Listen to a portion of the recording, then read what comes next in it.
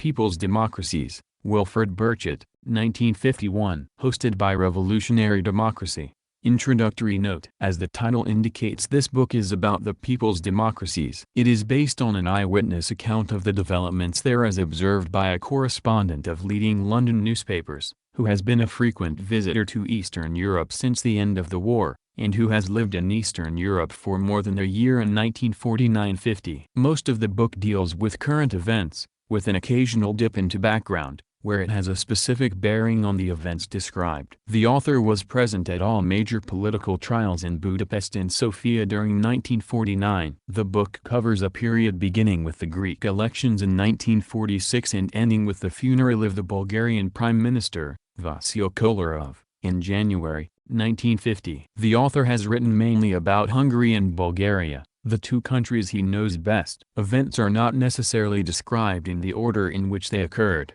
Sometimes chapters are arranged to make clear parallel developments in these two countries. Characters described are real people, although in some cases names have been changed. The book is dedicated to the peoples of the new democracies in the hope that a long period of world peace will permit them to build the new future, the foundations of which the author has seen firmly laid. W. G. Burchett. Budapest, April 1950. Prologue. Spring came early to Greece in 1946. Snow was still deep on the ground when I left occupied Germany by an RAF transport plane. Spring had already begun when I arrived in occupied Greece by RAF transport plane. 2 days later, my assignment was to report on the elections to be held at the end of March. Mr. Bevin had rejected appeals to postpone the elections because he wanted to end the occupation, he said, as soon as possible and withdraw British troops.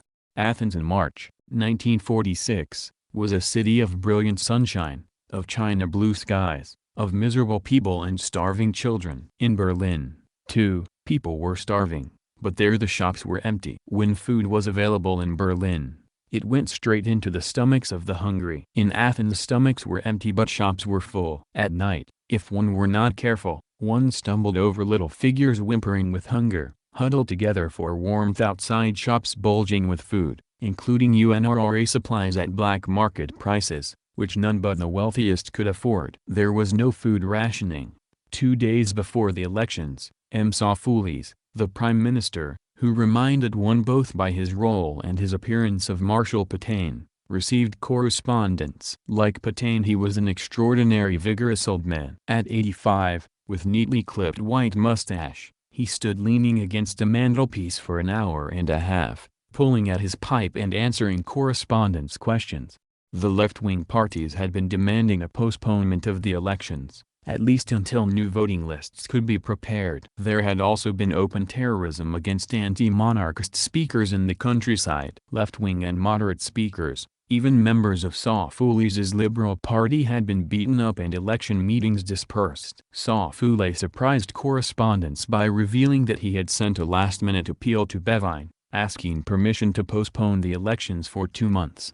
But, he said, Mr. Bevin insists that the elections take place as scheduled on March 30th. He says he wants to withdraw British troops from Greece as soon as possible, but only after the elections have taken place and we have a new government. The left-wing EAM coalition of parties which led the resistance against the Germans had demanded that new voting lists be prepared and foreign troops withdrawn from the country before elections were held. The fascist gendarmerie, the same which had served the Germans, would never have dared to carry out excesses in 1946 but for the protective presence of British troops in the country. They would not have lasted 1 week without the new protectors who had taken over the role of the Germans, in the sense that the gendarmes know any actions against them would bring British troops to their defense.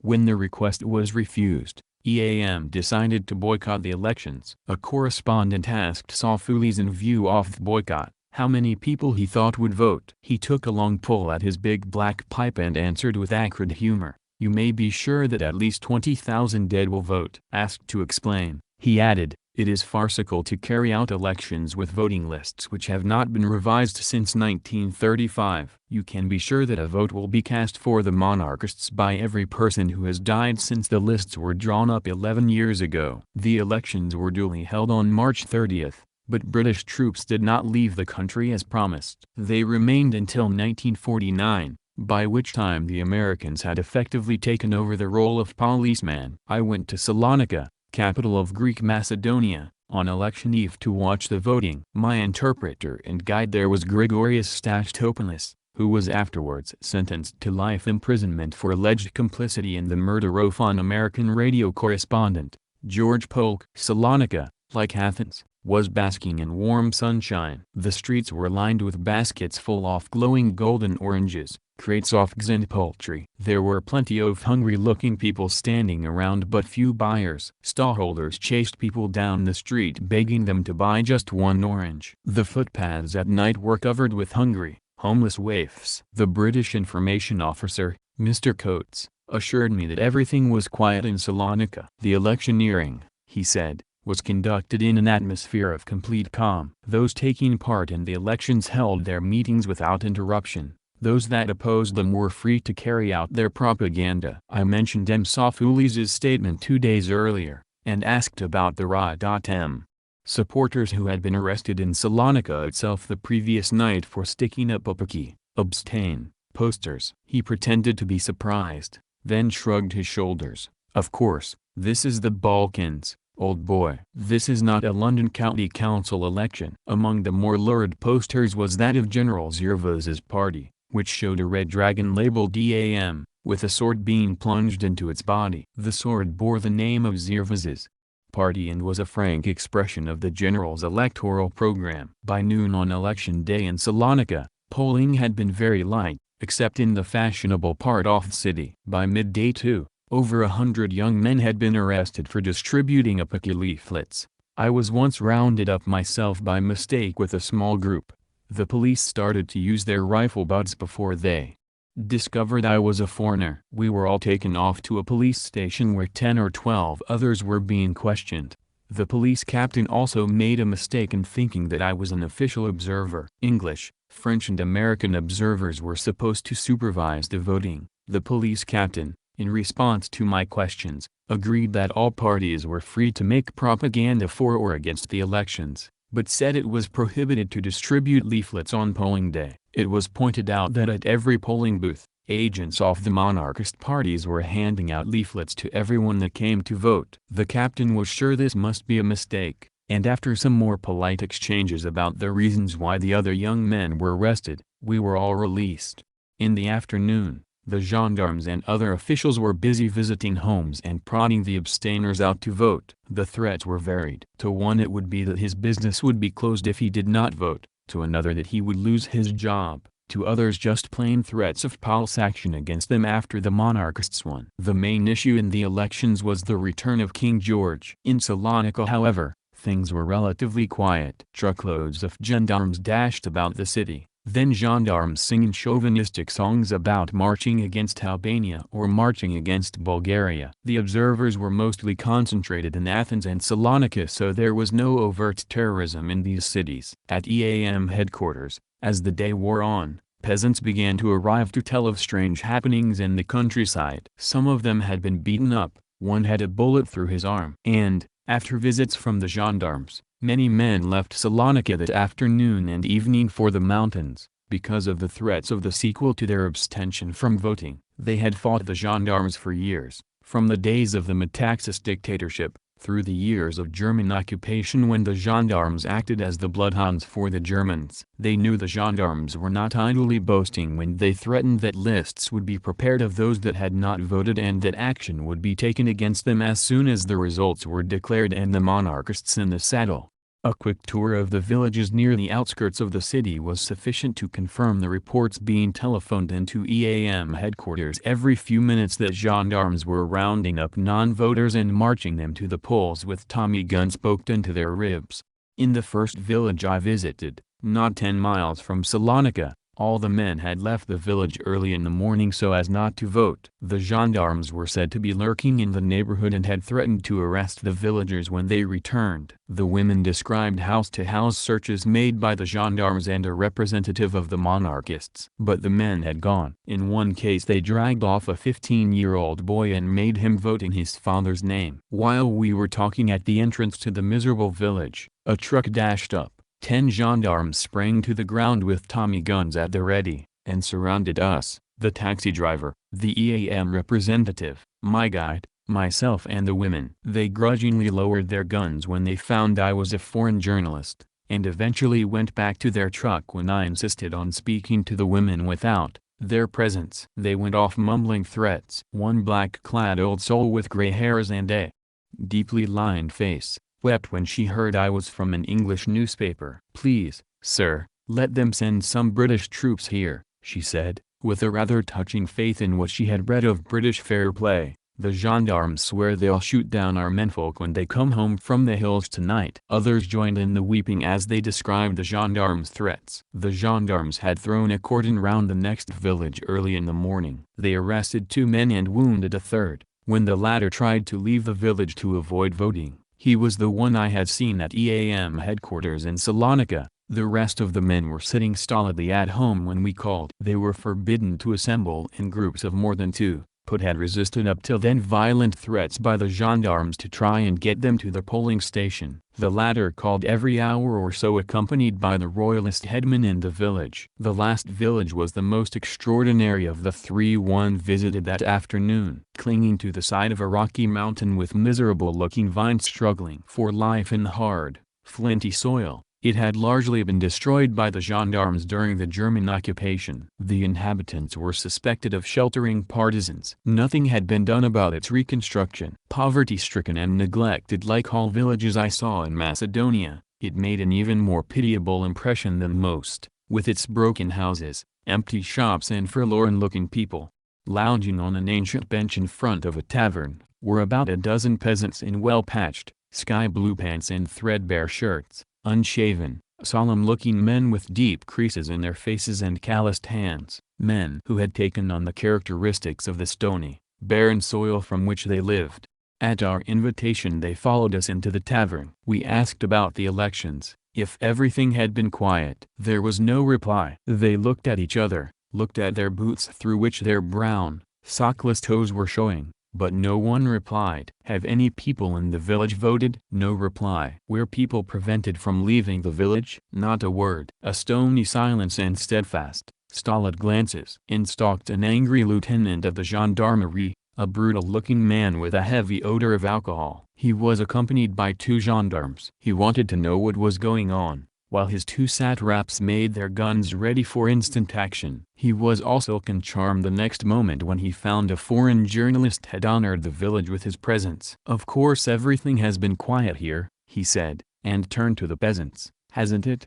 Again the quiet, stolid glances and complete silence. It was beginning to get a little uncanny. The faces looked a little grimmer as the lieutenant started to bully them. "Go on," he shouted. "Tell this gentleman how things are. That everybody voted by midday, that everything was quiet. Tell them, I say." But not a word was spoken. They listened attentively to my questions to the lieutenant at first, but then one by one they slipped out of the tavern. Soon they were all gone. Not one of them had opened his mouth, but their silence and their glances at the lieutenant shouted that they were living in mortal fear. The taxi driver, who had remained outside, had made a discovery while we were in the tavern. He directed our attention to a square stone building, with iron grills for windows. Inside we could hear someone groaning. The lieutenant passed it off with a laugh. "It's a drunken peasant who got into a fight with his fellows. We locked him up until he sobers up." It was difficult for him to refuse a foreign journalist's insistence to speak to the man,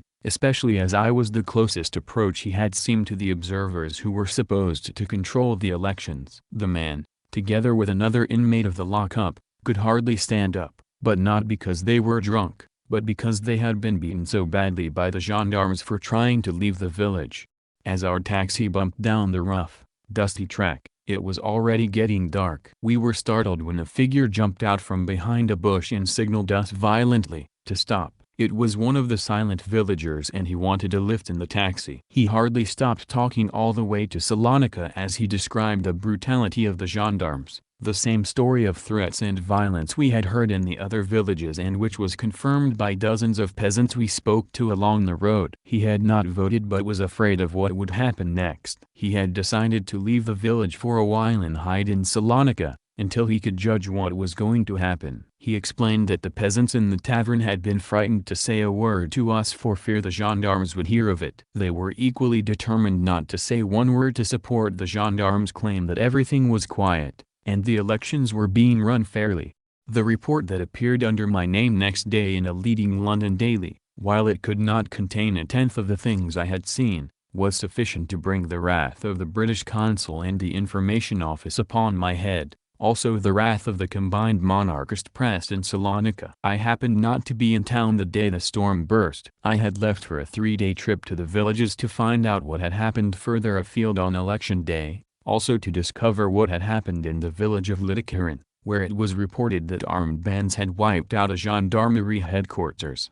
My guide this time was a Greek poet called Papaprychos, who had spent 10 years in exile in the Aegean for his writings, and who I regret to say has since either been executed or put back into a concentration camp. A sturdy, sunny, middle-aged man, Papaprychos was known in every village and was greeted with tremendous warmth, wherever we stopped. The whole countryside was in a state of desolation and decay. Roads were unpaved and covered with dreadful potholes. There had been no attempt to repair broken bridges. In one stretch of 8 miles we drove through a river 15 times. Villages burned by the gendarmes for helping the partisans were left unrepaired. Peasants sat hopelessly by the roadside looking at the weeds growing in their fields. It was beautiful spring weather. The peasants should have been sowing, but they had neither animals to pull their plows nor seed to sow if the ground were plowed. Seed grain had been devoured during the winter. Where were the UNRRA supplies? Few peasants had even heard of them. They had been cornered by wealthy grain dealers and were stored in their warehouses in Salonika. There was nothing, literally nothing in the village stores. It was impossible throughout our journey to buy even an orange, although they were rotting in Salonika. They came by boat from the islands and their transport to the villages represented too big a problem for the corrupt government. We followed a road which led to Mount Olympus, the mythical playground of the Greek gods. As the road wound up through the foothills, parched fields with occasional dusty olive groves gave way to neat orchards in full bloom. The country looked less desolate, but the peasants we talked to by the wayside were just as desperate as those who had no seeds to sow. There would be no way of getting their fruit into Salonika even if the harvest were good. Eventually we rolled and bumped our way into the craggy village of Litikarin, perched high up on the slopes of Olympus, with wild, fir-clad, rocky peaks in the background. There had been a miniature battle there a few nights previously. The gendarmerie and tiny army barracks had been wiped out by an armed band which had come down from the peaks and apparently disappeared back into the mountains. Lots of villagers had been arrested on the suspicion that they had helped the attackers, although Papaprychos believed the attack was a provocation staged by the monarchists to justify a full-scale campaign against EAM. He declared it was out of the question that EAM had staged the affair. In fact, he had been sent by the party to try and find out what had actually happened. Not long after we arrived in the village, there was great excitement when it was announced that UNRRA supplies were to be distributed. A queue of miserably thin and haggard women and children, dressed literally in rags, formed in no time. It appeared that the local officials had espied far down the winding valley, an UNRRA station wagon which could only be headed for Litikarin.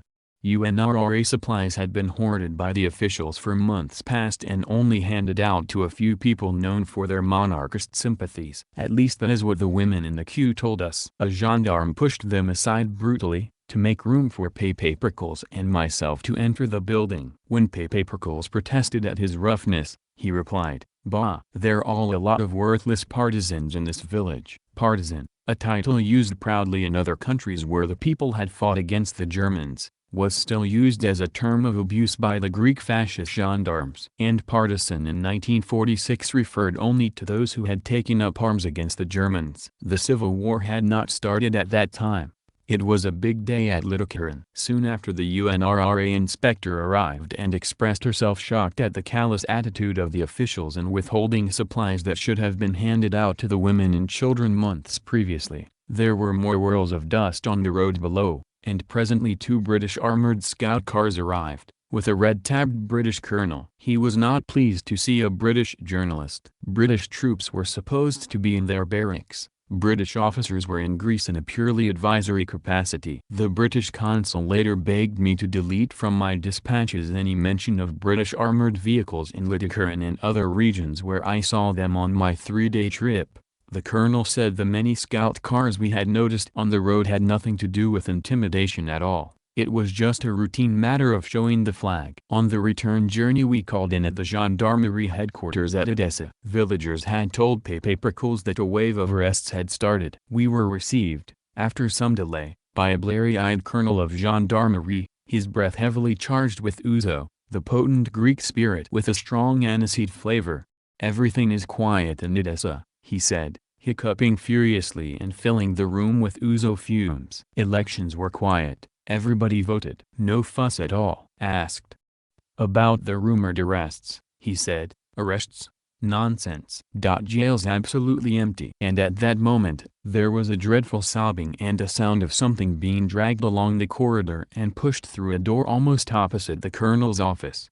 "What's that?" asked Prickles. "Ah, that," said the colonel, very red in the face and furiously angry. "Well, that's a relative of one of the soldiers who was killed at Latika. He just heard the news and he's very upset." "That's what you heard." He was weeping. I insisted that we must go into the room opposite. The colonel said there was nothing inside, but his morale was not very high and he was not at all sure of my status. After all, I represented the occupying power. Before he knew what was happening, we had left his office, turned the key in the door and were in the room. It was a fairly large cell, jammed full of men, many of them with great welts on their faces, some of them half collapsed on the floor. The heat and stench was almost overpowering. The colonel tried to hustle us out, but sturdy Prickles stood his ground and we carried out a number of lightning interviews. There was a college professor, a number of school teachers and journalists, small business people and workers. Mostly however they were intellectuals. Except for a half a dozen,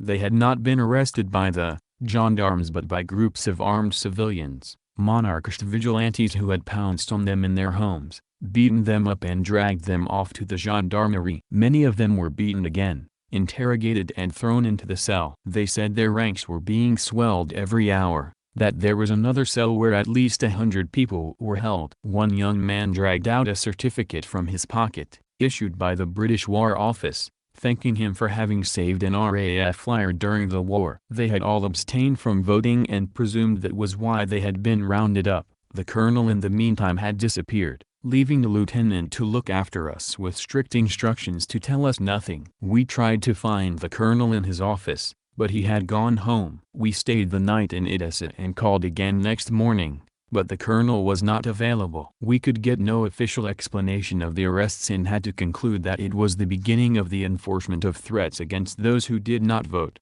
In Salonika, the monarchist newspapers were still fuming over my first election story, which had been cabled back and splashed in the leftist press. One paper, certainly with the knowledge of the British consul, whose function, by the way, seemed much more that of a political intelligence officer than a consul, stated that the consul had denounced me as an impostor who would be expelled from Greece immediately. They had sent a journalist to my hotel while I was away with Prickles, and concluded that I had been thrown out so quickly that I had even left my baggage behind. When I convinced the editor, who happened to be also Reuters correspondent, by my presence that I was still very much in Greece, he refused to publish a denial of his earlier story. As he quoted me also, excerpts of a story which I had sent to London but which had not been published. It was obvious, as I pointed out to him, that he had bribed someone for the privilege of reading my cables at the telegraph office. I was visited in my hotel room on the evening of my return by a very wrath information officer, Mr. Coates, who after he had expressed the most pained surprise at my story, commented at the most monstrous treachery of all. "And when you came," he said, "we thought you spoke the same language, old boy." Mr. Coates' comment to all I had seen in the villages and at Edessa was to exclaim, "But, good God, man, how many more times must I tell you? Don't you realize this is the Balkans?" What I did realize was that in the space of a very few days, I had attended the birth of a fascist state with, to my shame and regret, a British socialist government playing the role of midwife. My course back to Berlin was something of a zigzag. First to Vienna, grey and sad, despite the blossoming lilac in April. Vienna seemed even more depressed and hopeless than Berlin. It seemed to have resigned itself to its fate. In Athens and Salonika, there was a fierce anger about things. One felt the people would go down fighting or win through. In Vienna one sensed a nation that was prepared to pass out under an anesthetic. From Vienna to Belgrade, and there, in late April, 1946, for the first time in post-war Europe, I felt at home. There were cheerful, friendly, optimistic people in the streets. There was poverty as bad or worse than in Berlin, Vienna or Athens, but there was a verve and dash about the people, a feeling of faith in the future that warmed up the city and made one's blood run quicker. A fresh young people, stripped of any elegance or decadence. Yugoslavs felt themselves part of the Slav future. They had fought hard and well. They were cousins of the Soviet Union. The Slav and communist world was coming into its own. There wasn't enough to eat. Never mind. Next year we'll have plenty, and if not next year, then the year after. They worked at a pace frightening to see, as if they wanted to build their new century in 6 months. I only stayed a few days, but I felt glad later to have seen Yugoslavia in 1946. It was the country's happiest year, a happiness not based on any material foundations but on confidence in the future, confidence in her leaders, confidence in her friends and her own will to work. I had to leave Belgrade a few days later to be in Trieste for May Day. Back into the fascist wilderness, and a real fascism this time, pure-blooded, and well-trained with the original arrogance and racial hatreds, even the original salute and cries of Duce, Duce. In Trieste the Americans shared with the British the role of nursemaid to a lusty infant fascism. The May Day parade was staged by Slovene and Italian anti-fascists, good-looking blonde young Slovenian peasants from the hills outside the city, Italian workers from the shipbuilding yards of Monfalcone, workers from the city itself. It was a good parade, disciplined and gay, with lots of banners and transparents. The footpaths were jammed from curb to the shop fronts with people, whistling, jeering and spitting. The Venezia Giulia police, the pride of the British police training mission to Trieste, stood with linked arms to prevent the crowds from overflowing onto the streets. Above their shining helmets fascist arms were flung out like swords in an honor guard, giving the forbidden salute. The cry, Duce, Duce, swelled from one end of the city to the other, as the whole Trieste middle class demonstrated its race and class hatred. When the Slovene girls who were to take part in a sports demonstration, marched past in their neat sports uniforms, the spitting and shouting reached a climax. Slave, slave, slaves, slaves, jeered the crowd, using the fascist corruption of the word for Slavs, whom they had long enough regarded as their slaves. In the evening, groups of young toughs, 12 or 15 strong, roamed the streets with bludgeons under their coats and knives in their pockets to attack any individuals or small groups they could outnumber. The streets were still lined with jeering, spitting pro-fascists who applauded any attacks on the Slovenes. Returning to their villages, the police stood by grinning, when girls had their sports slips ripped off their backs. The demonstrators had charge of the streets in Trieste on May Day, but the fascists, one could say, had charge of the police and the footpaths. A strange incident occurred a couple of weeks later which passed unnoticed in the Western press, but which was the direct result of tolerating such scenes as in Trieste on May Day. British press officers were busy day and night handing out stories about new incidents provoked by the communists or Slovenes, but they kept silent about this particular event. It occurred in Venice. A British cruiser dropped into the canal city, on a courtesy visit. An admiral aboard, hoping to popularize the British flag, arranged for the cruiser's brass band to give a concert in the Piazza San Marco. The Union Jack was unfurled on the highest flagpole in the famous Old Square. The admiral in dress uniform and the city's mayor in his robes of office, appeared on the tribune, and the concert started. In the middle of the first item, a great mob attacked the band, hauled down the British flag and replaced it with the Italian flag, sang the forbidden fascist song Iovanas and chased the admiral and his band back to the cruiser where it lay tied up to the wharf. There they threw stones with good enough aim to break the glass house and several portholes, and covered the cruiser's spick paint with mud and filth.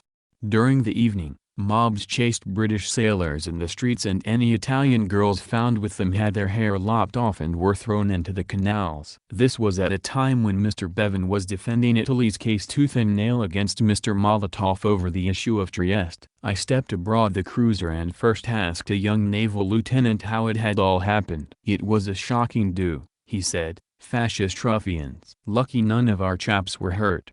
But I think, before I say any more, I'd better take you to the commander." The commander said, "Very bad show indeed. Time we taught these fellows a lesson. But I think you'd better talk about it to the captain." The captain said, "Well, I think we should forget all about the incident. The mayor has apologized handsomely. The whole incident was provoked by naval cadets who are annoyed about Italy losing her fleet. After all, wouldn't our chaps be annoyed if their fleet was taken away? Now be a good chap and don't write a word about all this. It will only make bad blood and play into the hands of the communists." Such tenderness and understanding for rioters who had attacked His Majesty's Navy was something new indeed. It was impossible in this case for the press officers to blame the communists. The singing of the Gaiavaneza, the proofs that the incidents were staged by officers and cadets from Mussolini's navy were overwhelming, so the British had instructions to hush the whole matter up.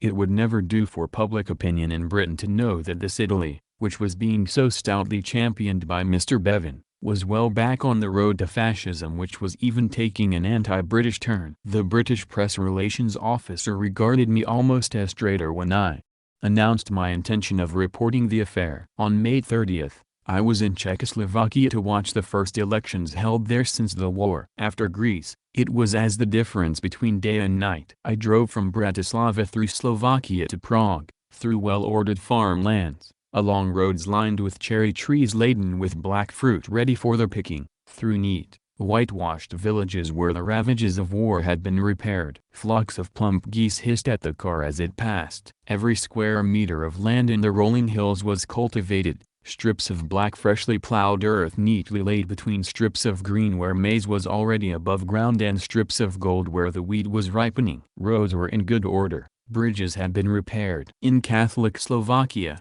stolid peasants clad in their shiny black Sunday best, with their kerchiefed wives in colorful white skirts and embroidered blouses, went to the polling booths, registered their votes and solemnly continued on their way to church. Polling day, as is usual in Europe, was on a Sunday. In the afternoon, by the time I had reached Bohemia, many of the village polling stations were already closed, as everybody on the registers had voted. The Czechs are a dour, serious people, without the dash and verve of their brother Slavs in Poland and the Balkans. But there was plenty of gaiety in Prague that night, with spontaneous dancing in the streets outside the Communist Party headquarters in Wenceslas Square, as the results came through to give the Communists 38% of the votes, which made them easily the strongest party in the country. Even the Western legations, stunned though they were by the results, could find nothing to criticize in the way the elections were conducted.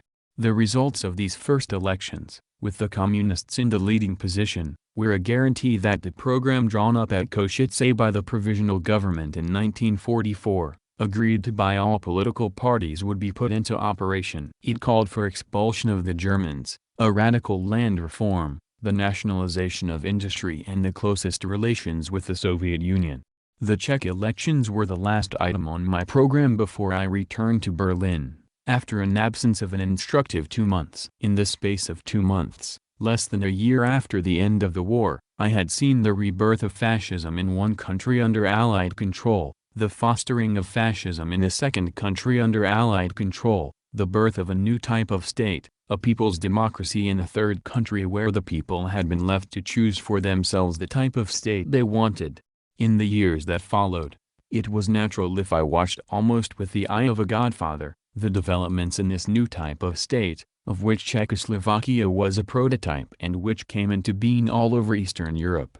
Chapter 1. The new life begins in Poland. Słubice on the Odra and Frankfurt on the Oder used to be one and the same town. The sluggish brown river which flows through the center of the city now divides Poland from Germany. In the spring of 1947, the Oder divided two worlds, one still stunned and demoralized from defeat, only just beginning to reawaken, the other bubbling over with vitality. Frankfurt and Słubice, however, looked much the same. It had been a front-line besieged city in the center of the heaviest fighting in the Soviet advance on Berlin. The whole area from Kustrin to Frankfurt was still littered with the wrecks of German Tiger tanks, lying where they had been destroyed in the fields by diving Stormoviks and Soviet artillery. Every house in Slubis seemed to be destroyed. The only inhabitants were a few Polish frontier guards and customs officials. Half a mile outside of Slubis, however, the new life was well underway. Peasants were toiling in the fields, plowing under the remnants of last year's harvest. In the changeover of 5 million Poles to replace 3 million Germans in the ceded territories, some land had gone uncultivated, some crops unharvested for a season. It was inevitable in such a gigantic transfer of populations. Gangs of men and women were busy filling in potholes in roads which had borne the brunt of Hitler's conquest of Poland, which were the main supply routes for the invasion of the Soviet Union, the roads along which the remnants of Hitler's armies retreated back to Berlin. The Poles seemed to be tackling everything at once. They were working in the fields, on the roads and at reconstruction in the villages. Houses and shops, churches and schools were being repaired by bustling people who seemed charged with a ferocious energy. It was puzzling at first to notice that children and even some of the peasants seemed frightened of cars and would leap off the roads or get behind trees when one approached. Horses invariably shied, and I had the impression that I was in a land where cars were novelties. Only after passing Betch on the old German-Polish frontier was my car accepted as a commonplace. The settlers who have now come furthest west into the former German territories are those who have come from the most backward part of Poland, east of the Curzon line, and the lands which have now been returned to the Soviet Union. The only cars children had seen on those roads in the east were those of the German army, so it was small wonder if they still hid behind trees when one approached. The new settlers had been given up to 35 acres of land per family, and it was evident by the intensive cultivation that they intended to prove fictitious the propaganda in Western Germany that the land was not being tilled by the Poles and should be handed back to the Germans. Implements were primitive, draft cattle were scarce, most of the peasants had a cow and a horse yoked together pulling plow or harrows, but this oil was being turned over and winter wheat was well above the ground. The whole countryside seemed charged with electric energy. The peasants and their animals seemed to be working at double the tempo of life in Germany. Speeches by the U.S. Secretary of State Burns and by other Americans, hinting that the new territories might be handed back, at least in part, to the Germans, had spurred the new settlers on to justify possession by tilling every inch of soil. Poznan, the main target of my visit to Poland, was another ant heap of activity. The city had been more than 50% destroyed, mostly by German troops during their withdrawal. It lay on their main line of retreat. The amount of rebuilding that had been completed by early 1947 was astonishing. Buildings which had looked hopeless cases were being tackled as they stood, as long as engineers certified that the foundations were firm. Most buildings in the city had an odd patchwork effect, where new walls and pieces of walls had been built in, parts of roofs recovered. Half the city seemed to be swathed in scaffolding, the other half enveloped in dust, as irreparably damaged buildings were pulled down to make way for new ones. The most heart-warming thing for a visitor was the enthusiasm with which all sections of the population, regardless of political affiliations, threw themselves into the work of reconstruction and were really proud of what they had achieved. The sadism of the German occupation, the cold-blooded ferocity of their attempt to exterminate the entire population, and the Nazis did kill one Pole in every 5, brought the people together during the war, and a new feeling of solidarity was carried over into the post-war years.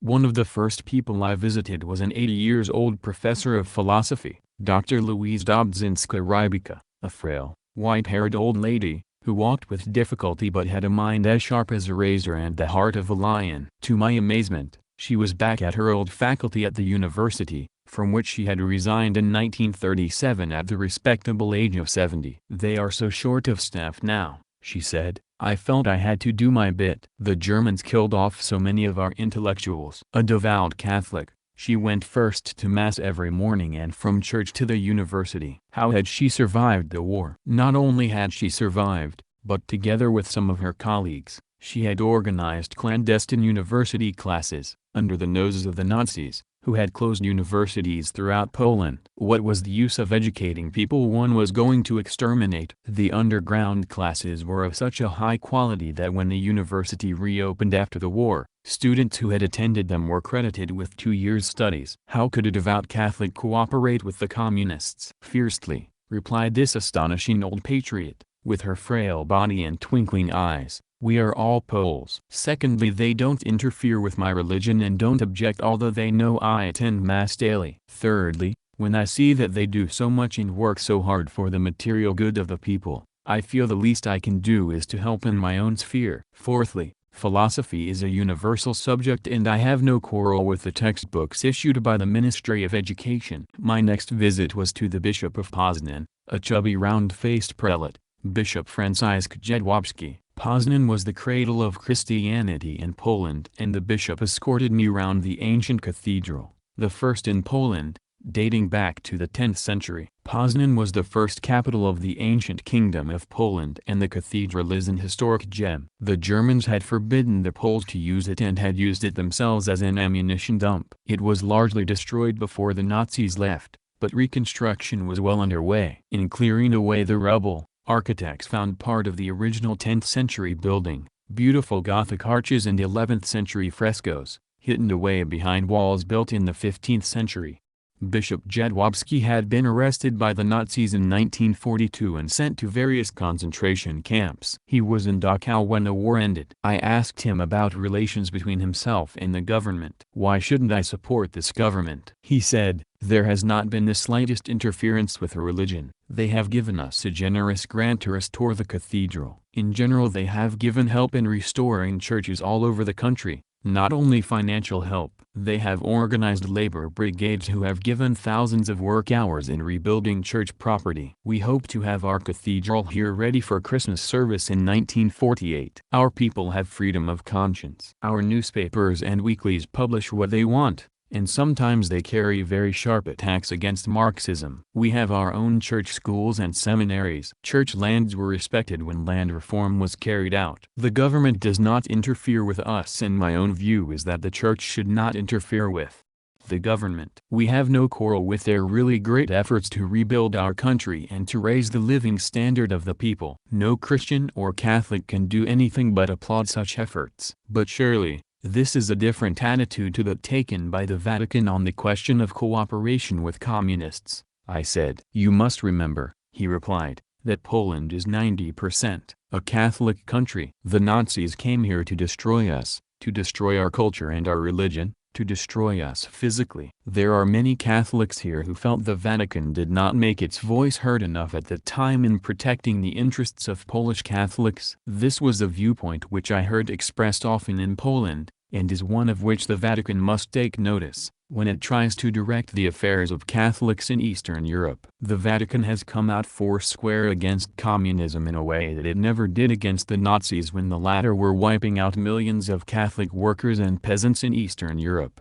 My reason for coming to Poznan was to visit the international fair. All the activity I had seen elsewhere was nothing compared to what was going on at the fairgrounds. The Germans had used the site for a Focke-Wulf factory, and on Easter Sunday, 1944, when no workers were on the job, the RAF blasted the plant and buildings out of existence. The Nazis never even tried to repair them. Masons, carpenters, plasterers, painters, electricians and exhibitors were now frantically making final preparations for the opening by Premier Cyrankiewicz. They worked until half an hour before the premier arrived and then, as if by magic, scaffolding disappeared, and bright new stuccoed buildings were displayed, hung with welcoming banners. In the last half hour, a typically Polish touch was added. A small garden, complete with flowers and blossoming trees in tubs, was laid down in front of the main pavilion.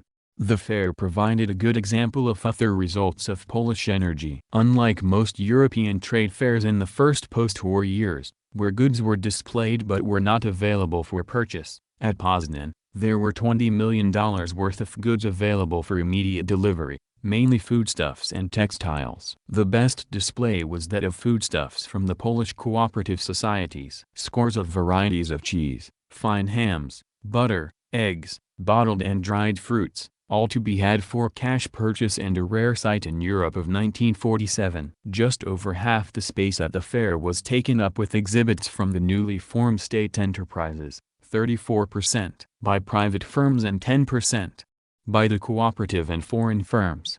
It was the first international fair to be held in Poland since the war and was really a milestone in the development of the country, which had registered the quickest economic recovery of any in Europe. It was impossible not to feel a thrill of emotion on the opening night, to join in with Poznan citizens at a celebration in their ancient town hall. In a beautiful old Italian Renaissance building, partly destroyed by the Germans, but still with the date of its construction, 1556, embossed in the tile mosaic ceiling of the banqueting hall, the people of Poznan came together to rejoice at the first tangible evidence that the days of peace had come again and that the days of plenty were just around the corner. Workers and peasants whose labors made the fair possible, rubbed shoulders with city officials and visitors from Warsaw and abroad. Under old smoke-stained beams, at oak tables, polished by elbows for many centuries, they set aside their labors for a short pause and drank and ate off the good things set out before them, sucking pigs, poultry, hams and cheese, fine Polish pastry, cherry and raspberry and a dozen of other flavors of potent vodka, fine-tasting symbols that Polish farms and Polish industry were in production again. And as they ate and drank, they could look back over the nightmare years that lay behind them. The years in which practically every Polish family lost at least one of its members. They could look forward to the years which lay ahead, and many toasts were drunk to the new life that was being built. Next morning, after a full night of music, feasting and dancing, Poznan citizens were back on the job again, rebuilding, repairing and producing. Nadia was one who did not take part in the reconstruction.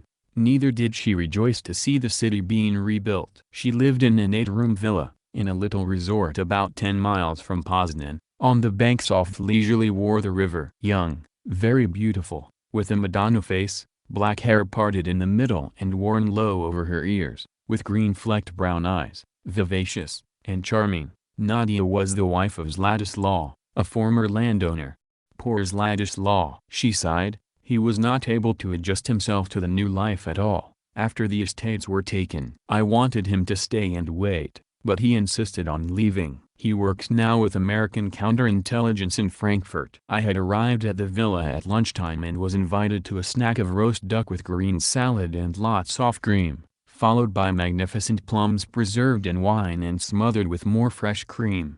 They have left us with nothing, nothing at all, Nadia said, as she piled more cream on my salad. All our land, the castle, houses, everything gone. And her lovely eyes filled with tears. Nothing, nothing for the children when they grow up. I asked about the villa. It's the only thing they've left us. We used it as a fishing lodge in the old days. And, she whispered, I'm spied on all the time. Already the peasants will have reported that there's a foreign car at the gate. We used to be so happy with our peasants in the old days. Now they are so unfriendly and suspicious. I hardly dare go out. We did go out, however, for a stroll along the river bank, and it seemed to me there was more amused contempt than malice in the glances of the peasant women we passed, watching their flocks of geese and ducks along the river bank, their hands busy with needlework. They were now installed as small independent landowners of part of the 3,000-acre estate Zlatislaw and his family had owned for generations.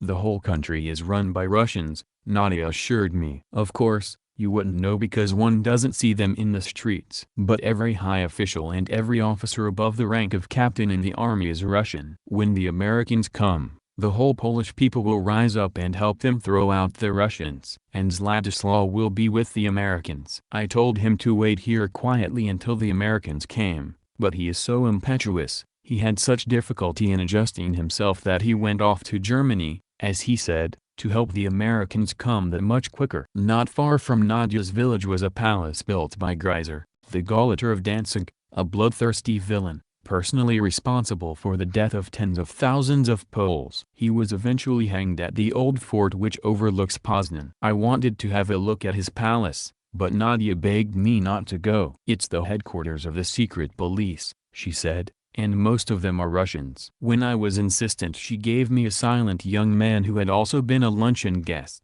as a guide, but begged me to drive straight past without stopping. She would remain at the villa. After more solemn warnings to the young man, she clasped my hand and begged me to be careful. It was a fine-looking, white stone building which might well have adorned the Riviera, set back amid well-kept lawns and gardens bright with flowers. The beautiful wrought iron gates were invitingly open. There were children playing on the lawn, and it seemed improbable that they were secret police in disguise. The sight of the children cheered up the silent young man, who had grave misgivings at first. When I stopped the car, we strolled over the lawns and were hailed with shouts of glee from half a dozen toddlers, gay in white suits embroidered with Poland's national colors. A German-speaking Polish nurse appeared and eventually an official who showed me over the place. Since the end of the war, Greiser's palace had been an orphanage for children whose parents he had executed. Nadia was very astonished when we returned and related what we had seen, but she was convinced that it must have been only a few days previously that the secret police moved out and the orphans were moved in.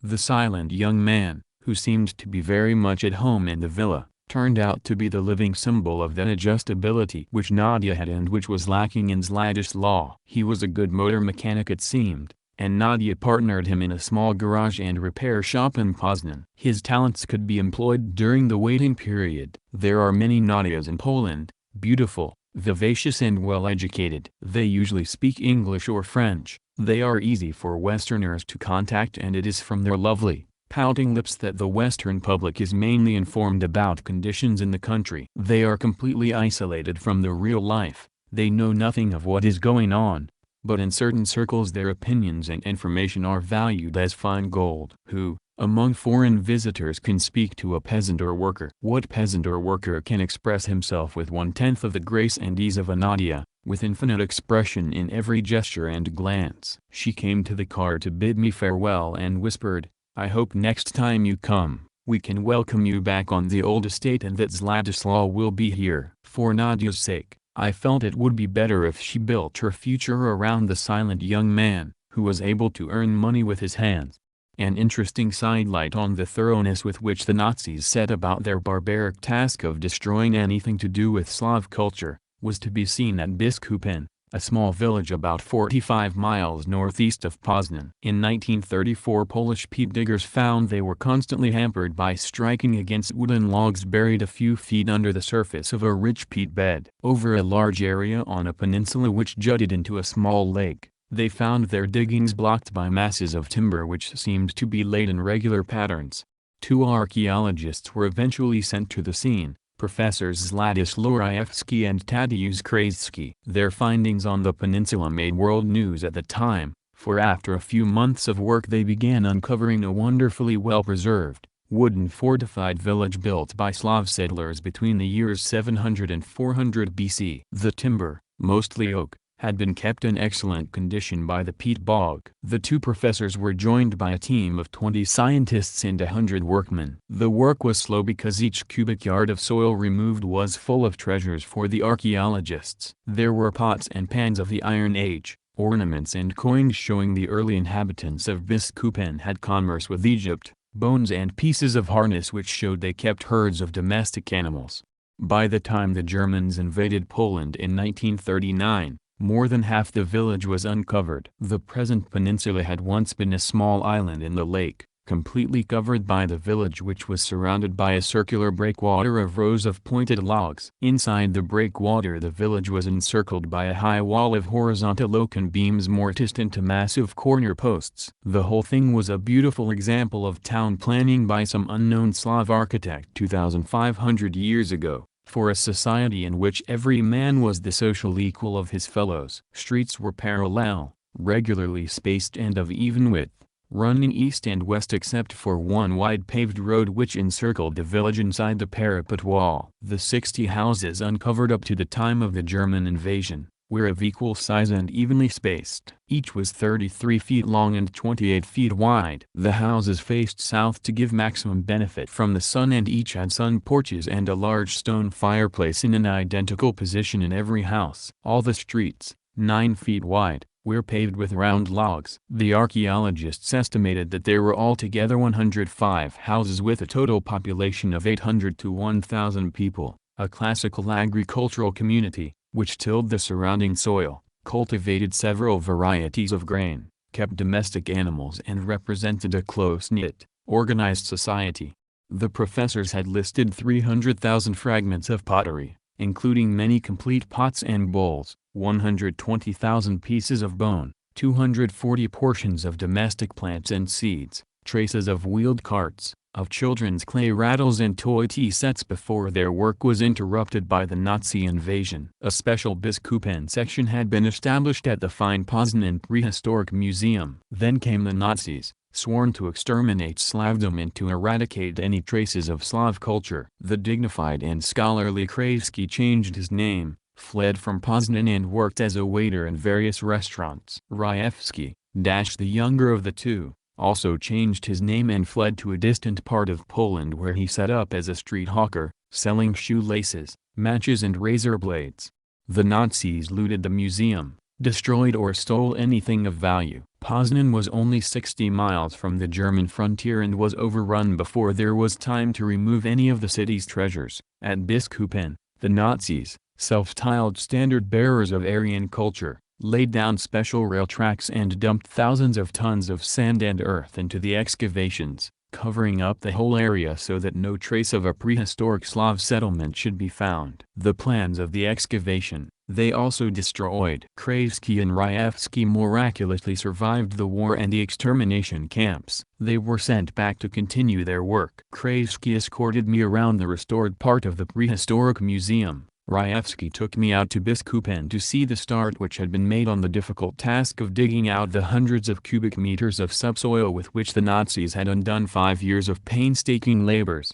Side by side with building the new in Poland, Rajewski said, as we tramped over the site of the ancient village, our government cares for the old. They immediately sought out Krajewski and myself, put us back in our old positions with ample funds to carry on and uncover the streets and homes of the ancient Biskupenites. We planned to leave half of the village in the state we find it and reconstruct the other half according to the plan of the original architect. Neither of the professors was a member of a political party, nor were they the slightest bit interested in politics, but they were enthusiastic supporters of the government.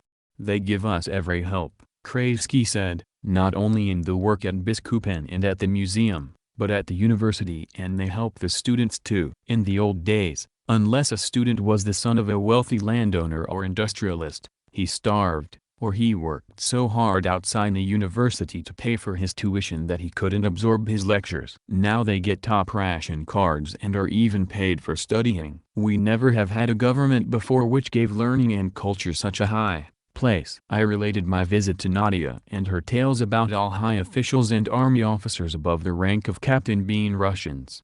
Nonsense, said Rajewski and laughed. In one way or another I've been in touch with almost every high official in Poznan, getting building supplies, arranging labor permits, ration cards for my workers, import permits for books, special transport facilities. I know them all from the mayor down. Not a Russian amongst them nor ever has been. About the officers it was true of the original Polish army which fought its way through Russia and helped chase the Germans back to Berlin. Most of the Polish officers from the original army, caught by the Russians, went to the Middle East to fight under the British. But many of the troops and non-corps stayed in the Soviet Union. The Russians built a new army out of them, promoted the non-corps to officers up to the rank of captain, created non-coms from the ranks and put Polish-speaking Russian officers at the top. After all, they were fighting as part of the Soviet army. But during the fighting, Polish officers were gradually promoted, and as soon as the war ended, all Soviet officers were replaced by Poles. The Polish army which helped liberate Poznan on the way to Berlin had Soviet officers as battalion commanders. The army which returned had Polish officers. Your Nadia is not quite up to date in the matter. The Poles seem to have struck a nice balance between state planning and private initiative in the way they had tackled the rebuilding problem. Citizens of Poznan did not have to fill in forms and wait for building permits to start repairing their shops or houses, as was the case in England after the war. If they could get hold of carpenters and masons, they were free to do so. If they could build with their own hands and unskilled laborers, so much the better. The city administration made basic materials, bricks, cement, timber and glass, available at rigidly controlled prices, so there could be no black market airing. The government said in effect, here are the building materials, find your own labor and get to work. And that was the explanation for the furious assault on damaged buildings. 20% of the population had been wiped out. Thousands of the wealthy and the very few who had collaborated with the Germans had fled to the west. If a homecomer to Poznan found his home destroyed, but found another flat which could be made habitable with repairs, he could register a claim at the town hall. If the records showed the owner no longer existed or had fled the country, the homecomer could claim that flat as his own, repair it and move in. The mayor of Poznan assured me that 90% of the building was being carried out by private initiative. If a householder could not finance repairs himself, he could apply to the government for a grant up to half the value of the completed house or apartment. He could then buy the materials at fixed prices, employ private labor to do the work, or do it himself. It was a realistic system that combined the benefits of state control and individual effort. It was a good system that worked, as every street in Poznan could testify. A similar co-promise system was in operation with rationing. In 1947, there was still food rationing in Poland, but on a scale which allowed those with money to eat as much as they liked at very high prices, ensured ample supplies for all workers but encouraged the workers to earn as much as possible, therefore to work as hard as possible, by giving them something to spend their excess wages on. And it encouraged the peasant to produce. Workers registered with trade unions, government employees and students had ration cards with which they could buy their basic foods at very low prices in state shops. Professional people, doctors in private practice, lawyers and private businessmen got no ration cards. There was ample food in private shops at prices 3 or 4 times as high as that in the state shops, where only ration card holders could buy. If state buying could not keep pace with the appetites of those holding ration cards, if there was not enough food in the state shops to honor the cards, workers were given extra money to buy on the free market. A 2-pound loaf of bread in 1947 cost, for instance, 5 zloty, 3/4, with ration card, but 25 zloty, 1/3, in the private shops. For other foodstuffs the difference was not so great. But 1947 was a bad year for bread grains. In restaurants there were 2 prices for everything. Those with ration cards could eat an excellent 3-course meal for 30 zloty, 1/6, otherwise one must pay 8/ to 10/ for a meal which would certainly be much more adequate than any served in a London restaurant in the post-war years.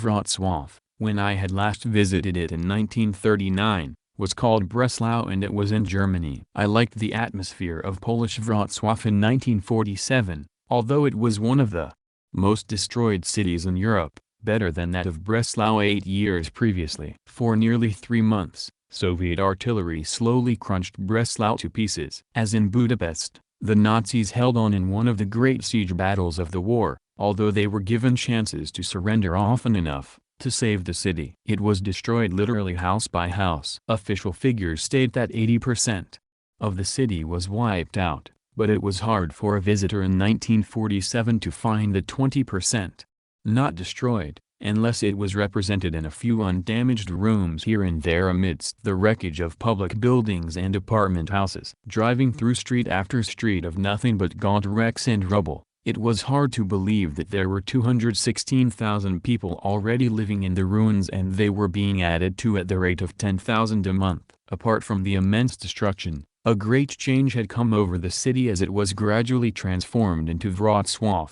In fact, it was probably something unique in history that the character of a great city should be so speedily and completely changed. The 600,000 Germans who used to live in Breslau had been replaced by 200,000 Poles in the new Wrocław. There were only 10,000 Germans left when I visited the city and they were preparing to leave. It was a solemn, stodgy city in 1939. A place that reeked of austere middle-class respectability which had now given way to a shabby, ill-clad but warm vitality. Life had emerged from behind the prim facades of the Silesian burghers' homes and elegant shops and poured out onto the streets. In 1939, I was there semi-furtively to try and get news of some Jewish friends who had been dragged off to concentration camps. In 1947 Jews took their place with other citizens in the streets. There was even a Jewish theater already playing and a newspaper published in Hebrew. The enormous energy of the New Poland was not so apparent in new or repaired buildings because any effort was swallowed up by the enormous extent of the destruction. But it was startlingly apparent in the street markets. Wrocław is in the center of a region more devastated than anything in Europe outside the Soviet Union. Only 3% of the horses and 5% of the cows survived the 3 months of battle and the German retreat. The whole area had started off from scratch only 2 years previously, with completely new settlers and such humble equipment and animals as the government could provide. Most of the settlers had spent only 1 season on their new holdings. In the morning markets one could see the first fruits of their work. Peasant women began arriving in the early hours, white kerchiefs over their heads, black shawls around their shoulders and huge bundles on their backs. Hand-drawn and horse-drawn carts joined in the convoys converging on the city. Soon after dawn the wares were laid out on crowded footpaths. There were crates of squealing sucking pigs and squawking poultry, huge baskets of eggs, lettuce, cucumbers and onions. On street corners, stout peasant women sat over cans of milk and cream, boxes of butter and soft cheese, selling at prices well within reach of normal consumers. And Wrocław was a city of normal consumers. There were no settled wealthy classes as in Poznan, in this completely new community. What the solid burghers of German Breslau would have said if they had seen their footpaths cluttered up with pigs and geese, fat peasant women squatting with their milk cans at every street corner, Jews and even an occasional gypsy in the streets, one can only guess. The Wrocław street markets were, of course, reproduced in every town and village I visited in Poland, but they were the more striking in Wrocław, as an indication of the immense progress made in a region of total destruction. They represented a triumph for the resettlement scheme of giving each settler enough land to work with a minimum of implements, a few head of poultry and pigs, and telling them to go ahead and produce food. There was far less state interference with the peasants in New Poland than with farmers in England, where sale of poultry, pigs, eggs or dairy produce without government permission was and still is unthinkable. Maximum prices for produce were fixed, and as there were no restrictions, there was, of course, no black market. In 1945, the first Poles started moving into Wrocław in lumbering peasant carts. They came from east of the Curzon line and from central Poland into the shattered and still smoking ruins, with wrecked tanks and charred bodies lying in the streets. All the public utilities, gas, electricity, water supply, sewerage and tram services were 90% destroyed. By 1947 they had all been restored to 70% of pre-war efficiency. Theater, opera, a university with 6 faculties, and an excellent philharmonic orchestra had been established. Town planners, architects and builders were hard at work repairing the damaged buildings and planning a new, more beautiful city for the future. Their first target was to repair about half the damaged buildings to accommodate 250,000 people, and they were well within sight of accomplishing that. The areas which could not be repaired would be pulled down and turned into parks and gardens. When the battle for Breslau was over, the last shell fired and the last defender dead or captured, the greatest rolling stock factory in Europe, the Link-Hoffman Works, lay a heap of smoldering, blackened rubble, melted glass and twisted machinery. German experts said it was impossible to rebuild the giant plant, which had once employed 20,000 workers.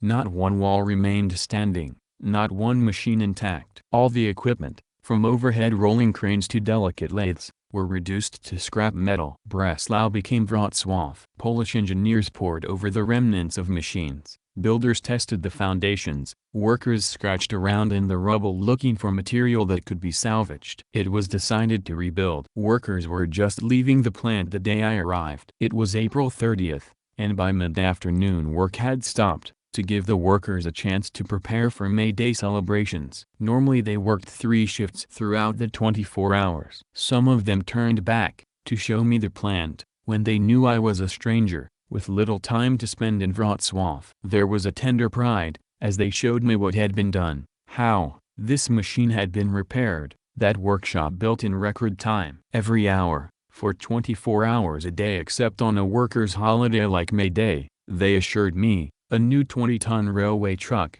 rolled out of the doors of the finishing shed. Every 24 hours round the clock, 18 locomotive tenders were completed. Almost half the original buildings had been rebuilt, in brick with glass roofs to give maximum lighting. There were 5,000 workers employed again, many of them unskilled when they arrived. They received specialized training at a technical institute attached to the plant. The workers lived together in a colony of cottages, for which they paid no rent. For their community, they had their own restaurants, cinema, shops and schools for their children. Factory canteens provided them with one hot and substantial meal, free each day. Needless to say, the Link-Hoffman works had become the property of the Polish state. Their rapid reconstruction represent one more monument to the boundless energy and enthusiasm of the Polish people, building with their bare hands a new state.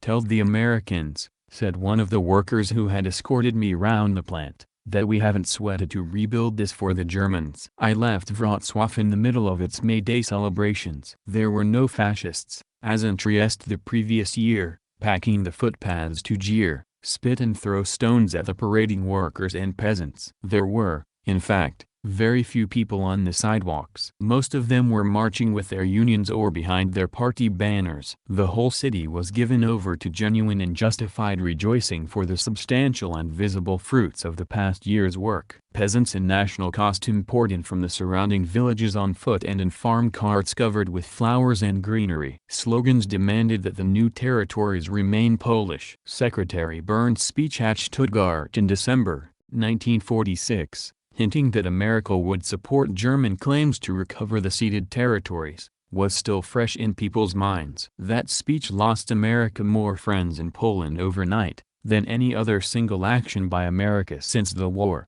1,300,000 Poles had settled in Lower Silesia alone, 800,000 of them on the land. Wrocław is the capital of Lower Silesia, which would have been the first region to suffer if any new frontier changes were made in Germany's favor. The Poles were not rebuilding the villages and cities, tilling the land and creating new industries, to hand back to the Germans. They had taken root and would defend their homes against all comers. Secretary Burns made many friends for the Soviet Union by his Stuttgart speech, as every Pole knew the Soviet Union was the only great power he could trust resolutely to oppose any new frontier changes.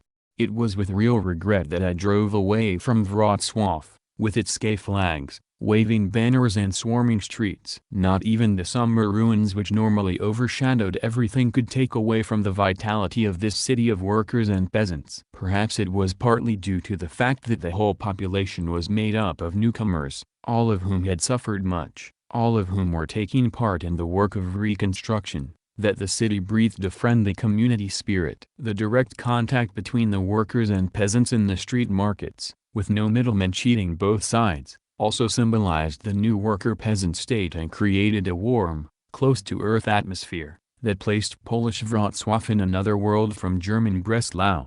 My route lay to the south, to Dzwonia near the Czech border, where the largest concentration of Jews in Poland is now settled. Every village and town through which I passed was celebrating May Day. Village squares were crammed with peasants listening to May Day speeches, or watching the younger folk dancing. Of Poland's 3 million Jews, only 180,000 survived Hitler's gas chambers. That is, for every 17 Jews in Poland, 16 were murdered by the Nazis. 13,000 of the survivors now live in the Dzwonia region, about half in the town itself, formerly Reichenbach, the rest on farms in the surrounding villages. It is the first time in modern Polish history that Jews have been able to settle on the land. In Dzwonia, the May Day procession was in full swing, with Jewish textile workers marching alongside other trade unionists, Jewish intellectuals mixed up in the groups from the various political parties. Most of the 13,000 Jews in the area had been freed from a large concentration camp at Dzwonia. In almost every case, they were sole survivors of their family. They had nowhere to go, no relatives left in the world. Jobs and land were offered, so they settled where they were. For some time Dzwonia had also been a sort of clearing station for Jews passing along the underground route, to Palestine via Czechoslovakia and Germany. It is conveniently situated in a corner where three frontiers meet. Some of those seeking to leave the country changed their minds and settled with the concentration camp survivors. The Jews were given land on the same basis as everybody else, 17 to 35 acres according to the quality of the land and size of family and the rare cases that they had families. In theory, each unit got one cow, one horse, a couple of pigs and light farm implements. In practice, many of them went short of animals because there were simply not enough to go round. I visited the village of Pietroas, where 48 Jewish families had taken up farming, to see how things were working out. The leader of the community, Igor Horowitz, was an energetic little man, realistic about the difficulties, but full of optimism. He was the sole survivor of a large family, destroyed in the gas chambers. Horowitz and his friends had just returned from a neighboring village with which they had pooled forces to stage a May Day parade. "Of course we have our difficulties," he said, "getting our people to settle down on farms. First of all, we had a hard fight against those who see no future in Europe and only wanted to go to Palestine. In every village, and ours is no exception, there is one faction that believes in pushing on to Palestine and another believes our job is to settle down and help our other comrades build a new life together in our own country, Poland." In the beginning the first faction was stronger, but now that people see how the government helps us and that our non-Jewish neighbors who are also newcomers, respect and help us, the second faction has become the stronger. "Most of us," he continued, "now believe in a socialist solution to the problem of world Jewry. We support the Palestine Jews in their fight for independence, but we do not support Zionism as such. We believe Jews should settle down and take part in all phases of life in whatever country they happen to be in." With great pride, Horowitz and his neighbors showed me their beautifully tilled fields, good-looking crops of rye and wheat, luxuriant vegetable patches which were keeping the village supplied with green stuffs, spotless stables and dairies. His big surprise was kept till the last. "I'll bet you never expected to find Jews raising pigs," he said, and laughed. Some of our more orthodox compatriots would be shocked, but after all we are known as good business people. A cow gives one calf a year, a sheep occasionally twin lambs, but from a pig in 1 year we can have 2 litters with anything up to a dozen piglets each time. In a cooperative piggery dozens of grunting white sows were being pestered by hundreds of pink, hairless little pigs which within 3 months would be transformed into famous Polish hams or export bacon for the British breakfast table. "The best tribute to our success here," Horowitz said, after I had admired the pigs and their owners break with tradition, "is that, believe it or not, Jews are beginning to come back to Poland just because of our experiments with life on the land." A couple of young chaps that came here to learn something about farming before continuing on to Palestine also decided to stay. "The government has just allotted us another 37,000 acres of land in this district for families who left Poland after the war for Germany and Czechoslovakia to wait their turn to continue to Palestine. Now they are coming back home. If they are willing, we will make good farmers of them in no time." Every settler but one in Pietroas had been in concentration camps. The exception was a brawny little man, whose chest was covered with medals, earned fighting throughout the war with the Soviet army. He was one who had come to learn and decided to stay. According to Horowitz, there was not the slightest feeling of anti-Semitism in the district. "We are all newcomers who have suffered and started off life together," he said. "Jews are in a minority here, but there have been no difficulties or incidents. We sit together on the village council, we work together to improve village life. There are no questions at all where a religious or racial issue could arise. Our children go to the same schools. We all have the same interests and the same problems. And if there were any signs of discrimination against us on racial grounds, we would have the law on our side, just as they would have the law on their side, if the reverse were the case."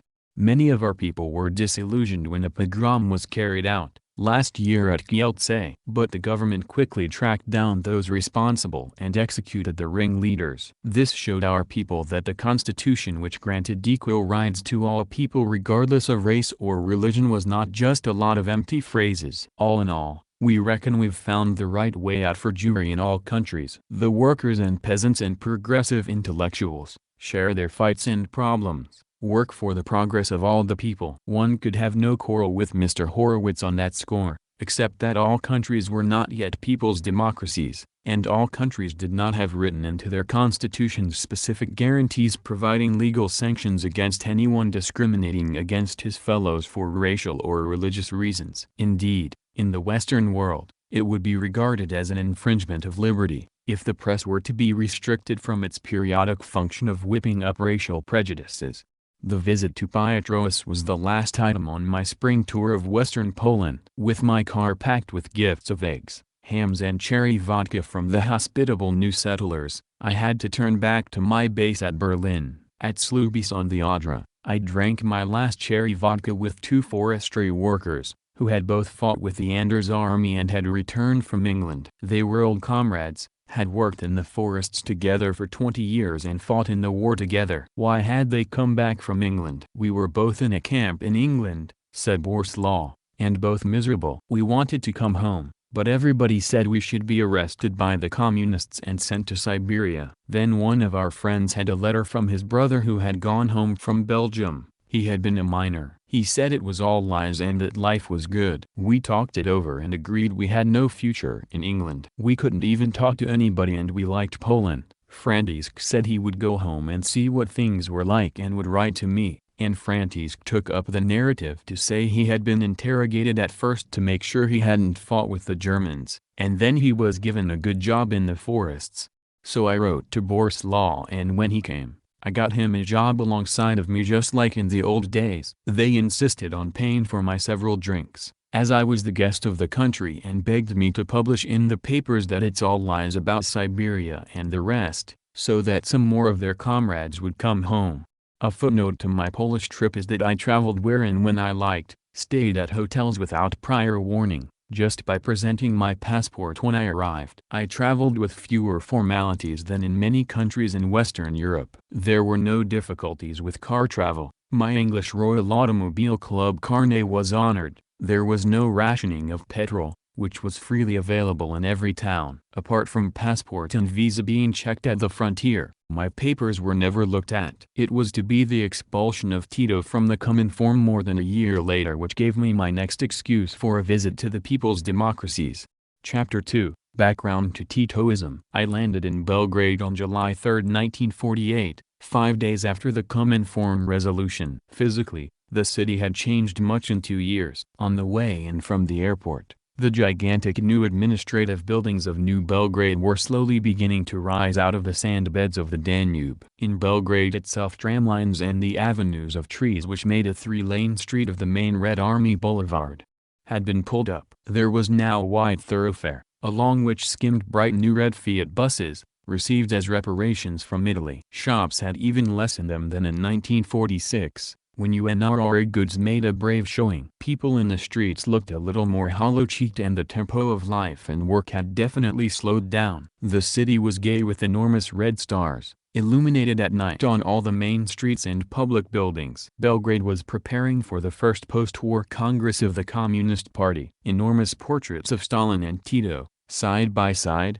still dominated everything else in the city. The text of the Cominform resolution was too vague and general for the mass of the population and ordinary Communist Party members to understand what had happened. Nobody knew what had actually happened except Tito and a few other leaders. There had been no discussion about it in party circles, although as became apparent a few weeks later, the quarrel had been looming for months past. Within a few hours of my arrival I visited an old friend whom I had known from the days when he was in exile. He was a communist of long standing. He reflected the views held at that time by most communists and indeed by most Yugoslavs. "It's a misunderstanding," he said, "which will quickly be cleared up. You mustn't be misled by the tough language. Communists are used to the most brutal criticism from their closest colleagues. But this does not affect their personal relations. After all, it is only the Cominform that has done this, not the Soviet Union. We still have the closest relations with the Soviet Union. We regard it as the communist fatherland and Stalin as our leader. You will see, everything will be cleared up at our party congress." He was very far from the mark,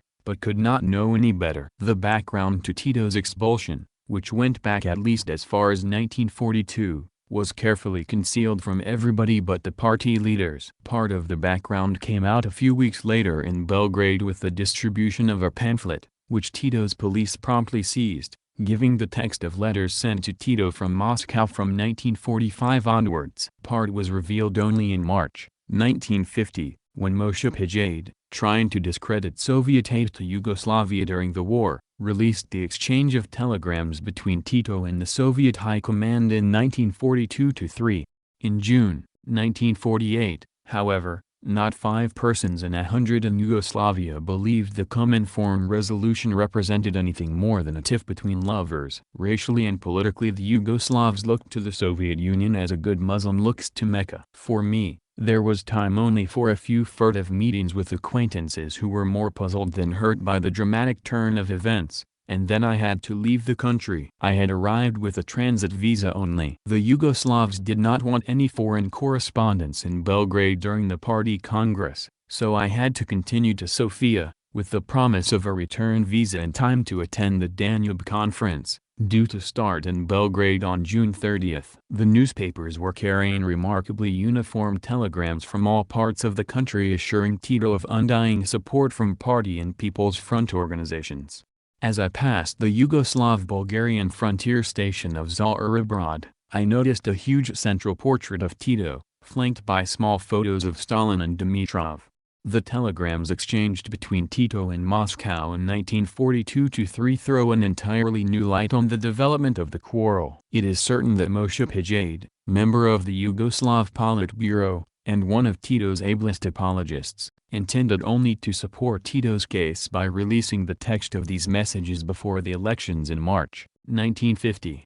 In effect, they show that Tito became disenchanted with the Soviet Union in 1942, when Stalin was not able to meet impossible demands Tito was making. They show that Tito had no grasp of the overall political situation in the war against Italian and German fascism. They support the Cominform case that Tito began to take an anti-Soviet line at that time because he was forced to rely on Western rather than Soviet military support in the early stages of the partisan war. From that, it is not difficult to follow the further developments in the split as revealed by the exchange of letters between Stalin and Molotov on the one hand and Tito Kardelj on the other, and the final breakaway by Tito in attempting to form a great rival bloc to the Soviet Union as indicated in the trials of Laszlo Rajk and Trajko Kostov. But first one must go back a little in time. In 1940, when Hitler began to put pressure on the Balkans and seemed about to send his panzers in the direction of Yugoslavia, the Soviet Union ostentatiously concluded a pact with King Peter's government, and by a series of declarations let it be known that the Soviet Union regarded the Yugoslavs as brother Slavs, for whom she had the friendliest, fraternal feelings.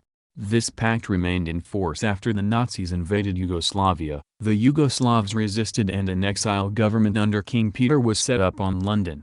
The pact was still in force when the Soviet Union was attacked. The Soviet Union fought the war on the basis of its alliance with 2 other world powers, England and the United States. Stalin, Churchill, and Roosevelt were pledged to fight together to destroy German, Italian, and Japanese fascism. Doctrinaire questions of proletarian revolution in this country were that had to be put on ice until the chief aims of the Great Alliance were achieved and the forces of aggression were crushed. Political questions could be settled later. By Tito's messages to Moscow in 1942, it is clear he never grasped this point. The Soviet Union was fighting a life and death struggle, the outcome of which would also settle the fate of Yugoslavia regardless of what Tito and his partisans could do. This is an indisputable fact, and to state it is not to belittle in any way the heroic struggle waged by partisans in Yugoslavia and in Bulgaria or by the Maquis in France. It is against this background of a 3-power military alliance to defeat fascist aggression that one must view the following exchange of messages. And it must be remembered that the Soviet Union still had an alliance with King Peter's Yugoslav government, then operating in exile in England, with a minister in the Soviet Union and with an army fighting in Yugoslavia.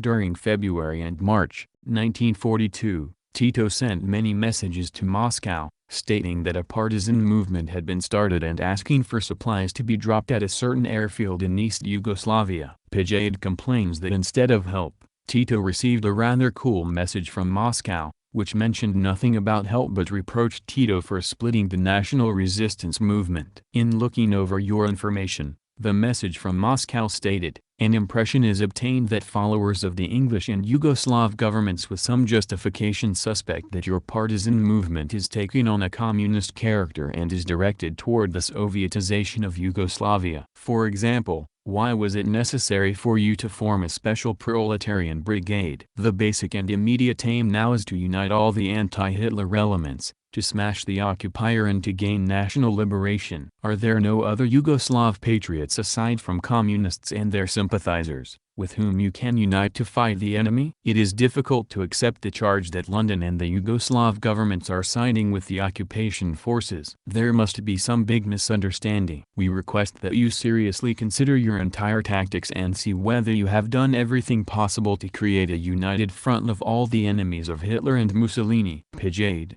And one must remember that all these messages were revealed by him in Borba, the official organ of the Yugoslav Communist Party, in mid-March, 1950, a few days before the Yugoslav elections, in an effort to prove that the Soviet Union cold-shouldered Tito during the first years of his struggle, said that on receipt of this telegram Tito wrote to him that grandfather, Stalin, seemed to bank a great deal on the alliance with England and America. Tito told Page that Moscow had requested him to change the wording of a proclamation he had prepared. The changes suggested by Moscow were: a. In the beginning of the second paragraph eliminate the lines which were organized by the Communist Party. b. Add to the fourth paragraph Hitler will not withstand the powerful coalition of America, England and the USSR, around which all the freedom-loving nations are gathering. c. Change the end of the last paragraph in this way: the victory of the heroic Red Army is a victory of all people of Europe, but we too must fight to help the just cause of the USSR, England and America, and by this to accelerate our own liberation. d. Eliminate the slogans: long live the uprising of all the enslaved peoples of Europe against the occupier, long live the heroic Red Army, long live Comrade Stalin, and long live the Soviet Union. In another message Moscow puts its finger on the weak point in Tito's position when they told him, in March, 1942, do not consider the struggle only from your own national point of view, but from the international point of view, from the Anglo-Soviet American coalition. Stop the pro-communist and exclusively pro-Soviet line. Remember, you are part of a world anti-Nazi front. The Soviet Union had no intention of weakening the Grand Alliance by intriguing behind England and America's back to foster a revolution in Yugoslavia against a government with which both England and the Soviet Union had diplomatic relations. Throughout the spring of 1942, Tito kept pleading for weapons from Moscow at a time when the Germans were battering at the gates of Moscow and Leningrad and were overrunning a large part of European Russia. On March 29, Moscow made it clear that Tito could expect no help in the immediate future. Every effort is being made to help you, but there are huge technical difficulties. Unfortunately, do not count on them being overcome in the near future. Please bear this in mind. Try and capture weapons from the enemy and use sparingly those that you have. But Tito kept sending off desperate appeals every few days, although he well knew the only way to send help was by air. The nearest Soviet aerodrome was 1,200 miles away. The whole flight would be over German-occupied territory. Every plane, rifle and bullet was needed for the enormous battles raging in the Soviet Union. On April 23, Moscow sent another reply: as we have already told you, you cannot count on getting munitions and weapons in the near future. The main reason is the impossibility to ship them. Exploit all existing possibilities to supply yourself on the spot.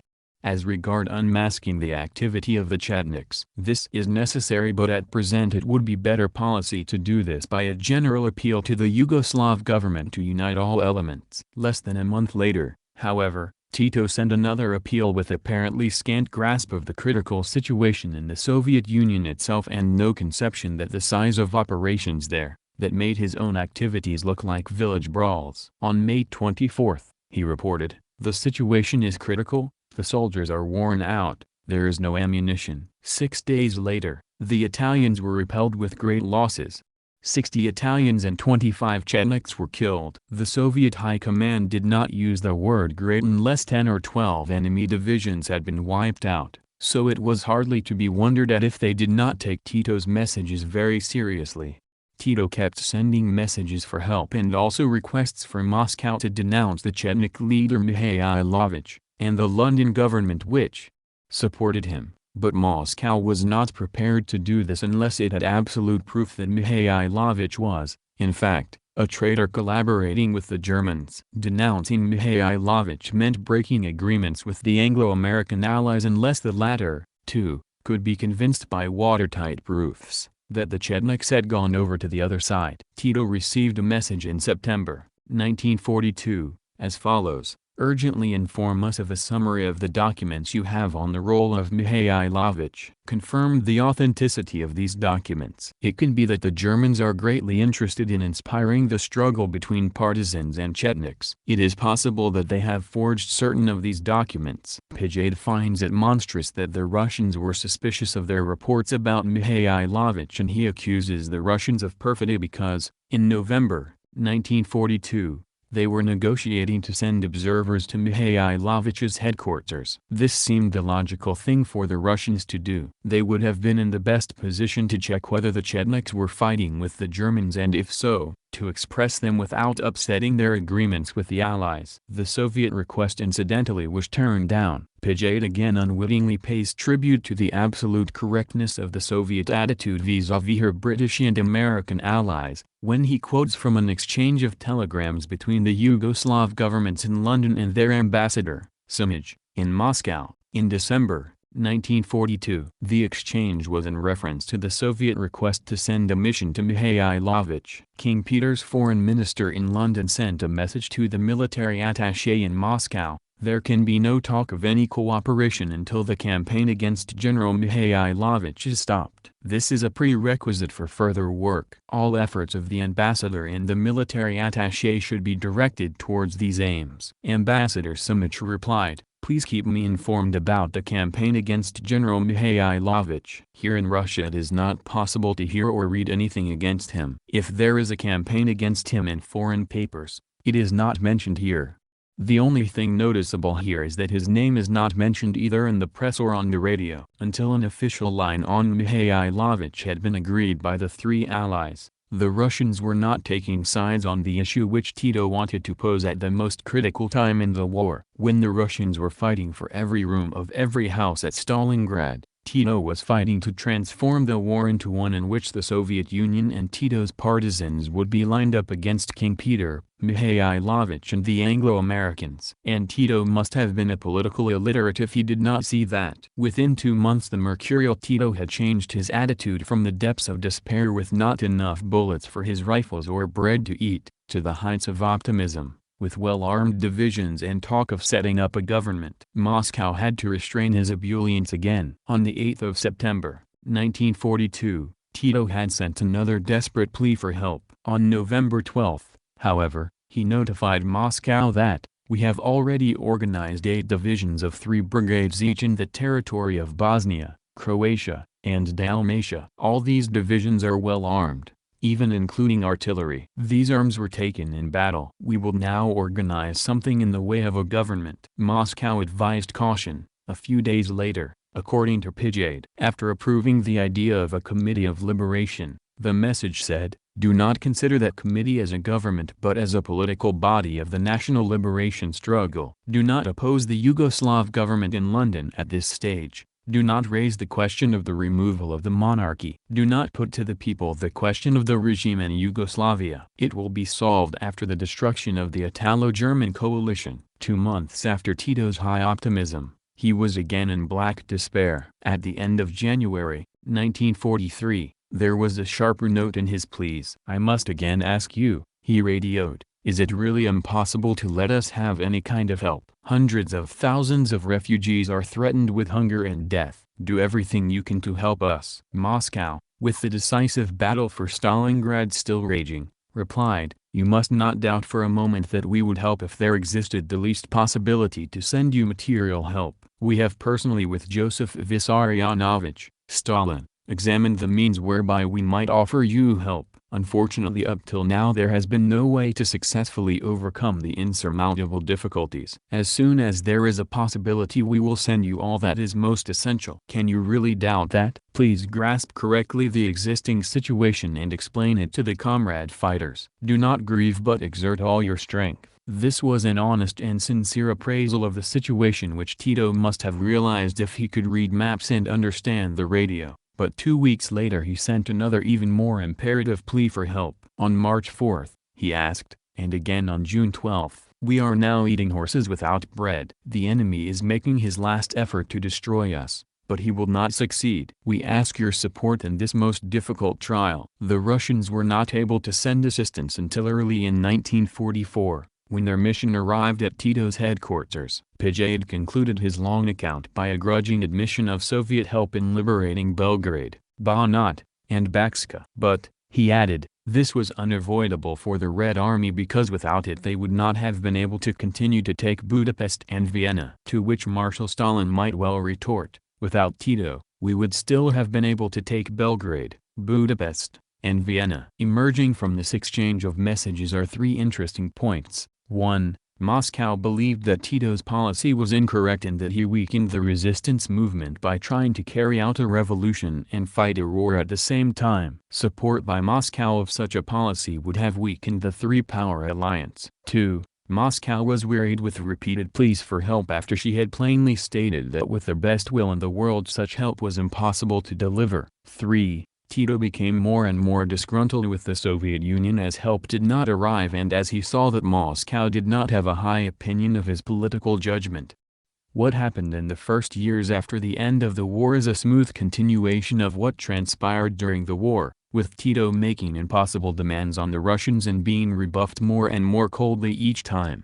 There was a flutter of excitement among correspondents gathered in Belgrade for the Danube Conference, one sultry Saturday afternoon, when it became known that Tito's police were scouring Belgrade, trying to collect pamphlets which had suddenly and mysteriously appeared all over the city. They had been printed by the Pravda publishing house in Moscow and contained copies of letters sent by the Central Committee of the Communist Party of the Soviet Union to the CC of the Yugoslav Communist Party. One copy which had been left in the French reading room in Belgrade soon found its way into the hands of correspondents. These letters gave the first indication up to that time that the quarrel dated back further than the Cominform resolution, and they destroyed the illusions of my Yugoslav acquaintances who thought the rift was a lover's tiff. The contents of the letters, at least their trend, should have been known to party members months previously. If they had been, perhaps Tito would have been forced to take up a different position as regards the Cominform. It seems very likely that Moscow had deep suspicions about Tito as a result of his attitude during the war and that the Cominform headquarters was set up in Tito's capital for the same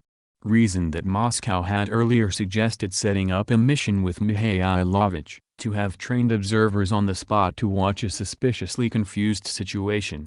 One of the most interesting references was to Trieste, where Tito tried to embroil the Soviet Union in a similar affair to that of breaking with Britain and America in 1943 over King Peter's government. The letters reminded Tito of a speech he had made in Ljubljana in 1945, in which he said, "It is said that this was a just war and we have so regarded it, but we demand also a just conclusion. We demand that everyone shall be master in his own house. We don't want to pay other people's accounts. We don't want to be mixed up in any spheres of interest." Tito was referring to Trieste and had been bringing his heaviest guns to bear on the Soviet Union to secure Trieste for Yugoslavia. This was said in connection with Trieste, said the letter from the CPSU, Communist Party of the Soviet Union, after a series of territorial concessions for the benefit of Yugoslavia had been extracted by the Soviet Union from the Anglo-Americans. The latter along with the French rejected the proposal of the USSR to hand over Trieste to Yugoslavia, and they occupied it with their own forces from Italy. When all other means had been exhausted, the Soviet Union was left with only one means of effecting the transfer of Trieste to Yugoslavia, that of starting a war with the Anglo-Americans over Trieste, to take it by force. The Yugoslav comrades could not fail to realize that after such a serious struggle the USSR could not enter a new war. It was this circumstance which evoked the dissatisfaction of the Yugoslav leaders, and Tito's statement above was directed not only against the imperialist powers but also against the Soviet Union. The Soviet government was obliged to draw the attention of the Yugoslav government to Tito's statement. The Soviet ambassador in Belgrade received instructions from the Soviet government to make the following statement to the Yugoslav government, which he did on June 3, 1945. We regard Comrade Tito's speech as an unfriendly attack on the Soviet Union. Tell Comrade Tito if he should again permit such an attack on the Soviet Union we shall be forced to reply with open criticism in the press and to disavow him. As early as June 1945, before the war was ended, the Soviet Union continued to support Tito on the question of Trieste by every possible diplomatic means and at the United Nations, but Moscow objected to being called in to support an armed adventure by Tito to seize the city. And that is what he wanted to do. The first of the series of letters published was dated March 27, 1948, and referred to a Yugoslav request to reduce the numbers of the Soviet military mission to Yugoslavia by 60%. The letter from the CPSU to Tito and the CPY, Communist Party of Yugoslavia, reminded Tito that the Soviet had sent its mission only at the invitation of the Yugoslav government and had sent far fewer officers than had been requested. The four reasons given by the Yugoslavs for reducing the mission were: A. Soviet advisors were too expensive. B. The Yugoslav army did not need the experience of the Soviet army. C. The regulations of the Soviet army were stereotyped and of no benefit to the Yugoslav army. D. Soviet advisors were being paid for nothing since they were of no use. The letter pointed out that in such circumstances, the Soviet army was discredited and a situation had been created in which it would be impossible to leave Soviet military advisors in Yugoslavia. Accordingly, the whole mission was withdrawn. Gilos, Tito's propaganda chief at a meeting of the Central Committee, had also made disparaging remarks about Soviet officers as compared to British officers. In a letter dated April 13, the CPSU had some acid remarks to make about Tito's modest claims to have developed a new type of warfare which made unnecessary military advice from the Soviet Union. The Yugoslav leaders even claimed they have supplemented Marxist science on war with a new theory according to which war is a mixture of operations by regular troops, partisan detachments and popular uprisings. This so-called theory is as old as the world and is not new to Marxism. The Bolsheviks applied it to our civil war in Russia and on a much greater scale than in Yugoslavia. But the Bolsheviks never claimed to have added anything new to military science because this method had been applied long before the Bolsheviks by Field Marshal Kutuzov against Napoleon's troops in 1812. Even Kutuzov did not claim to be an inventor in this respect since the Spaniards had adopted it in 1808. It was, of course, on the basis of the new theory of warfare which Tito had developed that the Soviet military advisors were regarded as superfluous.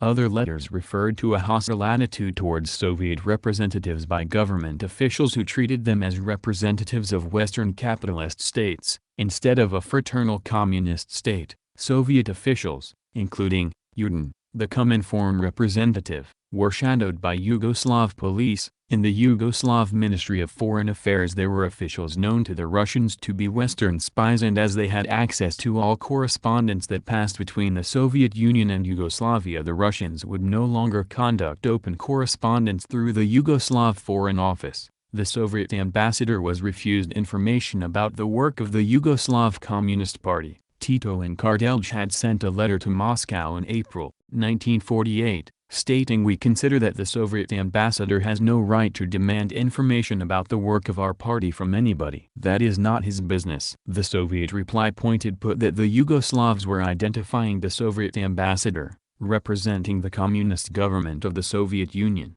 as an ordinary bourgeois ambassador, and that by doing so they seemed to see no difference between the foreign policy of the Soviet Union and that of the British and Americans. One of the main complaints of the CPSU was the fact that Tito did not come out into the open with his own criticism, and on the other hand would not accept criticism of himself. We readily admit the first letter stated that every communist party, including the Yugoslav party, has the right to criticize the CPSU, just as the CPSU has the right to criticize any other communist party. But Marxism demands that criticism be aboveboard and not underhand and slanderous. The criticism by the Yugoslav officials is neither open nor honest, but underhand and dishonest and of a hypocritical nature. While they discredit the CPSU behind its back, publicly they praise it pharisaically to the skies. We are disturbed by the present situation inside the Yugoslav party. Decisions of the party organs are never published in the press, neither are the reports of party meetings.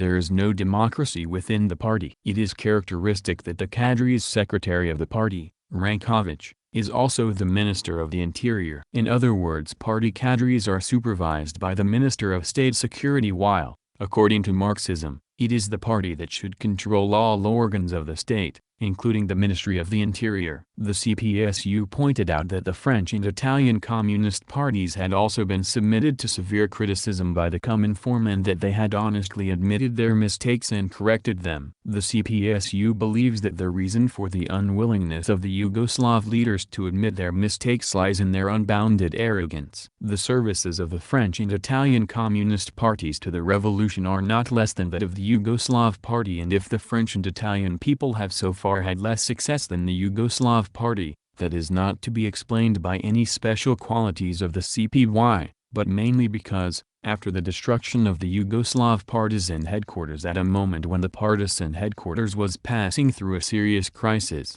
the Soviet army came to the help of the Yugoslav people, crushed the German invader, liberated Belgrade and created the necessary conditions for the CPY to take over power. Unfortunately, the Soviet army could not render such assistance to the French and Italian parties. If comrades Tito and Kardelj bore this fact in mind, they would be less boastful about their successes and would behave more modestly. The Russians announced their intentions of raising the whole question of Tito's leadership at the next meeting of the Cominform and circulated to Cominform members some of the correspondence between the CPSU and Tito and Kardelj. The Yugoslavs refused to attend the conference, which was held in Bucharest, with the results that startled the communist world as much as the non-communist world. The Bolshevik party had been a long time making up its mind about Comrade Walter, as Tito was known when he was an émigré in Moscow. He was a relatively unknown and untried communist when he was sent off, in 1934, to one of the least important communist parties in Europe, and one with the worst reputation. The partisans suffered much and fought well under his leadership during the war. Of 12,000 Communist Party members when the war started, only 3,000 survived. And out of these 3,000, Tito created a party 500,000 strong. Strong numerically but not ideologically, for it is impossible to mass-produce communists. He created, in any case, a Tito party 500,000 strong, with the best-equipped police force and best-equipped army in Eastern Europe to take care of any trouble. A high proportion of the 3,000 survivors of the pre-war communists are in Rankovic's jails today, and several thousand of the new recruits as well. Western Embassy estimates in the summer of 1949 were 10% of all communists, 50,000, in jails and internment camps. None of them has been tried. The arrest of two communist ministers, Andrij Barang, Minister of Light Industry, and Sreten Zujovic, Minister of Finance, on May 8, 1948, brought the quarrel with Soviet Union to a head. Both were old-time communists, who had fought well in the liberation movement. Both were known to have been critical of Tito's policies for months previously. They have been in jail 2 years now, but Tito has not dared bring them to trial. It was in this stunned atmosphere of Belgrade, with communists being arrested every day, propaganda war starting up between Tito and the Cominform countries, and Western diplomats seeking good fishing in the muddy waters, that the Danube Conference brought M. Vyshinsky from the Soviet Union, Anna Pacher from Romania, other important communists from Hungary, Czechoslovakia, and Bulgaria, and top-flight diplomats from England, France and the United States,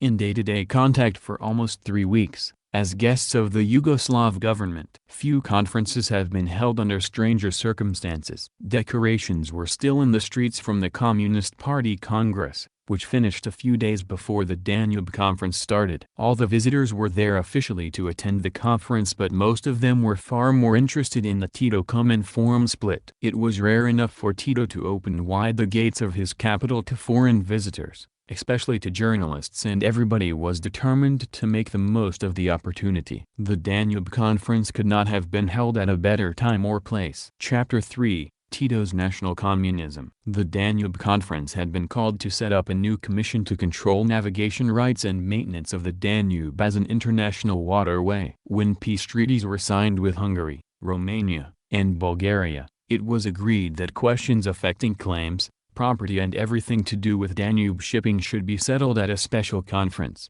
It was an unique affair, not only because it was being held in Belgrade a few weeks after the Cominform resolution, but because it was the first international conference at which the Soviet bloc would have a complete majority. It was the United Nations Assembly in reverse. England, France and America were attending as signatories to the peace treaties. Austria was attending as an observer without voting rights because no peace treaty had yet been signed with her. The Soviet Union was attending in a dual capacity as a signatory to the peace treaties and as a Danubian power. The Danube flows through the Moldavian Republic, formerly Bessarabia, the Ukraine, Czechoslovakia, Bulgaria, Romania, Hungary and Yugoslavia attended as Danube powers, or riparian states in the language of the conference. The voting strength would be 7-3 if the Yugoslavs voted with the Soviet bloc, otherwise 6-4. From beginning to end, M. Wyszynski dominated the proceedings. Pink and affable, in splendid form despite the stifling heat which reduced most delegates and the correspondence to a state of inertia,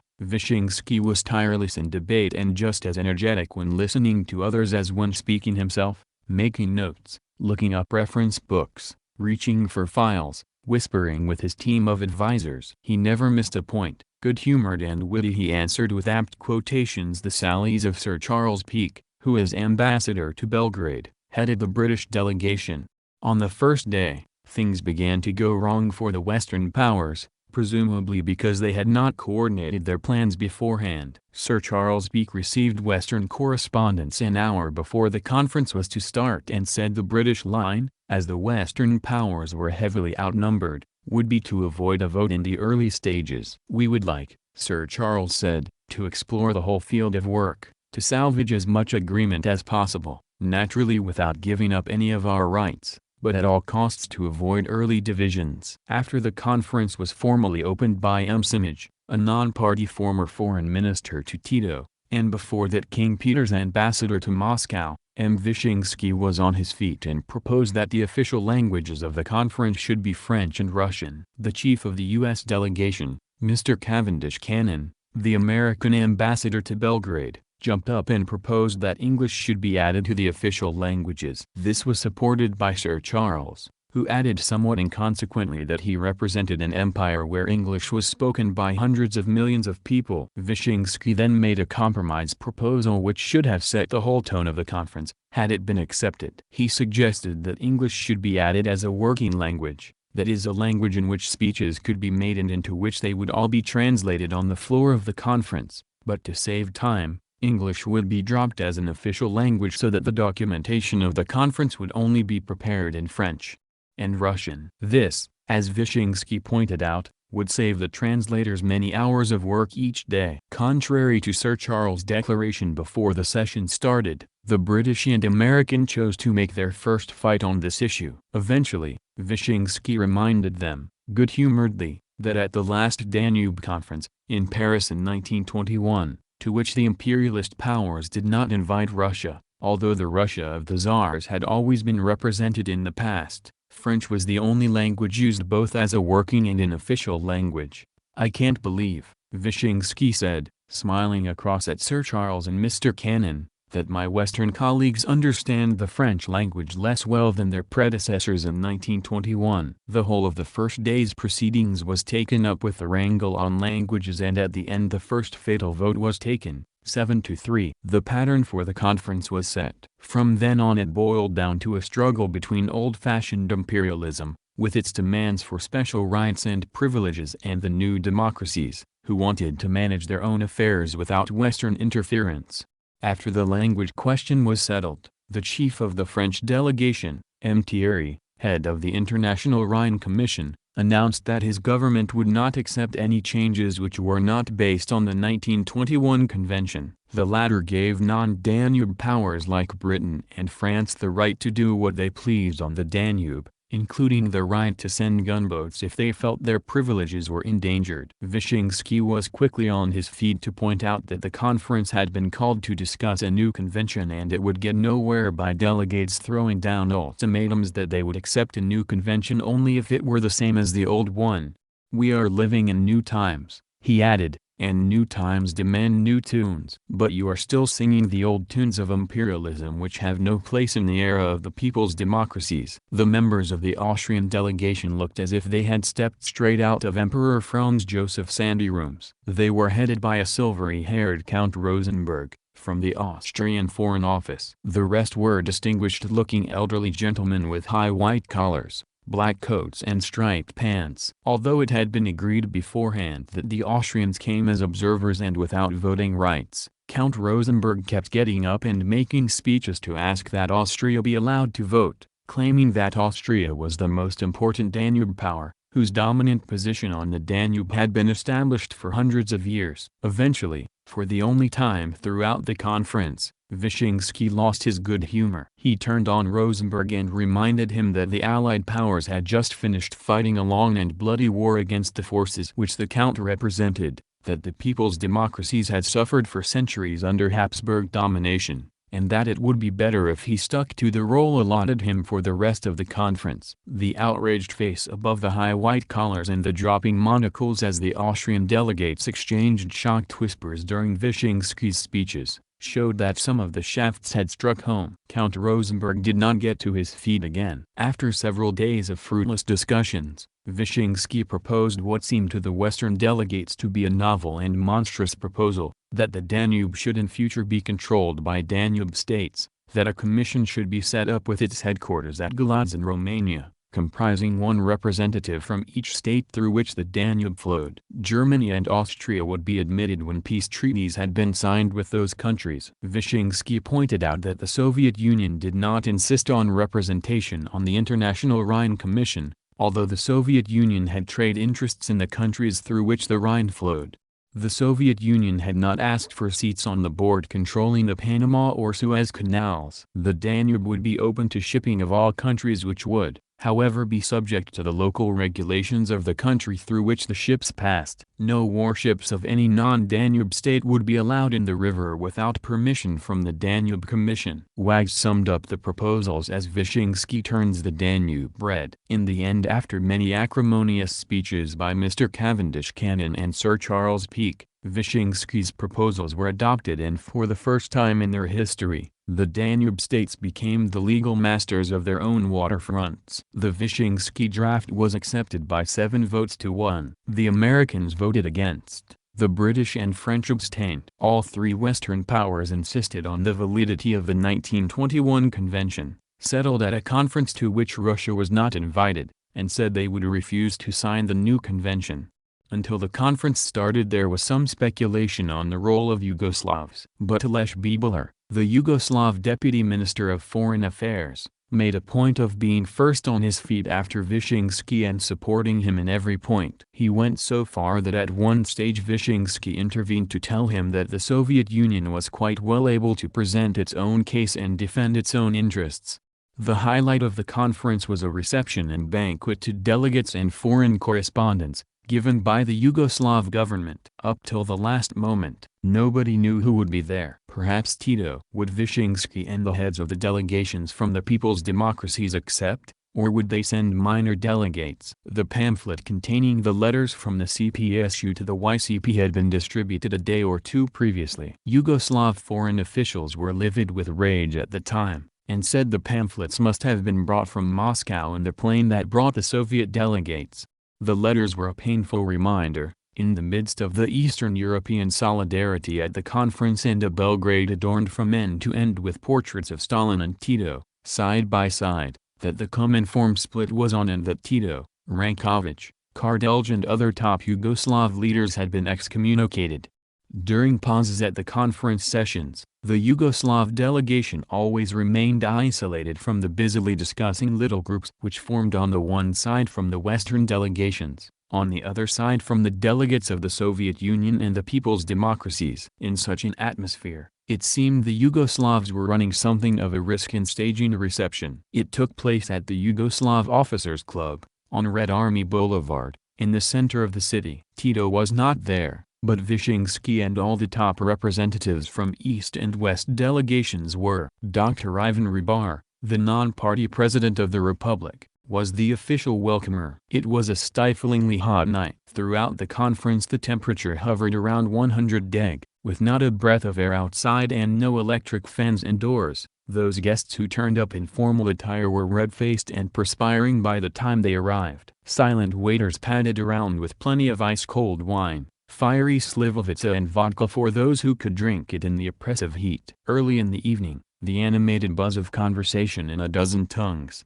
seemed to halt as if at a signal. Waiters with their trays full of drinks, caviar and smoked salmon sandwiches passed by unnoticed. The Western diplomats had gravitated to one of the reception rooms and were slowly circling around a small group, like watchdogs guarding a flock of sheep. Vyshinsky was having an animated conversation with Kardelj, and Rankovich was looking on. The Western diplomats hovered on the edge of the group, striving to catch every word while pretending to be examining oil paintings on the walls, and motioning furiously for their Russian language experts to get as close as possible. Vyshinsky was talking quickly and earnestly, and whatever he was saying it was something that Kardelj did not relish. Kardelj, who is Tito's foreign minister, is a little man with a small mustache, and is said to fancy himself as a Yugoslav Molotov, by adopting the same rigidity of manner as Molotov. He was shaken out of his pose by whatever Vyshinsky was saying to him. His face was red and he had an uneasy half-smile on his lips. Vyshinsky is a mild-looking man,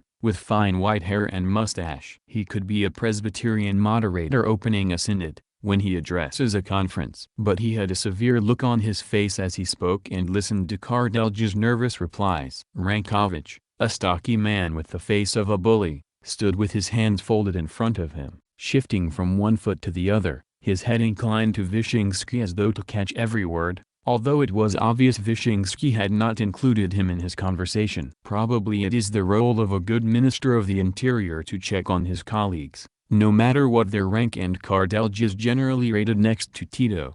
The conversation lasted perhaps 15 minutes. A journalist colleague of mine avers that the French minister, with a magnificent curling beard, sent off a running commentary to the French Foreign Office, by writing little notes throughout the dialogue and sending them to his embassy by junior members of his staff among the guests. In the background hovered the Czech foreign minister, Clementis, puffing furiously at a smelly pipe, Anna Pocher and Erich Malnor, Hungary's foreign minister at that time. Eventually the group broke up and the room became animated again as if the guests were puppets set in motion by clockwork. The diplomats started chatting about the heat. Waiters were in great demand again. Rankovich and Kardelj drifted off together. Vyshinsky took the arm of Anna Pocher and guided her out to the garden where tables laden with caviar, cold roast duck, fish in aspic, cold joints of pork and beef and dozens of varieties of salads and other delicacies, were set out under the trees. Anna Pocher, by the way, is a much more attractive personality, seen socially, than one would judge by the stern photos one usually sees and by the idiotic tales about her, current in the Western press. With a shock of gray-bobbed hair which persistently falls over her forehead, she has a strong, intelligent face, wide-set steady eyes and a very warm smile. She looks like a woman who has suffered much and who would be prepared to suffer much for her convictions. She had served 8 of a 10-year sentence in Romanian jails when the Russians managed to get her released in an exchange of prisoners in 1941. At the banqueting tables, the Yugoslavs had so arranged things that Eastern and Western delegates were rigorously separated. This was a great disappointment to the Western diplomats who had hoped to pick up all sorts of fascinating tidbits of the Cominform-Tito quarrel when sufficient wine and slivovitsa had flowed to loosen tongues. Sir Charles Peake indeed wandered into the wrong compound and was promptly returned to his own domain, where he had to be content with comparing notes with his colleagues on the Vyshinsky-Kardelj dialogue. A few days after the banquet, the Yugoslavs circulated to a few party members their replies to the letters from the CPSU, also in pamphlet form. They, however, added nothing new to what had already been said. They were written in a hurt and offended tone and were chiefly denials of the Soviet charges. Without citing new facts, the letters, mostly signed by Tito and Kardelj, maintained that the Soviet Union was misinformed about the position in Yugoslavia. They rejected suggestions that there was anything to criticize in the YCP and stated that their case was prejudged by Cominform members, Hence there was no point in their trying to defend themselves, and they would not attend the Bucharest meeting. The text of the letters was not important. The fact that they had been distributed indicated that Wyszynski had not presented Kardelj with an olive branch at the banquet, and if any olive branch had been proffered by Kardelj, it had been rejected by Wyszynski.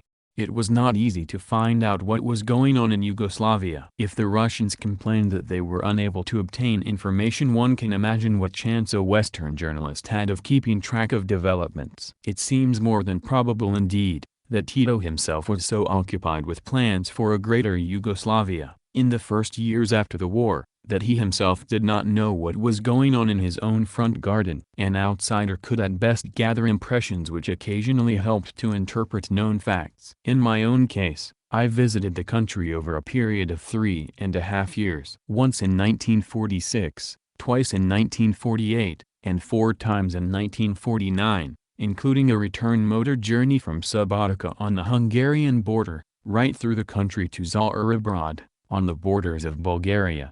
Yugoslavia was the most difficult of the people's democracies for a journalist to work in, with the exception of Romania, which has rarely opened its doors at all to Western journalists. Until the summer of 1949, when Tito's need for Western aid became acute and journalists were welcomed to the country, correspondents in Belgrade lived in a sort of purdah. It was almost impossible to move out of the capital. Official contact was limited to one press officer at the Ministry of Foreign Affairs. As I usually visited Yugoslavia on my way to and from Hungary and Bulgaria, it was possible to make some comparison with those countries from personal observations.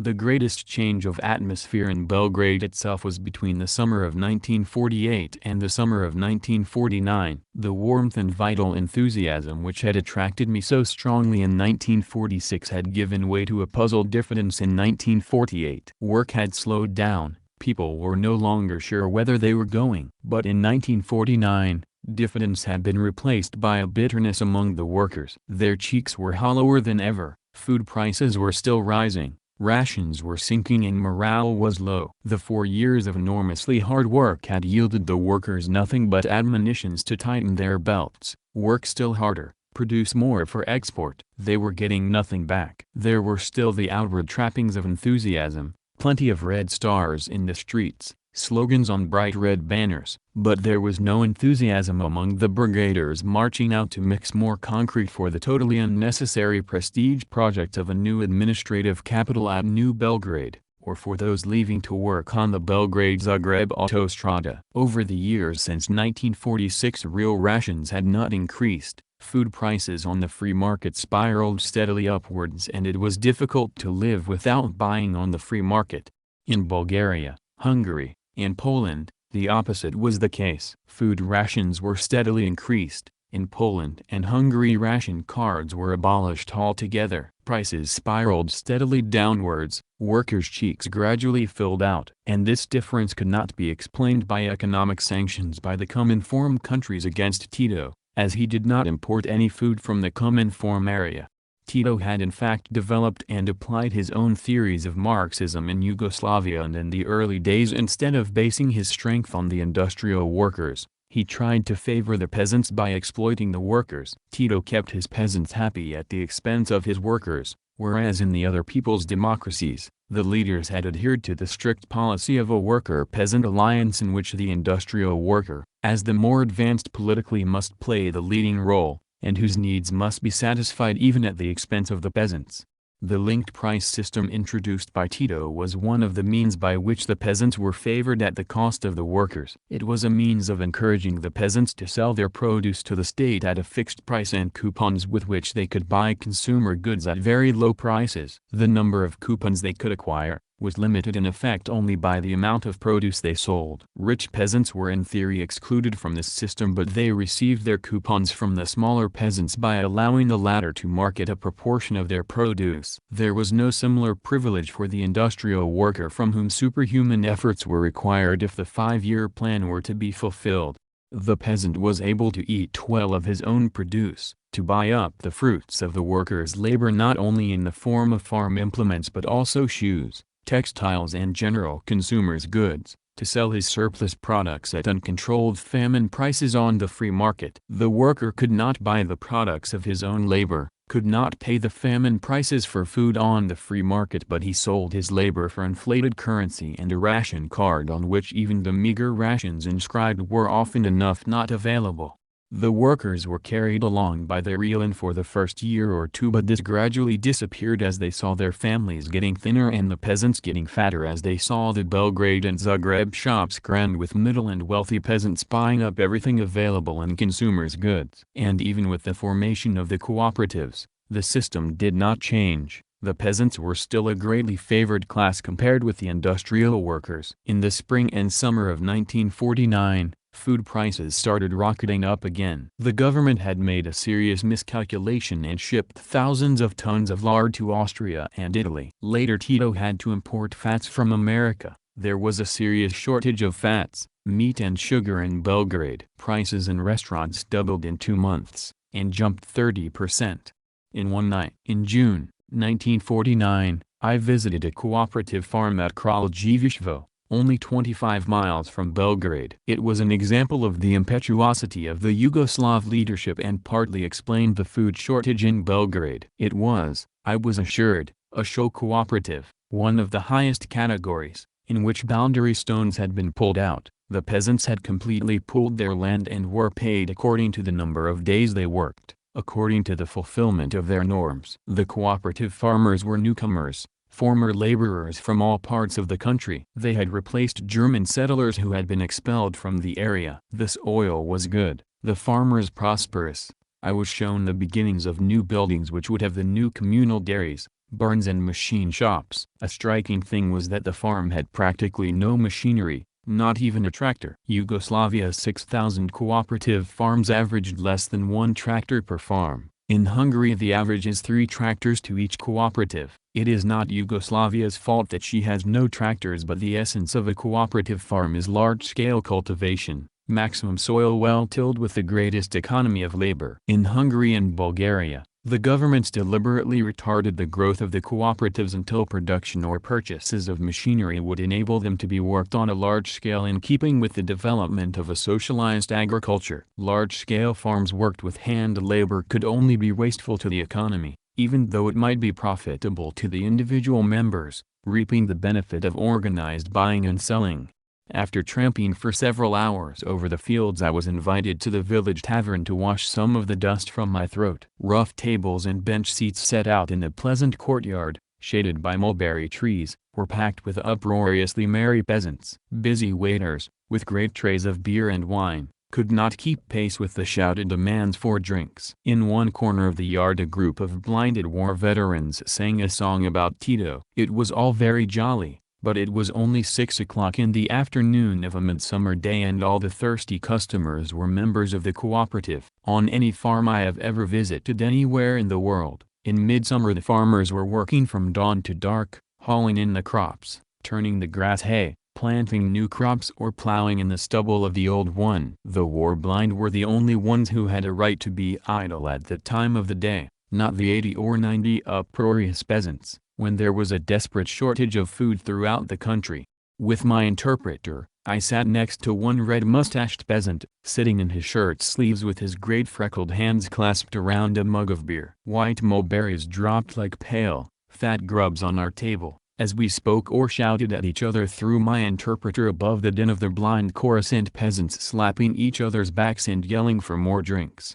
My neighbor was very content with life on the cooperative. "We have a new life here," he roared, when I asked how it was possible that peasants were drinking at 6 o'clock on a summer afternoon. "We work like the town workers do, 8 hours a day and no more. The old days are finished, we're our own master now." He began to tell me how much he had earned in cash, what he had bought with his coupons, and added, "And with all that I've got 200 kilos, 440 pounds, of sugar stored away and grain enough to last me a year." This cooperative had started off by turning its members into individual kulaks, concerned only with working as little as possible and storing away commodity goods which could be sold on the free market when prices reached their peak. After 10 minutes' talk with my neighbor, it was obvious that no political work had been done to explain about the socialist conception of a cooperative farm, or the Workers'-Peasants Alliance to build a socialist country. The workers were just people who lived in the city and could be held to ransom for food. The whole atmosphere of the tavern breathed this spirit. The tractor machine stations and rationalized farming would bring the day when peasants too could work only 8 hours a day throughout the year, if necessary working 2 shifts in the summer when harvesting demanded that full use should be made of the sun. But that day was far off at Kraljevičstvo, where the standard equipment was still the hoe and sickle. By midsummer 1949, I had visited many cooperatives in Hungary and Bulgaria, and in comparison this was a sham. It looked like a cooperative on paper, or in the press office of the foreign ministry at Belgrade, when one described it with so much land, so many members, boundary stones pulled up, total earnings divided up among the members after running costs had been deducted, with a percentage set aside to take care of the aged and cripples. On paper, sure enough, this was a cooperative, and Tito had boasted he had built 6,000 of them in Yugoslavia. Much faster, as he has pointed out often enough, than the rate in the other people's democracies. What I saw was not a socialist cooperative, however, because it was not linked with the general development of the state. It was a limited company of peasants for the exploitation of the soil and the industrial workers, for the exclusive profit of its members. As such, it was completely isolated from socialist development. One could not presume to say on the basis of a visit to one cooperative that all the peasants in Yugoslavia were getting lazy and wealthy. The majority were certainly poor, frugal and hard-working. The Kraljevičstvo farm could not be taken as a typical cooperative either. In general, peasants were not better off in the cooperatives and resisted fiercely the attempts to force them in by all sorts of threats. But the Kraljevičstvo farm was something new, something created from scratch by the government, and it was built on a false foundation. It existed right under the noses of Tito's administrators, and seemed to be the new type of society they wanted. Either that or Tito's men were interested only in counting heads. Once they formed the cooperatives, they seemed to take no further interest in them, as long as the numbers mounted up to be published in the propaganda leaflets. The peasants at Kraljevičstvo were, however, living in a fool's paradise, and so was Marshal Tito. In 1949, grain and produce deliveries were far below that planned. In some areas only 40 and 50% of quotas were delivered. Tito found that he could not appeal to the political consciousness of the peasants, as he had been able to do over the years with the workers, demanding ever more sacrifices for the future. He had exploited the workers' enthusiasm and social conscience until they were near breaking point. He had done nothing to build up a similar political consciousness among the peasants, and soon he ran into trouble with them. One can only suppose by the admissions which Tito himself made in the spring of 1950, that in the Party and People's Front organizations, the workers began to criticize very seriously the policy which led the rich farmers to fatten at their expense. In the beginning, no doubt such criticism would be denounced as Cominformism and the critics arrested. The Cominform had been particularly severe in their remarks about Tito's policy towards the Kulaks. Despite arrests, empty bellies have a way sooner or later of making their rumblings heard. Production began to fall, and Tito began applying the big stick to the peasants, seizing food stocks from their barns and larders. Promptly the peasants retaliated. Even the poorer peasants were becoming Kulak-minded. If they could not do what they liked with their produce, they would not cultivate the soil. The government struck back by forcing them to do army work, by sending the recalcitrants into the forest to cut timber for export. The year 1949 and early 1950 produced something like a 180-degree turn in Tito's relations with the peasants. He began to oppress them, just at the time when in the other people's democracies, restrictions were being lifted and the peasants were given a much greater share in the fruits of the new life. What actually happened in the latter half of 1949 and the first months of 1950, can best be judged by 3 speeches of Tito made in February and March, 1950. Things had got so bad that there was no chance of covering up the situation. The first speech was at an election meeting in Tetovo Uzice, on Sunday, February 19, and reprinted in Borba. It was directed to the peasants. Tito said that 5,400,000 people on ration cards were short of food and somehow their food must be got from the peasants. He produced figures to show that far too much food was remaining in the villages. Why do we have all these difficulties and irregularities? He asked. In the first place because there are a lot of speculators among the rich peasants and unfortunately among the middle peasants, who are unwilling to deliver their products and who hide what they have. I must tell you that there have been cases in Croatia for example, where 350,000 acres of land was not planted, because the peasants, the rich ones, did not want to plant crops. He went on to announce a scheme to make a levy of 10 pounds of lard for each pig a farmer produced, because the peasants were not delivering up enough meat and fats. And he said Yugoslavia was now in the unprecedented position where she had to import lard in a country where pig raising is one of the principal industries. Yugoslavia, he said, must export foodstuffs to pay for equipment for the 5-year plan. He omitted to mention the miscalculation in exporting lard and buying back a few months later at double the price. We must export, comrades. In addition to providing for ourselves, we must export maize. Lard we cannot because during the past year we were forced to buy it, although it should not have been so. We can't export wheat because we need it ourselves, but maize we must. When we try to buy things abroad we have to give them things they need. They won't always take our tobacco, for instance, but they cannot do without our foodstuffs. He went on to say that Yugoslavia would make a big effort to produce crude oil and thus save a lot of money in 2 years' time. And what shall we do with this money in 1952? We will not exert such pressure on peasants to deliver us maize and wheat. If we don't have enough wheat, and I think we will, because we will switch from extensive to intensive agriculture, then we shall buy oil. By the standard of the farm I saw at Kraljevićevo and the food shortage in Belgrade, it seemed that Tito should have been thinking of intensive agriculture for 1949 and not for 1952. During most of the speech he urged the peasants to make sacrifices, a. to help the workers who were building the 5-year plan, and b. to provide exports to pay for basic machinery, but at the end he referred to something that most informed observers in Belgrade knew, that the 5-year plan was unreal and cannot be completed. I would like to underline one more thing, he said in conclusion. I am able to tell you and everyone else, that should it happen that the West refuses to trade with us or to reject our agreements or put pressure on us, that we will rather do without the completion of part of the 5-year plan, that it will remain partly uncompleted or will not be finished in time, rather than to abandon our principles. This was the first indication to public opinion that the plan was running into difficulties. The second speech was at the Third Congress of the Serbian People's Front on February 26. After speaking about all the difficulties and the needs for still more strenuous efforts, and paying the usual lip service to the building of socialism, he said, "They say that we are brutal. However, the birth of anything new cannot be painless. It is understood that we cannot do without certain measures, which cannot be called the most voluntary, which are indeed sometimes forceful. This concerns various purchases. Villages must produce the food necessary to our people. We must obtain these products because we need them to feed our workers, to feed our citizens." Tito was still more explicit in his third speech at Drvar in Bosnia and Herzegovina on March 12. He touched on the peasants' grievances against the government and his own grievances against the peasants, and lifted, if only slightly, the lid off what appears to be a sizzling situation throughout the whole Yugoslav countryside.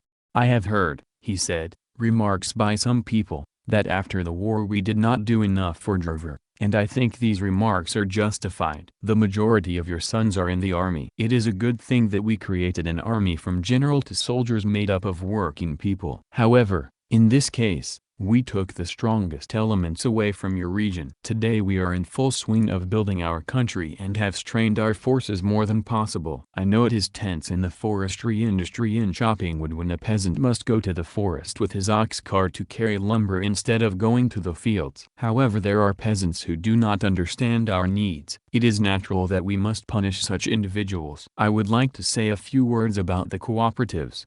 One feel that we made our biggest mistakes in the problem of creating the cooperative farms. Our people chased after numbers. They looked to see which republic would form the most. If one formed 1,000, the next one wanted to create 1,500. Of course we don't have enough machinery or fertilizer and other things. No one has the right to force a peasant into the cooperatives, by telling him that if he doesn't join, his taxes will be raised or that he will be sent to the forest for a longer period than necessary. Some peasants who are forced to join cooperatives make mistakes by selling their cattle or equipment or by slaughtering their cattle. I have said there have been mistakes on both sides. If people say we are demanding more from the villages, you must understand why this is necessary. We demand from the villages so we can feed the people not connected with agriculture. I know there have been irregularities, that frequently a peasant is cleaned out and left with nothing. No one thinks of giving something back to him, but it is wrong to let even one man die from hunger in our country. There are irregularities in purchasing for the state. Agencies in the field are given figures and work in a stereotyped manner, not asking who have produce and who has none. Because of these mistakes, people are losing an interest in sowing. There are regions where they have planted nothing at all, or too little, or they have planted on 10 or 12 acres what they could have planted on 1 or 2 acres. I will give you figures which will show the position. Last year there were 500,000 acres less than in 1939 and 1,125,000 acres less than in 1948. There were 350,000 acres sown less in Bosnia and Herzegovina alone, a very large figure. Why wasn't it planted? I know there are hardships. I know your draft animals were used somewhere else. I know there was a lack of labor, but there was not enough interest in sowing. What will the government do if things continue like this? Where will we get out wheat, maize and other things to feed the workers? Tito had never spoken like this before. He was not one to make pessimistic speeches. On the contrary, his rare speeches had always had a boastful tinge before,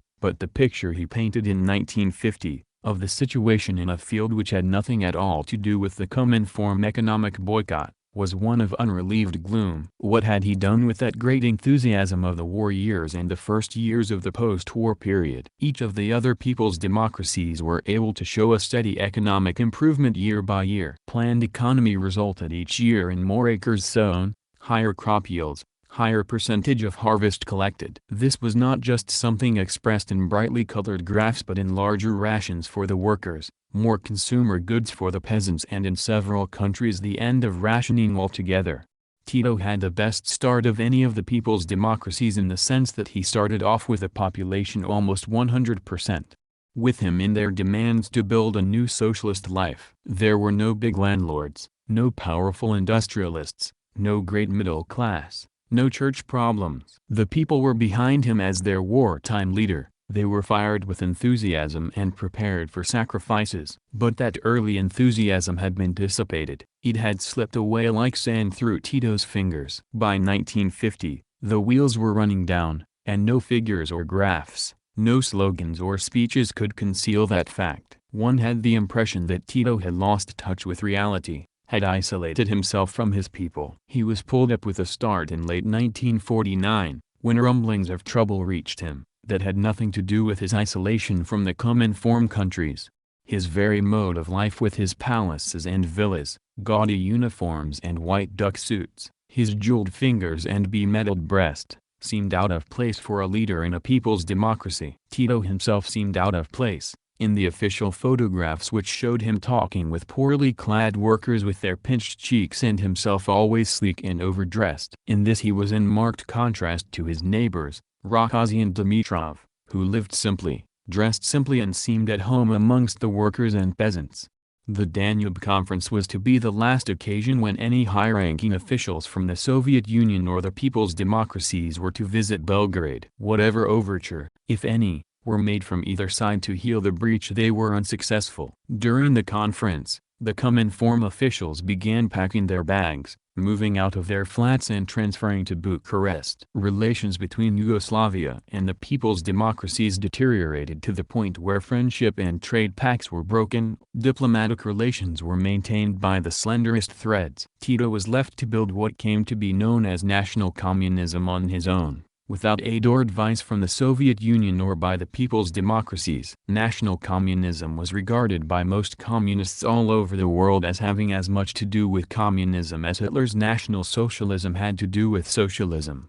Correspondents who visited the Danube Conference in the hope of touring the country and getting a perspective of the rights or wrongs of informed criticism of Tito's policy, were rudely disappointed. They were told their visas were valid for Belgrade only and for the conference, not for tours and not for official interviews. Ranković was still counting heads at that time and could not be sure how many Cominform supporters had to be arrested before the country could be regarded as secure. Later all correspondents from the West were welcomed, the more reactionary, the better. Even Ward Price, the correspondent of the London Daily Mail, Hitler's chief apologist in the British press in the 1930s, the man who prepared British public opinion for the Munich Agreement, received a visa for Belgrade in 1949, and promptly reported that Soviet troops were massed on the Hungarian-Yugoslav border and invasion was imminent.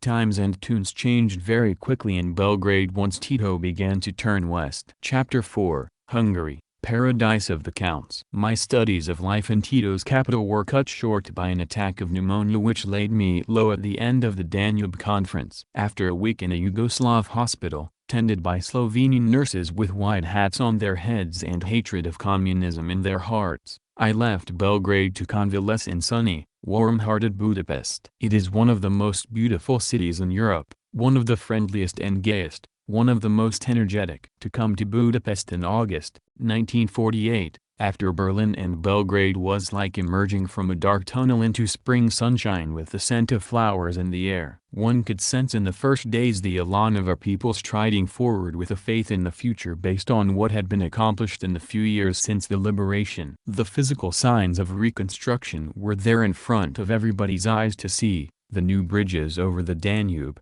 whole streets repaired and rebuilt, food and clothing shops well stocked with unrationed goods. There was confidence and hope in the voices of youths and girls, marching through the streets singing their songs of liberation. Hungary had been oppressed and liberated many times in the past, but for the first time, the Hungarian people had the future in their hands. Their first kingdom was ravaged by the Tartars, Tartars replaced by Turks, Turks by Habsburgs, Habsburgs by Admiral Horthy, and eventually Horthy gave way to the Nazis and the Szalossi fascists. The whole history of the country was of a fight against oppressors, of bloody and courageous fights. A stroll through the city and a glance at the names of streets, squares and monuments of Budapest is an object lesson in Hungary's stormy history. From the time the Turks were chased out in the late 17th century, the Hungarians had fought against the Habsburgs, and as the Mainz-Zenti trial was to show later, they still have to fight against Habsburg intrigues. The numerous mustard-colored buildings scattered throughout the city remind one of 3 centuries of Habsburg domination. It was the favored color of the House of Habsburg, as most official buildings in Vienna still testify. The revolt against the Habsburgs at the beginning of the 18th century, when the whole Hungarian people rose and threw the Austrian armies out of the country for 6 years, is commemorated with dozens of streets and squares named after the leaders of the revolt. Rákóczi Street, one of the finest boulevards in Budapest, Gais Square, Karolyi and Bersnyi streets are a few examples. These are not newly named, they are age-long expressions of the fight of the Hungarian people for an independent republic which they now have for the first time in 1,000 years.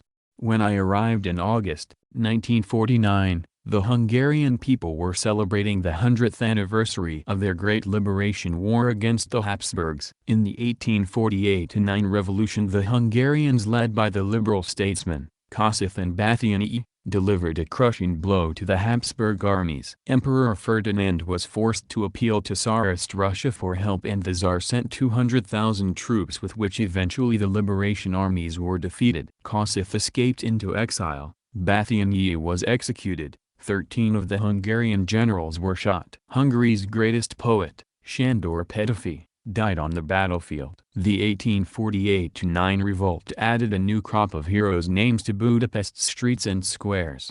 The revolt was defeated, but it dealt a heavy blow to the House of Habsburg. In 1867, Emperor Franz Joseph was forced to grant Hungary a large measure of independence. with separate parliament and complete autonomy in purely Hungarian affairs. The Emperor of Austria, however, held the dual title of King of Hungary. The ministries of defense, foreign affairs, and currency were joint Austro-Hungarian institutions. This system lasted until Hungary was dragged into World War I at Germany's side. Franz Joseph died during the war and his successor, Charles, abdicated on the day the armistice was signed with the Western Allies. After World War I, another attempt at revolution by the Hungarian people was successful for a short time, but eventually crushed by the fascist Admiral Horthy, with the help of Romanian, Czech and French armies. Horthy, former aide-de-camp of the Habsburgs, hung most communists he could lay hands on, ruled the country as a regent dictator,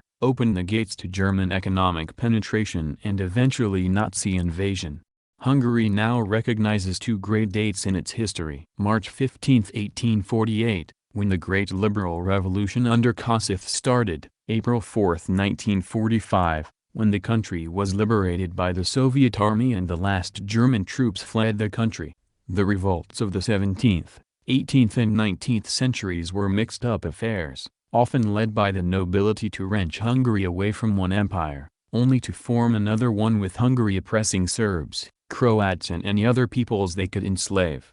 The nobles exploited the longings of the people for independence and mobilized them in their armies but had no intention of granting any of their basic demands for land and freedom. Except for the 1848 revolt which had some reformist aims, the issues were purely national. Very different, however, were the aims of the revolutionary government of 1919 and those of the provisional government established at Debrecen in 1944. When Budapest was still under siege. They had their roots back still further in Hungary's stormy history. Their aims corresponded to those of George Daza who, in the early 16th century, led the first organized peasants' revolt in European history, a few years before the Great Peasant War in Germany. Daza's slogan was "The land to those that till it," and the peasants flocked to his banner in their thousands. Eventually the revolt was crushed with ferocious cruelty by the nobles. Daza was slowly roasted to death, chained to a mock iron throne with the word "stinking peasant" burned into his breast under the approving eyes of the nobles and bishops.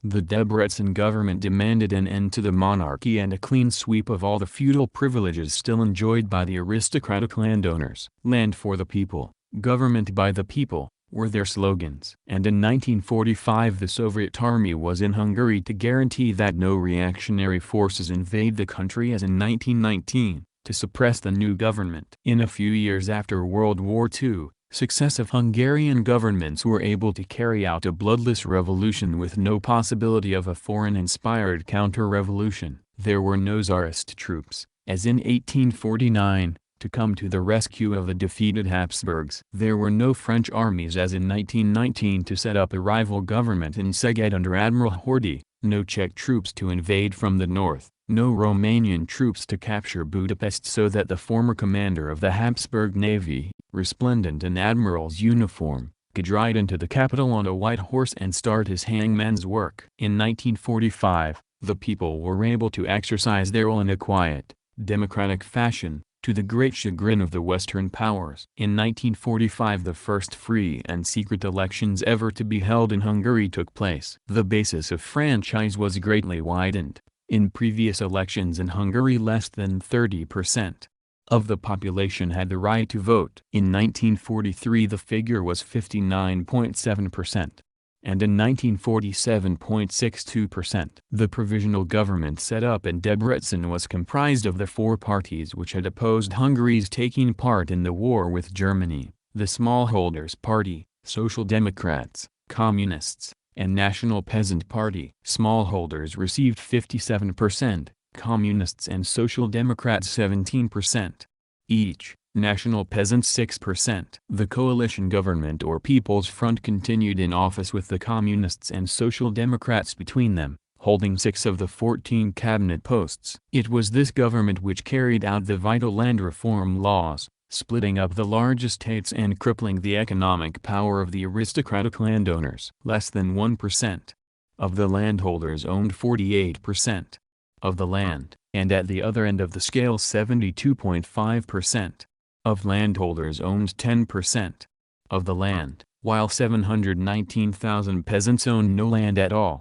In 1945 and 1946 Hungary was in the grip of the greatest inflation in history, greater even than that in Germany after the First World War. People rushed out with their whole week's salaries to buy a few bus tickets or a loaf of bread. On the initiative of the Communists, a currency reform was worked out and put into effect on August 1, 1946. One new forint was valued at 426. Followed by 27 zeros of the old pengos. Overnight Hungary had a stable currency which could buy real goods which now began to appear in the shops. Currency reform won the Communists great prestige, reflected in the elections in 1947. Late in 1946, a conspiracy involving a number of leading members of the Smallholders Party was discovered. The Prime Minister, Ferenc Nagy, leader of the party, was abroad and refused to return. He was replaced as party leader and prime minister by Lajos Denis, an agriculturist with a long record in the Smallholders Party. In the 1947 elections, a number of parties in opposition to the government coalition had emerged and they were joined by breakaway groups from the Smallholders Party. The coalition decided to contest the elections as a bloc and received just over 60% of the votes. The Communists became the strongest party with 22%, followed by the Smallholders 15.4%, the Social Democrats 14.8%, and the Peasant Party 8.3%. Later the Communists and Social Democrats merged their parties into the Hungarian Workers' Party. The coalition continued to operate with the Workers' Party holding a majority of the seats, and it is still the basis of the Hungarian administration in 1950. To get an impression of the forces which have ruled Hungary over the centuries, I decided to try to find some member of the fabulous Esterházy family. I had read about them in history books as something like the Medici of the Austro-Hungarian Empire, wealthy aristocrats and great patrons of the arts. Haydn, Schubert, Mozart, and Liszt, I knew had all basked in Esterházy hospitality during some period of their lives. The best place to inquire about the Hungarian aristocracy obviously was the British legation. It was easier than I had thought. There was a Countess Esterházy working in the legation itself. Over a long lunch at the famous Gundels restaurant, she filled in some interesting details of the history of this greatest landowning family in the old empire. And in Hungary until 1945, there was only one larger landowner in Hungary, and that was the Roman Catholic Church. The Esterházys between them owned 750,000 acres, of which the senior member of the family, Prince Paul Esterházy, owned 300,000. They owned 15 castles in Hungary, several more in Austria and Bavaria. The countess had no idea how many peasants or farm laborers were employed on the various estates. The name was an ancient one. Romantic members of the family declared it dated back to biblical times. The name means Esther's house. The original seat of the family, which was attached to the royal court in the early 15th century, was on the Austrian side of the Austro-Hungarian border area not far from Sopron. It was called Esterházy, but has become Austrianized into Eisenstadt. Always loyal supporters of the House of Habsburg, they were rewarded for their military and financial help with lavish titles for the two main branches of the family. Apparently the help of one of the branches was valued more highly than the other, because one line of dukes and princes was created, another of counts and barons. The titles were inherited by all sons, the estates only by the eldest sons, providing they did not marry outside their social caste. My informant, the countess, inherited the physical characteristics of the family. Very tall with pale blue eyes and a large nose which dominated the face. "You can tell us anywhere," she said, "by our eyes, noses and height." She was young, sighed for the old days, but was realistic enough to believe they would never return. She herself left the country to live off the estates in Austria or Bavaria, or the gold piled away in Switzerland, not long after my interview.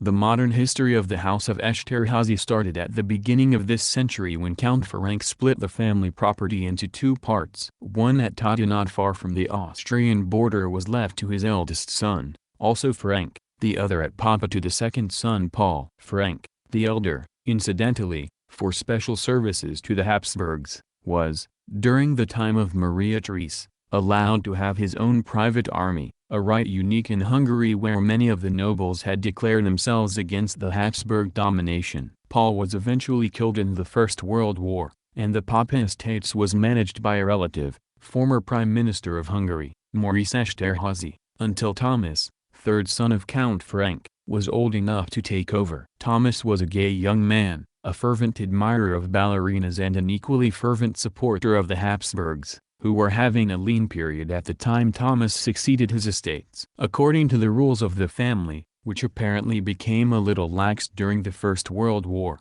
Thomas should have been disinherited. He married, out of his caste, 3 ballerinas in succession. While his farm servants lived on a few pounds a year and an odd pair of trousers or shoes flung to them by an overseer, Thomas piled up gambling debts and lived the usual profligate life of the Hungarian aristocracy. He kept a permanent suite at the Hotel Hungaria overlooking the Danube in Budapest, where he obligingly left a checkbook full of signed checks for any of his drinking companions to fill out when they were hard-pressed to raise the wind for a new carousal, or to pay up the gambling debts of the night before.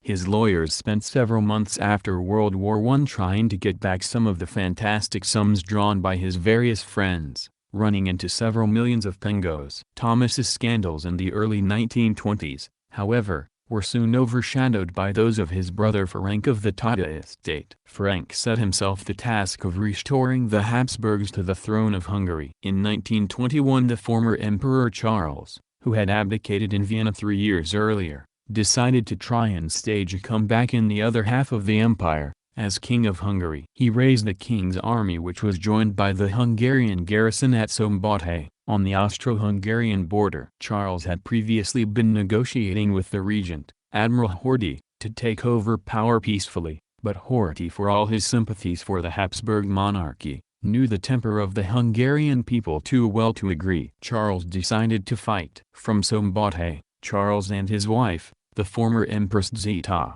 went to Tata, where they stayed the night with Count Frank. Frank's wife's father had been a minister under Emperor Franz Joseph. He pledged his full support in the restoration attempt. It ended in disaster, of course, for Charles. He was seized by Horthy and handed over to the Allies, who obligingly escorted the ex-royal couple to the charming Isle of Madeira. Count Frank accompanied him into exile, and spent lavish sums of his own money and some borrowed from brother Thomas, supporting Zita and the children after the ex-emperor died. Zita's eldest son, Otto, became the pretender to the Habsburg throne, and as we will see in a later chapter, neither Zita, Otto, nor the Esterházys gave up hope for an eventual restoration. After Charles died, Esterházy returned to Hungary and devoted himself to his ruling passions, horse breeding and music. To show his tenderness for the royal family and his faith in their eventual restoration, he bought from the Austrian government the famous Lipizzaner, milk-white Arab horses which had formerly belonged to the court of Franz Joseph. Frank established a stud and set up the finest stable of Lipizzanas in Europe. He trained riders in the Spanish school of riding, taught them to drive the smart four-in-hands, dressed in the livery of the House of Habsburg. Everything should be ready for the return of a new Emperor of Austria, King of Hungary. Count Frank fancied himself also as a talented musician and patron of the arts. In his great English park at Tata he imported whole sections of ruins from ancient Rome and had them built into the park, diverted streams through them, created little ponds and lakes, the bottoms of which were covered with special colored rocks imported from all over Europe. His chief delight was to bring the entire cast of the Budapest Opera or a symphony orchestra to Tata to perform in the delightful summer garden. Frank always insisted on conducting the performance. Only his special friends from the aristocracy were invited as guests. On the beautiful lake in the English park only close relatives were allowed to row. Peasants were occasionally allowed to enter the park on a special holiday, but the count or his estate managers used to stroll through the grounds and woe-betide any peasant sitting on the ground. A beating and fine would be the minimum punishment. Apart from 2 castles and a hunting lodge on the Tata estate, Count Frank had a private theatre, a racecourse and a champagne still there. The head of the family in 1948, Prince Paul, had been a close friend of Admiral Horthy, for whom he used to organize hunting parties. In general, he lived a quieter life than his roistering father and uncle, supervising the accounts of his 300,000 acres of land, several hundred houses and villas, and a few small factories. After the liberation and the distribution of the estates among the landless farm laborers, Prince Paul even tried to pass for a Democrat. He shared his father's taste for ballerinas and married the prima ballerina of the Budapest Opera, Melinda Arobe, in 1948. Just as well there are no estates for him to succeed to these days, said the Countess. It was a shocking blow to the family when he too married a dancer. She shuddered when I asked what had happened to the properties at Dada. It's too dreadful to speak about, she said. The castle has been turned into a lunatic asylum. The beautiful old hunting lodge has become a communist youth hostel. The English park was turned into a training ground for the Olympic team, because they said the atmosphere and climate was like that of England and would help the team that was going to England for the Olympic Games. The parks are all thrown open, anyone can wander through them. And her china blue eyes filled with tears. What about the thousands of farm laborers that have got land now? I asked. Probably they are pleased with their new life. Certainly not, replied the Countess. In the past they got everything free, good food, lodging and often clothes, as well as money. They did not have to think about anything. No worries, just do what the overseer said. No responsibilities at all. Now, who gives them food? The government takes it all away from them. The farms are all going to ruin because peasants are not used to thinking and planning for themselves. I made a tour of some of the Esterházy castles to see for myself what was going on. Tata is a beautiful village, about 10 miles off the main road between Budapest and Vienna. Sure enough, the main castle had become a hospital for the insane.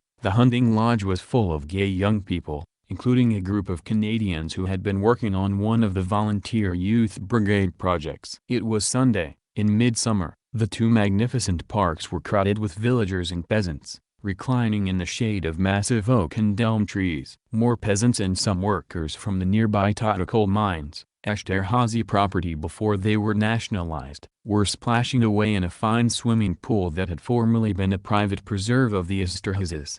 In the keeper's lodge at the entrance to the park was living another Esterházy, Count Miklos. But he was not at home. Poor fellow, said his soldier butler, a veteran from the Habsburg armies. The lad must have something to do. He spends his time swimming these days. In the pool? I asked. Of course not. With them hooligans? He swims with his friends in a little stream, some miles away from here. The old butler went on to tell me that poor Miklos didn't have a penny to his name anymore. He's only got one suit to stand up in. Actually, the Count Miklos was busy liquidating 55 houses which belonged to him and was salting the money away for an illegal flight over the border. 3 times I went to visit him, but never caught him at home. On the 4th occasion he had already fled the country. Before he left he threw a great party to which a well-known Budapest actress was invited. When the party reached its height, Count Miklos bathed the actress in a bath filled with champagne from the Tata champagne still, as a final salute to the old days.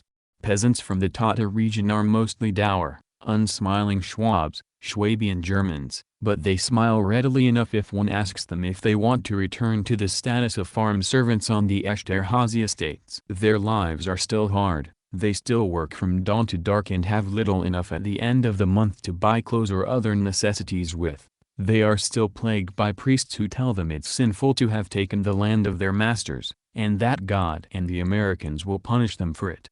My boy's at the university, said one brown old peasant, squatting on the ground in the English park at Tata. He's learning to be an engineer. Do you think I could ever have managed that in the old days? If I'd saved up everything and could sell a pig or two, I couldn't even keep him at school after he was 12. Now they even pay him for learning. He's at one of the people's colleges and they pay him enough that he sends me and the missus a bit on the side. Of the land reform, he said, we could have done with a bit more land. It's hard to make do without 10 acres. But we live all right. We eat better than we ever did and there's always something to take to the market to sell. If there's not eggs, there's grapes. If there's not grapes there's apples or melons. And we're our own bosses now. Nobody to come along and rouse us out and say do this and do that, and a cuff on the ear if you don't do it quick enough. At the village of Esterházy the castle had been turned over to an agricultural college. On the Sunday I visited it. There was a big Mother's Day meeting in progress. In the castle courtyard, seats had been set out in the warm autumn sunshine,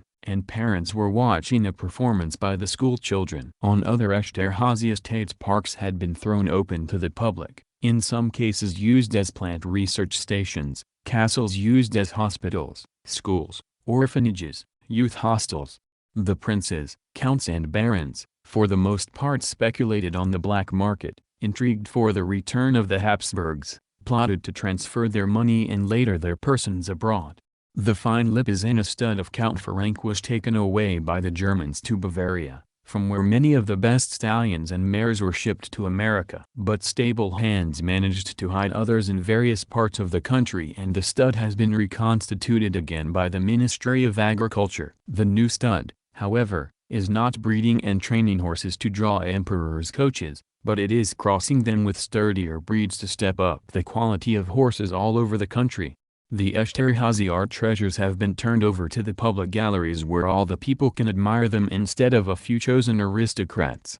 The final act in the drama of the House of Esterhazy was to be played in the People's Court at Budapest a few months after my conversation with the Countess, with Prince Paul as one of the chief actors still in the traditional Esterhazy role of defending the interests of the royal House of Habsburg.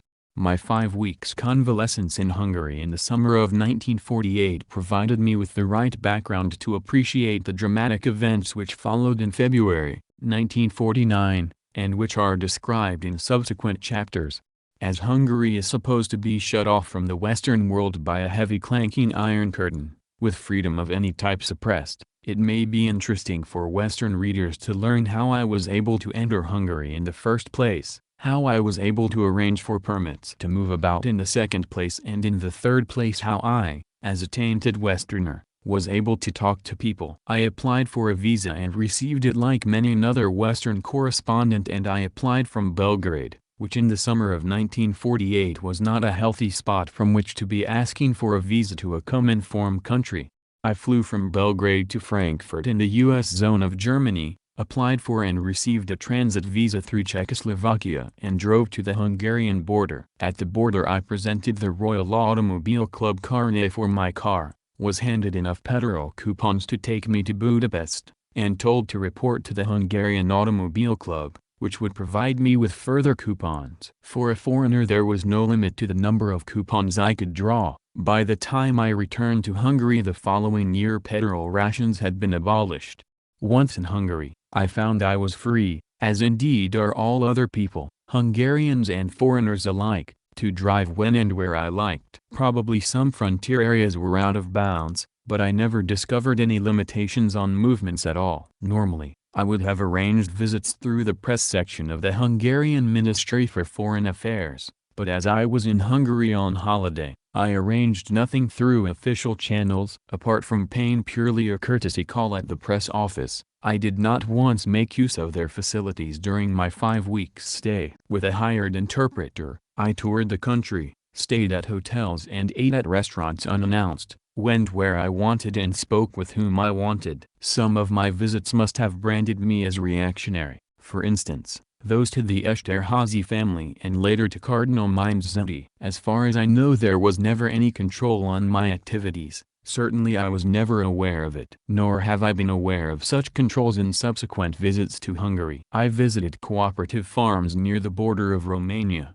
gypsy settlements near the Czech border, the Esterhazy estates on the border of Austria. Wherever I went I took plenty of photographs of normal activities of life, peasants in the fields, public buildings. At the end of 5 weeks, I left Hungary without writing one word, good or bad, about the country. I was on leave, and if I made it a working holiday, that was only for my own background. It was my first visit to Hungary. I was completely unknown to the authorities. I was, and am still in 1950, as free to drive about Hungary as I am in England, more so in fact because my travel in England would be limited by petrol rationing. And in Hungary petrol rationing, as all other forms of rationing, has long been abolished.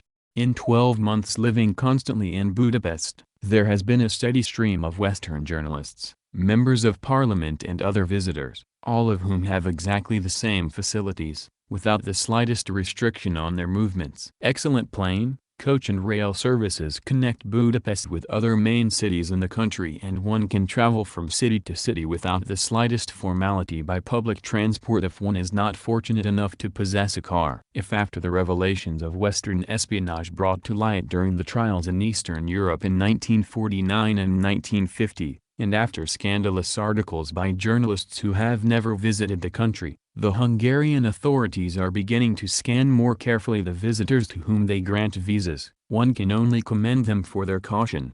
Chapter 5, The Cardinal at Home. In September, as the church-state quarrel was reaching its climax, following the decision to place education under state control, I went to see Cardinal Mindzetti. It took 3 trips to the cathedral city of Esztergom, about 50 miles up the Danube from Budapest, to arrange the interview. Esztergom was the first capital of Hungary and the birthplace of Hungary's first king, Saint Stephen. Cardinal Mindzetti's secretary telephoned first to the British legation to check that I was a respectable journalist from a suitably right-wing newspaper. I passed all the tests and the visit was arranged. The cardinal received me in his palace overlooking the Danube. I was not permitted to take my interpreter into the cardinal's study. Dr. Zakar, who later appeared in court with the cardinal, acted as interpreter. Occasionally we spoke directly to each other in German. Underneath the trappings of the purple skull cap and the red-rimmed cardinal's cloak, I had an impression of a morose,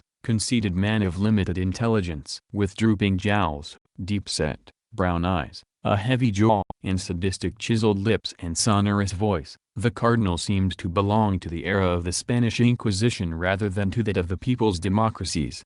At first the cardinal did not want to discuss specific questions, but preferred to deal in generalities, the impossibility of any sort of cooperation with the government, the dreadful persecution of religion and the ungodliness of the regime. Slim young Dr. Zakar, pleasant, soft-spoken, constantly washing his hands with invisible soap, eventually interpreted my question. What do you regard the indispensable conditions for collaborating with the state? The cardinal pursed his lips, rolled his eyes and answered, when the state recognizes the rights of the church in education and religious life. In addition to education there is the question of cultural life and of associations. Have you had any discussions with the government on these questions? No. Before there are any negotiations the schools must be returned to the church. We demand the right of the church to own schools as physical property. We demand the right to teach. We demand for the parents the right to give children the type of education they want. In most Western countries, primary education has been in the hands of the state for a long time. Cardinal. In England, Australia, America more than 90% of children receive their primary and secondary education in state schools. Why don't you think this system would be suitable for Hungary? Our church schools are centuries old. The state only started teaching here in the middle of the last century. We have special teaching orders with a tradition of giving instruction in accordance with the laws of God. As far as I have understood the government decrees, I believe the government wanted the monks and nuns from the teaching orders to remain at their posts, to continue teaching, and it was you, Cardinal, who forbade them to do that. It is impossible for Catholics to take part in teaching which is under the control of a materialistic government. Better that the schools be closed and the children remain untaught. In your pastoral letter, read in the Hungarian churches last Sunday, Cardinal, you said that any negotiations with the state for the return of Catholic schools and colleges would mean an abandonment of Catholic and Christian principles. The Lutheran and evangelical churches did negotiate and did have their secondary schools returned to them. Could you tell me what principles the Protestant churches abandoned in these discussions? And I quoted the following paragraph from the pastoral letter. For the return of our 15 colleges they wished to stipulate conditions, the fulfillment of which would have meant the giving up of our principles. At the cost of principles, by means of abandoning principles, the Church would not touch even her own schools. The army of Catholic educators can be neither the factor nor the active participant of an education not approved by the Church. Even if they, the government, were to promise that the school will not be anti-religious but neutral, that if they continue to teach, our monks and nuns will not come into conflict with their conscience, we ask where is our guarantee for these promises? What were these conditions which the government used as a bargaining counter for the return of our 15 colleges? I asked. The cardinal hedged the question many times and finally, as I was insistent on this point which seemed to me to contain the crux of the whole quarrel between church and state, he said, I myself don't know what these conditions were. Those who are concerned with educational problems took part in the discussions, but in any case I know they were such that no Catholic and no Christian could accept. But it was in your name that the pastoral letter was read out, and in your name that many thousand monks and nuns lost their positions overnight. Surely only the cardinal himself could decide whether conditions were anti-Christian or not. And after all, the Christian Lutheran and Calvinist bishops did accept these conditions and did have their properties returned and must be considered as Christians. I am quite content to leave such decisions in the hands of those who are competent in educational questions, said the cardinal, adding, I cannot busy myself with every facet of church affairs. Either the cardinal was dodging the issue or he had thrown down his sharpest challenge to the government, the spark that touched off a full-scale battle between church and state, without knowing what the real issues were. The conditions I received only later from Protestant sources. The government decree established the principle of state education and sanctioned the seizure of all church schools. The view taken was that for centuries the state had heavily subsidized the church for educational purposes. The people had paid in taxes many times over for the schools built by the churches with state money. But the government offered to return secondary schools, the church colleges, seminaries for training priests and pastors were not affected by the decree. There were three conditions attached to this return. 1. The church recognize Hungary as a republic. 2. The church recognize the fact of land reform. 3. The church recognize the fact of nationalization of industry. Recognition of these three facts entailed naturally the obligation not to agitate against these reforms, none of which came into conflict with religious practice.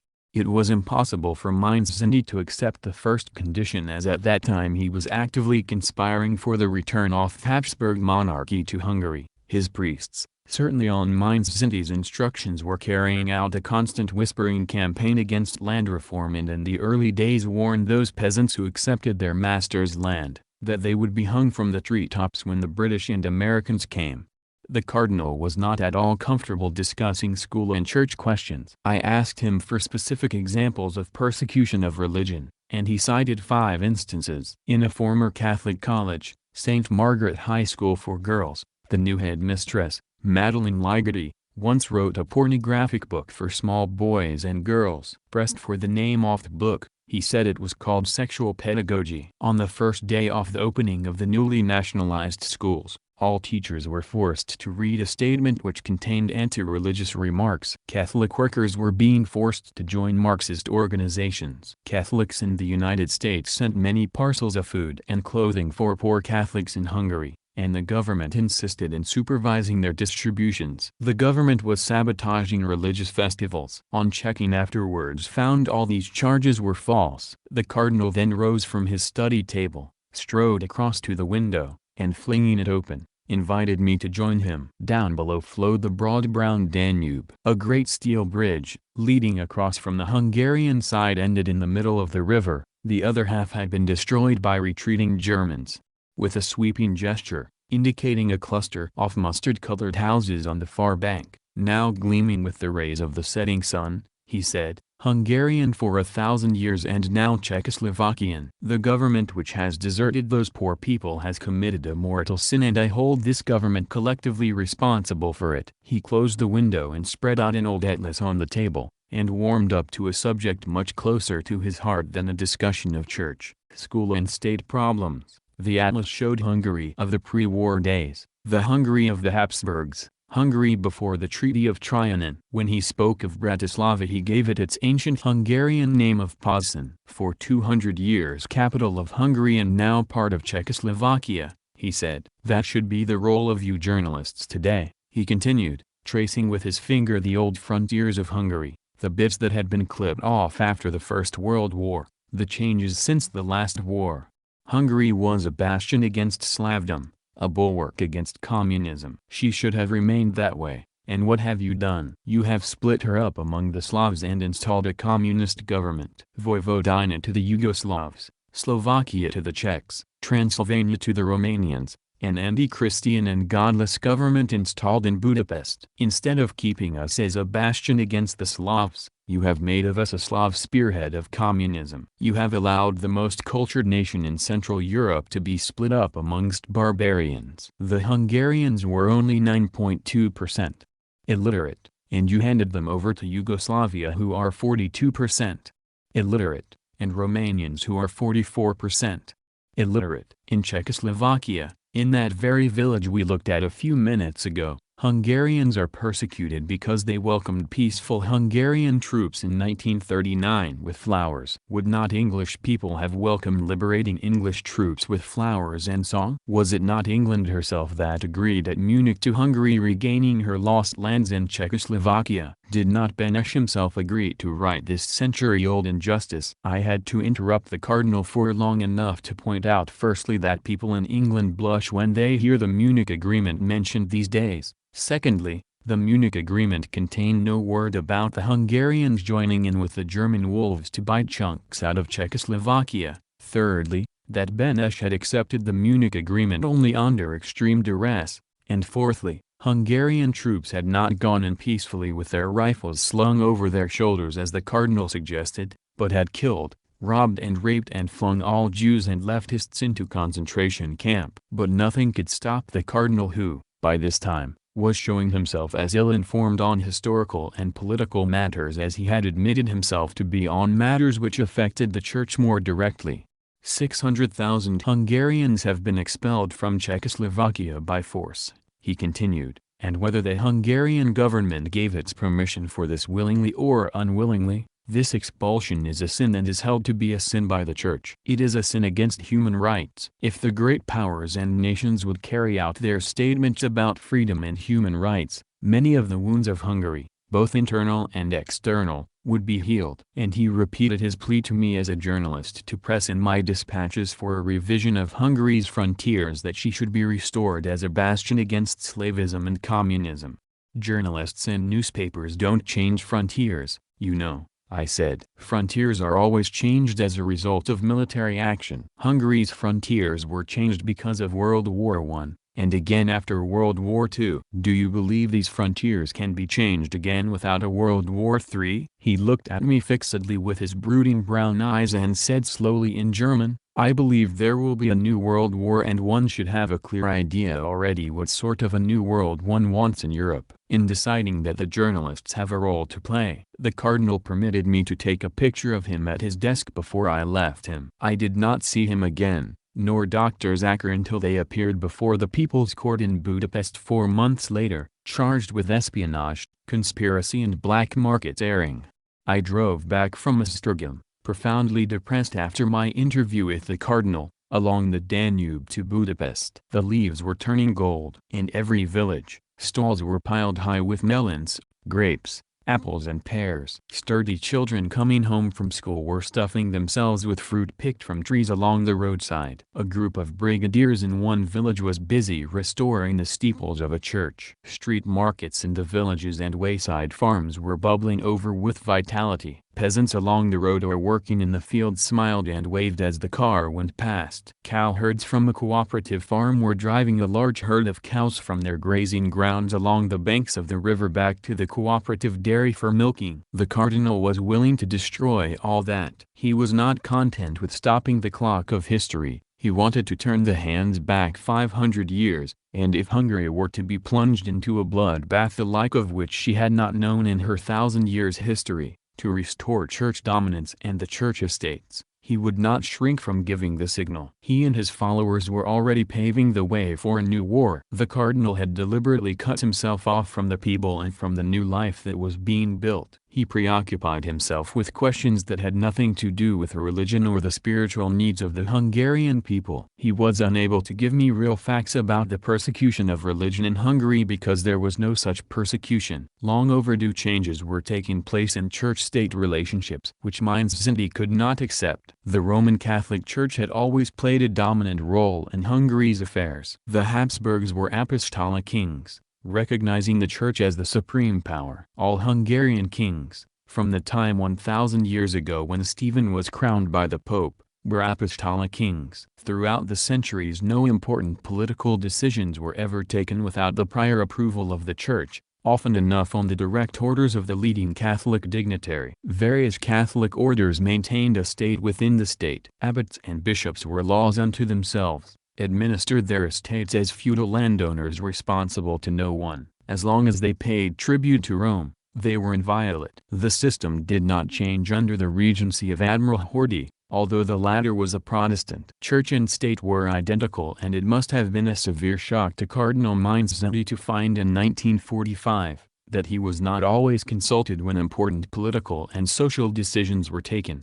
In 1945, 50% of all schools belonged to and were controlled by the Catholic Church. The Church was also the largest single landholder in the country, owning 6% of all the arable land, just over 1 million acres. Most Hungarians, 60%, are Catholic. Another 20% are Presbyterians, 16% Lutherans. But the Protestant churches were not large landowners and their political influence was negligible. Church institutions, despite their enormous wealth, were not self-supporting but were heavily subsidized by the state. To understand more closely how this system worked, I paid a visit to the Abbé Istvan Just, who lived in a large mansion at Felzers, overlooking Lake Balaton. I knew that Just had been a large landowner, and was responsible for various churches and schools. I left him more mystified than ever as to the relations between church and state in the old days. Abbé Just received me cordially and seemed glad to be able to practice his excellent English on me and to offer me a cup of English tea. Just was almost as angry about the regime as was the cardinal,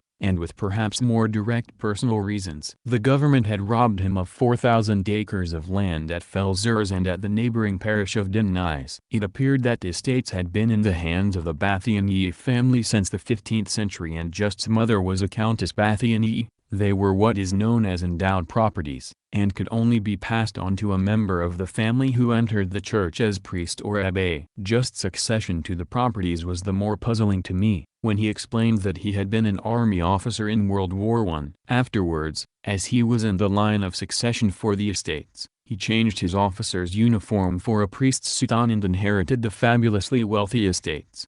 An abbey, it seems, was founded by a Countess Bathiany in the 12th century, and later King Matthias Corvinus gave the lands to a priestly descendant of the countess, who had been his tutor. The lands were taken away during the Reformation, but were restored to the Bathiany family during the Counter-Reformation. The estate, as Just explained it, was a completely autonomous enterprise. He sublet Felzers to a tenant. The Democracies holdings were divided between two tenants. They worked it as large landholders and paid the rent to the abbé. The abbé himself lived like any other large country landlord, and converted the abbey into a fine modern home with electric light and sewerage. Families were hired out to the three tenants and worked for their food and lodging in the equivalent of about £5 a year. Just and the members of the Bathiany family who owned the properties before him had no obligations other than those of maintaining 2 churches and 2 schools in the 2 parishes, and for this they received large subsidies from the state. He was not responsible to any other church authority in Hungary, nor to the Ministry of Education and Religious Affairs. I or my forebears made a trip to Rome every 5 years,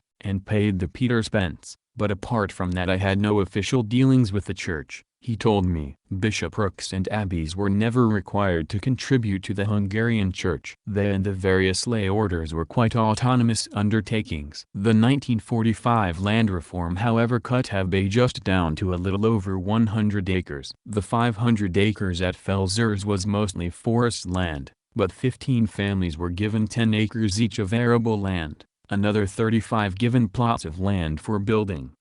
Even my 100 acres they are taken gradually away from me, complained the abbé as we strolled around the grounds of his mansion to admire his pet donkey. There's a new law now that a landowner can only have as much land as he can conveniently work himself. The rest must be rented out to the former laborers for a nominal rent. What about your relations with people in the village, now that you're a middle-class farmer abbé and no longer a powerful landowner? Do you have better contact now than before? Do more or less people come to church than before? The communists would like to have closer cooperation with me, he answered. They asked me the other day to attend the opening of a new school. They always ask me to attend any local festivities, but I am always able to find some reason or other for not attending. I don't want to lend the prestige of the church to any of their functions. Church attendances are perhaps even better than before. Communists still come to church, and people who didn't used to come attend now because the church has become a political rallying point for them. When I asked about specific anti-religious activities, Abbé just said there were none and that compulsory teaching of religion in school still gave the church plenty of scope to influence the children. He was critical of the cardinal and said the latter could have obtained much greater concessions from the state if he had played his cards correctly. He then made a remark which I was to remember 18 months later when Abbé just stood in a Hungarian court and admitted having been a British agent since 1947. Having worked with Mr. Edgar Sanders, sentenced by the same court to 13 years imprisonment for espionage and sabotage. The situation of the church here, bad though it is, he said, is still better than it is in Romania. I had some visitors here recently, and, he added quickly, but you must not say anything about that. They were passing through from Romania and they painted a dreadful picture of the difficulties of Catholics there. In the Budapest court in March, 1950, just admitted to having been paid 3,000 forints, almost £100, for sheltering some British agents from Romania, while they passed illegally through Hungary to Austria, in the summer of 1948. The Abbé Just, a big man with a large Roman nose dominating his face, impressed me at the time as a much more intelligent and cultured man than Cardinal Mindszenty, a man who could have been a more dangerous opponent of the government than the vain and foolish cardinal. But Abbé Just could not get used to living as a modest small landowner, partly for money, partly, as he told the court, because he belonged to one of the noblest families in Hungary. He became a paid British agent and is now serving a 10 years prison sentence in Hungarian jails. The abbé was a fine connoisseur of wines, and as I left him, he begged me to return the following month when the new wines would be ready. With even as living in medieval splendor until 1945, it is small wonder that the organized church opposed every reform the government tried to introduce. At first, however, the bishops laid low. They partly believed the propaganda of Horthy and his successors that if the Bolsheviks came, all priests and bishops would have their throats cut, the nuns raped, cathedrals turned into anti-God museums, and churches into roistering taverns. When the Soviet army chased out the Germans and none of these things happened, immediately the church leaders began to fawn on the Soviet leaders and the leftist government. A statement was issued by all the Hungarian Catholic bishops on May 24, 1945, which said, "We have observed that the Soviet military command has paid considerable attention to religious life. Our church buildings stand and divine services are performed without interference." That statement holds good in 1952. There has not been the slightest interference with the exercise of religious functions in Hungary. As the time went by, however, the hierarchy saw that nothing unpleasant was planned against the church, that no throats were cut, there were no rapings and no desecrations of church properties. On the contrary, communist-led brigades helped repair scores of village churches and in several cases completely rebuilt them. The government church leaders became more aggressive and opened the counterattack shortly after Mindszenty was appointed cardinal in September 1945.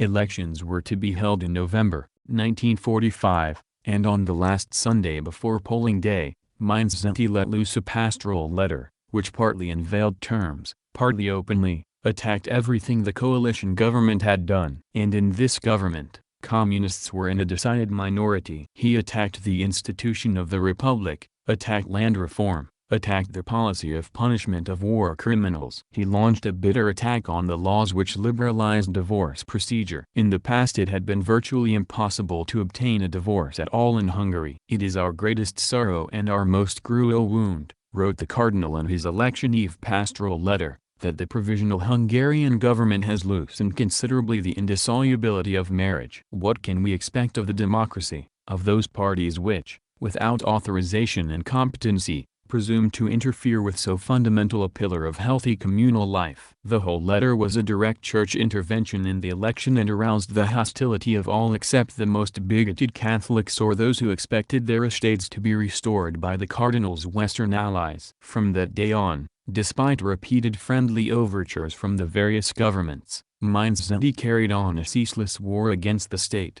The church was left with more privileges in Hungary than it enjoyed in most Western countries. After the land reform, bishoprics were still left with 300 acres, abbeys with 100 and rural parishes were allotted between 15 and 30 acres. For many of the smaller clergy this was more than they had owned in the past. The state, even after the predominantly communist regime was elected in 1947, still offered to subsidize the church, but with decreasing payments for 20 years, by which time the church was supposed to make itself self-supporting, as it is in most countries. The Protestant churches gladly accepted this arrangement. Mainz-Zenti himself was given a salary equal to that of the prime minister, archbishops 50% more than that of a cabinet minister, bishops the same as cabinet ministers, and lower grades of clergy correspondingly high salaries. There was no interference with the church seminaries. Religious instruction was compulsory in the schools. It was only in late 1949 that this was abolished and religious instruction put on a voluntary basis. To suggest that there was any interference with religious processions or with those of the faithful who wished to attend Sunday services was nonsense. The Feast of St. Stephen's, which coincided with the Youth Festival in Budapest in 1949, was attended with the same fervor as in previous years. Indeed, this was used as propaganda by the church as a courageous expression of faith by the believers. Churches in town and country are still well attended on normal Sundays and packed out for any special occasions. Certainly it is mostly the older men and women folk who attend, but this is due to natural causes and certainly not to any threat of persecution by the government. Processions and special festivities were always advertised well beforehand in the Catholic papers as if to challenge the government to try and stop them, but no obstruction was ever put in their way. The government has never interfered with the exercise of purely religious functions. On the other hand, it has invited the church to participate in various constructive functions in which the church and its followers could take part, without any sacrifice of religious principles.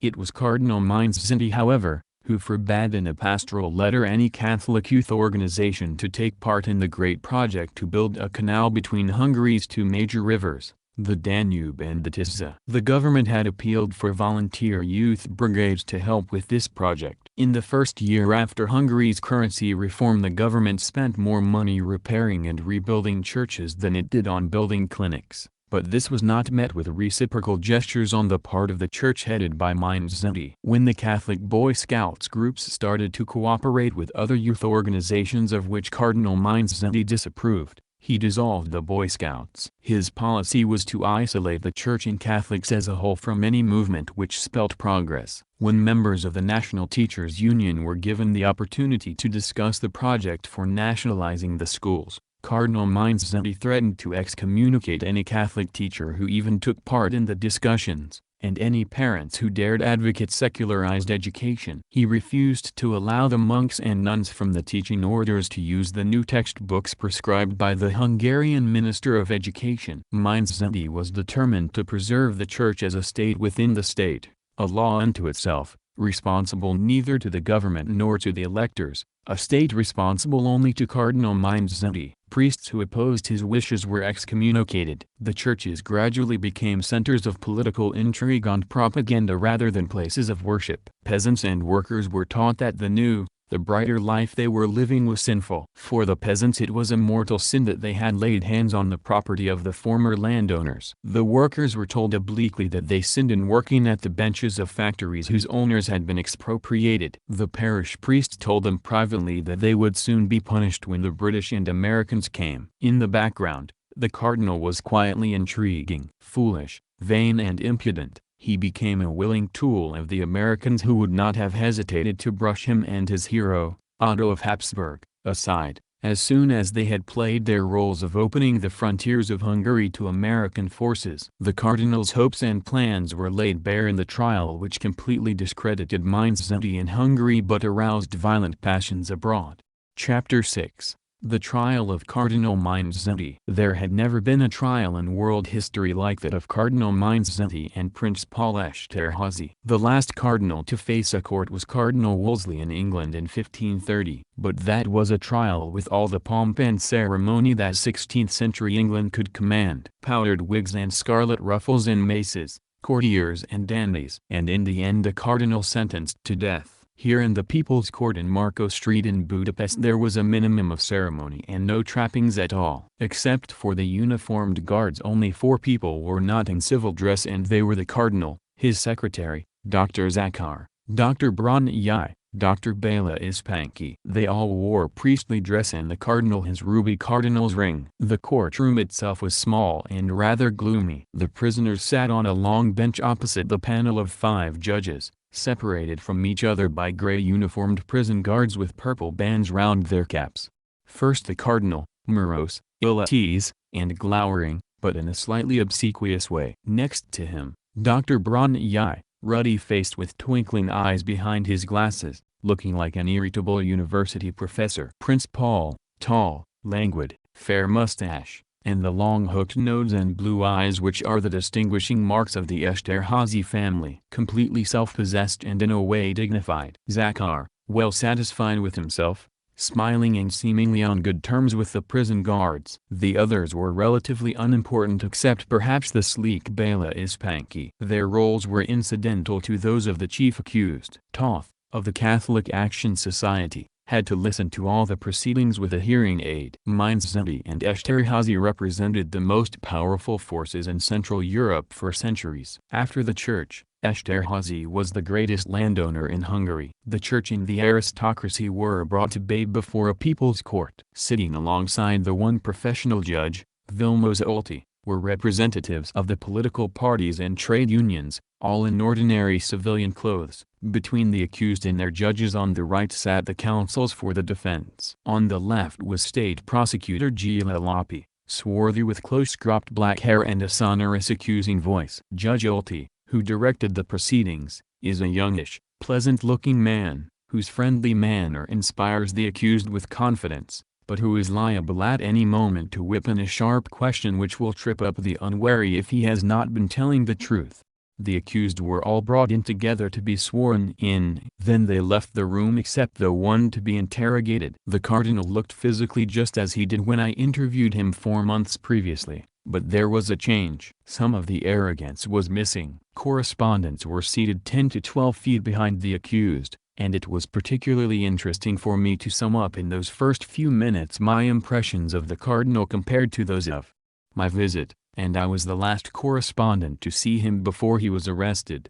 I was reminded of the bully who used to tease me at school, and the expression on his face when he was faced with his superior in weight and punch power in the school playground. An expression which reflected shame, defiance, fear and appeal for mercy all at the same time. And that was the expression on the cardinal's face, as he stood and waited for the questions to start, his hands folded in front of him, leaning slightly forward as though obsequiously eager to catch every word the judge spoke.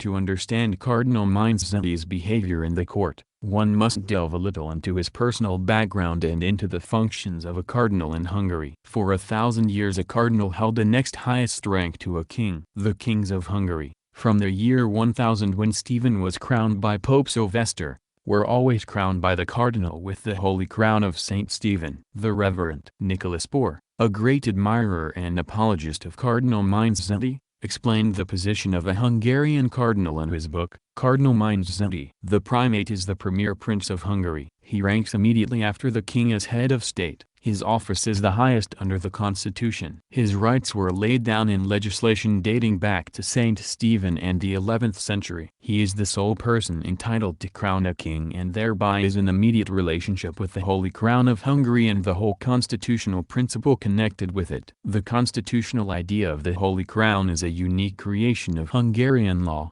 whose roots go back to the 14th century. It was fully developed by Stephen Verboczny in his famous Tripartium, written in the 16th century. In its essence, the principle of the Holy Crown of Hungary declares that in Hungary the source of all rights is the Holy Crown, which unites the whole country, people and soil in a mystical body. The Holy Crown consists of 2 parts, the head, i.e., the king, and the members. Up to 1848 only the nobility was included in the latter. Since 1848 it is the whole nation. The liberal revolution of 1848 under Louis Kossuth, which dealt the first heavy blow to feudalism in Hungary, and at the Habsburg domination, was always severely condemned by Cardinal Mindszenty, author. The significance which Bohr attaches to the Holy Crown is interesting in view of revelations during the trial. Neither Bohr nor Mindszenty accepted the necessity for any changes in the role of a Hungarian cardinal from the 11th century onwards. Mindszenty, or Joseph Pam,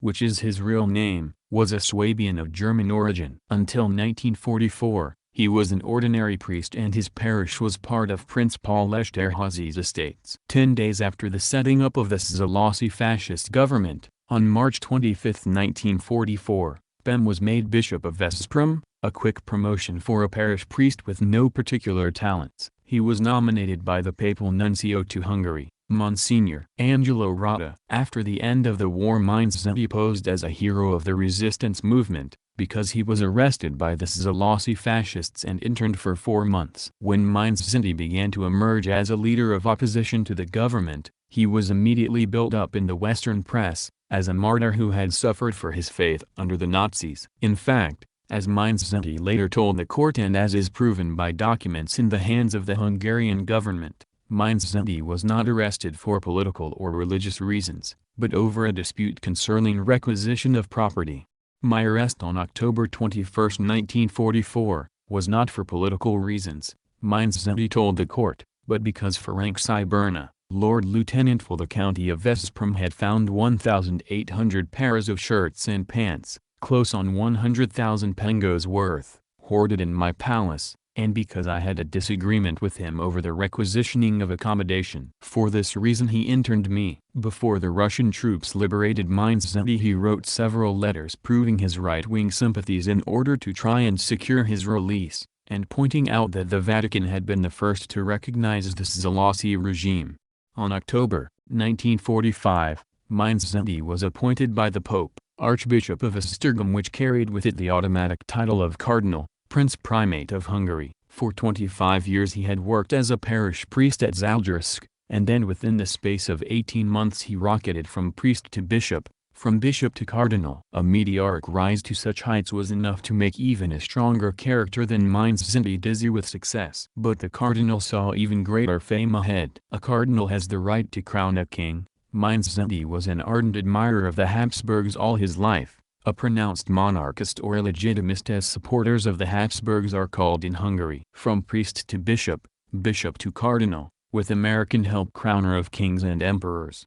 And perhaps the next step to be called to Rome as Pope. Such dreams went like new wine to his head. His newfound American friends supported and encouraged his dreams. The Holy Crown of St. Stephen was in American hands. The pretender to the Habsburg throne, Otto, was living in America. The Americans would make war on Russia.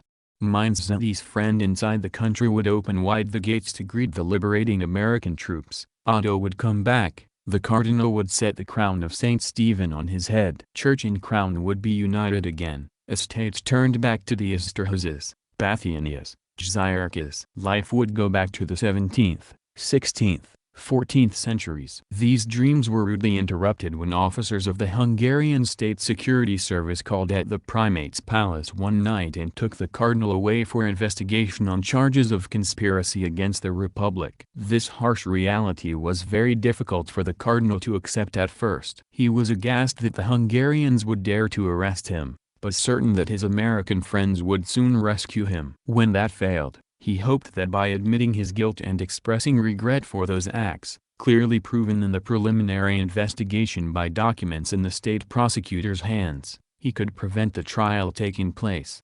Up to the last moment before the trial started, it seems Mindszent thought he would be released or rescued. It was only after he had completed his testimony that the prosecutor produced a letter which Mindszent thought had been smuggled out of his room at the Marco Street prison, to the U.S. minister, Seldon Chapin. It was obviously a great shock to Mindszent when a letter was produced in court. It had been written 10 days before the trial started. "Mr. Minister, you must take action by Thursday," wrote the cardinal, "and I request you to do so, for a death sentence is likely and the trial will be pointed against America. They want to prove that I was paid by America for secret information. Please send a car and a plane.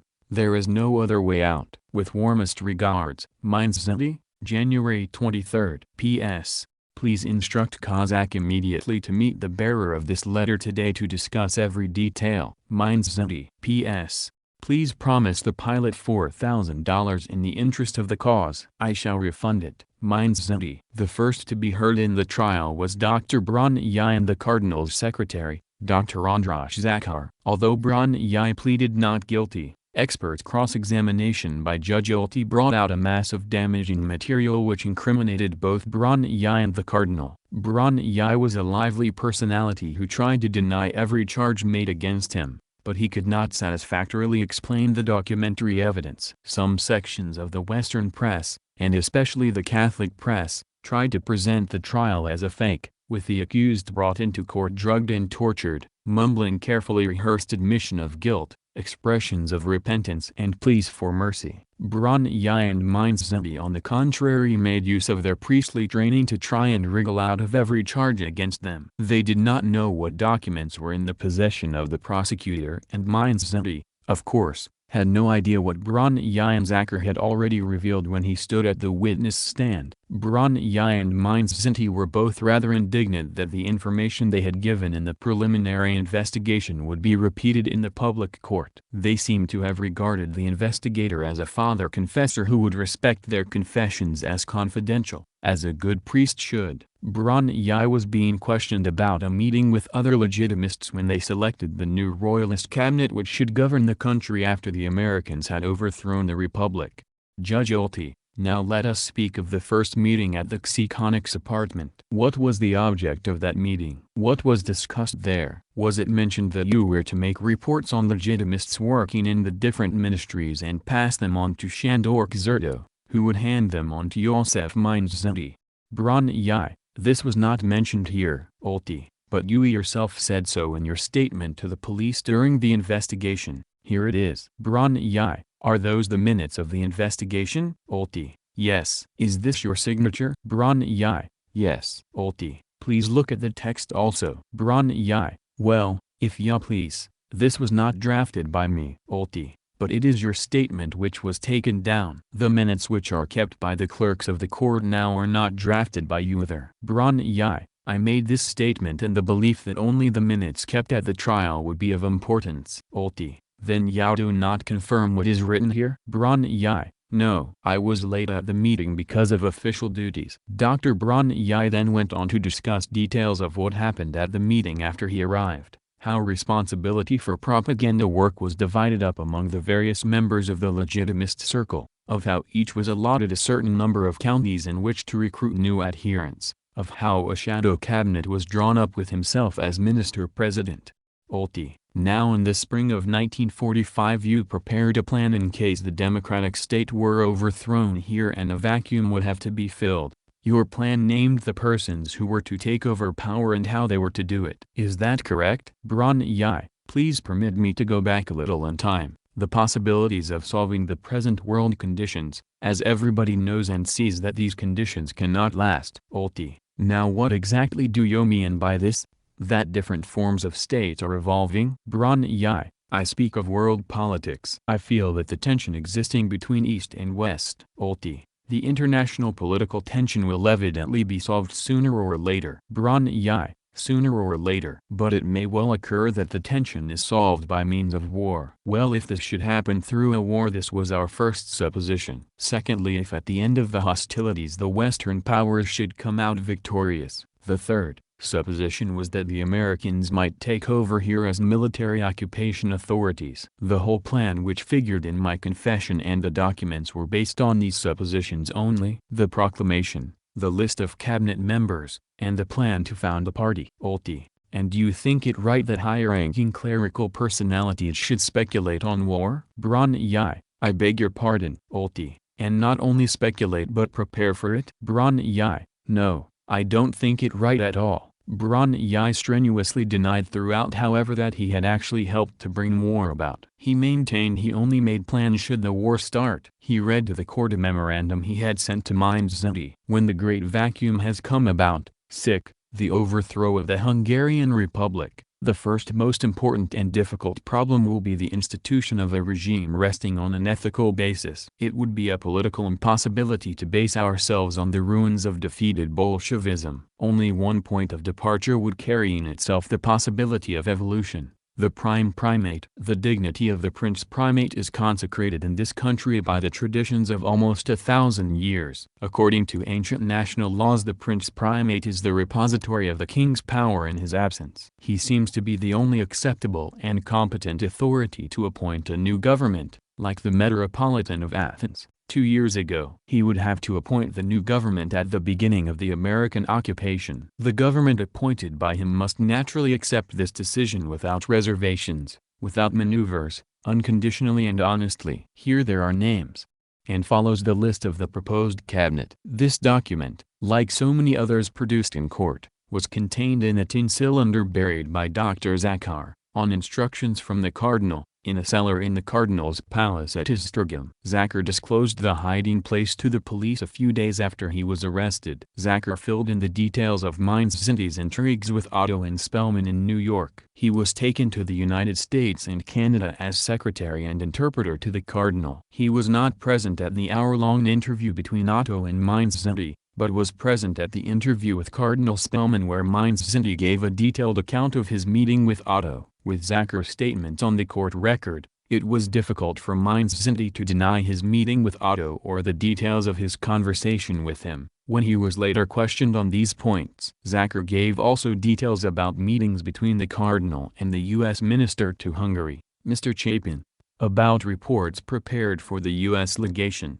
and collected, usually late at night, by the first secretary, Mr. Kozak. Zachar himself prepared the reports which were compiled from data selected by himself and material handed him directly by the cardinal. An amusing sidelight was presented by Zachar when he described Cardinal Mainz-Zinti bartering a car with the Vatican radio station for space on the air for Hungarian language broadcasts. The car was one of 3 bought by Mainz-Zinti during his trip to the United States. Olti, tell me please, why did Joseph Mainz-Zinti give a car to the Vatican radio station? After all, there were the dollars. There were many dollars. Why did you leave this car there? Zachar, well, partly in order to bring home the dollars. Olti, but you did not bring them home and the car was left behind also. Zachar, on the other hand, and this was the main point, because the director of the Vatican radio named this concretely as something they needed.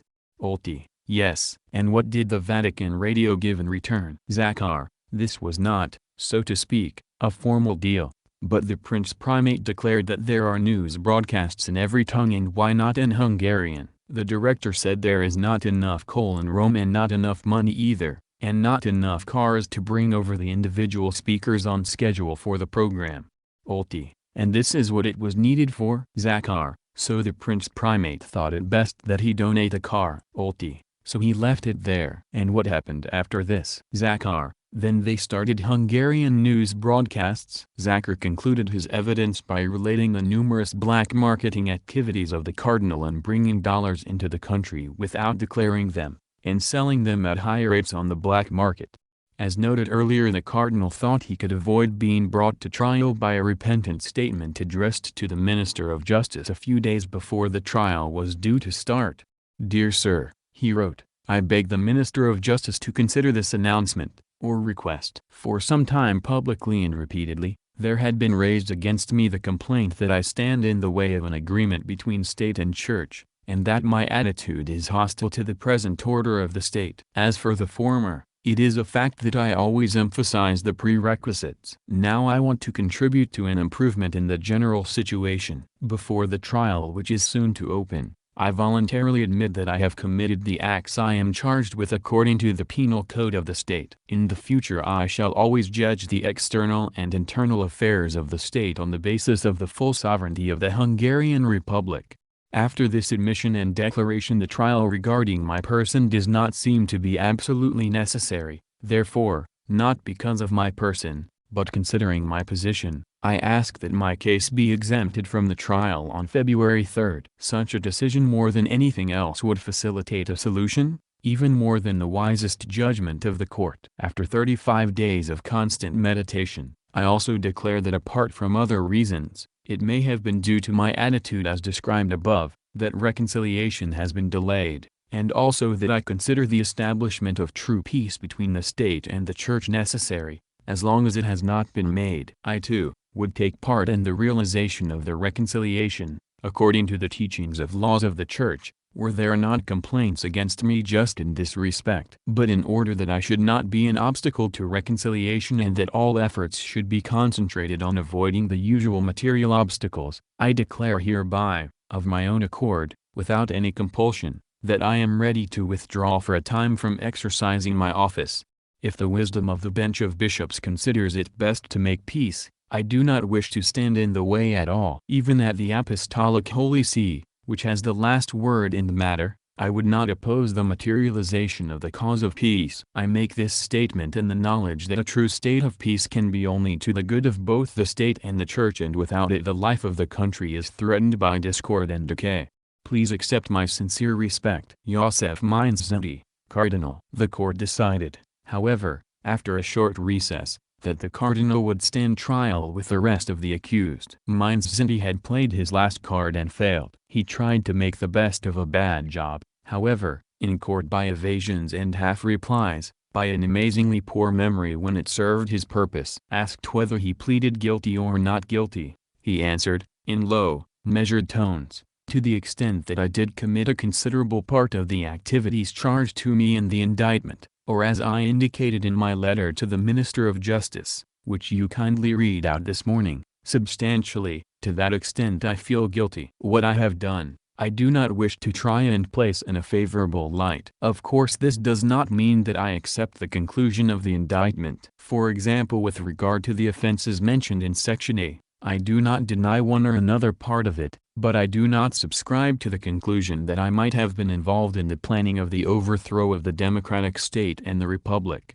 even less, as the indictment states, that I might have played the leading role. He admitted to having had an anti-Jewish attitude even as a young priest after Judge Olte read some newspaper articles he had published in 1919, and admitted also that he was a supporter of the Habsburgs and that he had strongly protested to Prime Minister Tilde in December, 1945, at the proposed abolition of the monarchy. He could not remember what he had written to Tilde, but Judge Olte refreshed his memory by reading the original letter in which the cardinal wrote, I understand the National Assembly will soon place constitutional reforms on the agenda, among them the question of the republic, the plan to put an end to the 1,000-year-old monarchy. If this is true, I protest against such plans on the basis of legal rights exercised by Hungarian primates for more than 900 years. Mindszenty was determined from first to last to give nothing away that the state prosecutor did not know. He always waited with his replies for the judge to put his cards on the table. There was at no time anything like the blind confession as suggested by Cardinal Spellman and sections of the Western press. When he made admissions, they were only when he was confronted by overwhelming evidence. Otherwise he couldn't remember. For example,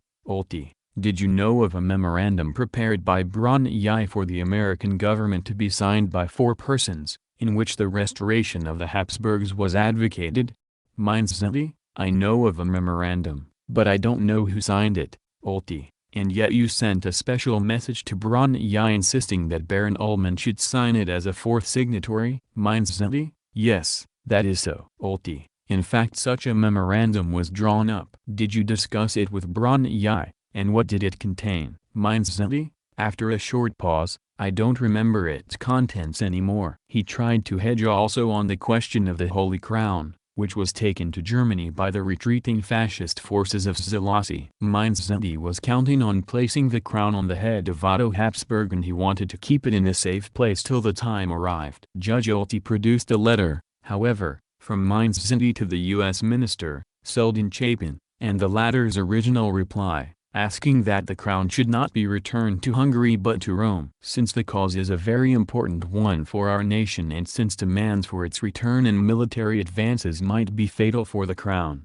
only Rome could reassure us. Mindszenty's naive belief in the imminent advance of the U.S. military forces into Hungary was reflected again in the letter. In any case, he had no business to go over the head of the Hungarian government in the matter of this very valuable and historic relic of the Hungarian people. But in the court, Mindszenty would not admit he had committed an illegal act. Olte, it shows that this was an illegal method and illegal activity against the state. Wasn't it? Mindszenty, I'm sorry that I did not think at that time to turn to the government for help. On the question of having prepared regular reports for the U.S. legation and even requests for U.S. intervention in Hungarian affairs, Mindszenty asked to be permitted to make a statement.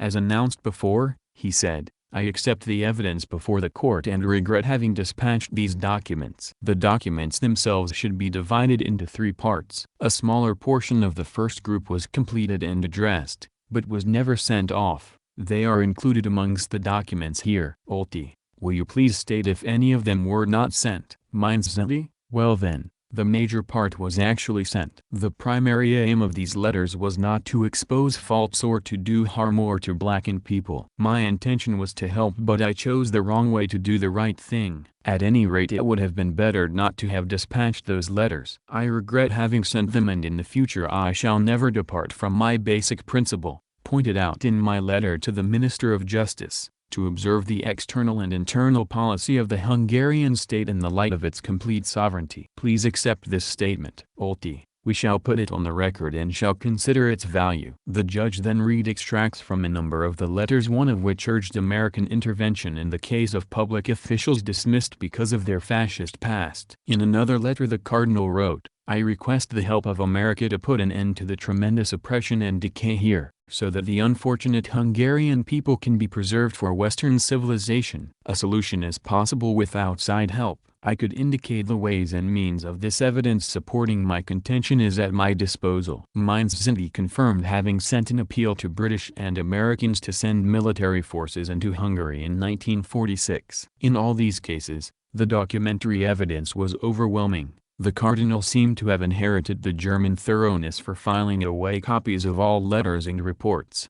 After Mindszenty had given some meager details of his conversations with Cardinal Spellman and Otto Habsburg in New York, Otto denied that he met Mindszenty in the United States, to prepare the way for Otto's return as soon as America had won the next war. The judge tried to pin Mindszenty down on the question of his activities towards fomenting a war.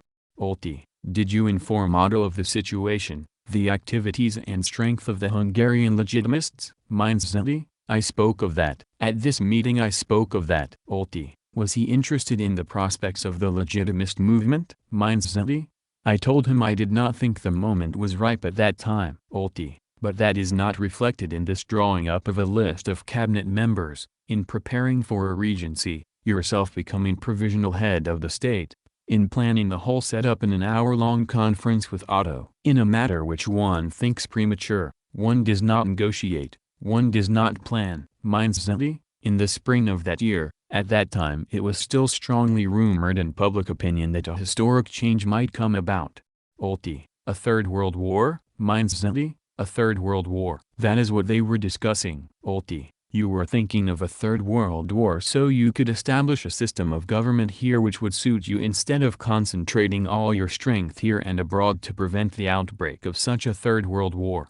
Mindszenty, I beg your pardon, Mr. President, I was not working for a third world war. Olti, the premise, this desire was the condition sine qua non. Mindszenty, in any case, I as a Hungarian, dread a third world war. Olti, but the whole plan is based on this. You thought of a new sea of blood. The war would break out and the Anglo-Saxon powers would win. Mindszenty, these ideas gained ground among the people. Olti, but, if you please, was there any step taken? Was there even one stroke of the pen made against the outbreak of war, for the lessening of international tension?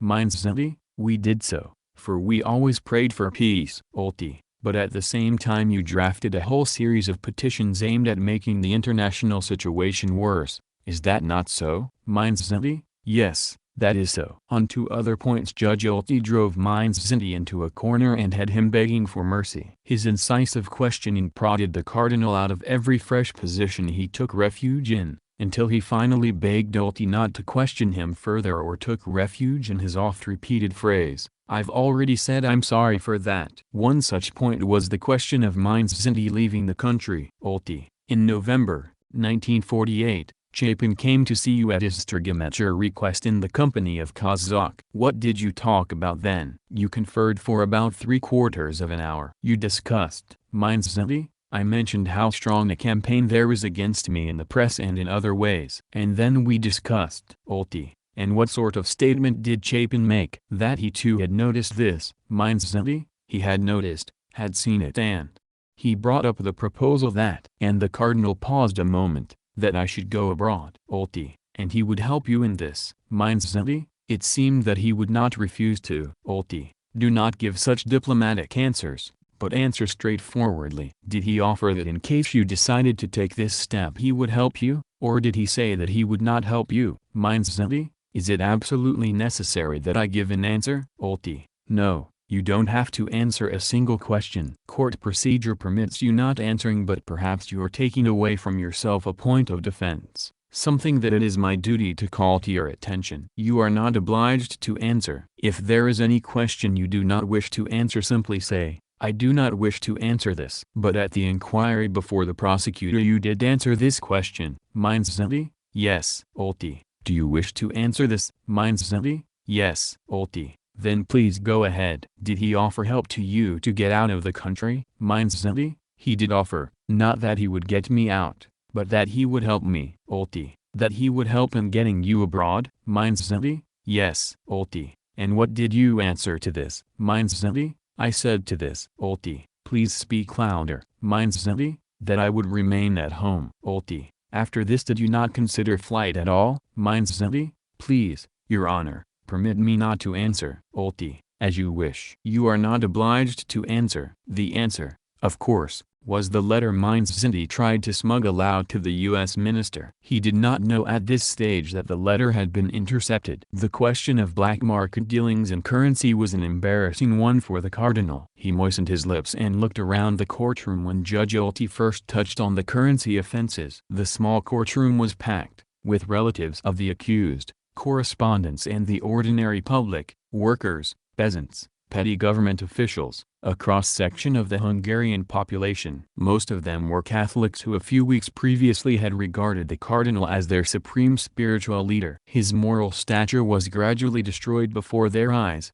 as he disclosed himself to be a clumsy intriguer who would not hesitate to plunge Hungary into a war and destroy everything that had been accomplished since 1945. Stripped of his scarlet and privileges, standing before the people's court he appeared as a common criminal, a shifty parish priest caught out in antisocial crimes, trying to deny proven facts, shifting the blame onto others where he could. He was put to shame in his conduct in court by the more dignified Prince Esterházy and the fiery Dr. Bronnyi, who at least admitted openly much that they had done, and spoke up in support of their own reactionary convictions. Meins that showed himself to be an enemy of the people in every one of his dealings, but in an oily speech at the end of the trial claimed he was never an enemy of the Hungarian workers or peasants. At the time when Hungary was struggling against an unprecedented inflation, when the state needed every ounce of foreign currency it could lay hands on, Cardinal Meins that was trading with dollars on the black market.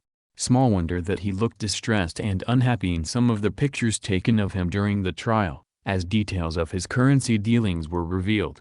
Again he volunteered no information. Everything had to be dragged out by Olti's questions. Olti, let us consider the foreign currency offenses. On your first trip to Rome in 1945, how many dollars did you get from Under Secretary of State Montini? Meins that 30,000. Olti, $30,000. Meins that if I remember correctly. Olti, would you rather have arrest or would you rather we continued the hearings? Can you follow? Meins that I can. I shall answer as much as I can remember. Olti, then let us proceed. Your second trip to Rome in 1946. On that occasion you received $10,000 in one sum from the Holy See. Meins that I did. Olti, there is an item of $3,000 from Spellman, another $1,000 from Gigan, one of $5,000 from donations, according to Zachar. Meins that would be about right as far as I can judge. Olti, then you purchased 3 motor cars for $3,000 or $4,000. Meins that yes. Olti, you brought home with you $12,000. Is that correct? Did you report this to the National Bank? Meins that I don't know. Olti, you don't know? Meins that I don't know. I didn't handle the money at home. Olti, you gave it to Boca, manager of the Cardinal's estates. Meins that yes. Olti, I see. What did Boca do with the money? Obviously he changed it into forints. Is that so? Meins that That is so. Ulti, you were aware of the regulations concerning the traffic in dollars as a foreign currency. I don't mean recent regulations but those in force for 10 years. Mindseti, I was. Ulti, please tell us, whenever you needed some cash and you had dollars, did you give instructions to sell so and so many? Mindseti, sometimes I did. Ulti, can you imagine that they would have sold part of the currency without your permission? Could Boca have done so for instance? Was he authorized to do so? Would he have dared to do so? Mindseti, I don't know what he dared to do, but, if you please, I realize the mistakes and feel that. Ulti, please first answer the question then I shall listen to where you see the mistakes. Please answer me this. Was Boca authorized to trade or sell foreign currency without your knowledge? Mindseti, from time to time I gave instructions to sell. Ulti, you knew that he did not deliver and sell the dollars to the national bank, that these dollars were not even registered at the bank? Mindseti, driven into a corner again, replied, please, in my case, I take the blame for what happened. I have written to the People's Court concerning the paying back. Kindly separate the dollars that I personally handled from the currency charges against the others and the damage caused to the state. Ulti, whatever you did not handle, shall not, of course be charged against you. Mindseti, I shall repay it as far as I am able. Ulti, over a period of 2 or 3 years you carried out a series of foreign currency deals. In my experience, the special court handling financial crimes has passed sentences of 1 or 2 years imprisonment for amounts ranging from $5 to $100. We never dreamed that there were dollar deals of this size going on, and that these should be carried out by the Archbishop of Esztergom. It is unprecedented in Hungarian jurisdiction that such enormous dollar amounts should be involved in speculation. Is this permissible according to Catholic ethics? Mindseti swallowed before answering. In any case I regret. Ulti, yes, you have said so before. Altogether about $97,000 were handled in the Cardinal's black market deals. Much of it had been subscribed by Hungarians in America for helping Hungarians at home who had suffered through the war. Part of the money was used to finance Mindseti's agent in Rome, Mihailovics, who was in contact with American intelligence and to whom regular espionage reports were sent by the Catholic Action Society in Budapest. Some of the money, including a check of $5,000 from Cardinal Spellman and endorsed by Mindseti, was bought by Prince Esterházy and was smuggled through to Austria. The Cardinal got on the average 4 times the official rate for the dollar. To avoid suspicion he declared small amounts to the National Bank. On one occasion he registered 800 out of 15,000, on another occasion he declared 4,000 of 19,000. So there was no doubt that he knew the regulations regarding the declaration of foreign currencies.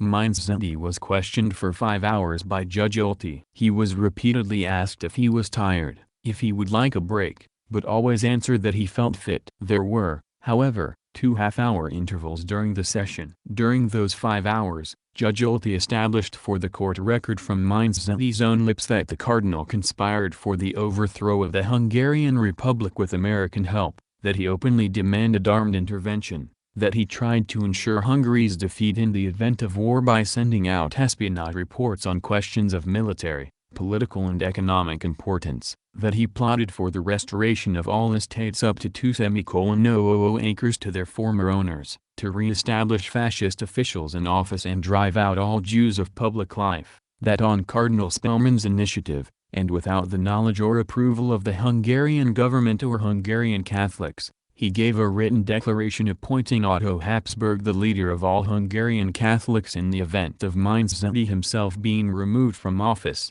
that by secret correspondence with the U.S. minister and U.S. Army authorities, he prevented the return of the historic Holy Crown to Hungary, that he had dealt extensively on the black market with currency speculation. Many of these conclusions the Cardinal denied, but the facts and documents produced, the Cardinal's own testimony and that of his fellow accused made it apparent to every observer in the court that these conclusions were established.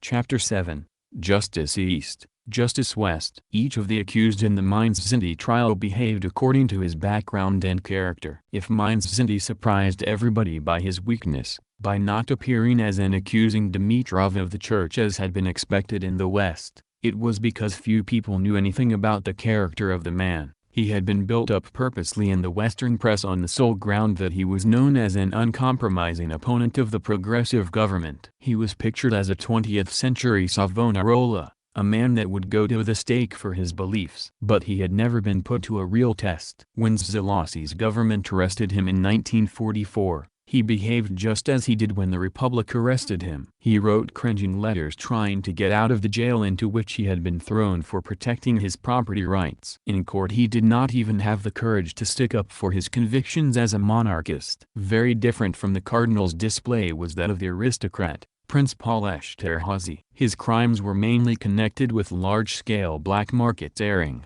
but he admitted that he paid Mainz-Zenti above the normal black market rate for dollars because he knew the cardinal was engaged in a conspiracy to restore the Habsburgs and needed money for the work.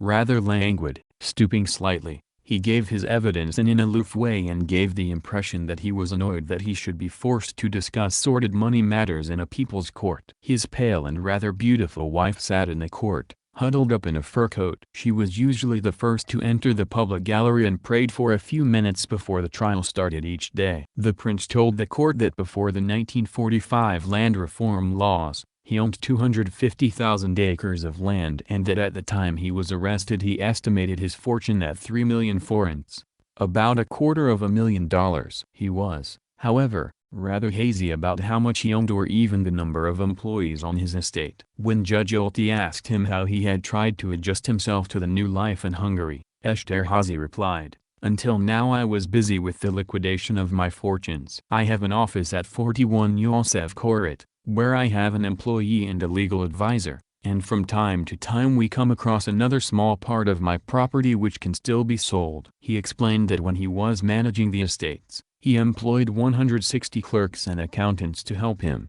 but the estimates were so vast he had no clear picture of the total number of peasants or farmhands. As the statistical reports on the estate are not at hand I couldn't recite them by heart. Prince Paul was rather vague too, when it came to the dollars he had bought from Mainz-Zenti and other sources. Olti, you saved a certain amount of foreign currency during the siege? How much was that? Esterhazy, I couldn't say offhand. Olti, about how much? You don't have to give an absolute, exact figure. Esterhazy, the indictment says it was $11,000. Olti, well, it seems evident that you must have mentioned that figure otherwise they wouldn't have put it down. Esterhazy, unfortunately it wasn't I who handled this sort of thing but my secretary, Dr. Horvath. Olti, anyway you think this is the right figure? Esterhazy, if he says so I accept it. Olti, you instructed your secretary Horvath in the autumn of 1945 to purchase further sums of dollars on the black market, after Decree 8400 1946 was issued forbidding the purchase of foreign currency except through the legal channels of the National Bank?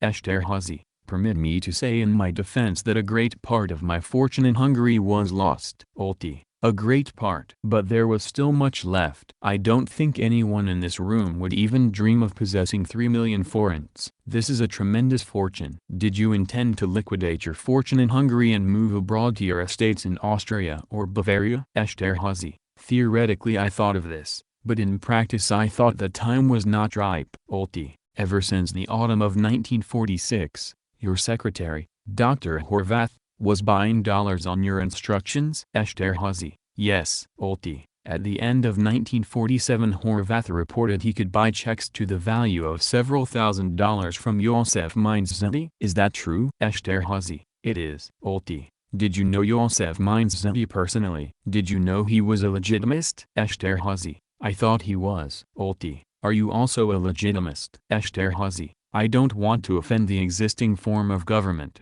but in my heart of hearts I must confess to being a legitimist due to my ancestral background.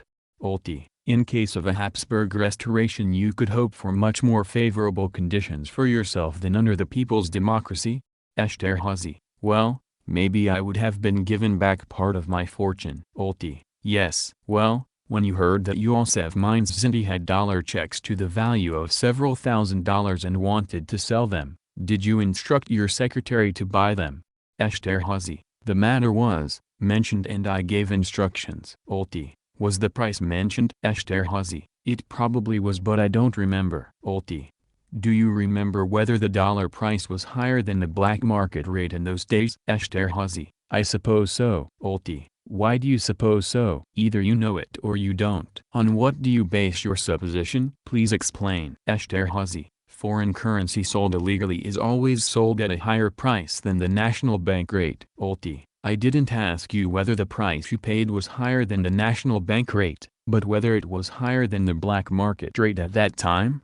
Esterhazy: I think it was higher. Ulti: You think it was higher? Now tell me, why should you have wanted to pay a higher price to Yosef Mindszenty than you would have paid to a person unknown to you also engaged in selling dollars on the black market? Did you intend to assist Yosef Mindszenty in this way? Esterhazy: I thought that eventually the difference would be used for legitimist purposes. Ulti: Tell me, please, how many dollars in checks did your secretary buy on your instructions? Esterhazy: Even in my statement made to the police I was unable to give an exact answer to this. Then we reconstructed this with his help, and if I remember well, it was $8,000. Ulti: Yes, $8,000. That was the figure in the deposition. Esterhazy: I received a warning indirectly that it would be advisable to send the checks abroad. Ulti: Was there an endorsement on the checks? Esterhazy: Yes, the signature of the last owner. Ulti: Who was the drawer of the checks? Esterhazy: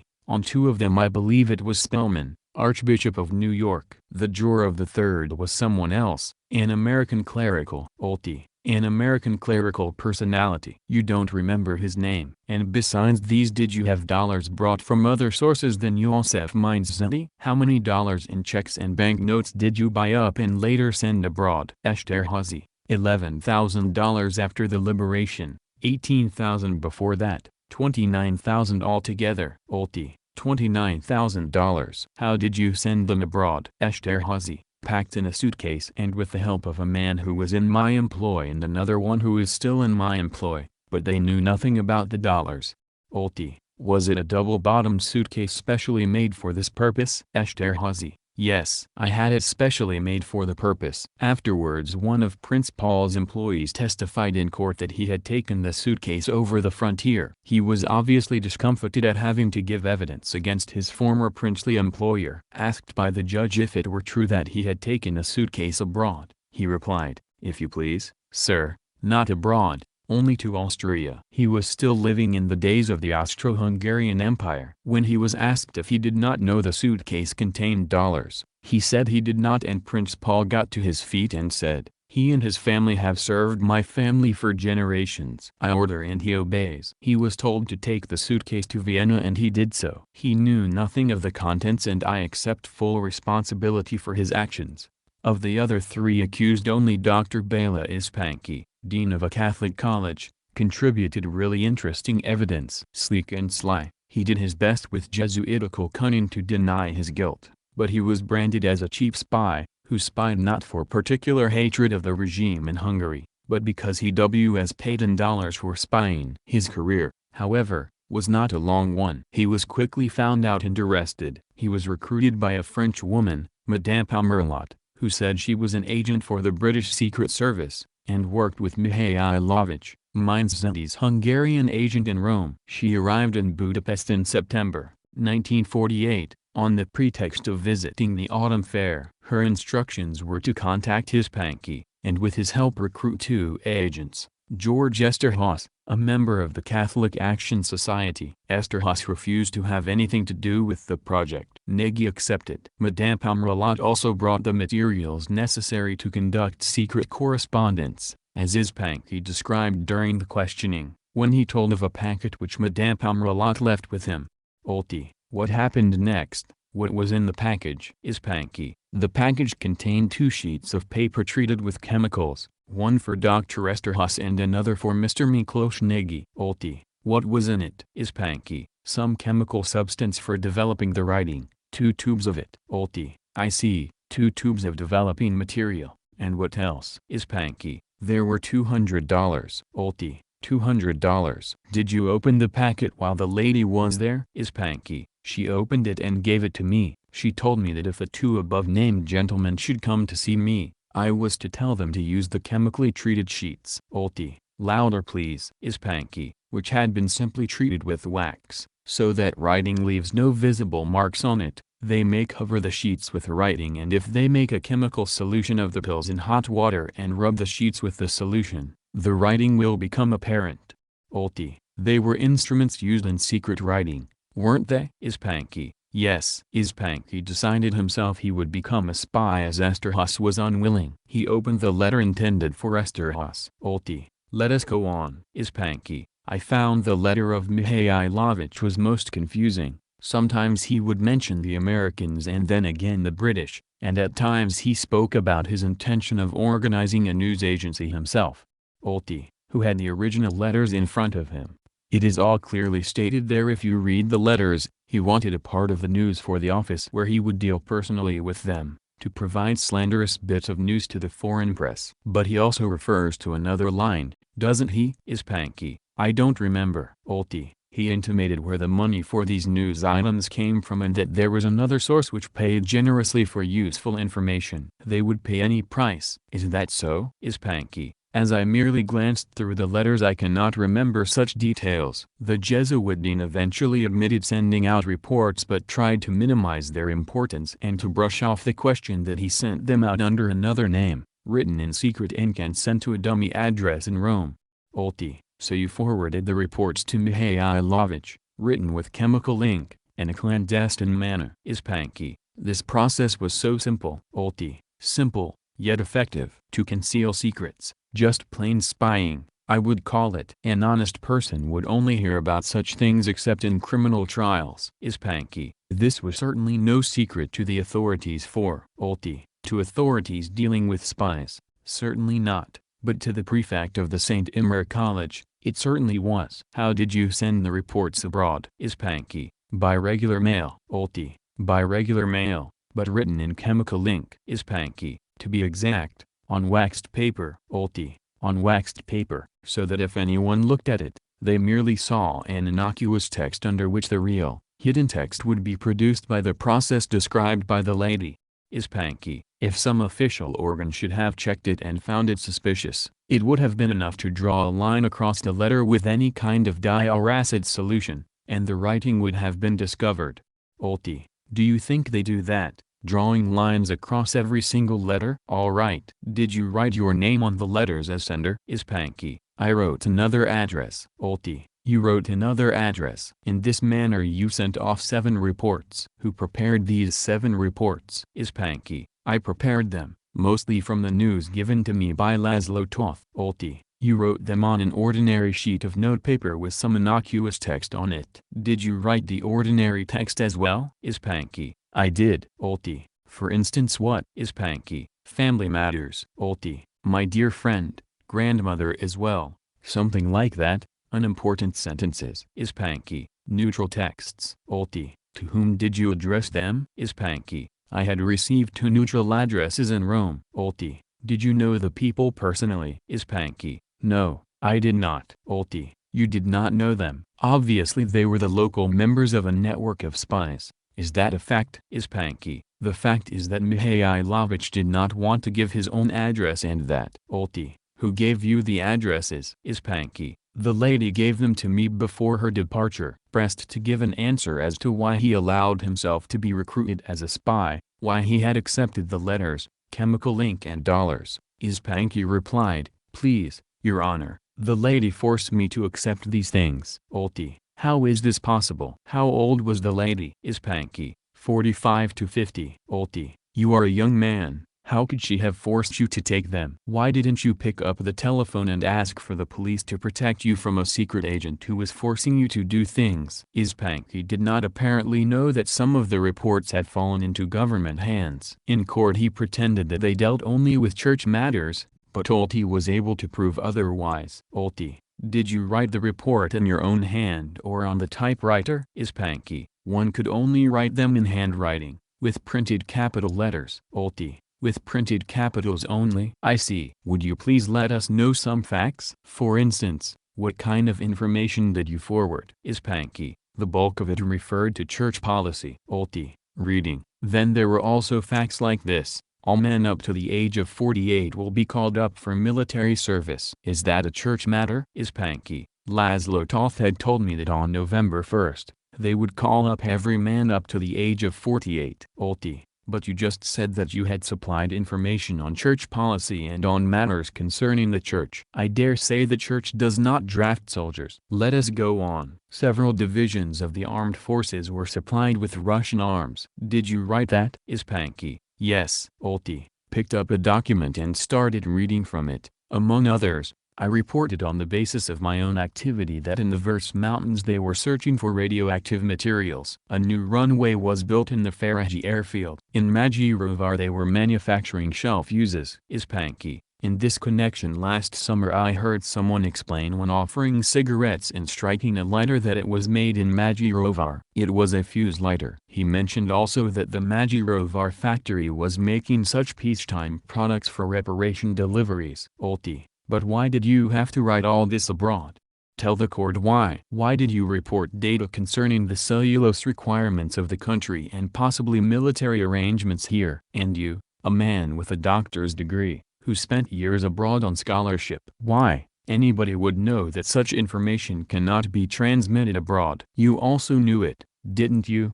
Did you know that you were not supposed to pass it on? That by doing so you were acting disloyally to your country? Did you know it? Ispanky. I knew it. The Americans to whom most of this information was eventually going must have been disillusioned in the quality of their informants when they read Ispanky's evidence. Lighter flints become shell fuses. False reports on mobilization. False reports on Soviet equipment for several divisions of Hungarian troops. I have quoted at considerable length from the evidence of the main accused to disclose not only its substance but the way in which it was extracted. Hate campaigns were whipped up against Hungary abroad, by people who had not been near the courtroom. Accused were pictured as stumbling into the trial, bereft of their senses, reading prepared confessions at the top of their voices. They were supposed to have been prepared by drugs and injections beforehand, and if there was any break in their evidence, they were said to have been rushed from the room for another injection before they could carry on.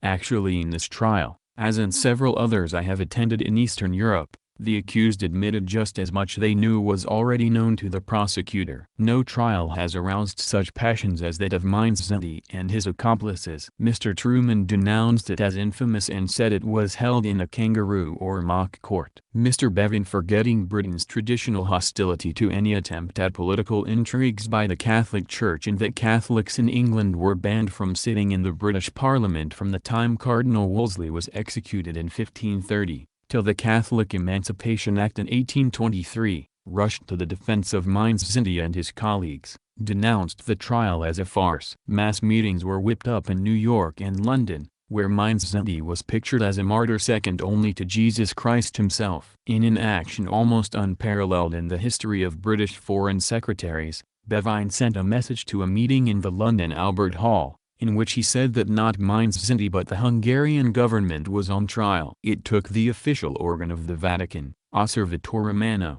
to squash some of the wilder comment of the trial by repudiating the stories of drugs and tortures and saying that Cardinal Mindszenty had admitted what was true and denied what was false. Mindszenty had denied also much that was true. Hungarian papers were accused of having prejudged the trial by attacking the cardinal before the case came to court. British and American papers, however, had certainly prejudged the trial and published fantastic reports of tortures and drugs beforehand. A new sinister drug was used on the cardinal, they claimed. Actidron, the truth drug. In fact, as I discovered the day I arrived for the trial, Actidron can be bought at all chemists' shops in Budapest without prescription. It is the Hungarian version of Benzedrine. 3 tablets helped me sit out the first long day in court, after having traveled for 3 days to reach Budapest from Berlin. Certainly, court procedure is different in Hungary to that in England and America, and it may be useful at this stage to explain just what happens to a suspect arrested in Hungary. It is important to understand, however, that this is not a procedure introduced since Hungary became a people's democracy, nor is it a procedure peculiar to Hungary. It is the normal routine of courts over almost the whole continent of Europe including France. One can dispute the merits of this procedure as compared to that followed in English or American courts, But to suggest that it is a sinister technique invented by communists in Eastern Europe is ridiculous. Why are there always admissions of guilt? Why do defense counsels put up such a poor defense? How are confessions obtained? At least some of these questions can be answered. Methods used to obtain statements during police investigations may always be suspect, and a whole literature has sprung up about this particular subject in the United States, where third-degree methods of extracting information are regarded as normal. An accused in Hungary, or Bulgaria or Austria, as far as that is concerned, can be legally held for questioning for an unlimited period. In an espionage case, or conspiracy, where numbers of people are involved, obviously each one interrogated may implicate others. Until all the suspects have been rounded up, none will be brought to trial. Each one arrested contributes new facts to the case, suggests fresh points for questioning those first arrested. Questioners work in teams of highly intelligent men and women with a good knowledge of psychology, a high standard of political education. In crimes of a political nature, their first task is to convince the accused of the extent of their crime against the people. They are made to feel ashamed of themselves. A picture is presented of the sufferings of the common people in the past, the ravages of war, the promising new life which is being built. The questioners are fervent believers in the new state. Part of their work is to convert the accused to their views, to get them into an emotionally ashamed state of mind. Pastor Angel Dinev, sentenced to 1 year suspended sentence at the pastor's trial in Sofia, told me that the teams who questioned him were composed of young, highly intelligent men. The statement I made in court about how well treated I was quite sincere. He told me I was awaiting for him at his modest little home in the outskirts of Sofia, when he returned from the prison. His wife, little daughter Lilia, with a brand new ribbon in her hair, and half a dozen neighbors, were all crowded around the kitchen stove waiting for the pastor to return. They were eager listeners to his account of nearly 3 months in jail. I had been afraid of communists previously, he said, but they treated me well. They are honest people that I could work with. They didn't argue with me about politics, but they gave me lots of books to read, and their questions always followed a certain political line. Altogether I read 40 books while I was in prison, most of them about socialism. Were you beaten?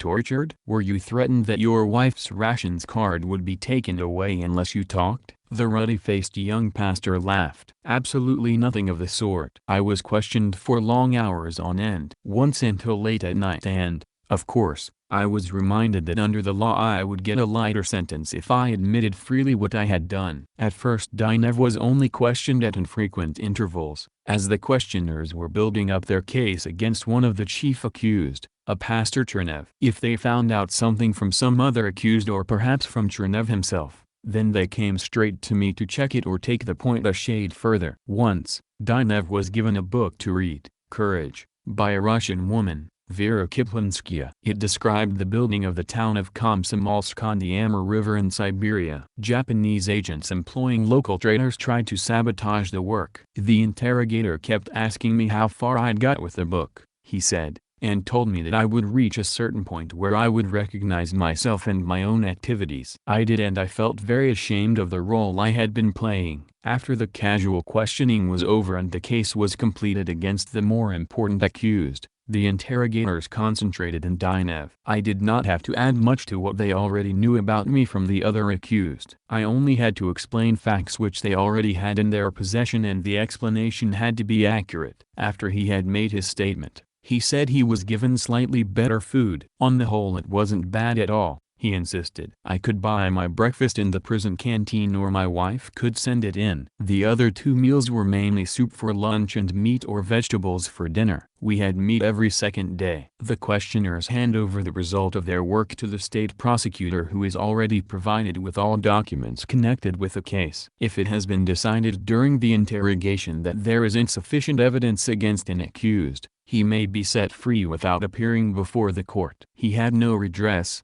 nor has he in the West, for wrongful arrest. In England or America, of course, he must be brought before a court within 24 hours of his arrest, which, as the police admit, makes their task very difficult. Other accomplices are immediately warned when they pick up the morning papers. The work of breaking up gangs is made particularly difficult. The prosecutor then decides whether he has a case against the accused. If so, A special court is convened where the preliminary inquiry is held. The facts established by the interrogators are then examined with the accused in court. This preliminary inquiry is held in camera. On the basis of this hearing, the indictment is drawn up and the accused are committed for trial. The accused are given the indictment at least 8 days before the trial and are permitted to name their defense lawyers who have access to them at any time without any third person being present. The preliminary inquiry in such cases is held in camera, presumably because a great deal of the evidence cannot be disclosed in the public interest. The substance of espionage reports, military and economic data, names of contacts in other countries must be kept secret and will not be referred to by the president of the court where the public trial is held. By the time the public trial takes place, the prosecutor has already proved his case, in the form of the indictment, which usually contains the confessions of the accused. The People's Court which tried Mindszenty was composed of a president, who was a trained judge, and 4 lay assessors, nominated by political parties. The position of the presiding judge, in the Mindszenty case, Judge Ulte, is quite different to that of a judge in an English or an American court. His task is to lead the proceedings, to get onto the court record everything pertinent to the case which the accused have already admitted. Nothing which they have said during investigation or in the preliminary inquiry is accepted as such. It serves only as the basis for the presiding judge's examination. The accused can deny their confessions, as Burchett did in one minor point, or as Kostov did in the famous Sofia spy trial. If a confession is denied, the new evidence of the accused goes onto the record, but the judge may also read parts of the original statement to get that on the record as well. By cross-examination and the testimony of other accused and witnesses, the judge will get sufficient on the record to serve as the basis for a decision later. After each accused is questioned, he takes his seat in court. In other words, he does not hear the evidence of those that have preceded him, but does hear that of all who follow him. In a certain sense, the accused are already considered guilty by the time they appear before the court. Formally they are not, of course, considered guilty by the judges, but the prosecution has already proved its case against them and they have already made their admissions. If they were not regarded as guilty, they would have been released, as often happens, during some stage of the interrogation or after the preliminary inquiry. The defense counsels have a difficult role. Their clients have invariably admitted their guilt beforehand. Under the law of the land, and not a new law, admission of guilt and assistance given to the court are regarded as mitigating circumstances which may knock several years off an accused sentence or make the difference between a death sentence and life imprisonment, which usually means 15 years. The defense counsel's main task is to advise his client how best to conduct himself in court, and during the trial look for legal points which may be used to demand a lighter sentence. He is quite certain his client will not be acquitted, because his guilt has already been established before the trial starts. He can point out mitigating circumstances to the judge and demand that the charge be classified under one paragraph of the law rather than under another. The defense lawyer of Kostov gave an exposition of what he considered the role of a defense counsel in a socialist state. It is interesting, but it was not the role adopted by the defense lawyers of either Dr. Burchett or Prince Esterhazy, both of whom put up valiant defenses for their clients, which would have done credit to any defense counsel in England or America. We reject absolutely the bourgeois conception of the duties of a defense counsel, said white-haired old Dr. Democracies, Kostov's counsel. In a socialist state we reject the idea of trying to defend a man when we know he is guilty. We reject the idea of saving a man by some legal trickery, finding some legal loophole by which the law can be cheated. We believe that the role of judge, prosecutor and defense counsel are essentially the same. The aim is to establish the objective truth of a matter. He went on to explain that his role was to see that the judge was correctly informed about the facts of the case, to see that the prosecutor did not exaggerate the crimes committed, that only objective facts went onto the court record. He was to watch that the case was judged according to the specific paragraphs of the law which it merited. Democracies' speech was, however, probably an extreme expression of the role of defense lawyers at such trials. After the trial of Sanders and Vogler, the British and American businessmen intelligence agents, found guilty in a Budapest court of espionage and sabotage, There was widespread comment in the Western press that confessions would never be accepted in a Western court without strong corroborative evidence. Apart from the confessions of Sanders and Vogler's fellow accused, and Sanders' secretary who had typed the espionage reports, a translator who had translated them, copies of quite a number of the reports, copies of money orders with which Sanders had paid off one of his agents. Within 2 weeks of Sanders and Vogler being sentenced after a 4-day trial, Klaus Fuchs, an atom scientist, was sentenced after a 90-minute trial in the London Central Criminal Court to 14 years imprisonment on a charge of espionage. The sentence was based only on Fuchs's confession without an iota of corroborative evidence. There were no copies of reports, no dates on which he had made his reports, no names of persons to whom he had given the reports. The indictment itself was an extraordinarily vague document. The charges, as reported in the Times of March 2, 1950, were as follows: that on a day in 1943 in the city of Birmingham for a purpose prejudicial to the safety of interests of the state he communicated to a person unknown information relating to atomic research which was calculated to be, or might have been, or was intended to be, directly or indirectly useful to an enemy. That on a day unknown between December 31 and August 1, 1944, he being a British subject, in the city of New York, committed a similar offense. That on a day unknown in February, 1945, he being a British subject, at Boston, Massachusetts, committed a similar offense. And that on a day in 1945, in Berkshire, he committed a similar offense. The indictment itself was falsely worded. On the basis of Fuchs's statement, which was the only evidence the court had, he gave his information to agents of the Soviet Union, which in 1943, and in 1944, and in February, 1945, was not an enemy but the closest ally of Great Britain, an ally indeed which bore the brunt of the war and saved England from invasion. But that is beside the point. The case was conducted by the attorney Sir Hartley Shawcross, who said, his statement, insofar as we have been able to check it, is believed to be true. The security officer, William James Scardon, who conducted Fuchs's investigation, was called to the witness stand by the counsel for defense, Mr. Curtis Bennett. He stated that apart from the confession Fuchs had made, there was no evidence on which he could be prosecuted. The whole of the proceedings in court, apart from Fuchs's plea of guilty, were taken up with the reading of the indictment, of the accused's confession, the speeches of Sir Hartley Shawcross and of the defense counsel. 90 minutes after the trial was opened, with no witnesses called or documents presented, Fuchs was found guilty and sentenced to 14 years imprisonment. If such a trial had taken place in Eastern Europe, there would have been outraged protests from every corner of the Western world. What made Fuchs confess? One cannot suggest drugs or torture because he made his statement out of prison in his own home. An intelligent security officer worked on him for a long time and made him feel thoroughly ashamed of himself. At least that is the story he told the court, and it is a similar story to many of those I have heard in the people's courts of Eastern Europe. The important point, however, is that a confession in almost any court in the world is still regarded as the king of evidence and can only be challenged if the accused renounces it in open court, or his defense counsel can prove it is demonstrably false. In Eastern Europe, after all the evidence has been heard, the prosecutor and counsels for defense have made their speeches. The accused have the right of a final statement, in which they usually put forward anything which they feel might weigh in their favor, might count as extenuating circumstances.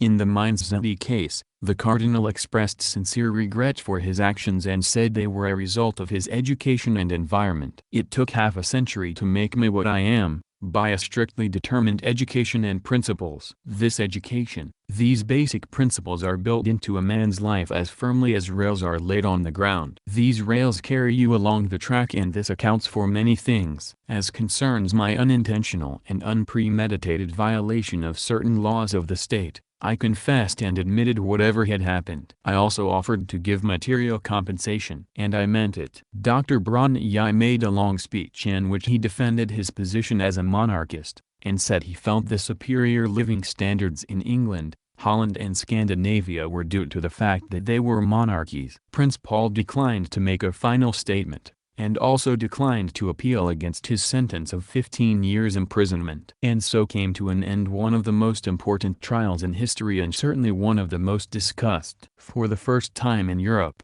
since the French Revolution, except in the Soviet Union, a government had the courage to bring the highest representatives of the church and aristocracy to trial when they clearly violated the laws of the country.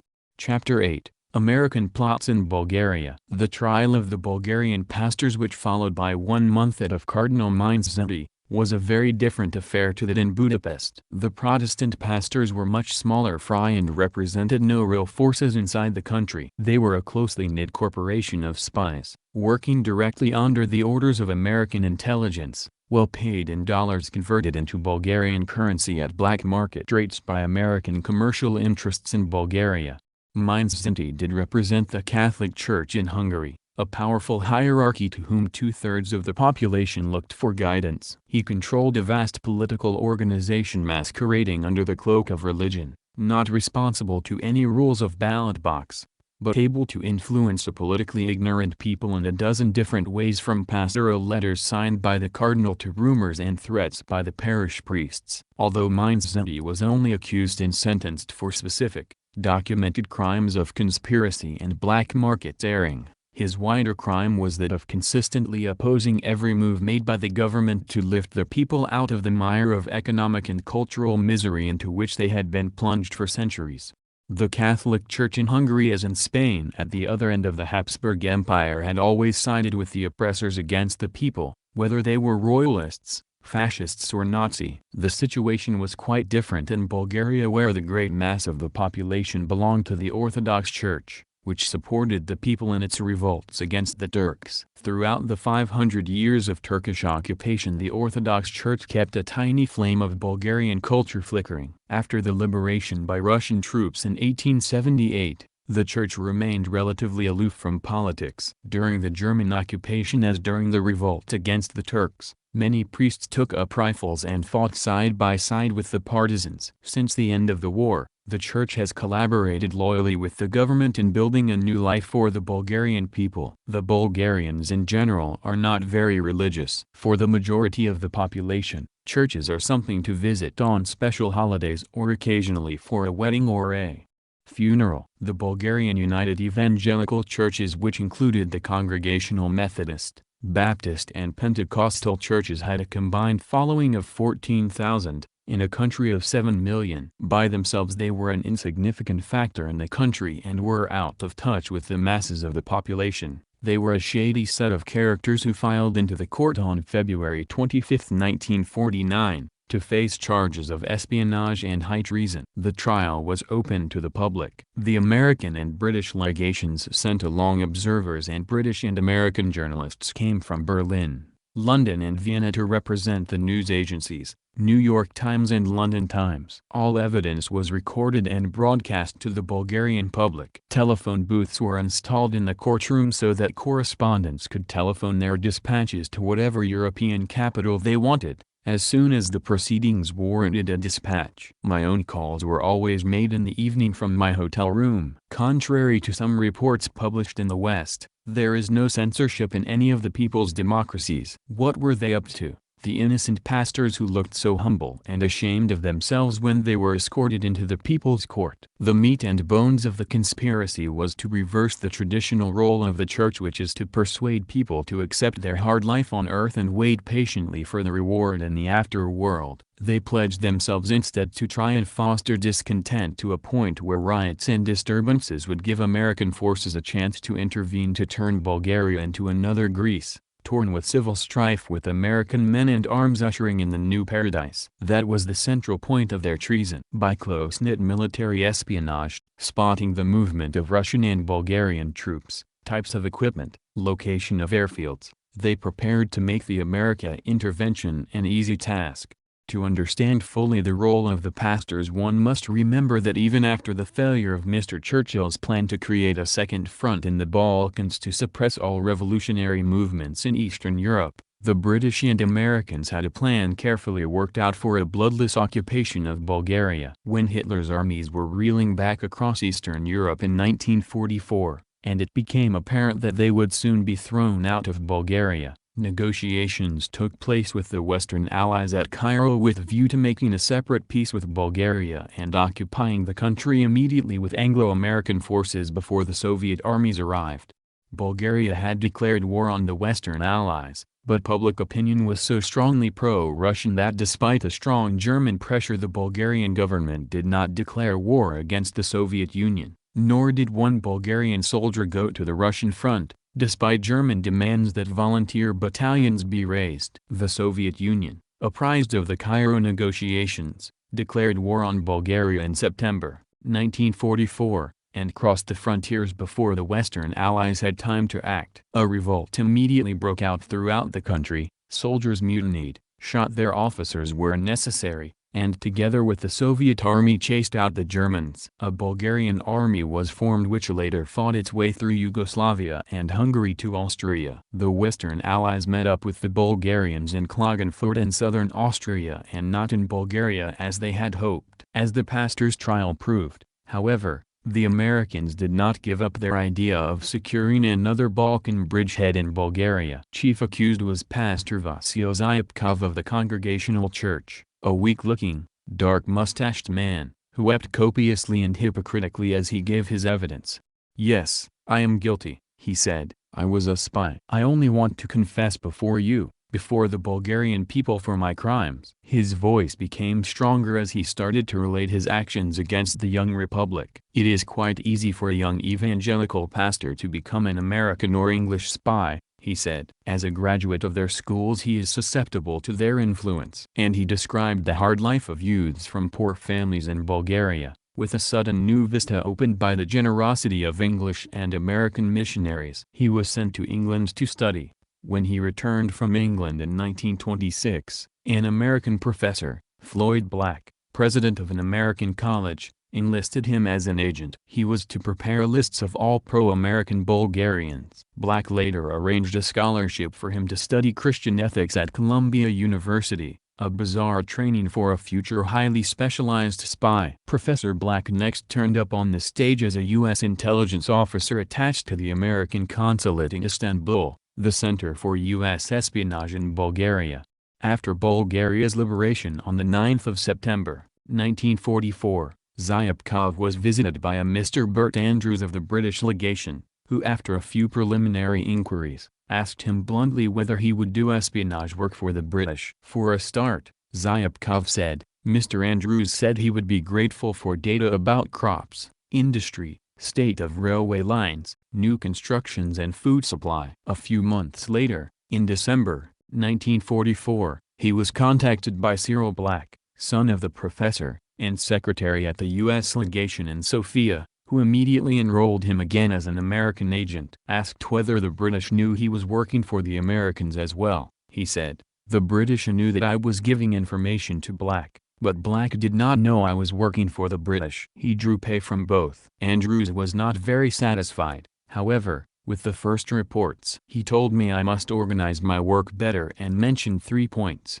A. Data should be grouped according to subjects and should give an overall picture and not just that of one region or town. B. Information should be classified as referring to industrial or military objectives. C. Information should concern major objectives of national importance. Black put him in touch with 2 other pastors already recruited by the Americans to help in the work. Andrew suggested other trusted names. Bit by bit the network was built up until it included all the members of the Supreme Council of the Evangelical Churches. Black wanted a precise list of Soviet ships at the ports of Varna, Burgas and Lom on the Black Sea, the strength and movements of troops towards the frontiers. The pastors were unimportant people compared to the accused in the Mainz Zinti trial, but they were much more effective as spies. They provided data on every facet of the country's life and seemingly more accurate information than that provided by the priest Bela Ispanki in Hungary. After Zyapkov's first meeting with Andrews and Black, he called a meeting of the Supreme Council and had a resolution passed delegating 2 of the pastors, Mihailov and Ivanov, to call at the American political mission and insist in the name of the Bulgarian people on the dispatch of U.S. armed force to Bulgaria. They represented a total of 14,000 adherents to their combined churches, First Secretary Black promised them intervention could be arranged but only if disorders could be started. The U.S. government, he said, according to Pastor Ivanov, who took part in the meeting, wants an opposition in the country, but we must have real manifestations of unrest before we can intervene openly. Black and Colonel Thompson outlined how they should work to bring about such dissatisfaction and assured them that all expenses would be defrayed by the American authorities. They must spread rumors of an impending war between the United States and Soviet Union to make the peasants hoard their grain. They must speak of atom bombs on Bulgaria unless the gates were opened first to American armies. They enlarged their circles by contacting purged officers from the fascist army, dispossessed factory owners and families whose members had been punished for collaboration with the Germans. Several of the accused 15 pastors had worked as German agents before the war and worked for the Gestapo in Bulgaria and Germany itself during the war. Above all, they must try and poison the traditional pro-Russian and pro-Soviet attitude of the population by blaming all Bulgaria's economic difficulties onto the Soviet Union. In 1947, the year of the American declaration of the Cold War, the tempo of U.S. espionage in Bulgaria took a more aggressive form, as it did all over Eastern Europe. Zyapkov recounted a conversation at the U.S. legation. In May 1947, he said, bursting into tears again, I had a traitorous conversation with Beck. I gave him data that Pastor Vasov had sent me from Lama about Soviet ships in that port and the types of cargoes they were discharging. Pastor Naikov sent me similar information about the port of Varna and about the wheat harvest in the Dobruja. Pastor Dryanov had sent me data about the Naval Academy at Varna and the textile factory there. Popov reported on the activity in the port of Burgos, about Soviet ships and their cargoes. After I had given all this to Beck, he asked me if I knew of any groups of malcontents. I told him I did, and he said to me, establish the closest contact with them, for these people can be useful to us. Sow fresh troubles in the breasts of these malcontents. That's the best possible work for the moment. The greater the number, the greater the obstacles this government is going to find. We are not going to tolerate Marcos in Greece much longer, Beck told me. One fine day he will be liquidated and the Greek-Bulgarian frontier will no longer be controlled by partisans but by a regular Greek army. A great number of refugees from Bulgaria can be accepted there. They can be mobilized, armed and sent back inside the country to cause real trouble. Ivanov gave the court some details of how payments were arranged. During the interviews, Robert Strong, from U.S. legation, told me that he had given orders to have remitted to me $1,000 for a start and later another $1,500 so that up to the end of 1946 I would receive about $2,500. This would be changed by a Metro-Goldwyn-Mayer representative at the rate of 1,000 leva to the dollar, 4 times the official rate. Later, the pastors put their heads together and demanded $12,000 a year for the work of the 4 leaders of the group, but the Americans cut this back to $6,000. The money was mostly changed by Reverend Laren Popov, described in the indictment as a degenerate and homosexual. It was established during the court proceedings that he had cheated his fellow pastors, by giving them a rate much lower than that at which he sold their dollars on the black market. When things began to get hot for them towards the end of 1948, one of the band paid about $400 for a false passport and visa and fled the country. Another one, Pastor Chernov, was caught trying to cross the frontier illegally. Altogether about $43,000 passed through the hands of the pastor during their 4 years' activities. As every cent of it was exchanged on the black market, this represented for each of them a fortune in Bulgarian money. Several of the pastors, as they concluded their evidence, paid tribute to the way in which they had been handled by the security police. I would like to say, said Mihailov, that the State Security Service, whose job it is to keep an eye on those engaged in espionage, is a real school of political re-education. How shall I describe it? The routine is strict, but it is just and human. They told me that a foreign radio station said I had been killed. I stand here before you as a living denial of their inventions. Needless to say, it was the Voice of America which announced Mihailov had died under torture. Relevant Yanko Ivanov, one of the 4 chief accused, completed his evidence, adding, Thus I come to the end of my testimony about my espionage activities which I carried out until the day of my arrest. To my great regret I know that it will be difficult to find mitigating circumstances for me in view of what I have told you. When I was arrested, I expected to be handled by people who would be hard and cruel. However, the time I have passed with these people has helped me to see things clearly. What impressed me was that although in their eyes I was a criminal, their attitude was not to bully or annihilate me, but to help me. All these facts have made me realize that the Fatherland Front and the Communist Party does not threaten our churches and our religious liberty as I had thought at first. I have come to the conclusion that they are people with principles who defend and will defend the liberties proclaimed by them. I am convinced that they are sincerely human people. I must say, being in full possession of my faculties, and quite sincerely, that no moral or physical pressure was exerted on me. Everybody, starting with the militiamen who arrested me up to the most important officer with whom I had contact, behaved extremely correctly towards me. Several others made similar statements. As far as one human being could judge another, they made these statements sincerely. And one of the two who was acquitted, Father Angel Dinev, as related in a previous chapter, assured me at some length that he stood by his statement in court, that after his first contact with communists he was convinced they were sincere people with whom he could work.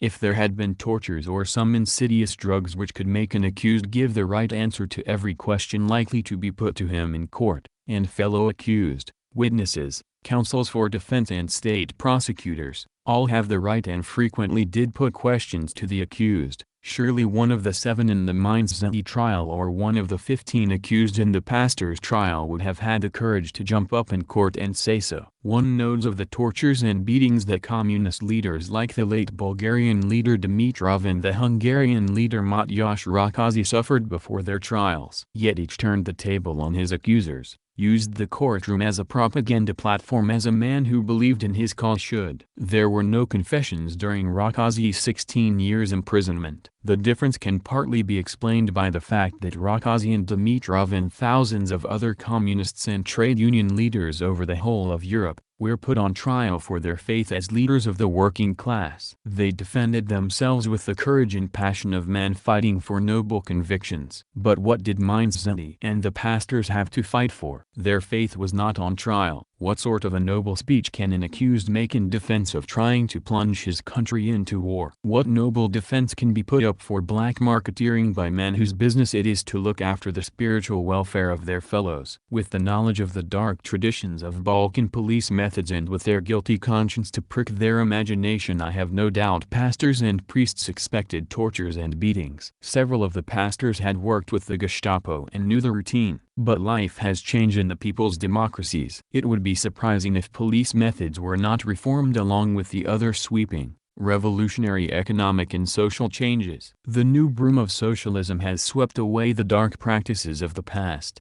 but the pleasant surprise of the pastors, who had never contacted communists in their lives before, was doubtless sincere when they were treated as human beings. A few days before the pastor's trial started, a trial was held in the United States zone of Germany of a Czech accused of espionage. The trial was in a U.S. military court. Neither public nor correspondents were admitted while evidence was being heard. Correspondents eventually complained to the American military governor, General Clay, and were admitted to the court to hear the verdict read. The Paris edition of the New York Herald Tribune, of February 18, 1949, reported the scene in the courtroom as follows. The 31-year-old defendant František Kleka weaved back and forth as the sentence was pronounced. 3 American MPs stood at his back and placed handcuffs on Kleka immediately after he was sentenced. Kleka turned to correspondents standing at the rear of the courtroom and shouted, "I am not guilty. I am innocent. It's not possible that I should get 20 years for this," he said in tears as he left the courtroom. In that trial no one except 8 court members, 2 prosecutors and 2 defense attorneys, all Americans, knew what the charges were, or what evidence was offered, but by the brief description of Kleka's appearance one has some idea what methods were used to try and get a confession. And Kleka never confessed. A more precise insight into methods used by the Americans to extract evidence was contained in a report issued by the U.S. Army's Justice Review Board in March, 1949, following repeated complaints by prisoners in court that they had been beaten. Specific methods cited were condemning men to death in a mock court and sending a mock priest to the condemned cell to hear their confessions, standing them against a wall and shooting at them. Pieces of hair snicked away by the bullets were found embedded in the walls of the cell. Beatings in the face, stomach and below the belt. After quoting evidence by the U.S. Army dentist that he had treated about 15 or 20 German prisoners for injuries to the mouth and jaw apparently inflicted by blows, the Justice Review Board's report concludes with a laconic statement that physical force was not systematically applied. Prisoners subjected to this treatment often broke down under the beatings and made confessions, but just as often they denied them in open court and described the methods used against them. The question of keeping an accused in jail during the period of investigation is not permitted in British or American courts, unless sufficient evidence has been produced in open court to commit the accused for trial and application for release on bail has been refused. This is not, however, the custom in Europe. The Viennese press at about the time of the Mainz-Zenti and Pastor's trials, for instance, carried a story about a former Austrian Attorney General, Dr. Paul Pastrovich, who had been held by the Austrian government in under such Hundshaft, investigation arrest, for 15 months. An appeal was lodged on February 22, 1949, to have him released on bail of 5,000 shillings. The state prosecutor opposed the request. It was referred to the Supreme Court, which supported the prosecutor. Investigations were not completed in the case. The Mainz-Zenti and Pastor's trials closed one more agency by which the British and Americans hoped to regain their old influence in Central Europe and the Balkans and restore the old reactionary regimes, which so easily became pawns in the hands of the Western powers. It was hard for them to see these countries gradually building up solid economies, guided by solid regimes who could win the support of the peoples by promising and giving them real independence, even if it meant a hard life without the glitter of Marshall Plan aid. There were dozens of plans docketed away in Whitehall and the White House for restoring British and American influence in the people's democracies. Their plans were not always the same, nor did each always take the other into his confidence. Churchill's Balkan Second Front plan was defeated by Roosevelt, who was interested only in getting the war won quickly. Churchill then switched to another tactic, also disapproved of at that time by the Americans. The invasion of Greece and the long-range deal made with Tito was carried out against the wishes of the Americans. Roosevelt saw the war as a military problem to defeat the Nazis. Churchill saw it primarily as a political problem, even before the Russians turned the scale at Stalingrad, to prevent the establishment of post-war left-wing governments in Eastern Europe. The British were in continuous touch with King Boris in Bulgaria and pinned their faith after the war in a right-wing regime, built around the king and composed of the same anti-popular elements which had collaborated with the Germans, as they installed in Greece. King Boris's death, the swift advance of the Soviet army and the seizure of power by the Bulgarian people, upset their plan. In Bulgaria the Fatherland Front, in Hungary the People's Front, a coalition of parties excluding the Nazi or fascist collaborators representing all interests of the community, were set up. British, and fairly soon American policy was aimed at splitting off some parties from the fronts, and if that failed, splitting one of the parties in the front and setting up legal opposition party, which could act as a spokesman for Western interests, with leaders susceptible to the idea of Western intervention.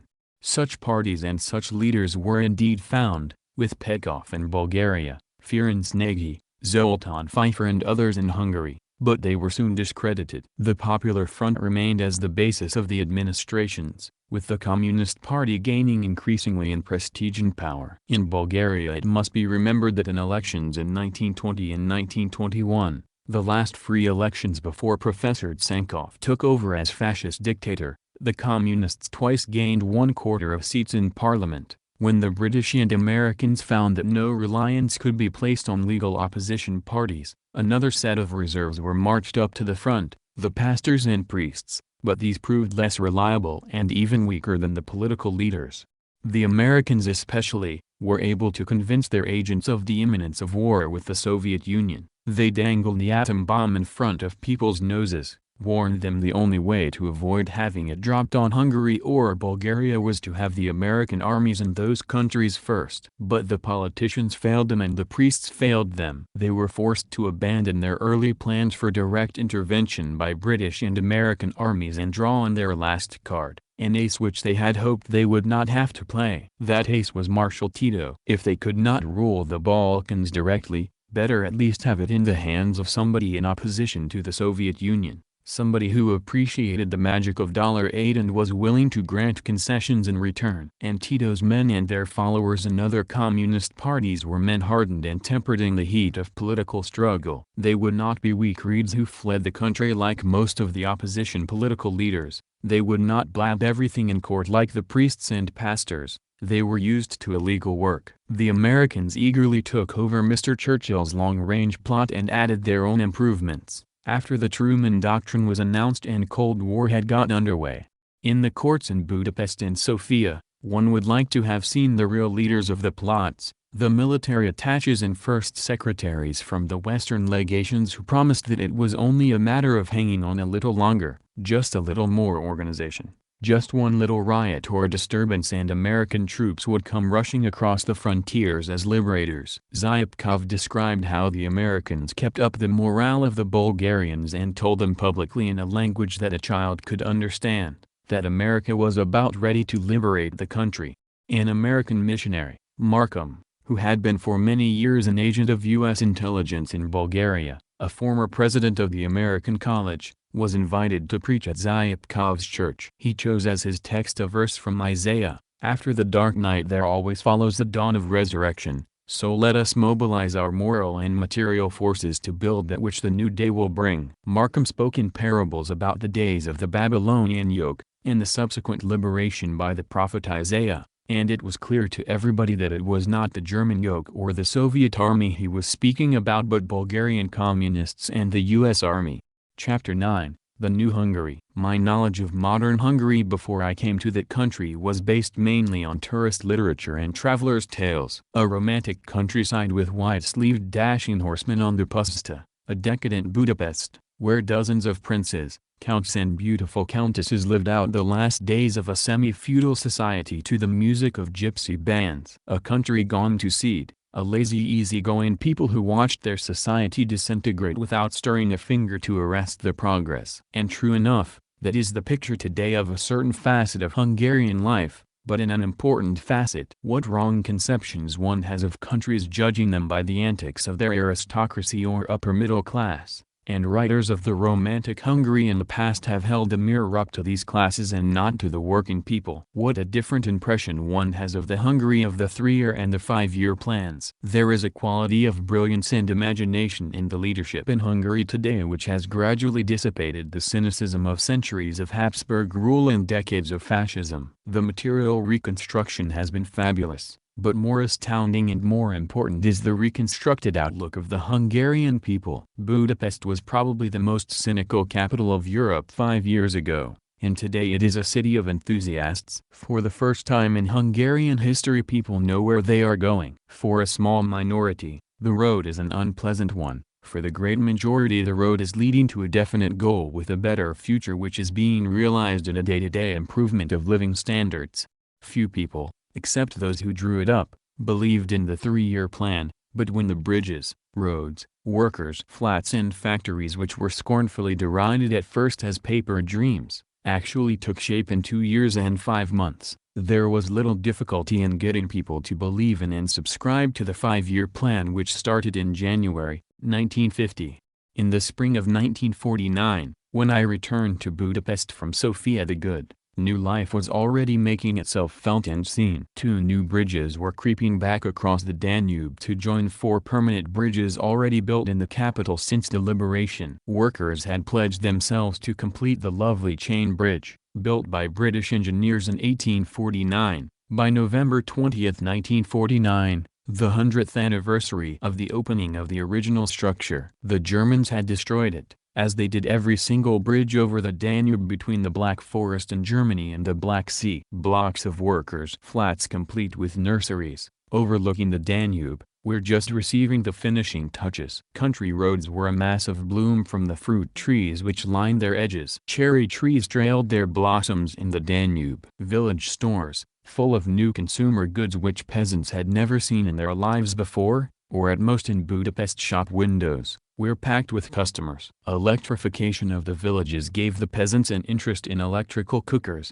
irons and other gadgets they had never dreamed of before. They were all available in the new village stores. Houses were springing up everywhere in the countryside on sites allocated from the large estates. In Budapest, the shops were crammed with unrationed food and textiles, crammed also with buyers until late at night. To enable the workers to do their shopping in comfort, it is the fashion now in Hungary for both husband and wife to work. The cooperative food stores stay open until 10 p.m. In each district there are special stores which maintain a 24 hours service. Workers can telephone and order their luncheon packets or any other grocery supplies. The parcels will be ready for them when they come to collect. People's buffets and people's nightclubs were jammed with young workers and their wives. The luxury Grand Hotel on Margaret Island was full of people who would never have dared pass through the swing door even could they have afforded it. In the old days, it was now managed very efficiently by its former charwoman. On May Day, the whole city and every town and village celebrated with an enthusiasm and gaiety I have never before experienced. Budapest was a mass of banners, singing, marching people, flowers, mobile buffets and groups picnicking in every park and garden. It was the greatest celebration Budapest had ever known. 1949 perhaps was the year when the great mass of the people became really convinced they were on the right path. Promises were being kept. The People's Front was delivering the goods. It was difficult in May, 1949, in the sparkling, garlanded capital, dotted with new and restored buildings, with well-nourished, smartly clad people and everywhere infectious gaiety and vitality, to know what the city was like only 4 years previously.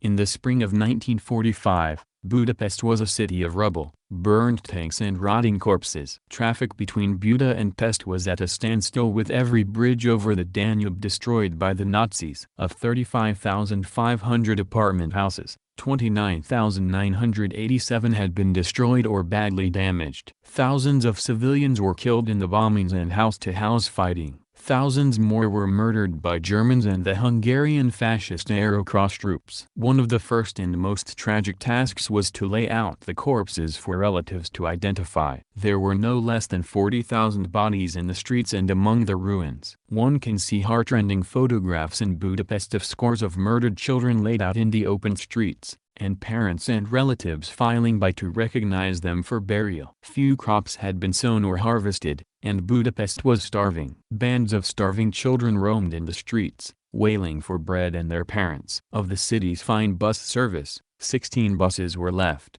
The Germans had driven off and the rest. Gas, water supply, and electricity services were disrupted. During the ceaseless bombardment and to escape the Aerocross murder gangs, people had not moved out of their cellars for weeks on end. Life had come to a standstill. All telegraph and telephone poles had been cut down by the Germans. Railway lines had been cut through at regular intervals by special sabotage machines. Every road leading into Budapest had been mined. Every bridge over 30 feet long destroyed. 1,200 locomotives and over 40,000 railway wagons were driven off to Germany. Even if communications with the capital had been available, there was no food in the country. Apart from the neglected crops, the livestock had been reduced from 8.6 millions to 3.2 millions. Budapest in early 1945 was a hopeless city of rubble, stench and starvation. While Budapest was still under siege, the provisional government at Debrecen was already making plans for the gigantic effort to repair the damage, to make Hungary take a leap forward in history and restore the capital to one of the most beautiful in Europe. And in the spring of 1949, with the 3-year plan well on the way to completion, the people could justifiably celebrate 4 years of astounding progress. The rebuilt city, the restored homes and bright new workers' flats, the 4 new bridges over the Danube, the rubble heaps converted into gardens, this was all something done by the Budapestians themselves, at first working with their bare hands. It was something in which all but the embittered malcontents took part, young and old, regardless of sex. Mayor Zoltán Vas threw all his brilliant energies into getting the city running again. In the first days he helped distribute truckloads of potatoes to the starving citizens. Vas was sentenced to death by Horthy at the age of 16, but as he was a minor the sentence was commuted to life imprisonment. He served 16 years before the Soviet Union secured his release in 1941. At the same time as Rákóczi. The Russians gave him 250 army trucks in those early days to organize food supplies for the city. Vas is now the driving force behind the 5-year plan. As chief of the planning office, nationalized industries delivered trams and buses to restore the city's transport service.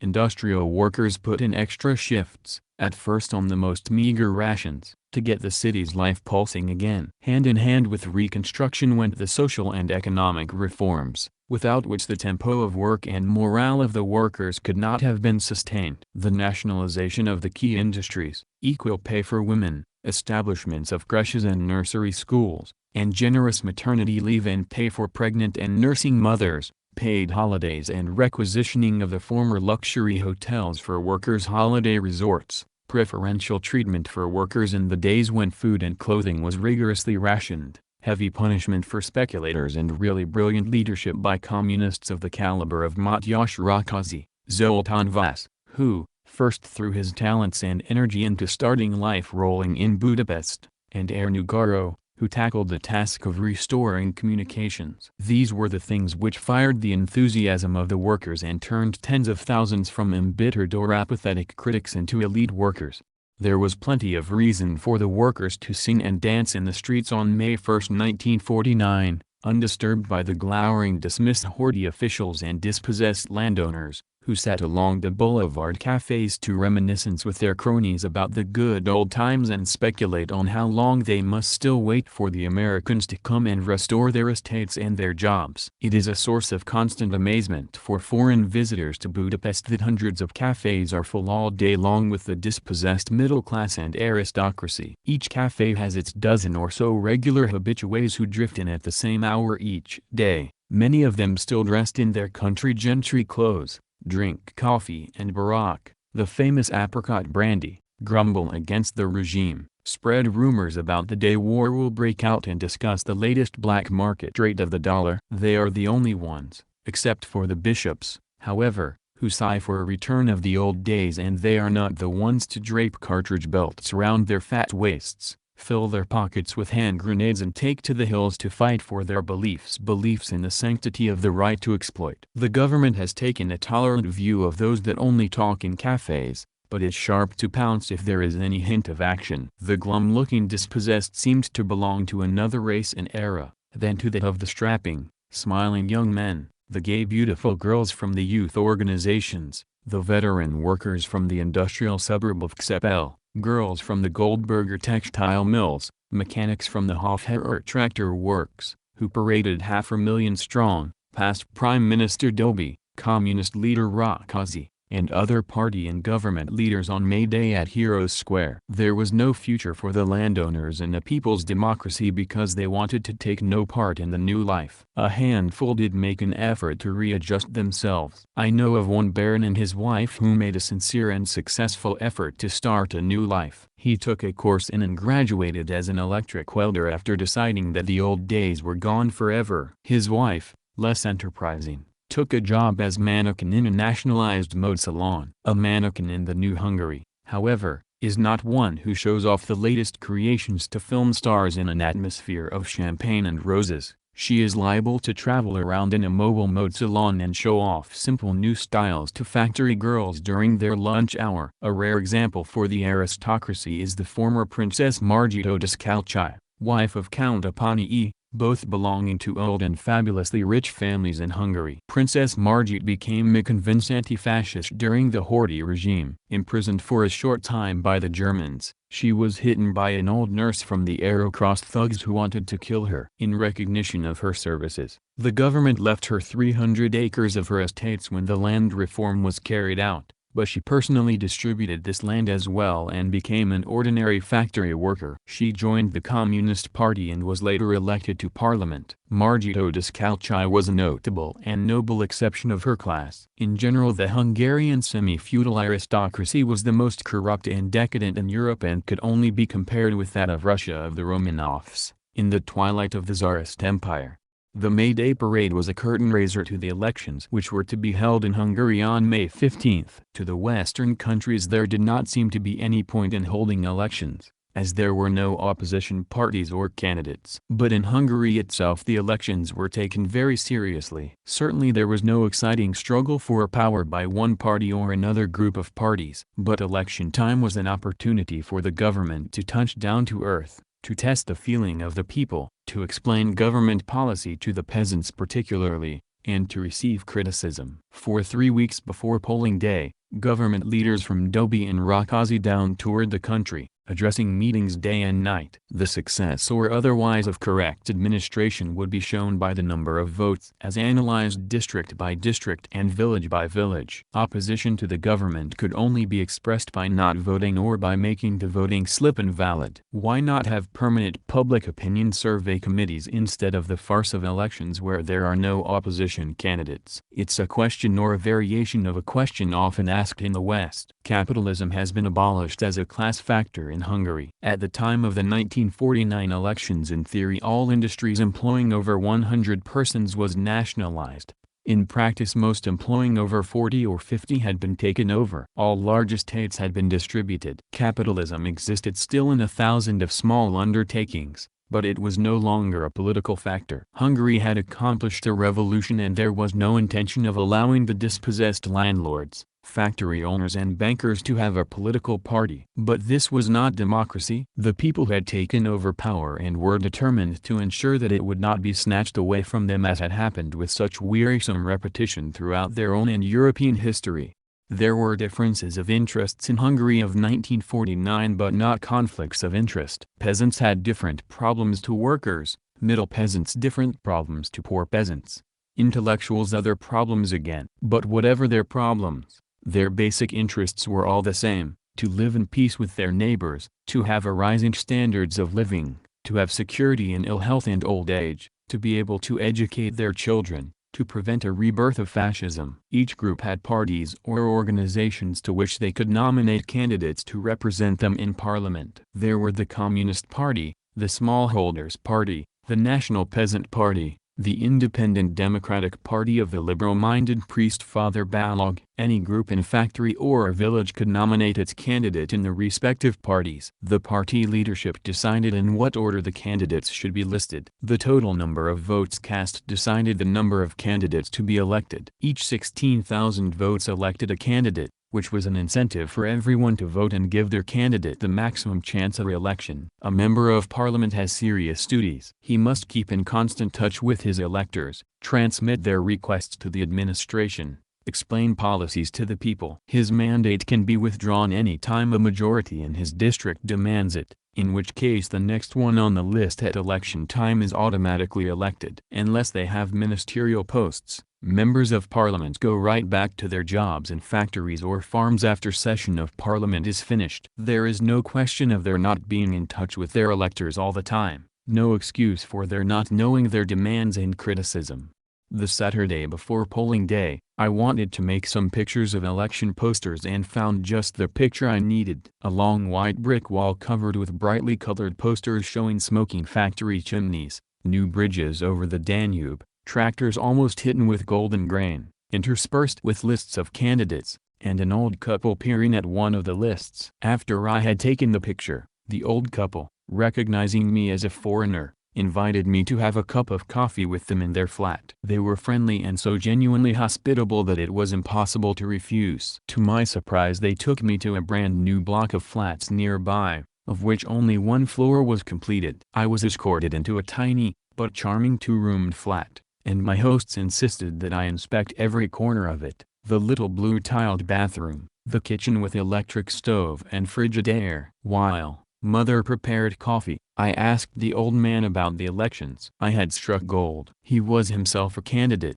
Josef Dindofer, 75 years of age, Machine locksmith, from the Lang Machine Factory. I was nominated by my trade union, he explained, and my name was sent up to the People's Front Committee and they accepted me as a candidate. After further questioning, it appeared he was nominated not because of long membership in the union, but because he was a top worker, which was also the reason why he had been given the nice new flat. In labor competition, he and his team of 3 completed their norm of work in 240 hours. The next best time by a team of 4 was 400 work hours. I was amazed that at 75 years, first that he was working at all and secondly that he could be a top worker. I thought I'd laid down my tools forever until 1945 came, he said, and then I knew we had something we workers have been fighting for all our lives. We thought we had it in 1919, but we were crushed. I myself went into jail for a while. But in 1945, I said, "Mama, get out my overalls, I'm going back to work."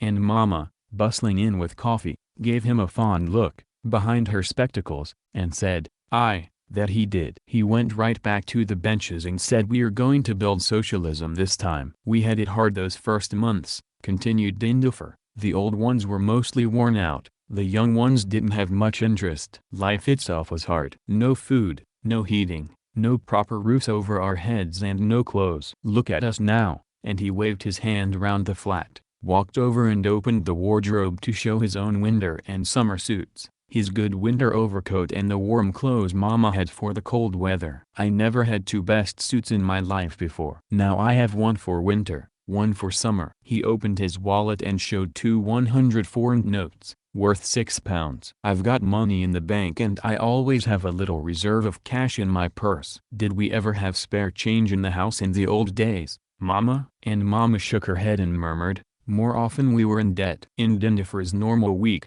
he earned £8, but as the old chap worked regularly 12 hours a week overtime, his average earnings were £13.10 a week. For his flat, including heating in winter, he paid 18 shillings weekly. "I never thought I'd live to see such things come in my time," he said, adding hastily, "not that I didn't know the fascists would be beaten in the end. But it's been a hard road." In our factory the whole atmosphere's changed now that the workers really feel they are on top. They see it, they've got their men right there in top, in the offices where the directors and bosses used to sit. They work like I do, not just so I can have 2 best suits in my wardrobe but because they're building something which takes shape under their eyes. And the more they work the quicker it comes. They see the results. The canteens where they eat better than at home for next to nothing. If they're sick they get 65% of their wages for up to a year, 3 or 4 weeks paid holidays, school for their kiddies and nursery schools so's their mums can work too. Did we ever have anything like that before? Of course not. In the bad days, under the monarchy, under Horthy,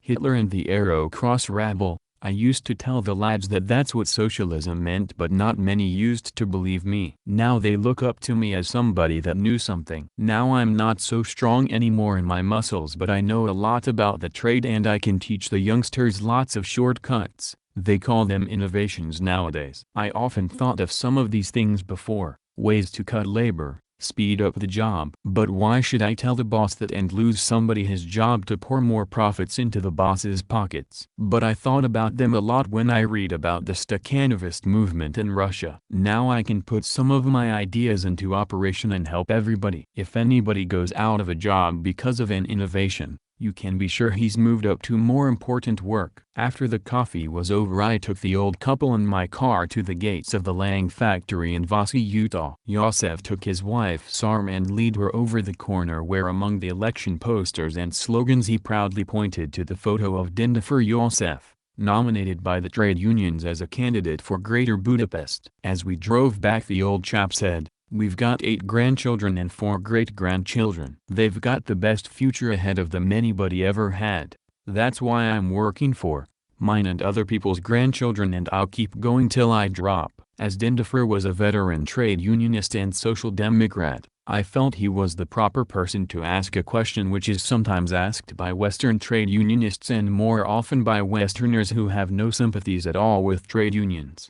What about the right to strike? Can you strike if you want to? The old man looked at me in amazement, pushed his peak cap to the back of his head and scratched his spare gray hairs. But what would we strike about? We own the factory. We own the government. Our trade union chief sits right up there with Rakazi. Every problem that our workers have is discussed in meetings in the factory. If necessary, it's taken to the directors of the factory. Some of them are own workers. If they couldn't settle it, it would go right up to trade union headquarters and it would be settled, I suppose, by our chief with Rakazi personally. But such things don't happen. If there's a real complaint, party people or our shop stewards take the matter up almost before the workers know there's a grievance and it's settled. Well, suppose you think you don't earn enough, that you should earn a basic 10 instead of 8 pounds weekly, or that you should only work 40 instead of 45 hours a week, and you started an agitation among the workers. What would happen? We would have a meeting and there'd be enough sensible people there to tell me to shut up. They'd say, how can we build socialism if everybody wanted to work less? A shop steward would explain how things were 5 years ago, how things will be in another 5 years. And I would be too ashamed of myself to say any more. But maybe the other workers would agree with you. They would tell the shop steward to shut up. And workers in other factories perhaps would sympathize with you and all start demanding more money, or less hours of work. What would happen then? I persisted. It's nonsense what you're saying, but if the majority of the workers were dissatisfied, then they would be right and the trade union leaders would argue it out with the other people in the government and changes would be made. They say in the West that you can't strike because it's forbidden and strike leaders would be arrested. The old man looked so angry. His kindly face became so red that I felt ashamed to have provoked him with this question, but I wanted the answer and felt sure he would give the right one. And he did. That's a great slander on the workers of our country, he said, and of workers in all countries. No terror ever stops workers. We know all about illegal strikes from the Horthy days. Strike leaders have gone to prison and been tortured and have come back to lead new strikes. Workers have gone into the streets with their fists and stones against swords and machine guns. If the workers didn't support this government, it couldn't last 24 hours without bloodshed. Tell your friends in the West that it isn't police or rifles that stop us from striking. It's because this is our government and these factories are ours. And I hope soon it'll be that way in the West. But don't let anyone say that Hungarian workers don't strike because they're afraid. Let them read a little Hungarian working class history first. I would like to round off the story saying that József Dindifer was elected to parliament next day, but he was not. His name was apparently too far down the list. More than 6 months later, however, his name was in the papers for having broken all records in the special Stalin shift to celebrate the Soviet leader's birthday. He is now a hero of labor and still working. A week before polling day, a monster rally was arranged in the heart of the most reactionary region of Hungary, at Seldomilk, not far from the Austro-Hungarian border. Seldomilk was the last seat of the Szalasi fascist government as it was fleeing to Germany. It was a stronghold of the ultra-right-wing parties of Zoltán Pfeiffer and Brankovics, strongly Catholic, strongly conservative. Rakazi decided that if the population couldn't come to the monster rallies in Budapest, he would bring one to them. 50 special trains, one every 3 minutes, dumped 150,000 people from 5 different counties into Seldomilk in the space of 2.5 hours. Former landless peasants and farm servants,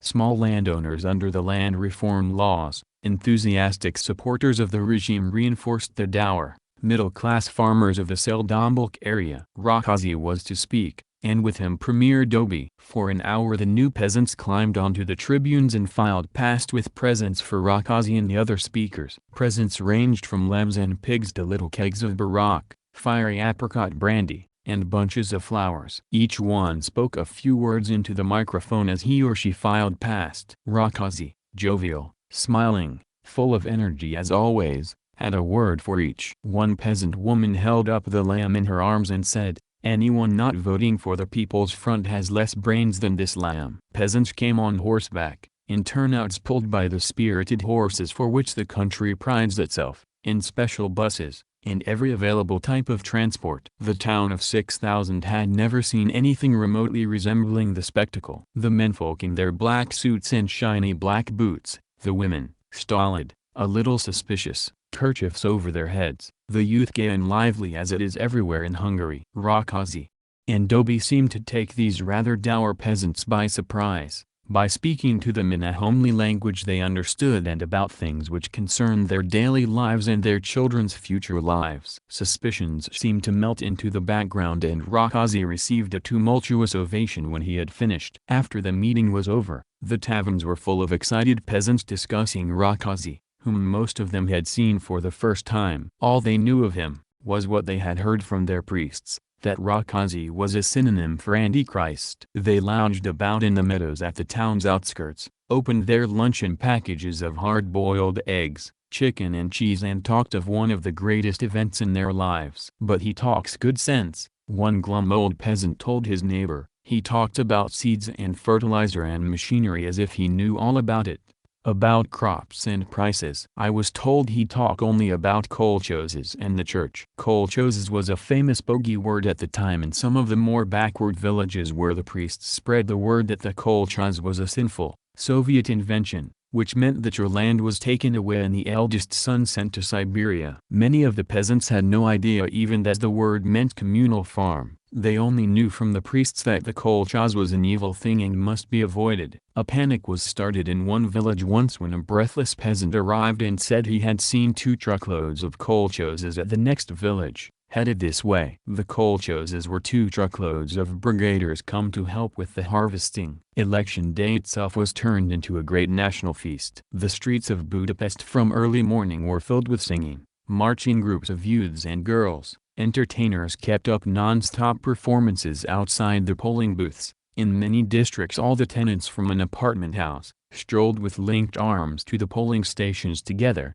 singing as they went. I toured the countryside for hundreds of kilometers, and everywhere there was the same festive atmosphere. Gaily decorated polling stations, groups of singing and dancing young people decked out in national costumes, village bands out, the whole thing a gala parade. Of course, there was no election fever in the sense of excited discussions about prospective changes of parties of candidates, but there was a real and infectious enthusiasm on the part of tens of thousands of voters that I saw, using their chance to give the government an appreciative pat on the back for the success of the almost completed 3-year plan, and an encouraging pat for the success of the new plan about to begin.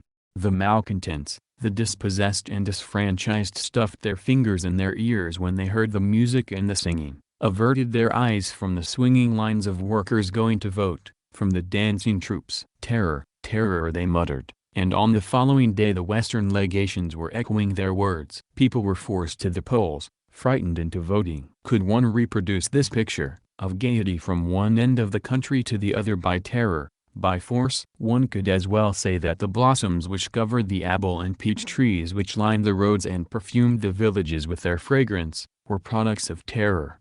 People with the Dindifer spirit were those that poured onto the village roads and the city streets on election day, the ones who danced till late through the night in Budapest's main squares with modern jazz bands and gypsy orchestras set up cheek by jowl on the pavements. People that rejoiced that the old tensions and factions were things of the past, that what counted was a Hungary leaping ahead, spanning centuries in a few years to a new future, a future undreamed of a few years ago, except by a few Dindofers, many of them then in jail, many of them in exile, many of them with their ideas locked in their breasts because to reveal them was to be destroyed. There are others, of course, and one of the tragedies is that people in the West still get their impressions of the people's democracies from the others. In the old days it was proper perhaps for the legations to accept as correct the views of the upper middle class and aristocracy as to what was happening or what would happen. After all, they were the people, in those days, that made things happen. A good proportion of their tips were bound to be correct. But for the legations still to accept, as they unerringly do, the views of these people as any guide today is stupid and in the long run criminal. The aristocracy and the middle class still exists plentifully as individuals, but as a force they are wiped out. They are isolated, have no knowledge of what is going on in the country, cannot influence the course of events enough to shake a leaf on a tree in the humblest peasant's garden. But they are in evidence, and in Budapest it is impossible not to be aware of them. They fill the cafes in fashionable Vasiliutka, recline in chintz-covered armchairs in tiny bars and cafes in the Var, the aristocratic quarter of Buda, and have coffee with whipped cream or a glass of Barak brought them by some countess turned waitress or barmaid. They exchange rumors, pass on the latest news they have gleaned from the Voice of America, and believe themselves to be the best informed people of Budapest. And often enough the rumors they have invented will be broadcast as news next day over the American radio. They bitterly complain about their poverty, do no work and in general live by selling off bits of jewelry or dealing in black market currency. They provide a disgusting example of what happens to a privileged class when it is robbed of its privileges. Bankrupt, spiritually and morally, 90% of them have not the character to try to adapt themselves to the new life. Their hope for the future is in the Third World War, which they fondly imagine will restore them their estates and privileges. On the evening of the same day that I had met Mr. and Mrs. Dindofer, I was invited to dinner with a Hungarian family, to whom I shall give the name of Schwartz. Baron Schwartz had been a landowner before the First World War, but his estates lay in that part of Hungary which was given to Romania. The Baron, as a token of changed times, dropped his title and was given a position in the Department of Agriculture. He served loyally under Horthy, under the Nazis, under Szalossi fascists. When it seemed the Germans would be defeated, Schwartz shipped his son off to Bavaria and as the Russian troops entered Hungary, took his wife and daughter and fled to Prague hoping to get further west and be liberated by the Americans. But Prague was liberated by the Czechs themselves. The Russians got there before the Americans. Schwartz and family returned unwillingly to Budapest, having scattered most of their family possessions along the road in their hurried flight away from the Russians. Instead of their previous large flat, they had to make do with 2 small rooms. Mr. Schwartz was invited to appear before a public service commission like all other public servants to decide whether he could continue in his job at the Ministry of Agriculture or whether he could be dismissed. He refused to present himself, as he knew the Americans would be in Hungary within a matter of months. If he had presented himself and had been dismissed, he may have been given his normal retirement pension, or at worst, if he were dismissed without pension, he would be regarded as dead and his wife would draw a widow's pension, in Schwartz's case of about £13 a month. The energetic and intelligent daughter got herself a job with a new government despite Papa's protests that she was compromising herself and the family. Several jobs were offered Schwartz. He refused them all. Ever since his return from Prague he sits for most of the day in his pajamas, and waits for the Americans. He does literally nothing, does not read a book nor a newspaper. If I take a job, under this government, I would be compromised, he explained to me. I would never get my old job again or my pay. But who will ever give you your old job back? I asked. When the Americans come, they will need all of us experienced officials of the old days. And, of course, the new government they set up will pay us back all the salary that has accumulated since 1945. Schwartz, who is 15 years younger than Josef Dindofer, sits in his armchair and waits for his daughter to bring home her month's wages. He pockets the lot and daily doles out enough for her bus fares and 1 packet of cigarettes. The first salary after they became re-established went for a deposit on a radio set, so Schwartz could listen to the Voice of America and the BBC in Hungarian. I said he did nothing. It is not quite correct, for both he and his wife are learning English, in order to be ready for the day of liberation. He lives 5 minutes by bus from the center of Pest, but has no conception of what miracles of reconstruction have been accomplished within a stone's throw of his own flat. There are thousands of Schwartz's type in the country, and their opinions on the temper of the people, their stupid little stories are valued like gold in the Western legations. Solemn reports are drawn up about oppressions, new stirrings among the peasantry, dissatisfaction among the workers, suppressed strike in some textile factory, outrage against a church, on the basis of the armchair musings of Mr. Schwartz and his kind. They destroy the future of their own children if they can. Schwartz's son has several times expressed the wish to return to Hungary instead of working as a house servant in Western Germany. Perhaps he would be interned for a few months when he came back. Certainly he would be thoroughly screened, but then he could start a new life, enroll in a training course and make himself a useful member of society. But Schwartz insists that he remain abroad and only return with the American army. Official Hungary takes a merciful, tolerant view however of the Schwartzes, whose views and hatred of the government are well known, but whose capacity for real harm against the state are almost nil. Their main harm is against themselves and their own. Chapter 10, The End of Feudalism in Hungary. Uncle Josef or Jossi Baxi, pronounced Yoshibaki, as we have come to call him, seems as good a starting point as any for a chapter on land reform in Hungary. Dressed in a green hunting coat with a cock pheasant's feather in his hat, he dropped in one day at the hotel room of a visiting American correspondent friend of mine and proved with letters from America that he was the uncle of my friend. Uncle Yosef, balding, grayish, had that nut-brown face, that easy smile and gay look even in his mid-50s, that reminded one of the types that used to haunt the gambling casinos of the Riviera in the between-the-war days. Handsome and jolly, as if life were a reflection of the perpetual Riviera sunshine, but vacuous, unintelligent and uncultured. And, in fact, Uncle Yosef has spent many days, and nights, on the Riviera, gambling away the money his farm servants earned for him by their slavery at home.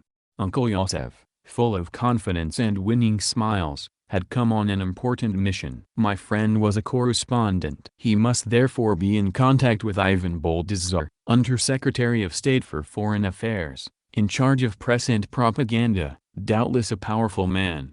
"You must see Boldiszar immediately," said Yoshibaki once credentials of uncleship were irrefutably established. "This is an important family matter. My son-in-law, husband of your cousin Therese, is arrested. You must ask Boldiszar to get him released. Of course, we will pay what is necessary. But only you can make the contact." Poor Yoshibaki was still living in the old days, when if things went wrong, for the privileged class it was just a matter of contacting the responsible official, paying enough and the matter was settled. But Yoshibaki had been completely at a loss in this family crisis, because it occurred under a government in which he knew not a soul. Nor did he have a friend who even knew a friend of somebody connected with the government. And then the fates sent a deliverer in the form of a relative who must perforce have contacts with M. Boldiszar, so Yoshibaki took out his best landowner's costume and set forth for Budapest.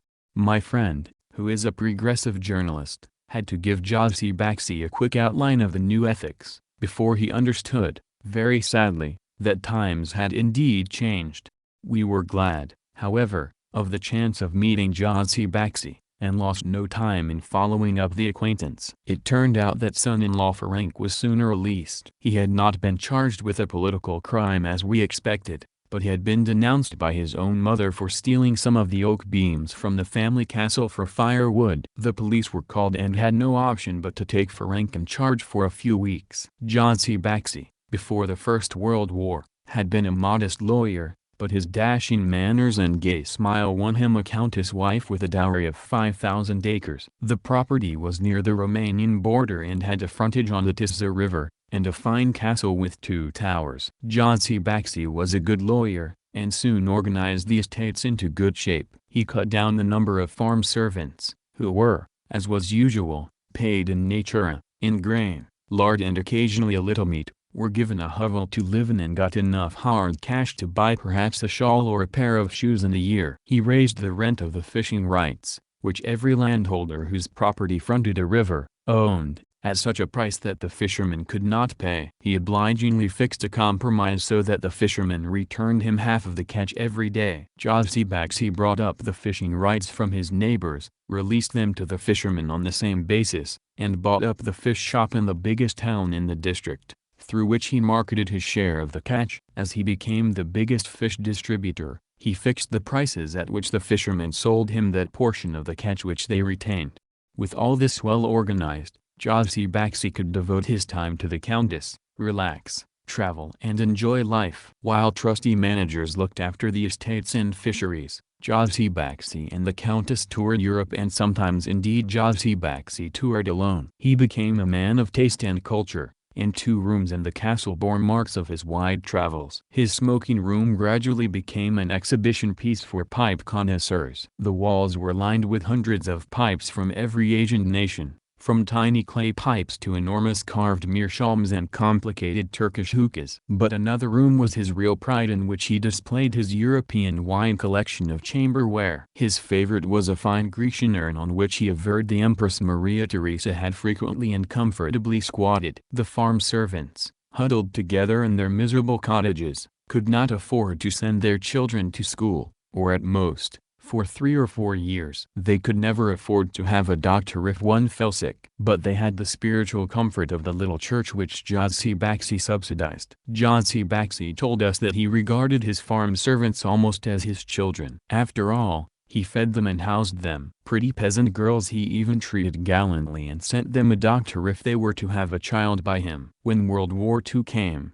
however, and Russian troops began to near the Romanian-Hungarian border, Jazzy Baxi thought it prudent to retire from the castle and live modestly in town. The area where his estates were located has been traditionally called the stormy corner of Hungary. The Soviet armies burst across the frontier. Landowners and estate managers had fled. The Russians told the farm servants, "Grab as much land as you can work yourself and plow and sow. Hungary is going to need food, lots of it." The servants gladly grabbed, plowed and sowed. Afterwards came the Land Reform Act which confirmed them in ownership of the land they had seized. Jazzy Baxi, when the fighting was over and passions had cooled, returned to the castle to reason with his servants. "Would you believe it?" he asked us, his slightly bulging eyes almost jumping out of their sockets. The castle wasn't there. The servants had carted it off, brick by brick to the very last stone, and built themselves cottages out of it. They'd even prized stones out of the very foundations. God knows what happened to my pipes and chamber pots. The farm servants settled down on the land and tilled it as their own land,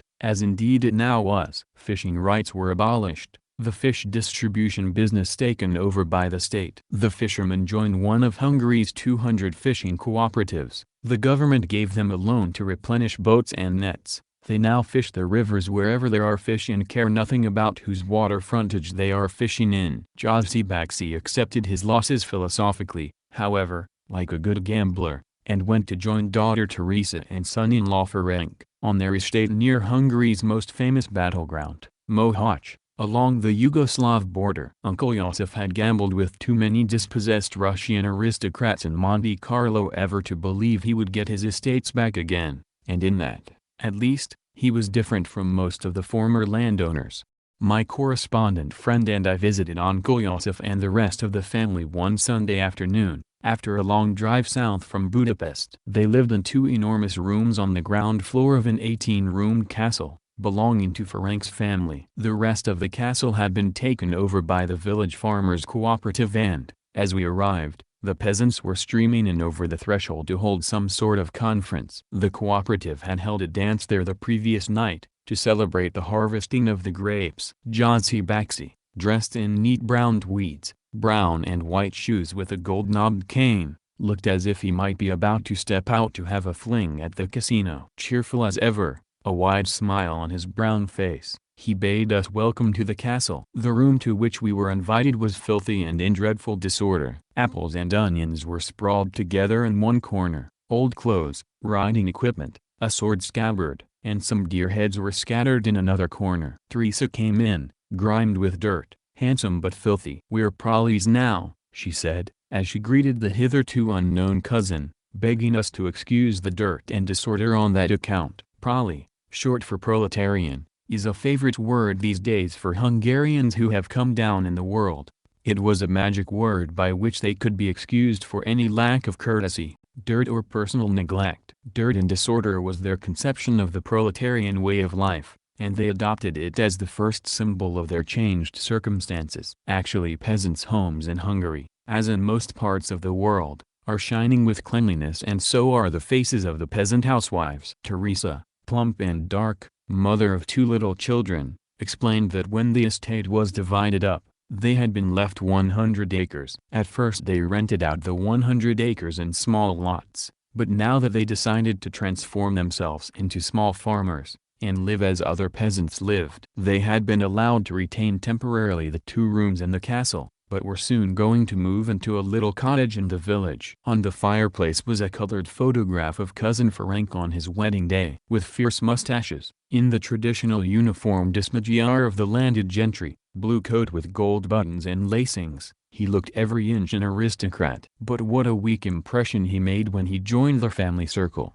to kiss the hands of ladies in our party, clicking heels as he shook hands with the men, talking in a squeaking high-pitched voice, as he, too, tried to explain the soiled linen, the dust and grime, The awful atmosphere of decay and neglect by the fact that we're proles now. As we took our leave, the cooperative members started filing out. It seemed to me they looked at Ferenc and Jazzy without malice, but with a highly amused contempt, as much as to say, and to think it's for these weak, stupid people that we and our fathers and grandfathers have been slaves for centuries. They lounge around in the sun and under the fine old trees which grew outside the entrance to the castle, and seem to have quickly adapted themselves to the idea of looking on the castle and park as part of their property. About 8 million acres of land was distributed in the land reform laws of 1945 to 650,000 landless families of farm servants and agricultural laborers, and peasants who formerly owned only an acre or two of land. Together with their family members, nearly 3 million people were involved in the great handing out of the estates. They turned Hungary into a country of small landholders, the great majority of whom owned farms of less than 10 acres. Many people, including some of the new owners themselves, criticized the land reform on the grounds that it was uneconomic to turn a country which had been used to large-scale agriculture back into a land of tiny holdings. Also that the holdings were too small for a family to make a proper living. Both these criticisms are justified, but there was no other alternative, because the owners and managers had fled. Most of the agricultural machinery, tractors and combines had been destroyed or shipped back to Germany. 80% of the draft cattle had been killed. The country was faced with millions of unemployed farm laborers on the one hand, untilled land and famine on the other. The government followed the lead of the Soviet army leaders and told the peasants to grab the land and till as much of it as they could, with their bare hands if necessary, until the government could provide better implements. Of course, theoretically, it would have been better to move in with a great army of tractors and up-to-date machinery, and declare the estates national property and work them as great communal farms. Everyone knows that with scientific methods large-scale farms can be worked more economically. But it would be years before Hungary could replace even that machinery which existed before, and meanwhile the workers had to be fed, the peasants employed. The farm servants, because they lived on the estates, grabbed first. The agricultural laborers who lived in the villages and did only seasonal work for the landowners, received their share afterwards, which explains why the farm servants received an average of 12 acres, the laborers only 7 acres. The servants, living on the properties, got in first. There is a great excess of peasant labor in Hungary, a problem which can only really be solved by a large absorption of labor into the cities as the country is gradually industrialized. Official figures show that 3 millions, one-third of the country, were either without land or had tiny plots from which they could not make a living before the war. The immediate demands of these people were largely met by the land reform. It was better for 3 million people to be settled on 8 acres of land per family than for only 1.5 million to be given 16-acre farms for each family and the rest to go empty-handed. Hungary will certainly not remain a country of tiny landholders. The development of the machine tractor station and the cooperative farm have started the second revolution in 5 years in the Hungarian villages. Hungarian peasants, because millions of them have had the status of serfs for generations, are backward and fearful of change. One has to explain and demonstrate a new idea a score of times to them before a spark of interest is kindled. As Hungarian industry has got into its stride again, and more tractors are coming off the assembly lines, the question of the cooperative farms is coming more and more to the fore. But the peasants are suspicious, and the government is wise in introducing the new cooperative farms very gradually. The principle is to demonstrate to the peasants that the cooperative farms give the best results, the best crops, and give more free time to the farmer. There is no pressure on people to join. Unwilling farmers will not plant crops, and the government does not want any interruption in its food supplies. Reactionary priests in all parts of the country warn farmers to have nothing to do with this new evil.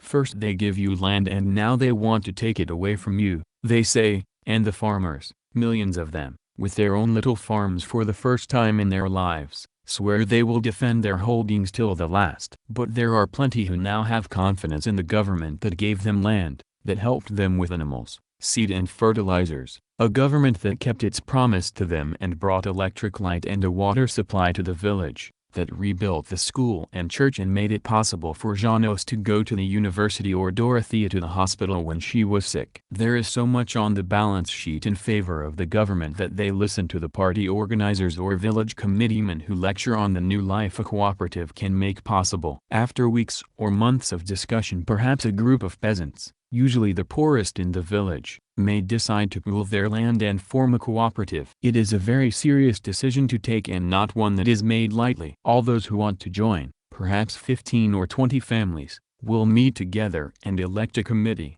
a governing board of the cooperative. If their farms are not adjoining, the committee will have to do some negotiating with their neighbors, exchanging perhaps some pieces of land so that the cooperative farm will lie in one block of land. The members will have to decide what sort of farm they want to have, and there are two main types. One in which the land is completely pooled, the boundary stones are torn up, the peasants lose all claim to any land if they withdraw. Payment will be made on the same basis to all according to the number of working days he or she has worked. 2. The land is pooled only for working purposes. Boundary stones remain. If the peasant wants to withdraw, he can take his land out with him. Payment is based partly on rent paid for his land and partly on the working day system.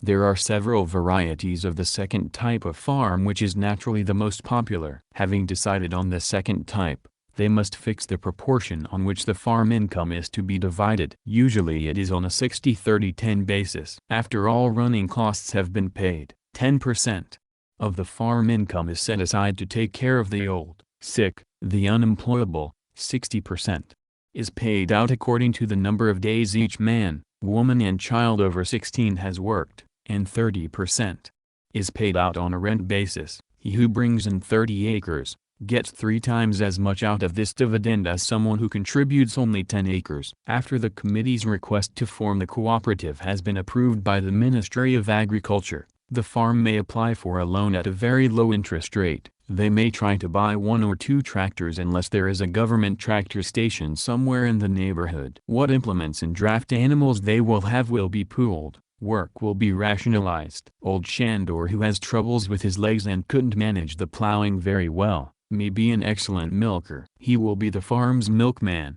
will do nothing else but milk the farm's cooperative herd twice a day. Young Bela, who always had a flair for mechanics, will be put in charge of keeping the machinery in order. The first thrill of communal effort comes when the peasants all get together to build the new sheds which are going to house their herds and their machinery. Old established cooperatives have already built their own cinemas, and in some cases small theaters to which troops from Budapest come and play. That is the real revolution that is going on in Hungarian villages, much more significant than the turning out of the feudal landowners. Cinemas and theaters, really owned by the farmers. Only they can decide who uses them and for what purpose. In the old established cooperatives, there is a new pride and love for the communally owned property built with the peasants' own hands, from money which they themselves have voted out of a common fund, which is of much higher order than the old attachment the individual farmers had for their bit of land.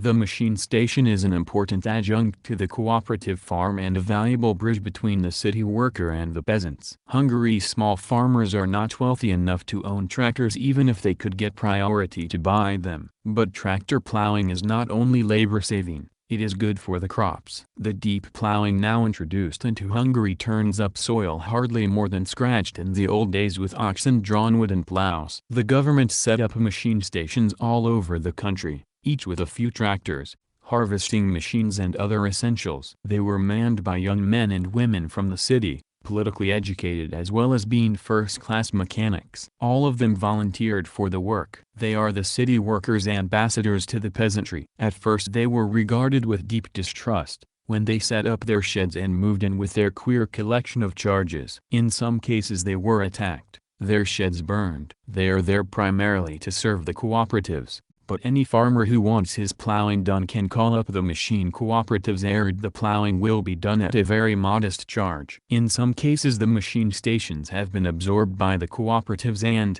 of course, The latter has priority over private farmers' work. The private farmer must pay slightly more than the cooperatives. The machine stations have become more than just places where tractors and harvesting machines are available. They are little centers of enlightenment in the village. They are manned by advanced city workers who can tell the peasants what is really going on and what one is going to build in Hungary. In the evenings the peasants come around and on the pretext of wanting to borrow a spanner or seek some technical advice, they begin to discuss this new life which is sweeping over the country. The technicians are gradually invited into peasant homes. They are people who have read books and can explain things. The priests are not pleased about the technicians. They regard them as an African medicine man regards a modern doctor who steals his authority by curing the tribes sick with science instead of magic. In the old days a villager turned to the priest as the supreme authority on all matters. Now they turn to the mechanics. Instead of being completely isolated as they were at first, the technicians from the machine stations are now the center of the village life. They are good propagandists for socialism by their very skills.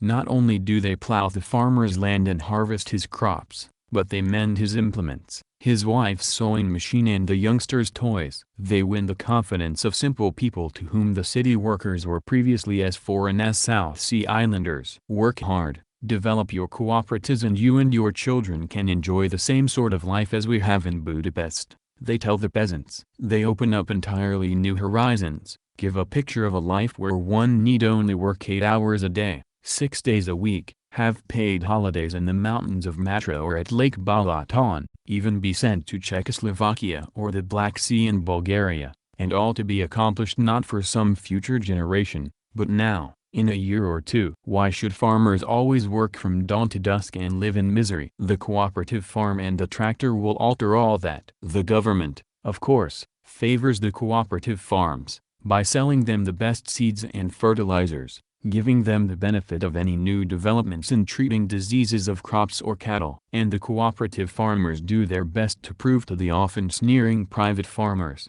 that their road is the right one. By communal effort they lay on an irrigation system. They take the advice of the government and try the deep plowing and rotation of crops. Specialists survey their soil for them and tell them what is best to plant where. Usually by the second season, there is a demonstrable improvement in their crops and in the financial situation of the members. More farmers want to join and in a neighboring village a new group starts up and that's the way the government wants to have it. The cooperatives should grow naturally by the example of successes firmly demonstrated. In 1949 the government had to put a temporary halt to the formation of new cooperatives. They were beginning to grow too fast. Faster even than Hungarian industry was able to keep pace with tractors and machinery. But the movement is now on a firm basis with over 1,500 cooperatives farming 500,000 acres, and 220 machine stations operating 3,800 tractors. By the end of 1949, the last year of the three-year plan,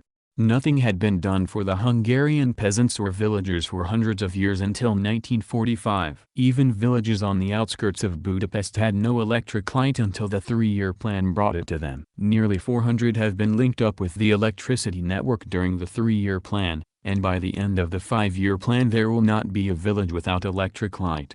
The 80,000-acre Hordobagy written off by Horthy and the Habsburgs as a romantic wasteland where the gentry could shoot wild geese in the swamps, and visitors could see the wide-sleeved dashing ksakos, horsemen, galloping in swirls of dust across the puszta, is now being transformed into one of the most fertile regions of Hungary. With a well-planned irrigation system, the state started a great rice-growing project for the first time in Hungary. By the end of 1949, not only was the Hordobagy producing all domestic rice requirements but a substantial surplus for export. Cultivation of cotton has now also started in the Hordobagy area from strains imported from the Soviet Union. When the land reform was carried out the state reserved about 70,000 acres of land for state experimental and research farms, mainly for breeding stock and seeds. One of the most important of these is at Babalna, on the Budapest-Vienna road, where the famous Lipizan Arab horses are being proletarianized. Stock descended partly from those bought by Count Ferenc Esterházy from the Habsburg court, and partly from direct imports from Arabia, are used for breeding purposes, to develop a new light draft animal which will be equally at home pulling a cartload of potatoes or drawing some dashing turnout at a farmer's wedding. The stud itself is on an old Esterházy property and is claimed by the Hungarians to be one of the finest Arab studs in the world today. After the dispersal at the end of the war, the Hungarians could only scrape together 1 stallion, 12 Arab and 7 Rapizan mares by 1946. A few more were returned from Germany, others turned up inside the country, and today there are just under 200 first-class stallions and mares at stud again. Beautiful milk whites, grays and bays originally destined to pull emperors' coaches, and provide mounts for the emperor's escorts are now siring a new race of farmers' horses. With artificial insemination, avoiding the trouble of transporting their mares to stud, farmers from all over Hungary can now breed Arab or Lipizan strain from their mares. Indeed, they may not cross their mare with any stallion without government permission. As every other detail of life is planned, so is also the question of raising the quality of the country's livestock. There are no people in Europe who care more for their horses than the Hungarians. They rival even the Irish in this respect. And this minute attention to horse breeding on the part of the government has won many peasants over to its side who were not the slightest bit impressed by electricity in the village or university for the children. Hungarian horse-drawn traffic already has a recklessness about it that makes the Western motorist feel a little nervous. What it will be like when every farmer's horse has a dash of Arab or Lipizan in it, I would not care to prophesy. I attended a demonstration in Babaldna, where an old-time cochero drove a four-in-hand of beautiful dapple greys in a fine hunting break. The greys were immediately switched to the harness of a long dray with 2.5 tons of flour in it. They hauled it as if it were the Emperor Franz Joseph himself, necks arched, high-stepping and trotting as briskly as if they were on the Vienna Prater.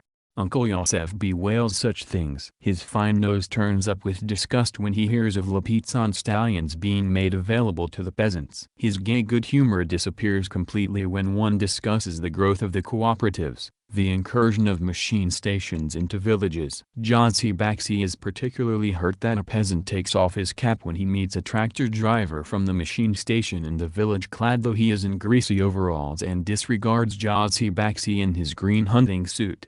An era has come to an end for Jazzy and his friends. In the old days it was Jazzy and the peasants against the city workers. Now it is the workers and peasants against Jazzy and his friends. And not only in Hungary but in Bulgaria too, which I visited for the 3rd time in the summer of 1949. Chapter 11. Cooperatives in Bulgaria. Bulgaria in the summer of 1949 was a country still suffering badly from wartime losses and the unbelievable bad luck of 3 successive droughts. She was also suffering, as one was to learn later, from very effective sabotage in her industries. In Sofia food was short. There was no appreciable improvement than from my first visit just 1 year previously. But spirits were high. The crowds that paced the Tsar Liberator Boulevard outside my hotel room in the evenings were enormously good-humored. And people sing in Sofia all day long, from the earliest hours of the morning until late at night. They sing much more than in Hungary,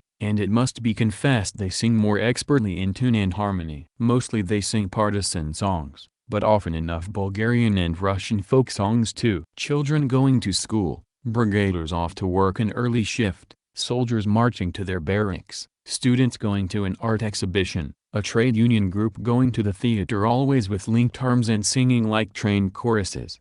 In summer the air was tinged with the fragrance of flowers from the profusion of rose gardens in the city. The breezes that cooled the city in the evening were charged with the perfume of ripening fruit, from the orchards nestling at the foot of Mount Vitosha. Sofia is closer to nature, less sophisticated a city than Budapest. The countryside comes right into the main streets. Shops are filled with peasants in a dozen different national costumes. There is more horse-drawn traffic. The people are not so well dressed. These things all make it a very different city, but it took me a few days to put my finger on the vital thing that made Sofia in 1949 another world from Budapest of 1949. I miss the thousands of dispossessed aristocrats and landowners, sitting around in the cafes. They virtually don't exist in Sofia. The Turks had been the feudal landowners, and when they were chased out by the Russians in 1878, Bulgaria became a nation of small farmers. There were peasants with long shoes curled up at the end sitting in the cafes, women with their plaited hair hanging in a little cloth cover down their back. Small wonder there was a freshness and naturalness about the city, a complete absence of decadence. In contrast to Hungary, which is composed almost exclusively of endless, rolling plains, Bulgaria is a very mountainous and a very beautiful country. No country in Europe is so rich in national costumes and traditions. Village after village, especially those tucked away in the mountains, have completely different characteristics, though they may be separated only a few miles from each other. Musical instruments, dances, and even folk songs, vary from district to district, probably because the rugged mountains made interchange of customs difficult. The villagers are a friendly, generous, open people with a natural gaiety, which one does not find so often with the Hungarian peasants, whose spirits have probably been dampened over the centuries by the ever-present priests. Priests or pastors, as mentioned earlier,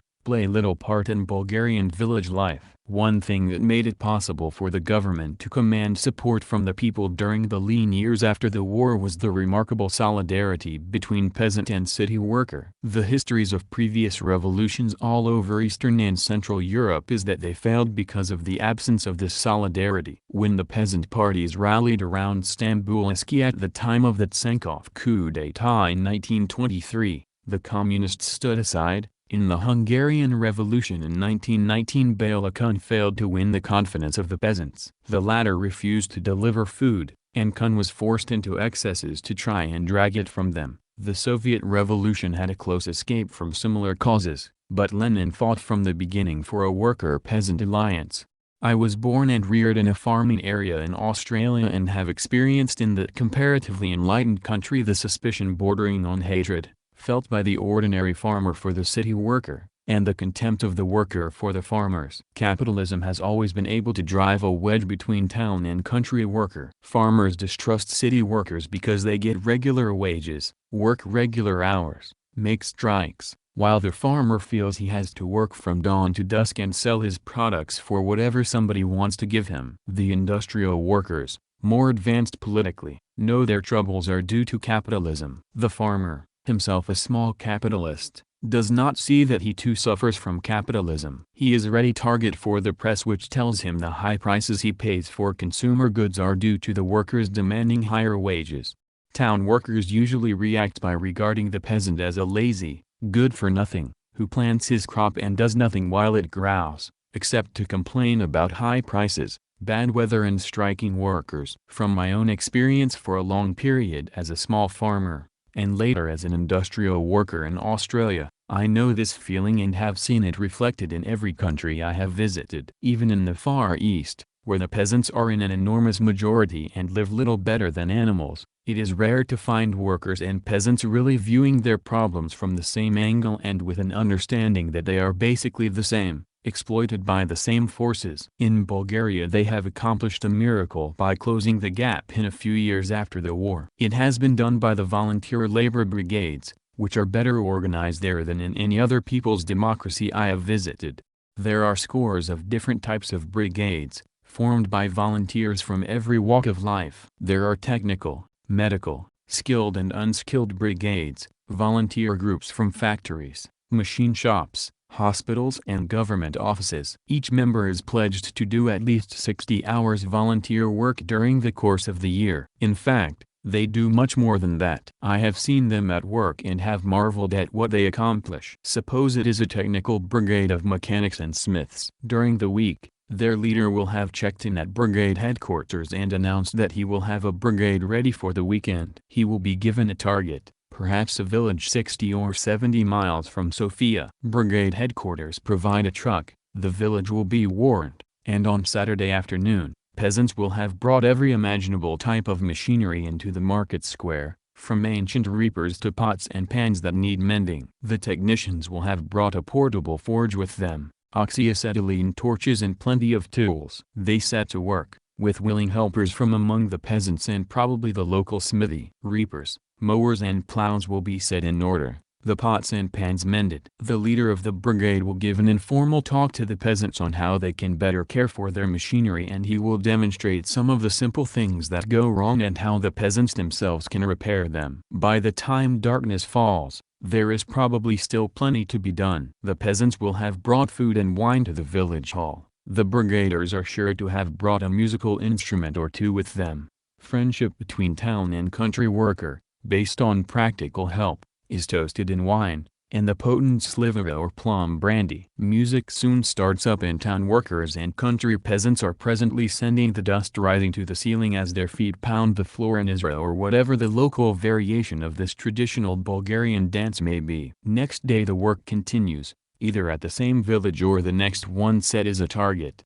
and on Sunday evening a truckload of weary but merry technicians, singing at the top of their voices, trundles back into Sofia again. There are veterinary brigades which treat animal diseases and at the same time tell the farmers how to recognize early symptoms, dental brigades that check the whole teeth of the village in one day, unskilled brigades which help with harvest work or weeding. Workers take their wives along, and while the menfolk examine pigs or mend plows, the wives help the peasant wives with sewing and mending. It is impossible to overestimate the effect of all this on Bulgarian village life. New lasting friendships are formed. Next time a peasant whose plow has been mended comes to Sofia, he is sure to look up Georgie or Nicola or whoever did the job and bring him a pound of lard or a dozen eggs and talk about the changes that are coming over the land. I traveled over much of Bulgaria in my car in the summer of 1949, and in village inns, where peasants gather to drink their slivova out of tiny bottles not larger than one's finger, I often asked about the brigades. The peasants without exception spoke about them with the warmest affection. They don't only mend our tools and help us with the harvest, they teach us, too. I always used to think city workers were lazy good-for-nothings, but now I see they're workers, too. We work the land, they work in the factories, but we're both workers. At a little machine shop, belonging to the Bulgarian Machine Cooperative, I spoke with the chief mechanic, Georgie Kulf, who was also the leader of a technical brigade. The plant employed 35 workers and had been privately owned until 18 months previously, when the workers formed a cooperative. Main work was to repair tractors and cars, but they had also started to manufacture small machines, such as water pumps and portable forges.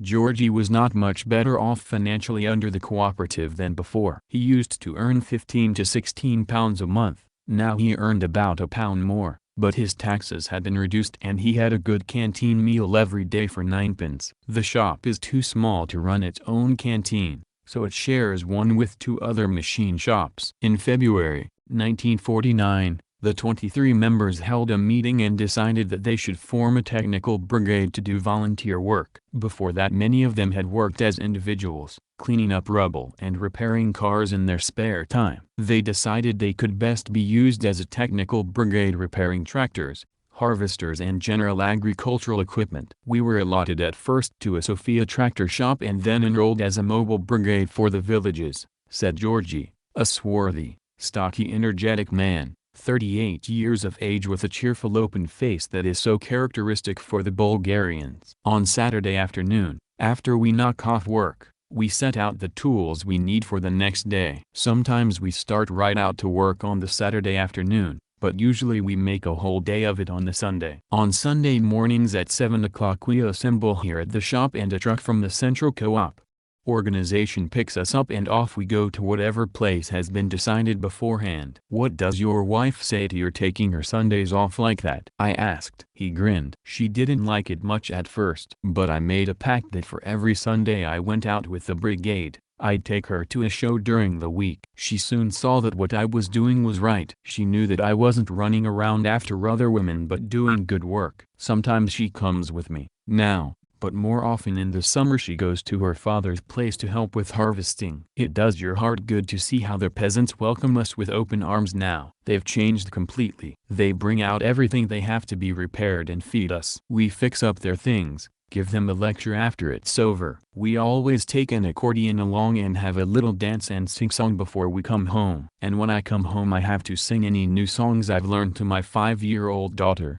who's a great enthusiast for the brigades." Another young man, Ferdinand Semenov, spoke up. He was a welder, married, with an 11-year-old daughter. "I always take my family with me if there's room in the truck," he said. "My missus helps the peasant women with sewing, My daughter looks after the village babes and teaches them songs while I help my comrades here. I asked for a typical day's work, and as the new order has taught people to be meticulously careful about preserving records of the work, they were able to quote exact figures. The previous Sunday they visited the village of Givet, about 30 miles from Sofia. They took a team of 18 men, 4 mechanics, 3 welders, 3 tinsmiths, 2 smiths, 1 technical foreman, 1 cultural leader, and 4 unskilled workers. In one day's work they welded 85 different parts of machinery, repaired and replaced spare parts on 7 agricultural machines, 25 miscellaneous repairs to plows and harrows, and 28 repairs to cream cans, milk buckets. Small stuff. In terms of actual work done, not very dramatic, but for the villagers it was an enormous amount of labor saved, because most of those things would have to be brought into Sofia for repair and many days would be lost trying to find the right shop and somebody who would do the work immediately.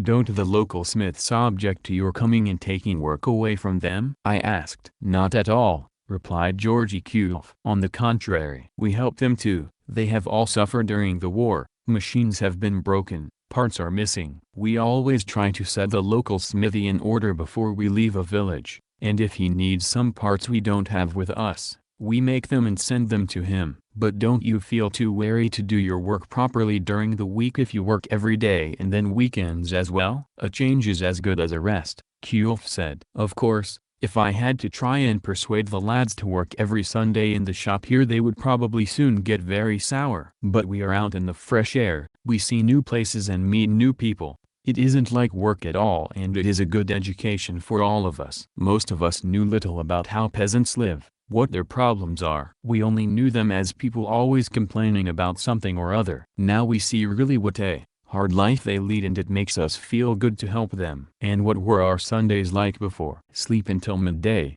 then visit or be visited by some relative you probably didn't want to see. At best take a walk in the park. Now it's exciting for us all. When we get a little more transport we'll all take our families with us. The other thing is that ours is a government of workers and peasants, and it's the job of all of us to make sure that on the ground, too, workers and peasants see themselves as one people, get to know each other and help each other through difficulties. To check on the other end of the picture I made a trip out to the village of Givet and stopped at a little saloon in the village where peasants drop in to have a tot of the harsh spirit made from the skins of grapes before lunch. The bar was lined with scores of tiny bottles, used as drinking measures, and half a dozen wrinkled and stubbly-faced peasants in their brown tight-fitting coarse pants and shirt sleeves were drinking their tots and discussing the harvest. On the wall was a galley-colored anti-Marshall Plan cartoon. On one side one could see Greeks erecting gallows from timber marked Made in USA.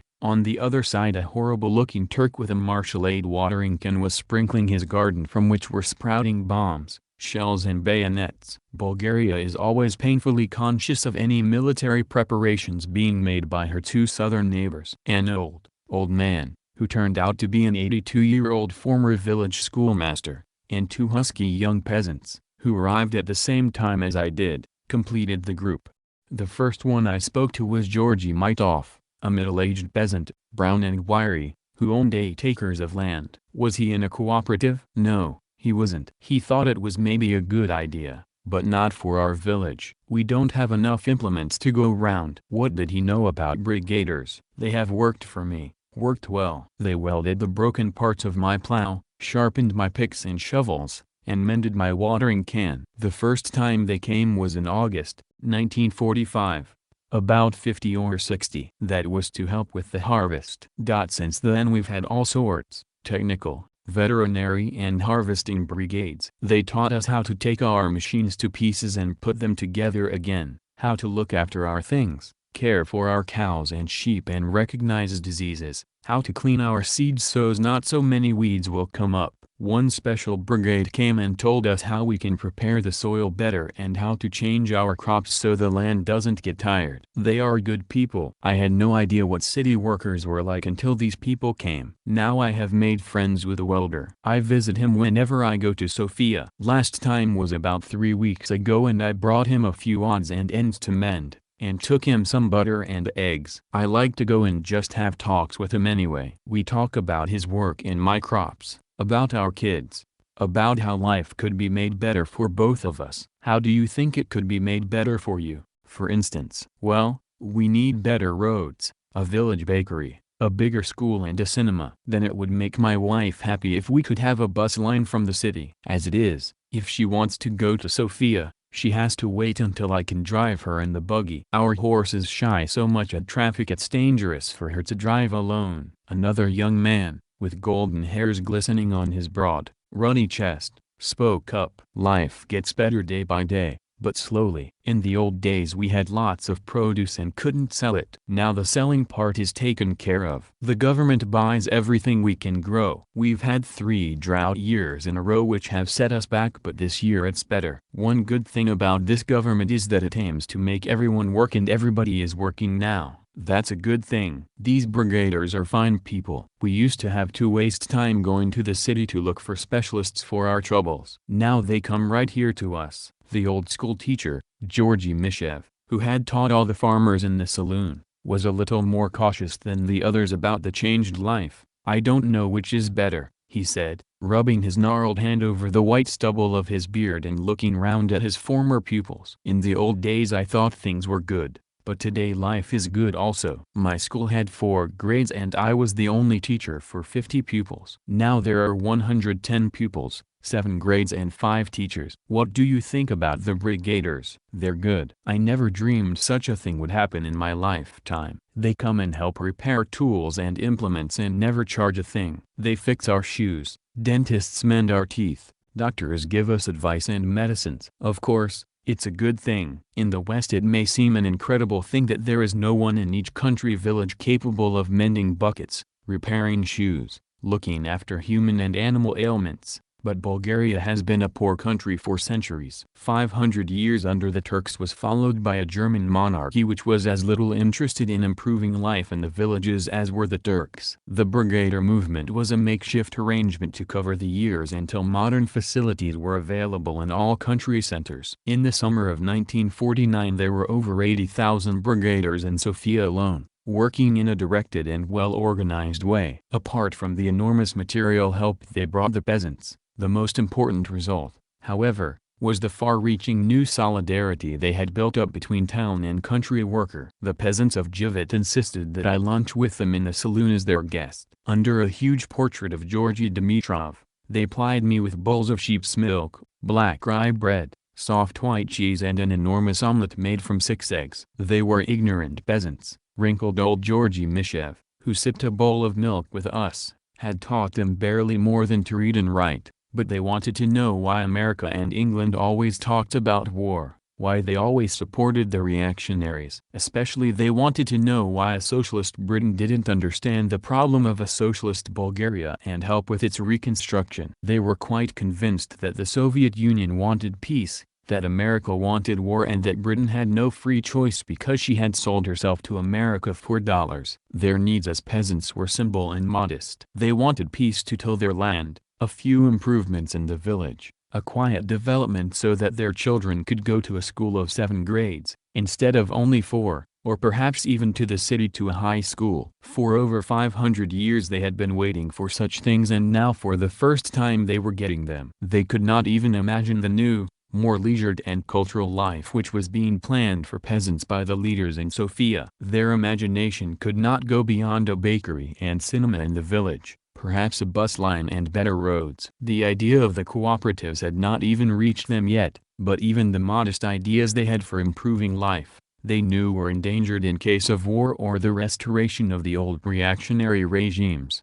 For a handful of people, unfortunately a highly articulate handful, the idea of war meant the restoration of their fortune and position by means of Anglo-American bayonets. For the millions it meant another betrayal of hopes. These ideas or something similar must have been running through the mind of one stubbly, brown-mustached peasant, Lazar Nikolas, who got awkwardly to his feet before I left and said, "You see how it is here. We are poor. We don't ever expect to be rich because we're just little people that plow our bit of land and raise a crop which is good or bad according to the weather. Nobody has ever tried to help us before. In the past any change has always been for the worse. Stamboulski tried to help us, But he didn't last long, and after him things were worse again. But these people are doing something. Even when things are bad, we feel it here, and he put his great hairy hand over his heart, that they sympathize with us and do the best they can do. As for the brigaders, God bless them, they brought us new hope when they helped us bring in the first harvest right in the middle of the fighting. They've helped us ever since and never looked for a penny from us. For a view of the shape of things to come in Bulgarian village life, one must go to the Georgy Dimitrov cooperative farm near Plovdiv,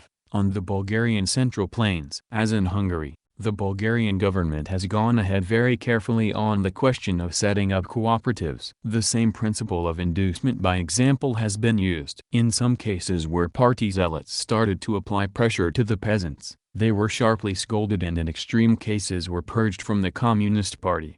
In the village of Razvokaner, except for 30 families, all the villagers altogether, almost 700 family units are in the Georgy Dimitrov cooperative. It started in 1945 with only about 50 families, some of whom withdrew after the first year. When the results of the first 2 years were seen, then the whole village started to come in, including those who had left. By the summer of 1949 every family except the 30 mentioned above were members. The leader of the cooperative explained, "Of course, now that the pioneers have done all the work, completed the buildings, laid down irrigation, started a creche, they want to come in, too." But these 30 families derided us from the beginning, tried to stop others from joining, did their best to get their friends to take their land out again once they had joined. Now they plead to be allowed in. We'll let them in the end, but meanwhile we're punishing them a little. The Georgy Dimitrov is almost a completely autonomous economic unit. The whole village,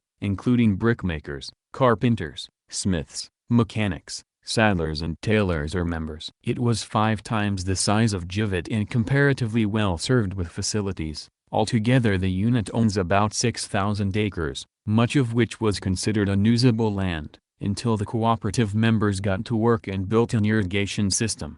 Most of the artisans were not at their normal work the day I arrived, because it was midsummer and all hands were needed to help get the harvest in. The smithies, of course, were still on the job, taking care of breakdowns, repairing cart wheels, shoeing horses. A couple of rather delicate men, too frail to help with the harvest, were French polishing some furniture, a fine new walnut bed being prepared for one couple who were to marry as soon as the harvest was in. The cooperative had its own furniture shop and needless to say built all its own houses and other buildings, all in brick from bricks made on the farm. At the very end of the long low building which housed the artisans, was the creche, with 2 white-gowned figures managing a dozen or so fat babes, from a few weeks up to 2 or 3 years of age. Most of them were sunning themselves in a little railed-off yard. They had no need of rattles or comforters to keep themselves amused. A whole wondrous kaleidoscope world moved past right in front of their eyes. A pair of horses being led past the smith, a load of hay lumbering to the barns, a flock of brown and black sheep being taken to water. Magnificent entertainment for babies. In the old days, in harvest time, they would have been left at home in the care of brother or sisters perhaps a year or 2 older, or would have been taken to the fields and left at the mercy of sun and flies from the time the sun peeped over the horizon until long after it had disappeared. Now, when they felt sleepy, there were neat little cots inside a cool, gaily decorated room for them to rest in. My guide, the Dominican or supervisor,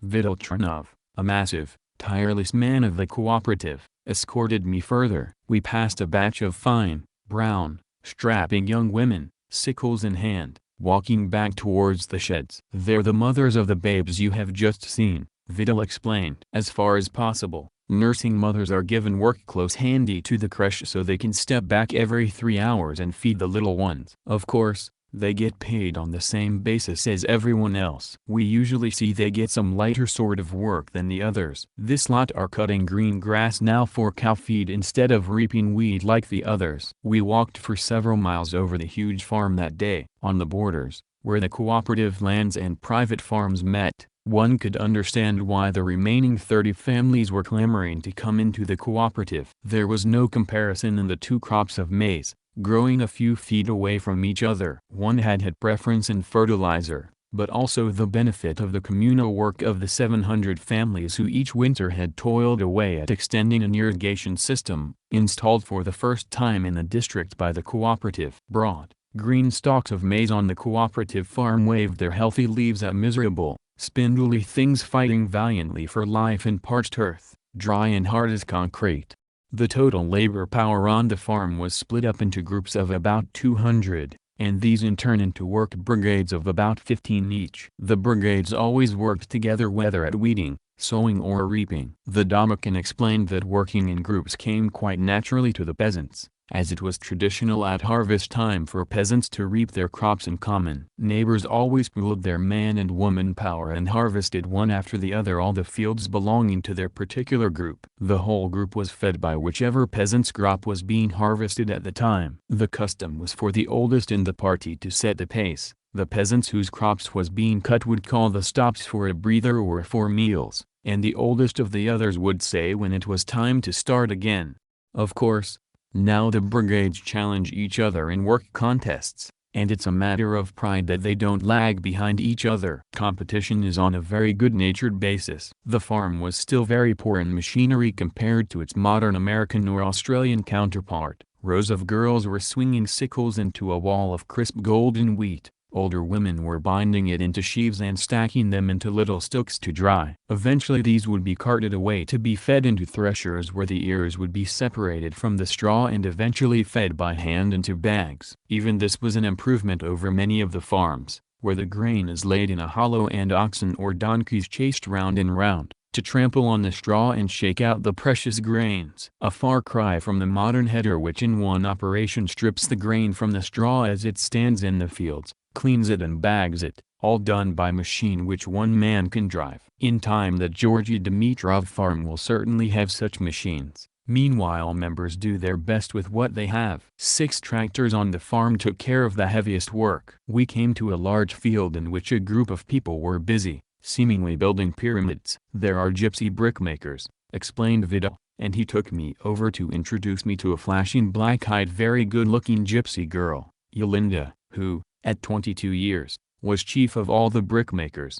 "Do I like being in a cooperative?" She repeated my question. "This is a new life, something we never dreamed of before. We are accepted as equal for the first time in our lives or in our parents' memories. We get paid the same rate as everybody else, we are members and can take part in meetings, our votes count like anybody else's votes. Before we begged in the streets, cleaned people's shoes. Everybody despised us and we despised ourselves. Nobody was glad to see us, they said we didn't want to work, we were lazy, that we stole. Now they see that we can do if they give us a chance." In the background, gypsy men and women were furiously digging clay, moistening it with water drawn from a nearby stream, puddling the using paste into brick molds. All around stood heaps of bricks, taken out of their molds and left to dry in the sun. Yolinda, when we came upon her, was supervising the building of a huge kiln. Bricks were being laid row upon row just as if for the building of a house, but instead of mortar, flaky coal laid between the rows. When the pyramid was built, the kiln would be fired, and after a few days, the bricks, red and hard, would be ready for building into some new shed for the cooperative or a new house for one of the members. We passed good-looking herds of black buffalo cattle and flocks of sheep, all the property of the farm, and afterwards we drove around the village to inspect the fine new cooperative hall which was being built to serve as meeting hall, theater and cinema. But no building goes on in summertime unless it's absolutely essential, Vidal said. We're far too busy with crops. In winter, where there's nothing else to do, we build and extend our irrigation system. We have it all planned out just how much we'll do each year. The co-op pays its members out on the 60-30-10 system mentioned earlier, 60% in work hours, 30% in rent, according to how much land each peasant contributed, 10% into a fund to take care of the sick, aged and other unemployables. Every member of the cooperative, whether he or she is weeding cabbages, milking cows, making bricks or raising pigs, has a norm, based on the area of cabbages weeded, numbers of cows milked, bricks made, or pigs raised over a certain period. The norm is calculated in terms of working days, and the more it is exceeded the greater the number of working days credited to one's account, and, the greater the dividend paid out at the end of the season. Many of the farmers in the Georgy Dimitrov cooperative were paid up to 500 working days for the previous year. It is a very carefully calculated and complicated system, difficult certainly for a non-farmer to follow. I discovered, for instance, that a pig reared to the age of 3 months counts as 14 days to a swineherd, which it seemed to me would make a swineherd a prosperous man if he could manage to rear 4 or 5 litters in a year. But what if the sows only produced tiny litters? Vidal shrugged his shoulders. There's always a certain gamble in farming. His job is to look carefully after those that come into the world. Nature will balance up the size of the litters. At the end of the season, after working days are calculated and checked, the farmers are paid off in grain, fats, sugar, wine, etc., plus a goodly sum in cash, which averaged in the 1948-49 season about 10 shillings per day for each person over 16 years of age. In the cooperative, far above anything any but the richest members had ever earned as private farmers. By the end of 1953, it is planned to have about 2/3 of all farming in Bulgaria organized on the lines of the Georgy Dimitrov Cooperative. Chapter 12, The Life of Georgy Dimitrov, Part 1. On Saturday, July 2, 1949, life came to a standstill in Sofia and throughout the whole of Bulgaria. The loudspeakers in every town and village announced that Premier Georgy Dimitrov was dead. In Sofia, outside the Hotel Bulgaria where I was staying, little groups of people wept openly in the streets. The stout, peasant woman who cleaned my hotel room, wept and said, "It seems like he just came home to us and now he's gone forever." The laughing, chattering crowds which take complete possession of the main boulevard in Sofia of a Saturday evening were transformed into subdued little groups of people discussing in hushed voices what would be next in Bulgaria. For a long time Dimitrov had been ill, but his death came like a stunning shock to millions who could not think of New Bulgaria without Georgy Dimitrov at the head. The following Wednesday I followed along behind the mournful cortege, which bore Dimitrov's body from the railway station where it arrived from Moscow, to the National Assembly where it was to lie in state. Over 500,000 people, more than the population of Sofia, lined the streets, most of them simple workers and peasants grieving for their leader. For 2 miles, the yellow-tiled streets were packed with the saddest-looking faces I have ever seen, tens of thousands of them openly sobbing. Drawn by black-cloaked horses, the gun carriage on which the casket was borne was followed by Dimitrov's widow, Rosa, the 2 adopted children, Marshal Voroshilov, and Anna Poker, and members of the Bulgarian Politburo and government. It passed through streets along which Dimitrov led the coal miners of Pernik in their great strike 43 years previously, to demand a living wage from the government. The procession led through the working suburbs where grizzled old men, veterans of some of the earliest stirrings of the Bulgarian labor movement, knelt bareheaded to pay last homage to their leader. Past glittering Turkish mosques, past the old Orthodox cathedral, and along through the modern part of Sofia, to the National Assembly. For 10 days Sofia mourned. Night and day nothing was heard but the solemn strains of Chopin's funeral march, Beethoven's Third Symphony, the moving Bolshevik funeral anthem. The body had been embalmed by Soviet specialists aboard the special train which brought it from Moscow. Fishermen from the Black Sea, tobacco workers from Plovdiv, miners from Pernik, peasants from all over the country came to the capital to file past the body. For 5 or 6 hours they stood in line in the blazing heat, wrinkled old peasants, veterans, who had taken part in strikes organized by the lifelong revolutionary in the early 1900s, who had fought with Dimitrov in the 1923 revolt. There were emotional scenes in the assembly hall, where Dimitrov lay as natural as he had been in life, his pale face reposed, his lofty forehead serene.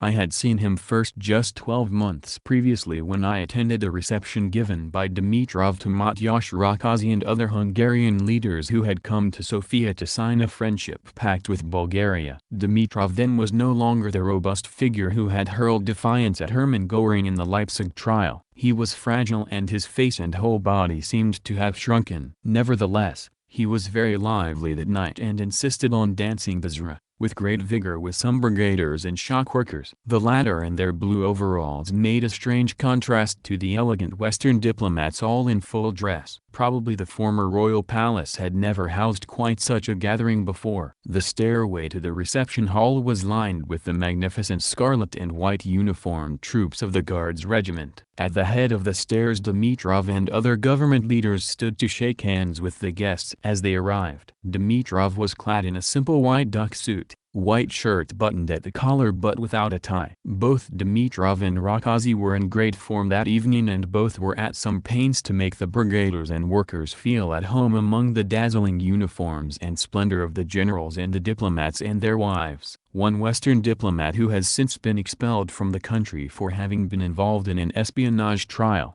turned to his companion as Dimitrov jogged by his feet twinkling in the intricate steps of the Zra, a brigadier girl on each arm, and said, "By the look of the old man, we'll soon have one less communist leader in Eastern Europe to worry about." I wish they all looked as sick. The day after Dimitrov's death was announced, the Bulgarian cabinet at a special meeting announced it had decided to erect a mausoleum to house the embalmed body, which would be permanently exposed to public view as is that of Lenin in Moscow. Plans had been approved and the leader of the brigaders had pledged that the mausoleum would be completed by the following Sunday, the day of the state funeral. The clearing of the site and the building of the Dimitrov mausoleum was a most astonishing feat. A few hours after the communique was issued, little more than 24 hours after Dimitrov's death was announced, work had started on a site in a public park, opposite the Presidium of the Republic. Work started late Sunday night, and by next morning astonished citizens on their way to work could not believe their eyes. An 8-feet-high wooden fence walled off an area 100 yards square, and through the chinks they could see what seemed to be thousands of brigaders working as in a frenzy, cutting down trees, lopping branches off others, unloading bricks, digging holes, mixing concrete, working at a pace which seemed impossible to maintain. Many of them vowed they would not move from the job until it was finished. They worked night and day, pausing only long enough to snatch something to eat. By Monday evening, the site had been cleared and the foundations for a 35-feet-high brick building about 40 feet square had been dug. The first night there was a furious rainstorm. A couple of inches of rain fell within a few hours, but the brigaders, issued at a moment's notice with waterproofs, did not cease to work. The fire brigade came along and pumped water out of the foundations. Throughout that week, the rain came down in torrents, and in the Western legations, officials rubbed their hands together and said, "There'll be a scandal. They'll never finish it." But they did finish it. While the diplomats were taking up positions at the National Assembly to follow the cortege, brigaders were tearing down the last of the wooden fence, to reveal the simple and beautiful, completed mausoleum, faced in white limestone, ready to receive the body of Bulgaria's greatest son. Communist leaders came from all over the world to take their leave of Georgy Dimitrov, whose work was as much for the international working class as for Bulgaria. Communist representatives from 23 countries, headed by Marshal Voroshilov from the Soviet Union, took their turns mounting guard alongside the body, as it lay in state in the National Assembly. Not since the death of Lenin had a communist been so honored, and indeed since Lenin's death, no communist of such a stature or such prestige in the international communist movement had died.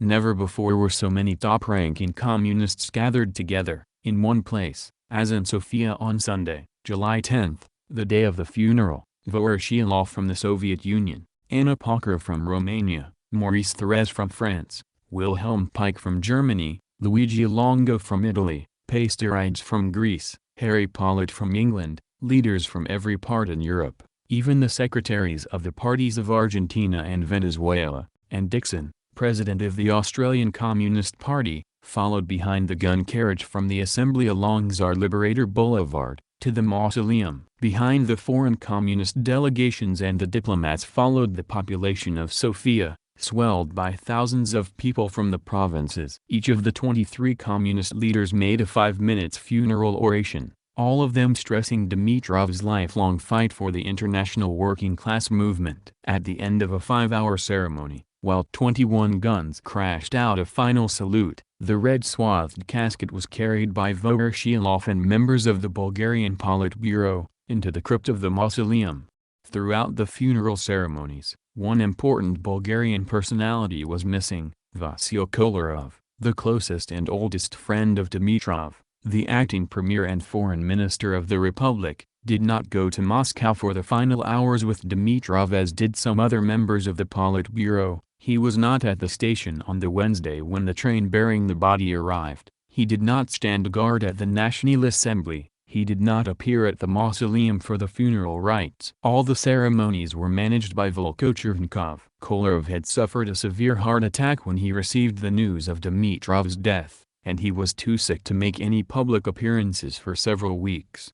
Within 6 months, Sofia was draped in black again and solemn funeral music was broadcast day and night throughout the loudspeakers in the streets. From 6 o'clock in the morning until midnight for 3 days, crowds of peasants and workers stood in the snow to file past the body of Vasil Kolarov, lying in state in the National Assembly. Kolarov never fully recovered from the heart shocks which followed the death of his comrade. He valiantly carried on his duties as Premier of the Republic, to which post he was unanimously elected following the death of Dimitrov. I was present at his last public appearance when he delivered a 90-minute address on the eve of the national elections. On December 17, 1949, he had changed enormously in the 6 months from when I had previously seen him. At the opening of the first parliament after Dimitrov's death, his normally round, robust face was thin and haggard, but his voice had lost none of its vitality, nor his gestures their vehemence. He spoke at length about the crisis through which the state and Communist Party had successfully passed in connection with the Treikakostov plot,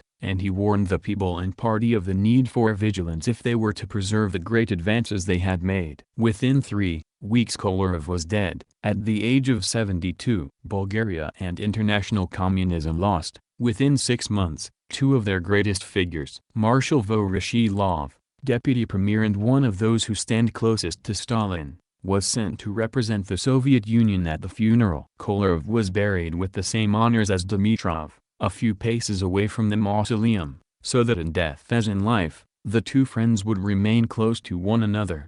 The lives of these two men, Dimitrov and Kolarov, are so intricately interwoven that it is proper to sketch their biographies together, as they lived, fought and died together. Their biographies form part of the history of modern communism and the history of Bulgaria of the 20th century. Their careers provide a rare example in history of a 45-years-old political partnership which took the two friends in incredible adventures to many corners of Europe together, and led them back to lay the foundations of a new social system in their own country and eventually to die within a few months of each other. Both were foundation members of the Bulgarian Communist Party, both were secretaries of the Communist International, Comintern, in Moscow. Both lived in exile for 22 years, both were serving as prime ministers of their country at the time of their death. Vasil Kolarov was the elder of the two. He was born in Shumen, not far from the Black Sea, now renamed Kolarovo, in July,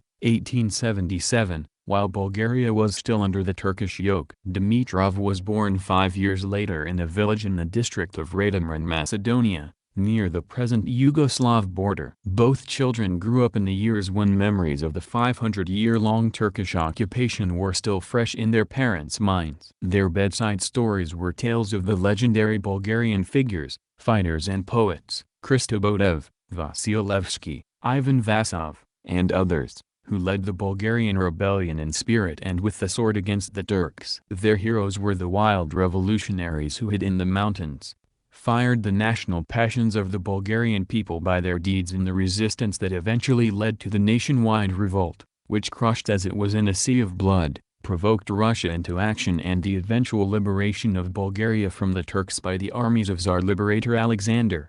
Young Kolarov and Dimitrov were both active in politics at an early age, Kolarov at school and Dimitrov as soon as he left to work as a printer's apprentice. They both fell under the influence of Dimitar Blagoev, the founder of Bulgaria's Socialist Party, a Marxist theoretician and writer of note, who occupied the first place in Bulgarian left-wing politics for a quarter of a century. At the age of 17, Kolarov, already a member of the Social Democrats, organized a students' revolt against the headmaster of the high school he was attending at Varna. Troops were called out and broke up the students' demonstrations, but the headmaster fled the city and did not return. Kolarov took an active part in left-wing student organizations at Varna University until he was 20. when he was sent abroad by his family to study law in France and Switzerland. Kolarov came from a family with a middle-class background. Dimitrov's father was a worker. Dimitrov became secretary of the Printers' Apprentice Trade Union at the age of 18 and joined the Social Democrat Party 2 years later. That same year in 1902,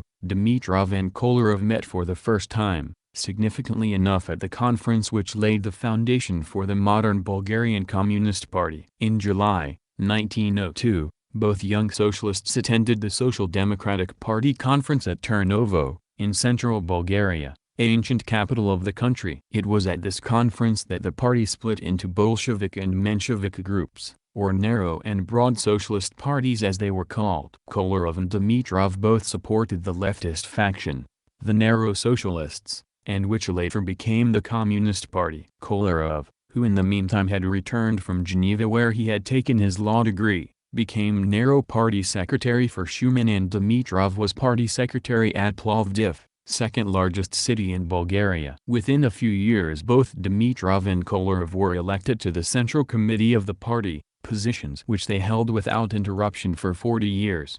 It is impossible in the short space of one chapter to do more than skip through a few of the more important pages of the lives of these two remarkable men. Dimitrov developed into the tough, courageous workers' leader, who organized and led strikes and was always in the thick of industrial trouble. Kolarov had developed into an intellectual, no less tough or courageous, who used his talents as a lawyer to defend the arrested strikers or mutineering soldiers, and who used pen and platform to propagate the cause of the left socialists. In 1907, he attended the International Socialist Congress at Stuttgart, together with Lenin, Rosa Luxemburg, and other international socialist celebrities. Kolarov supported Lenin's proposal, approved by the conference but later betrayed by the German socialists, to oppose any moves for a new war, to call for a revolt of the workers of all countries which were involved in a future war, to oppose in parliament military credits for a new war.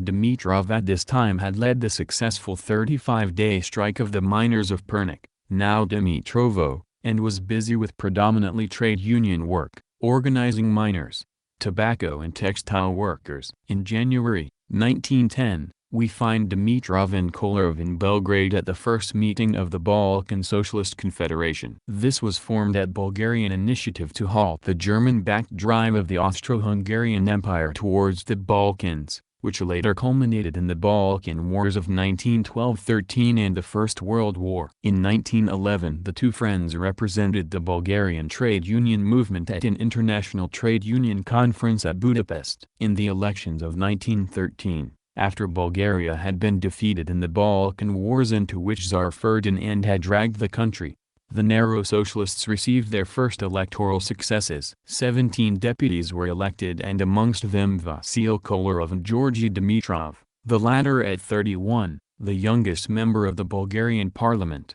They both made use of their rights as deputies vigorously to denounce the plans being made for entering the coming war on Germany's side, and they demanded a policy of neutrality. They opposed every move to drag the country into war, and when the war broke out, Kolarov and Dimitrov denounced it as an imperialist war in which the working class should take no part. They denounced equally the German Social Democrats who betrayed the earlier pledges and supported the war, and who even sent delegates to Bulgaria to try and win the Bulgarian Social Democrats over to their viewpoint to support Germany in this war. In 1915, when Bulgaria entered the war on the side of Germany, the narrow socialists published a manifesto opposing the decree of mobilization. Dimitrov was arrested and imprisoned for a year and a half. Kolarov, who was a reserve officer, he had been mobilized in the Balkan War, refused to answer the mobilization decree, and was also arrested together with most of the members of the narrow socialist group, all of whom refused to take part in the war. They were released, however, and took their places in parliament to oppose on every possible occasion right throughout the war years any votes for military credits. As a lawyer, Kolarov defended Serbian and Bulgarian deserters, and at international conferences in Switzerland and Stockholm, Kolarov remained steadfast to the original resolutions of the Socialist International. In April 1917, Kolarov even organized a meeting with German socialists in Berlin, under the Kaiser's nose so to speak, and roundly denounced the Germans for their betrayal of the Socialist Front. In Stockholm in the same year, Kolarov contacted the Russian Bolshevik leaders who were preparing to put into effect Lenin's resolution at the Stuttgart Conference of 1907, to raise the banner of revolt in the warring countries. In 1917, one of Georgy Dimitrov's brothers, Nikola, died in exile in Siberia. He had been arrested by the Tsar's police in 1908 for printing illegal revolutionary pamphlets in Odessa and was exiled for life to Siberia. He went to Russia in 1905, the year of the First Russian Revolution, the dress rehearsal as the Communists call it. The 1917 revolution in Russia gave a fresh spur to the activities of the narrow socialists. Towards the end of 1918, revolts and mutinies broke out in the Bulgarian army, strikes in the factories, Dimitrov doing much of the agitational work, Kolarov defending any mutineers who were caught and brought before the tribunals. Dimitrov was arrested again together with a large number of Pernik miners in a demonstration to celebrate Dimitrov's release from jail. The miners created a diversion which set Dimitrov free from the police, but the miners' leaders were arrested and brought to trial with Kolarov as their defense lawyer. In one of his greatest victories at the bar, he managed to have the lot acquitted due to lack of evidence. In 1919, the narrow socialists decided to transform their party into the Bulgarian Communist Party, the second after the Bolshevik Party to do so. Kolarov was elected secretary and he, Dimitrov, and other prominent narrowists, Kabakchev and Maximov, were named as delegates to the Second Congress of the Comintern. Dimitrov and Kolarov set out in one fishing smack, Kabakchev and Maximov in another, to cross the Black Sea to Odessa, and on to Moscow. The boat in which Dimitrov and Kolarov were sailing, however, was blown onto the Romanian coast in a storm, and both were arrested by the Romanians and charged with espionage. Eventually they were released and deported back to Bulgaria, too late for the Comintern meeting. In the elections of 1919, the newly formed Bulgarian Communist Party won 1/4 of the votes and were allotted 47 seats in the SO branch, in which the peasant leader Stambulski had a clear majority. It was a notable victory for the Communists and worth remembering in the West, where communism in Bulgaria is so often represented as something which the Soviet army brought with them when they liberated the country in 1944. In the next elections, at the end of 1921, the Communists increased their seats to 51. Even in 1931, the Communists gained 31 seats. In 1933 they won the Sofia municipal elections. The period from 1919 to 1923 is one about which the Bulgarian Communist Party is not too happy. Georgy Dimitrov was very critical about this period in the mammoth political report which he presented in a 6-hour speech to the 5th Congress of the BCP in December 1948. This report, presented 6 months before he died, must be regarded as Dimitrov's political testament and is an authoritative and unvarnished history of the Bulgarian Communist Party.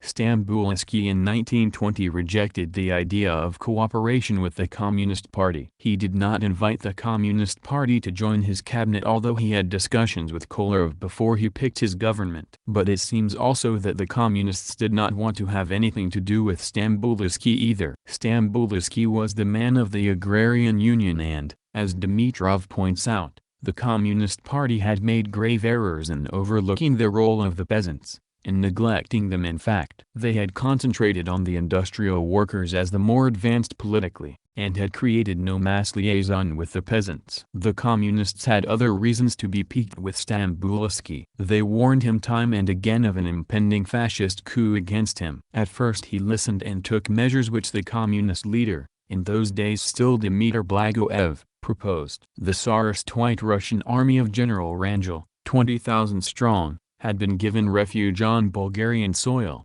and the reactionaries hoped to make use of Wrangel and his men. The Communists demanded, and Stambulski eventually agreed with them, to disperse, disarm and expel Wrangel's troops. This was done and danger averted for a short time. Soon the Communists claimed they had definite proof of preparations for an armed coup, and they demanded that arms be issued to the workers of Sofia. This was turned down by the peasant leader, on the grounds that there was no proof of an imminent coup. In 1921 Dimitrov and Kolarov went to Moscow for the Third Congress of the Comintern. Kolarov was elected to the 5-man presidium of the Congress, and the following year was made General Secretary of the Comintern. Apart from attending various conferences in Europe, he remained in Moscow at his Comintern offices, until the events of June, 1923, in Bulgaria. On June 9, 1923, the fascists struck against Stamboliski and his agrarian union government. Led by Professor Tsankov, and helped by reactionary army officers, they quickly dispersed government resistance. Stamboliski was hunted down like an animal, and on June 13, was literally cut to pieces. The communists stood aside, as Stamboliski had refused their help and disregarded their advice. Kolarov was in Moscow at the Comintern. Dimitrov and a few other militants were in a minority in the party leadership at home. Blagoev, the leader, demanded that the party adopt a neutral attitude. In his political report, Dimitrov comments, "The ill-fated policy of neutrality, in June, 1923, was excused by lifeless doctrinaire considerations completely alien to the reality and to revolutionary Marxism." The party leadership maintained, since the peasants were not yet ready to fight for a workers' peasants' government, they would not follow the appeal of the Communist Party for an uprising against fascism. Kolarov, in a radio broadcast from Moscow, immediately denounced the Communist Party attitude, asked for and received permission to leave the Comintern and return to Bulgaria. On June 23, he arrived secretly at Varna, having crossed the Black Sea in a motorboat from the Soviet Union. Unfortunately for his comrades, he was arrested by Tsankov's police, aboard a Sofia-bound train. While Tsankov sought out and crushed the remaining armed opposition to his coup and consolidated his forces, Kolarov sat in jail for 40 days. At the beginning of August he was released, for lack of evidence of any crime committed. He immediately went to Sofia, and the day after he arrived, he took part in a meeting of the Central Committee of the Communist Party. With the support of Dimitrov, he demanded that a. the decision to remain neutral be rescinded, b. that the party establish closest contact with the remnants of the agrarian union, and if necessary start a revolution against the Tsankov government, and c. that the party work for the setting up of a workers' peasants' government. A resolution to this effect was accepted by the Central Committee, and a special committee was set up to make the technical and military preparations for an armed insurrection. Kolarov's views at this meeting had the weight of the Comintern's approval behind them, but were still opposed by some members of the Central Committee, including, it is believed, Blagoev. Kolarov asked the Comintern to extend his period of leave so that he could remain with Dimitrov to help with the revolt. A revolutionary committee of 3 was set up, including Dimitrov, Kolarov, and Gavrilgnov. September 23 was set for the outbreak. Secret committees were set up throughout the country. Arms which had long been hidden away were distributed. Early in September, the leaders were warned that Dimitrov and Kolarov and the whole Central Committee were to be arrested, so they all went underground. On the 20th September, members of the Revolutionary Committee for Sofia District were arrested by the police. Someone had betrayed the plans. The police scoured the country for Dimitrov and Kolarov, who by this time had been publicly named as the leaders of the impending revolt. On September 22, the insurrection broke out as planned, but Tsankov's troops and police were well prepared. The insurgents seized many towns and districts, but were soon crushed. After 6 days of severe fighting, Dimitrov and Kolarov led the remnants of their battered forces across the frontier into Yugoslavia. Both were sentenced to death in absentia. Both remained outside Bulgaria for 22 years. When they returned within 2 months of each other, at the end of 1945, during the fighting and in the executions which followed, 30,000 workers, peasants and intellectuals lost their lives. The September Revolt remained a much discussed episode in the stormy history of the Bulgarian Communist Party. It caused the death or exile of many of the party's best members, including the death of another of Georgy Dimitrov's brothers,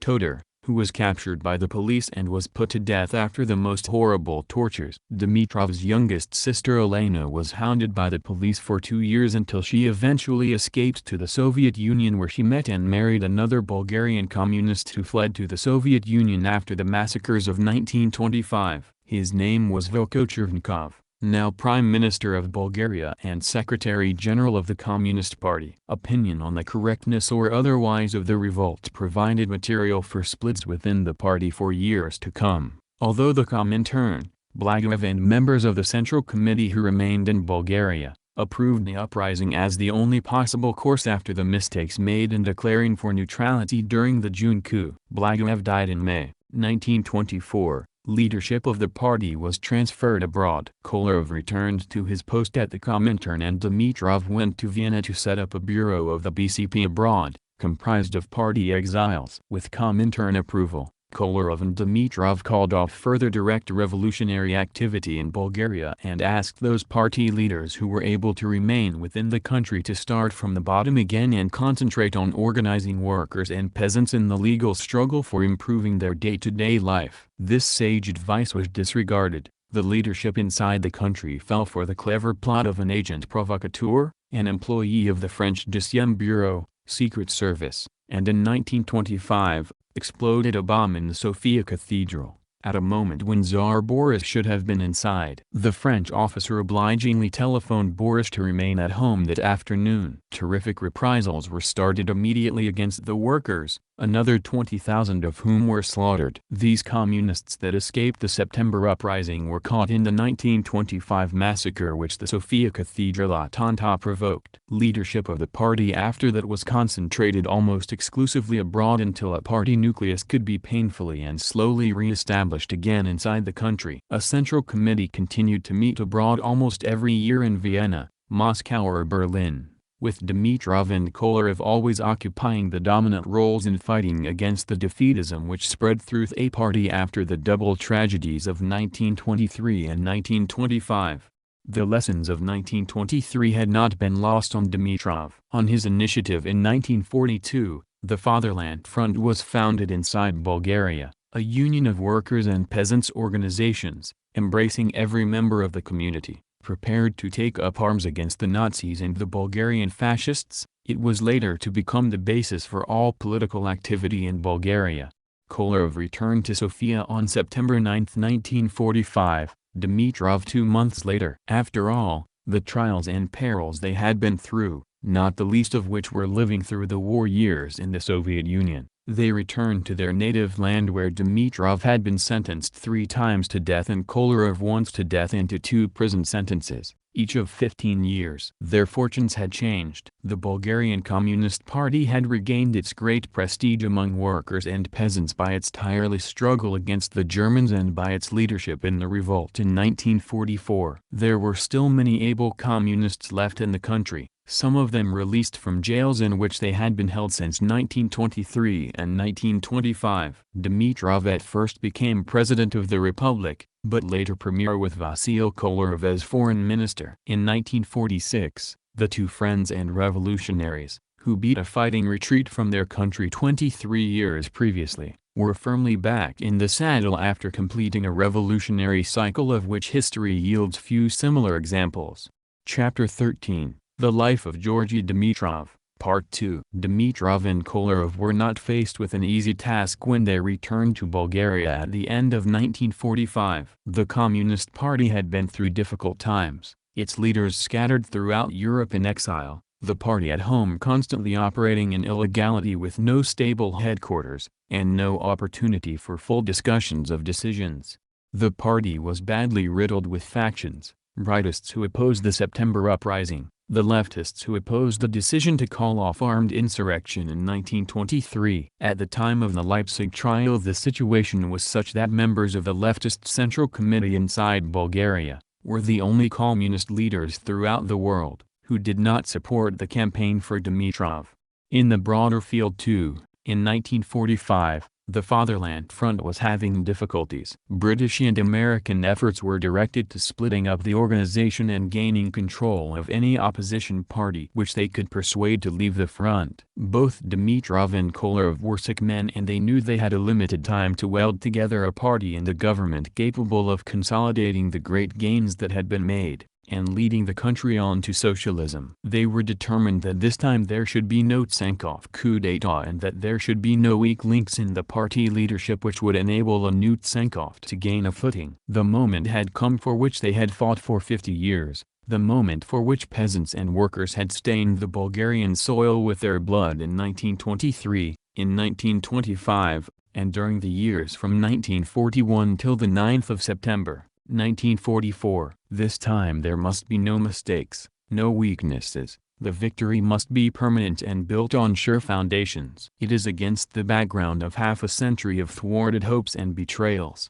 that one must consider the trial of the agrarian leader, Nikola Petkov, who flirted with the idea of an officers' coup backed by the British and Americans, and the trial of the former communist leader Traico Kostov, who saw himself as the leader of a new type of communist Bulgaria, a semi-autonomous communist Bulgaria attached as the Seventh Republic to the new type Communist Federation of Yugoslavia. These were old ideas in new dress and had cost Bulgaria dear in the past. The Foreign Office and State Department denounced the sentencing of Nikola Petkov as judicial murder, denied as fantastic the evidence that he had plotted a coup with American support, that he had planned to turn the country into a battlefield and to open the gates to American armies. In this connection an interesting item appeared in the New York Herald Tribune of March 5, 1950, more than 3 years after the Petkov trial. The story is dateline Jesse in Italy and reads as follows. A group of Bulgarian political refugees here called yesterday for war with Russia as the only means of releasing the communist grip on the Balkan countries of Eastern Europe. The refugees, mostly members of the Bulgarian Peasant Party of the late Nikola Petkov, toasted President Truman and insisted that Western intervention is their only hope of liberation from the yoke of Moscow communism. The 163 Bulgarian exiles declared that their sole aim is to return to their homeland as frontline fighters to liberate their country from communist rule. The Bulgars heard speeches by former Peasant Party leaders before receiving their first CARE food parcels, distributed by the International Rescue Committee on behalf of the Iron Curtain Refugee Committee. Dimitrov and the Bulgarian government knew quite well what Petkov was planning. Once the partisan armies in Greece were liquidated, frontier incidents could be timed to support local disorders arranged by Petkov and his followers. Bulgarian fascist bands could easily be infiltrated over the border to bolster up the disorder, and the Americans would consider they had the right to intervene as they had in Greece. Fortunately for peace in the Balkans, and unfortunately for the British and Americans, the Greek partisans kept fighting long enough for the Bulgarians to clean up their local traitors. By the time the partisans had stopped fighting, there were no groups left in Bulgaria to foment disorders. In a revolution you win or lose and take the consequences. In 1923, the Communists lost and took the extremely bloody consequences. In 1944,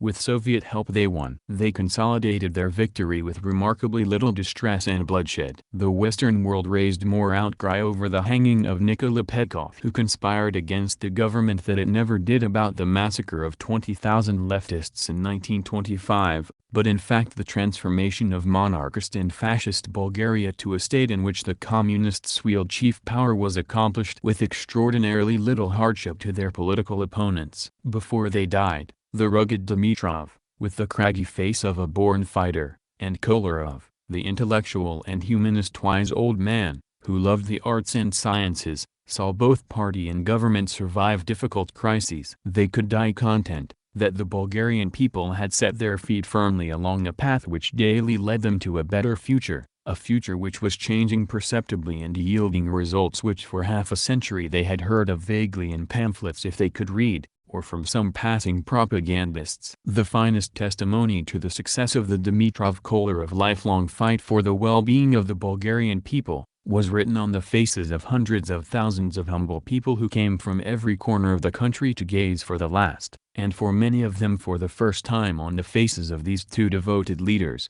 as they lay in state in the National Assembly. In Sofia, as I was at the time of the death of both of these remarkable men, I have seen no more moving tribute to any leader than that expressed by the masses of the Bulgarian people to Dimitrov and Kolarov. Dimitrov was in Berlin in 1933, when the flames of the burning Reichstag served Hitler as the bomb plot in Sofia had served Tsar Boris. Not content with banning the German Communist Party and arresting all its leaders, including the communist deputies in the Reichstag, Hitler wanted to prove to the world he was forced to these measures by the provocations of international communism. The scapegoat was none other than the Bulgarian communist leader Georgy Dimitrov. The trial held at Leipzig 6 months after the firing of the Reichstag was intended to be Hitler's supreme stage piece against communism. But he had reckoned without the magnificent audacity, courage and wit of Dimitrov, and of the efforts of Vasil Kolarov abroad in rallying international support for the Bulgarian communist leader. The Reichstag was fired on February 27, 1933. Dimitrov and 2 other Bulgarian communists, Popov and Tanev, were arrested on March 9, and brought to trial with Ernst Torgler, former president of the German Communist Parliamentary Group, and van der Lubbe, a half-witted Dutchman.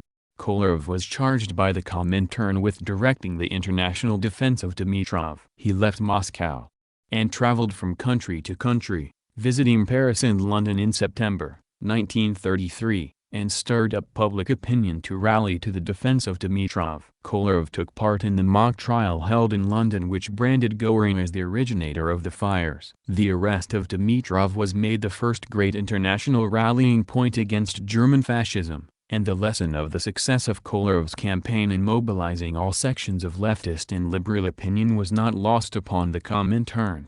Dimitrov's behavior in court won him the admiration of the whole world and raised the prestige of communists enormously. His audacious replies to an empurpled Göring, despite the latter's authority as minister-president, were commented on in the world press. Dimitrov had been kept in chains and half-starved for 6 months before he was brought into court. He was warned that his only chance for mercy would be to admit his guilt. The trial provided the sensational publicity Goebbels had promised, but the very opposite type of publicity he had expected. Trained police witnesses forgot their lines when Dimitrov began to cross-question them. Dimitrov not only denied his own guilt but nailed the Nazi leaders themselves as the real culprits and more precisely named Hermann Göring as chief incendiary. When his questions got too acute, the court president closed the session or had Dimitrov removed from the court, or refused to allow him to continue his questioning.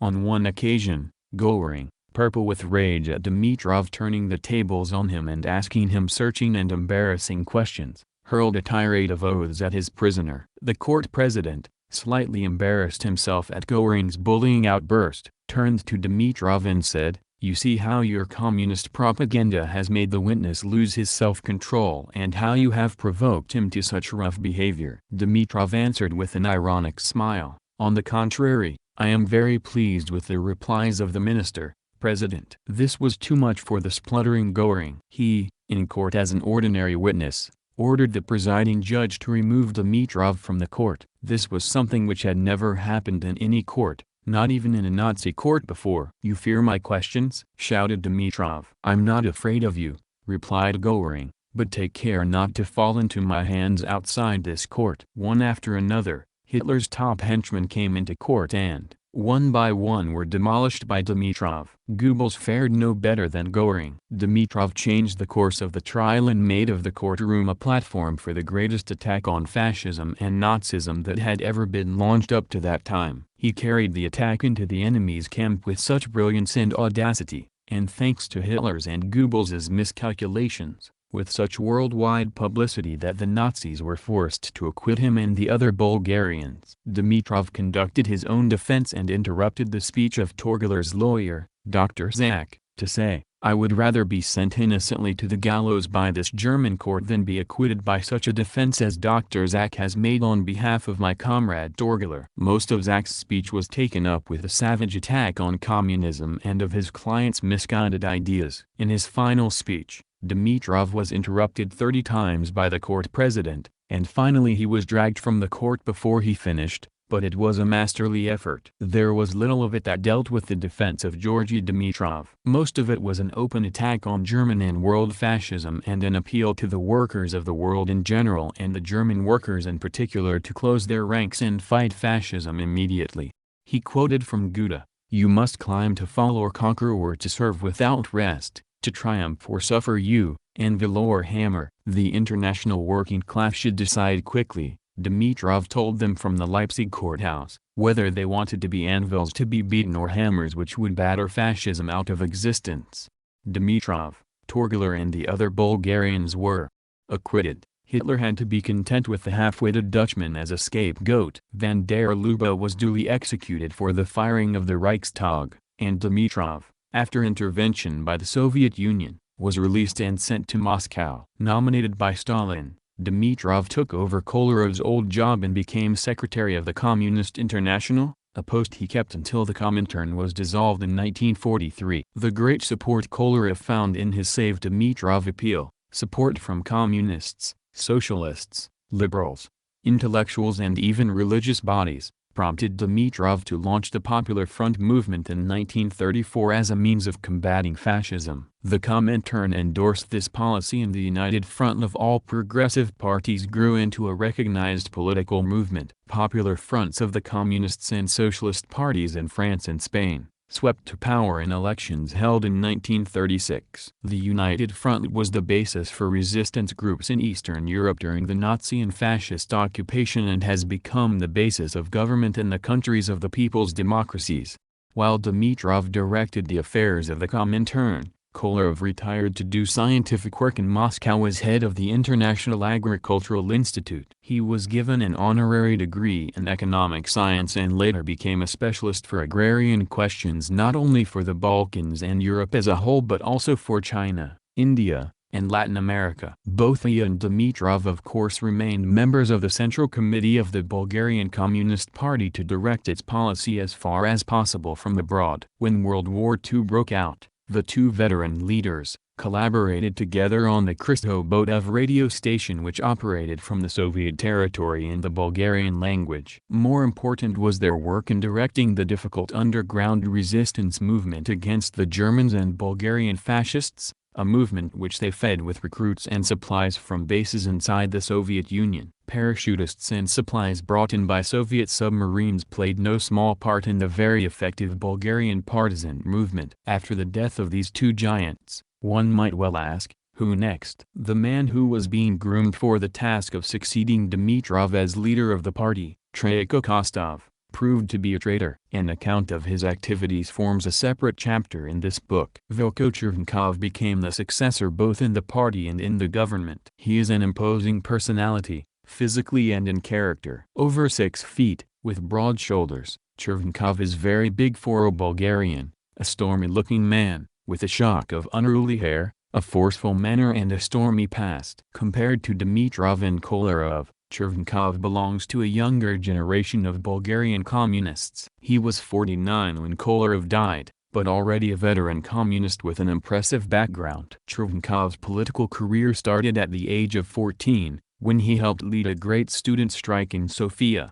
He joined the Communist Party as soon as it was formed at the age of 19, and 3 years later was seriously wounded in a clash with Tsankov fascists in the outskirts of Sofia.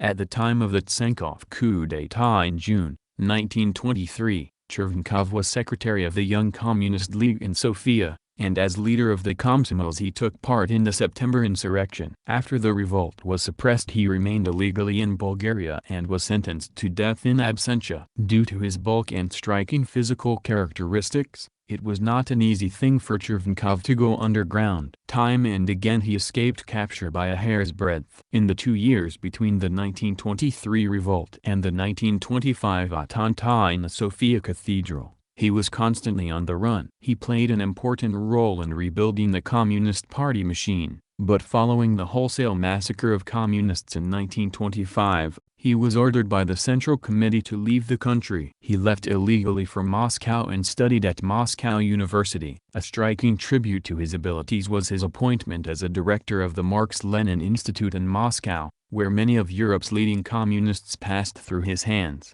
He was naturally in closest contact with Dimitrov and Kolyrov during his exile and he was in charge of educating all Bulgarian political exiles in the Soviet Union. When war broke out, he was put in charge of the Bulgarian language, Christo Botev radio station. He returned to Sofia with the Medal of Lenin, one of the highest Soviet decorations, and was immediately made a member of the Politburo of the Communist Party. In the first Dimitrov cabinet, he was president of the Committee for Science, Arts, and Culture, as well as Secretary-General of the Fatherland Front, and a secretary of the Central Committee of the Communist Party. After Dimitrov's death, Chervenkov became first vice premier and secretary-general of the Communist Party, and after Kolarov died, he became prime minister. At Kolarov's funeral, which is the last time I saw Volko Chervenkov, he looked much younger than his 49 years, a man of great physical and intellectual vigor whose broad shoulders seem well able to bear the mantle handed down by his two great predecessors, his colleagues in exile. What has been accomplished in those first 5 years after Bulgaria's liberation requires a complete volume to relate. I have touched on a few points only so far. The new friendship forged between city and country worker, the practical cementing of the alliance between worker and peasant, the prototype of the new cooperative village of the future with autonomous communities equipped with all the advantages of city dwellers, with the possibilities for vastly improved economic conditions as well as for full cultural life. This new deal for the villages goes ahead slowly, however. The peasants must not be rushed. On paper it will be the end of 1952 before even 60% of agriculture is in the hands of the cooperatives, but if the peasants are not enthusiastic it may take longer. One could quote figures of what has been achieved in the 2-year plan and what will be achieved under the 5-year plan, but figures are poor props with which to present a picture of the new life which is being created. One interesting point, however, with the 5-year plan is that it is intended to reverse the old picture of Bulgaria as an overwhelming agricultural country by establishing a 76-24 ratio between industry and agriculture by the end of 1953. One will no longer be able to think of Bulgaria as a land exclusively given to the production of yogurt, rose oil and tobacco. In every field that one looks there has been or there is in the process of being, a complete revolution. And nowhere is this more striking than in the changed status of women. Since September 1944, Bulgaria was behind most Eastern European countries, which is saying a good deal, as far as the position of women was concerned. 500 years of Turkish occupation with all that entailed, followed by an authoritarian monarchy, and topped off by 25 years of fascism, was a bad legacy to take over in 1944. In many parts of the country women were chattels with no rights. They occupied special quarters in the rear of the houses, did not show themselves when male visitors called. They were just about one step advanced from living in purdah as far as rights were concerned. Their first political rights were granted during the 1930s, when married women who were mothers were given the right to vote, but not to be elected as deputies. One of the first decrees introduced in 1944 was to give women full social, economic and political equality with men. Later a whole host of subsidiary laws was introduced which ensured that these were real rights of equality and not just dry laws in the statute books. All women over the age of 19 can vote and those over 23 can be elected as members of parliament. The present government has 1 woman minister, and 3 assistant ministers. Dr. Tsolha Dragoyisheva, woman minister for posts and telegraphs, incidentally spent 8 years in Tsar Boris prisons for political offenses, and was 3 times sentenced to death. The vice minister for social welfare, Rada Todorova, spent 13 years in prison. The ambassador to Moscow, the prized diplomatic post, is another woman, Stella Blagoev, daughter of the founder of Bulgarian socialism, Dmitry Blagoev. There are 34 women in the present parliament of 250 deputies. Women get equal pay for equal work and they get 3 months maternity leave on full pay in the event of childbirth. Leave may be taken when the mothers wish, before or after birth. All professions without exception are open to women. In the old days they could study and take degrees in various professions but were not allowed to practice. Creches and nursery schools attached to the factories have made it possible for women really to take advantage of the right to equal pay for equal work. Instead of spending half of their wages to pay some old drone to look after the children while they work, they can leave their babes in the factory creche with the sure knowledge that they will get expert attention, plus regular medical inspection.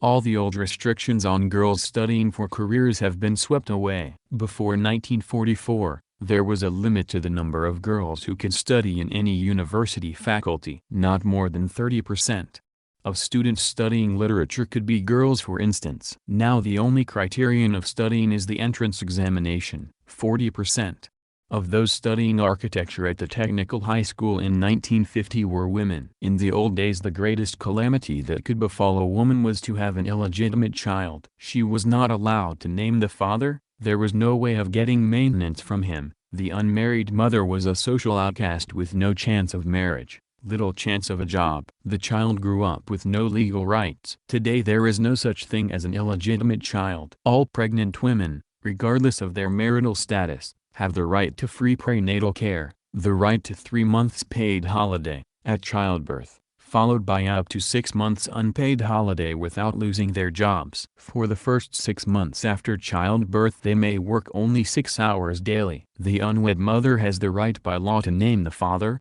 and he must pay maintenance. The child has full legal rights and equal inheritance rights with other children from the same father. A mother is a mother, whether she has a husband in the eyes of law or not, and a child is a child, not to be discriminated against because of some technical formality.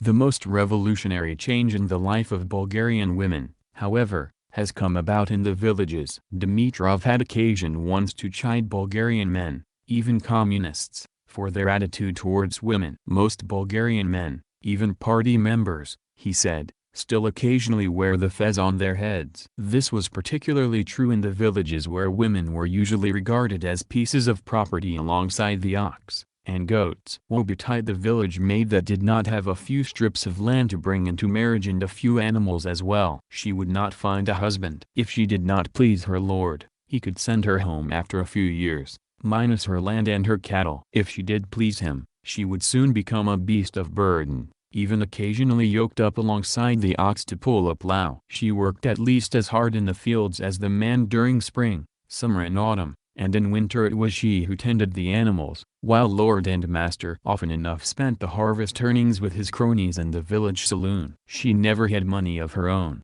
her back was never straightened, her bands never idle. She took part in no cultural or social life, apart perhaps from an evening chat with her neighbors, as they sat in front of their miserable stone cottages, spinning the coarse tufts of sheep wool into balls of yarn, waiting for their lords and masters to come home, as like as not drunk and quarrelsome if supper were not ready. There were valiant village women who fought for a better life for women, and a sprinkling of progressive peasant husbands who set examples, but by and large the life of women in Bulgarian villages before September 1944, was one of unrelieved gloom and misery. Today even the peasant wife has complete economic equality with her husband. And this is not an idle phrase. If she is 60 years of age, she gets a pension on which she can live comfortably without working more in the fields. She is now legally entitled to the income from the land she has brought into the marriage. If the marriage is dissolved, she takes away half of the entire family fortune regardless of what she has brought in as dowry. And in case of any disputes, she will go to the local branch of the 600,000-strong National Women's League and raise such a fuss, that a delegation will visit Lord and Master and find out just what has been going on.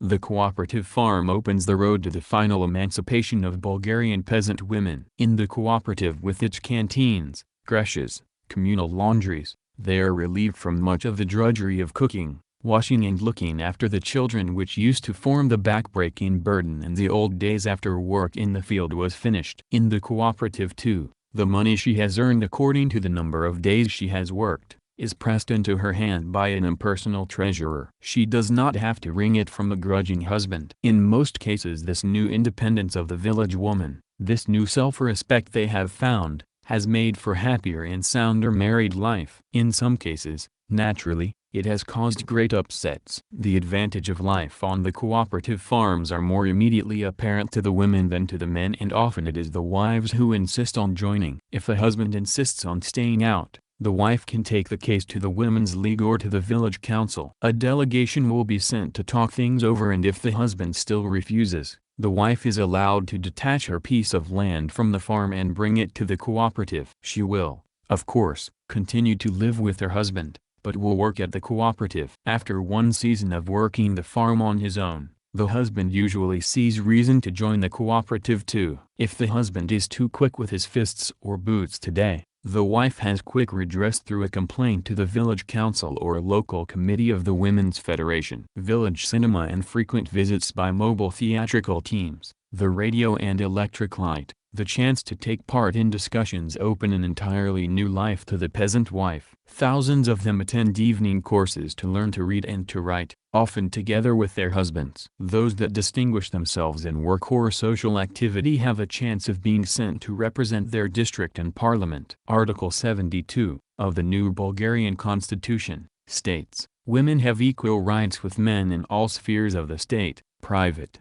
cooperative, public, cultural and political life." When they first read those words in the newspaper, there were few peasant women who believed that they applied equally to them. But now that paragraph has been put very strictly into operation, and the law punishes any who try and evade it. A couple who wish to divorce today in Bulgaria may do so with the minimum of formality and without payment. If both sides agree, it is simply a matter of registering the fact at the local village or regional council office. They are asked whether they have thought over the matter carefully, and if they still insist, they are given a legal separation and divorce follows within 3 months. Divorce proceedings can be started 3 months after marriage. Some grounds for divorce, such as sterility of one of the partners, or the fact that one has been sentenced to prison, have now been abolished. But political incompatibility today is an important factor in divorce. When divorce is granted, children are usually left in the custody of the mother, and as mentioned earlier,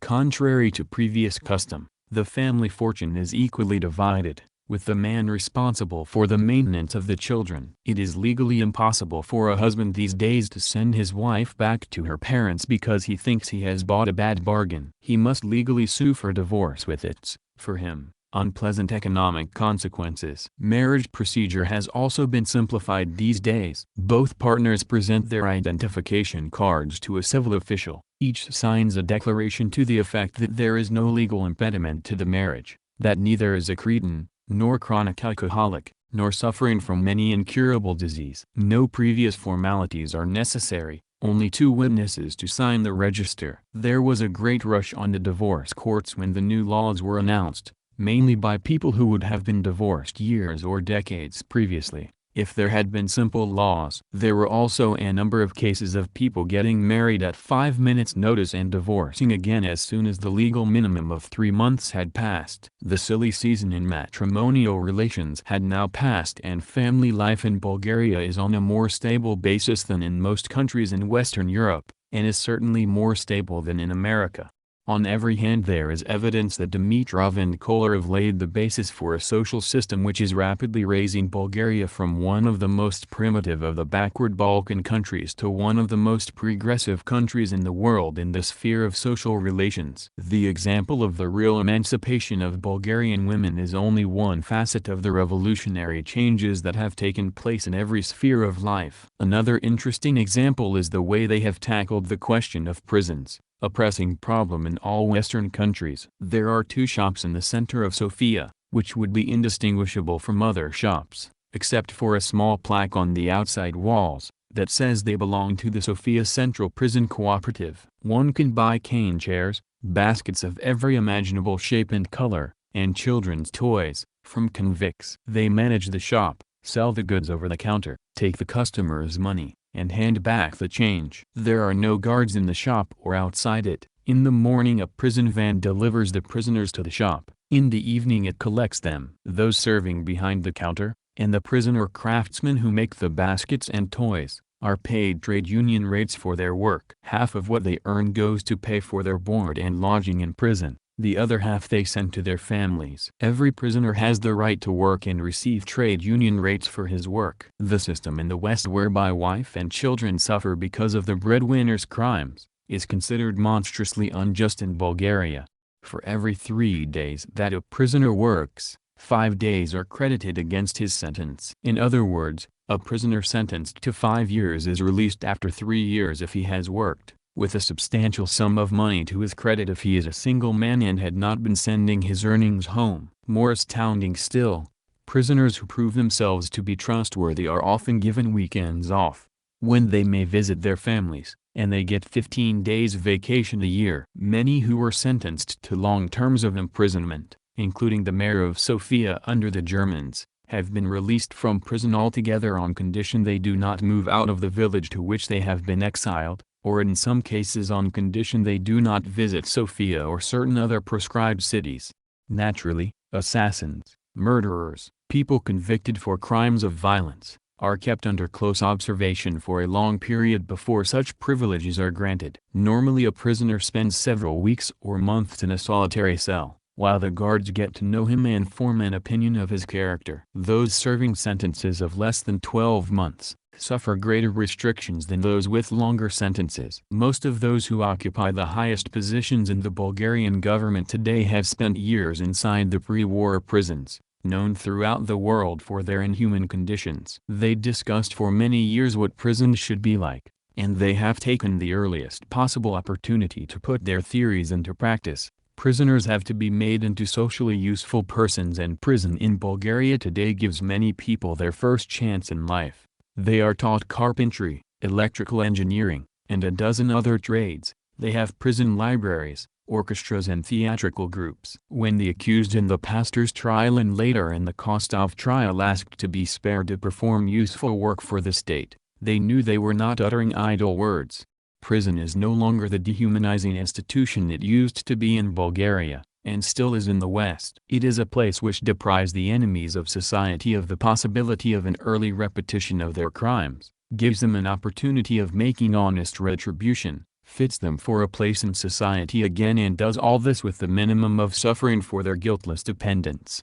Another problem the government had to solve was that of the minorities. There were large minorities, of Turks, Greeks, Armenians, Jews and Gypsies in the country. The Jews were mainly descendants of those expelled from Spain at the end of the 15th century, the Gypsies remnants of those that settled in Bulgaria in the great westward migration of Gypsies from their supposed original home in central India. In the case of the Turks, Greeks, and Armenians, the problem was relatively simple. They were mostly small farmers with roots in the country. The new constitution declared every citizen had equal rights and backed this up by allowing all minorities full language and cultural rights, to run schools in their own language, publish their own newspapers. In the case of the Turks, the government subsidized seminaries where Mohammedan priests could be trained. The case of the 50,000 Jews was not so simple. After all that European Jewry had suffered under the Nazis, many of them did not believe in the good faith of any government. Most of them already had relatives in Palestine from pre-war migration days. Bulgarian people and local government officials protected the Jews very effectively during the German occupation,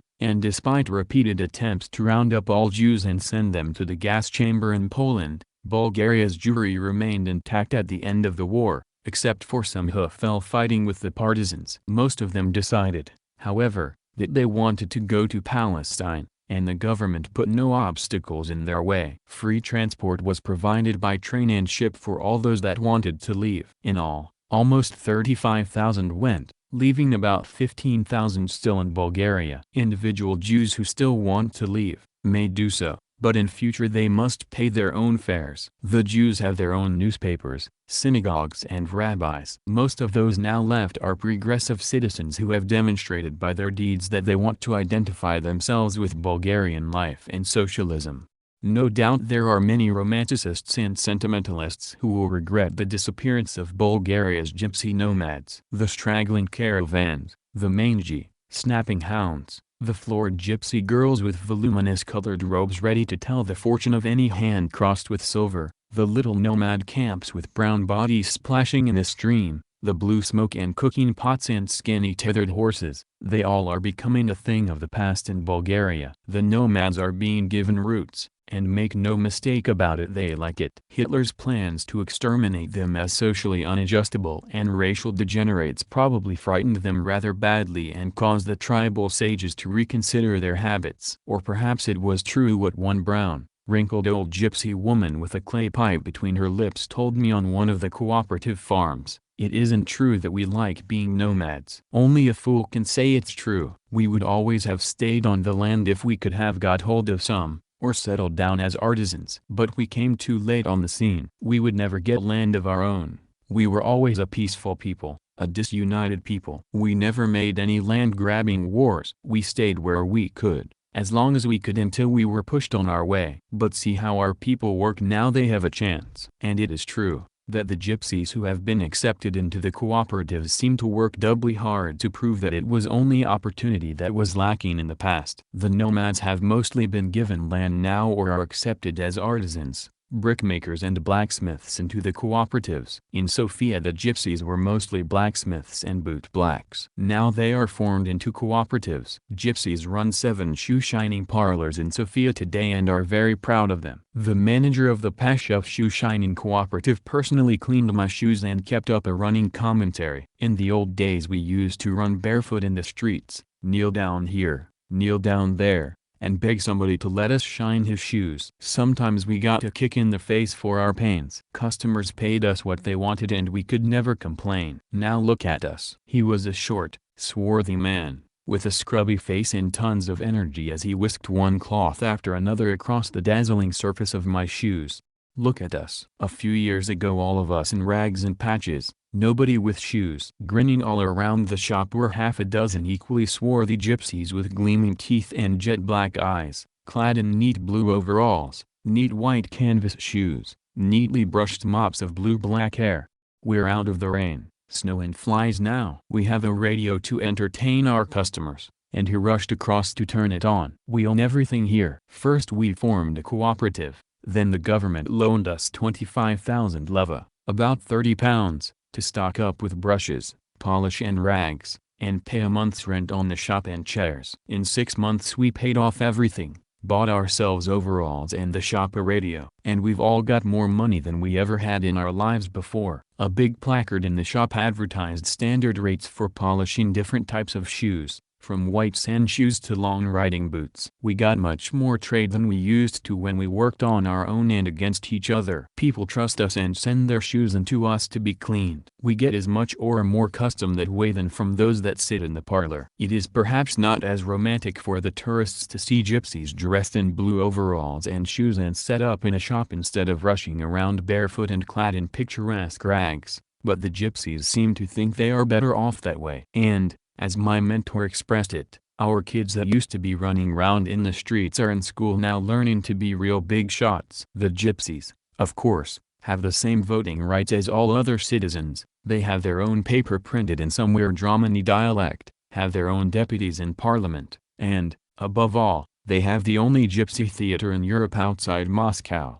One of the gypsy members of parliament had to take up an amusing question because of an incident on one of the programs at the gypsy theater. It was decided that a certain lascivious and suggestive dance traditionally performed at gypsy weddings was unsuitable for the stage and must be banned. The gypsies protested strenuously, and the MP was delegated to take the matter up. He put up a good case based on the fact that the dance was traditional and had its roots as far back in gypsy culture as anyone could remember. He won the point and the dance is still performed with all the wild abandon the talented gypsy dancers can muster. From the gypsy theater to the arts in general in Bulgaria is a far cry, but it does bring us to the question so puzzling to the West, as to how the theater, arts and artists function in a socialist state. People who can understand the logic of the state taking over factories, or farms being worked as huge cooperatives, find it difficult to imagine how art, music, the theater, painting, can be socialized. I found the answer partly in the rooms of the Committee for Science, Art and Culture in a discussion with a group of young painters and writers, and partly from discussions with one of Bulgaria's finest sculptors, Andrei Nikolov, an old man, with a great shaggy head and beard that makes him look like a 20th-century Karl Marx. The young painters and writers gave me the theory of the matter. Nikolov confirmed the practice of it. First of all, it was made clear that artists and writers are honored and privileged people in a socialist state. Their special talents are recognized, they receive all sorts of privileges, and in return they are expected to play a special role in raising the general cultural level of the people. That is the basic tenet, so to speak, of their role in society. Almost, but not all, of the painters, writers and musicians are members of a union of some sort which is affiliated with a committee, with the status of a ministry, for science, art, and culture. Painters and sculptors work basically on a state contract system. In 1949, for example, the committee set a theme for painters, the history of the Bulgarian people. Any recognized painters could apply for a contract to paint one or more pictures which fitted the theme. A time limit of 6 months was set, during which the artist would be paid by the state 20,000 leva per month, $80, which is equal to the pay of a government executive, about twice the pay of a telephone operator, and half the pay of an underground shock worker in the mines. It is an adequate living wage. The theme is capable of infinite variation. I saw the results of the 1949 contracts. Some artists had painted group scenes from the epics of the War of Liberation from the Turks. Others had painted scenes from the partisan war against the Germans, or portraits of individuals who had played some notable part in Bulgarian history. Unless one knew beforehand, one would not have guessed that all the entries fitted into a general theme. They seemed just a normal exhibition of paintings from 30 or 40 artists, each of whom was presenting individually chosen themes. Some of the paintings were not accepted for exhibition, in which case the unfortunate artist would be owing the committee for 6 months advance money, which in theory he must pay back, but in practice stands as a debt against him for some future work. Works are not often rejected, but in this case one of Bulgaria's best-known painters had his canvas refused because it was regarded as too formalistic, not close enough to earth.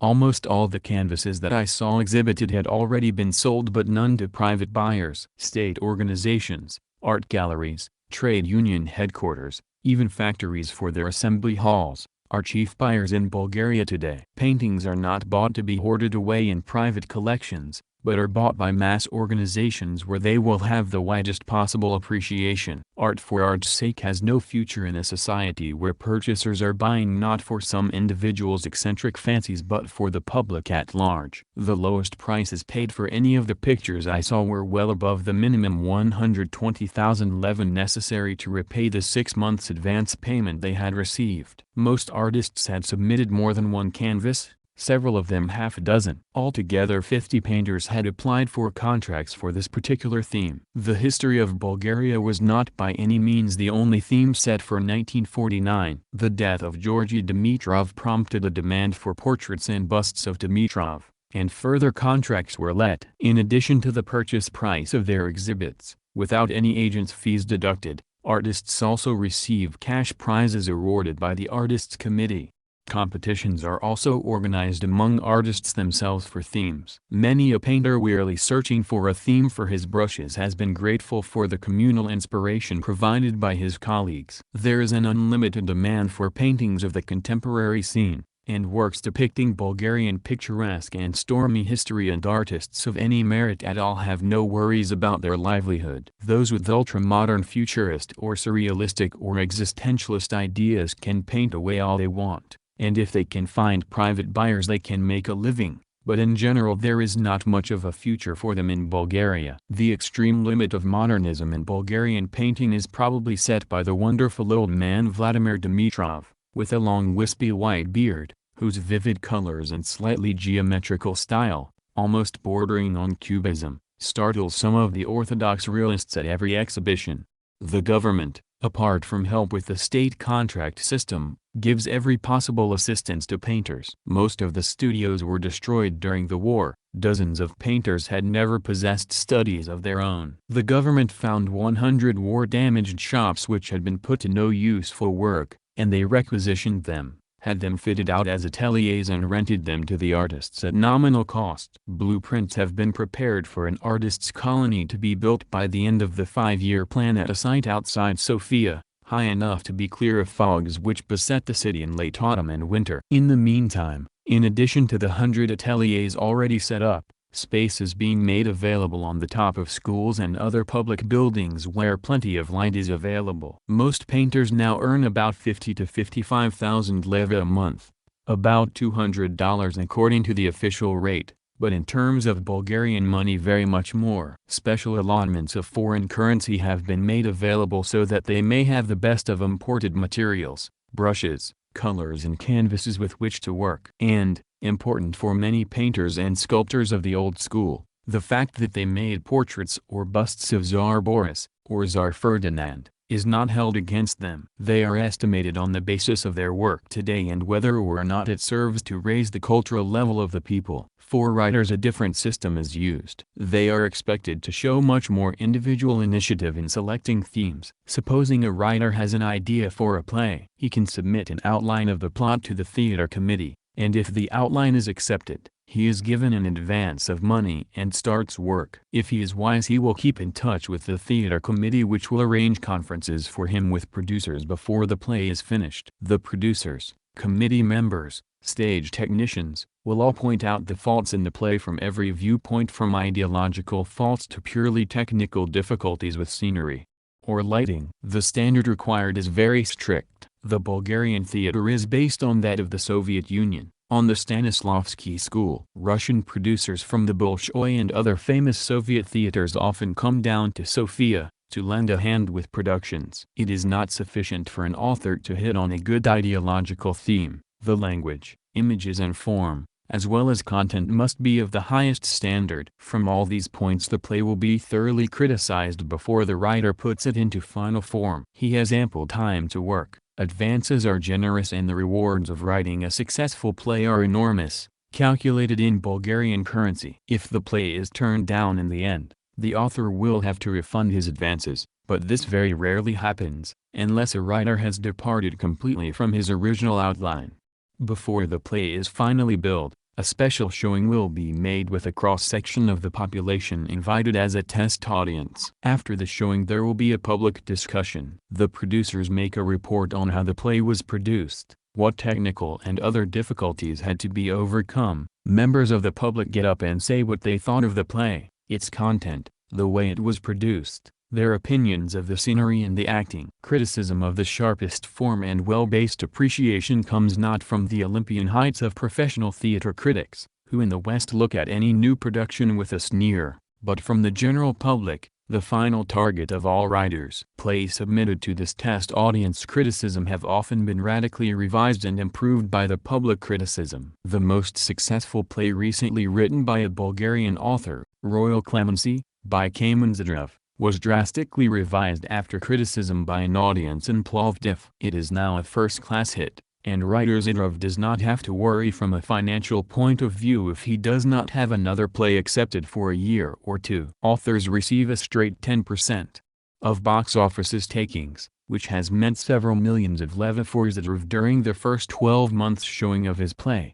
Censorship hampered the development of the Bulgarian theater in the past.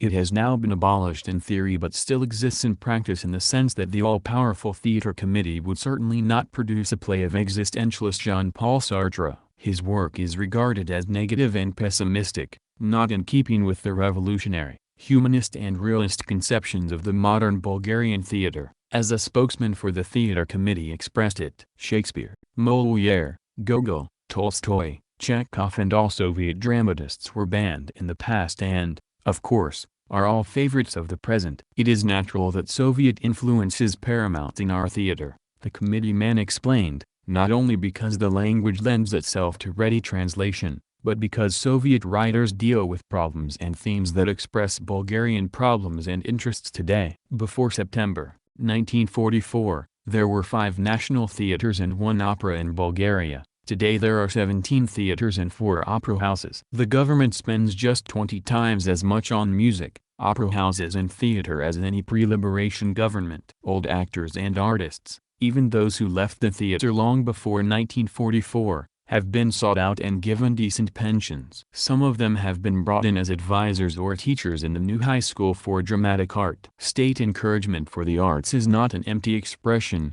but has reached down and given very solid practical help to the individuals who earn their daily bread by serving the muses. Some of the finest buildings in the country, including a group of lovely villas formerly belonging to Queen Maria of Romania, at Burchett, on the Black Sea, have been turned over as rest homes to artists, writers, painters and musicians. Anybody working on a play or book or a musical score who wants a few weeks or months in a quiet spot can apply to the committee, and he will be comfortably installed wherever his fancy pleases at a purely nominal cost.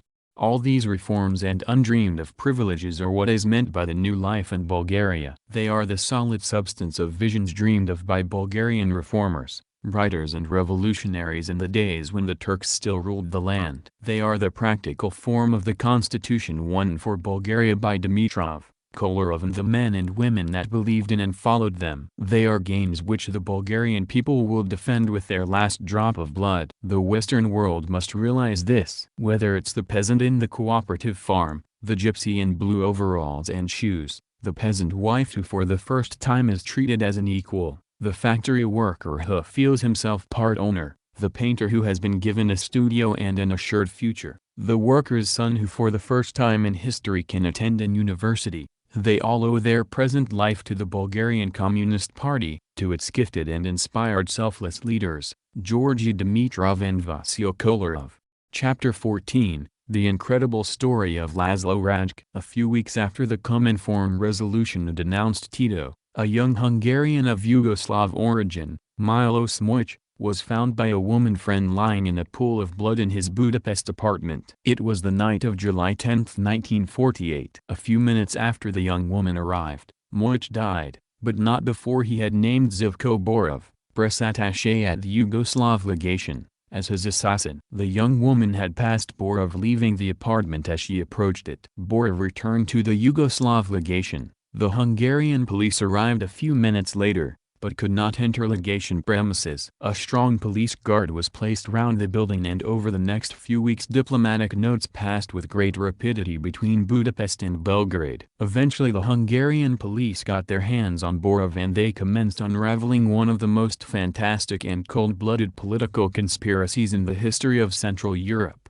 The trail led to the Hungarian foreign minister, Laszlo Rajk, to the commander-in-chief of the Hungarian army, General George Pálffy, to the chief of cadres in the Hungarian Communist Party, Tibor Szanyi, to the former chargé d'affaires at the Yugoslav legation, Lazar Brankoy, who had declared himself for the Cominform. Beyond these important officials, the trail led back to Tito and his Minister of the Interior, Rankovic, and further back still to the British and American intelligence services. It seems that it took some time before Borov talked, and after he did talk, many months of patient checking on his incredible revelations, turning up long-forgotten dossiers, interviewing hundreds of people, delving back into the history of Hungarians in the International Brigade in Spain, into the personal stories of political prisoners held by the Horthy police in the early 1930s, the testimony of Horthy police officers already held in Hungarian jails. Inquiries were hampered because the very positions of the men involved made it possible for them to close many avenues of investigation to the police, to create diversions and draw many red herrings across the trail. Mojc and Borov at first sight were unimportant characters, but if Borov had not muffed his assignment, firstly by not killing Mojc outright, and secondly by allowing himself to be seen, detection of the Rajk conspiracy might have been postponed long enough for the carefully organized plan to be put into operation.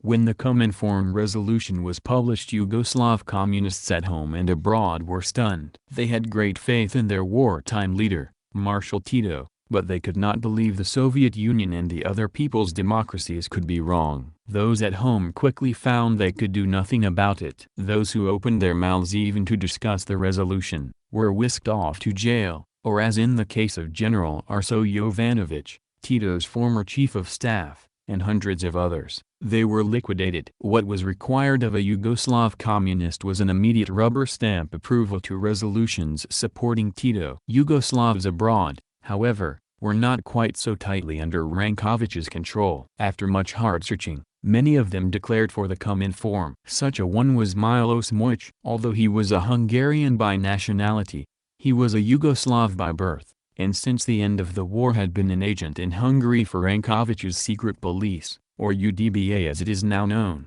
Mojc was an important official in the Federation of South Slavs in Hungary. The president of the association, Antal Rob, was also an UDBA agent who felt that things were getting too hot for him after the Cominform resolution. Although a member of the Hungarian parliament, he fled to Yugoslavia with a Yugoslav passport and a Yugoslav legation car. The South Slav Federation, one of Tito's chief weapons for peaceful penetration, took an anti-Tito stand, and in view of Mojc's changed attitude it was decided to nominate Mojc for president. Mojc told Andras Szalai, of the propaganda section of the Communist Party, that he wanted to disclose the whole story of UDBA activities and Tito's plans for Hungary, and hinted that the story would be sensational. Szalai, who as he related to the court, had been the most despicable type of police agent for 15 years, put Mojc off for the moment and warned the Yugoslav ambassador, Mrazovich. What followed is best described in Borov's own words as he told the court during the Rajk trial,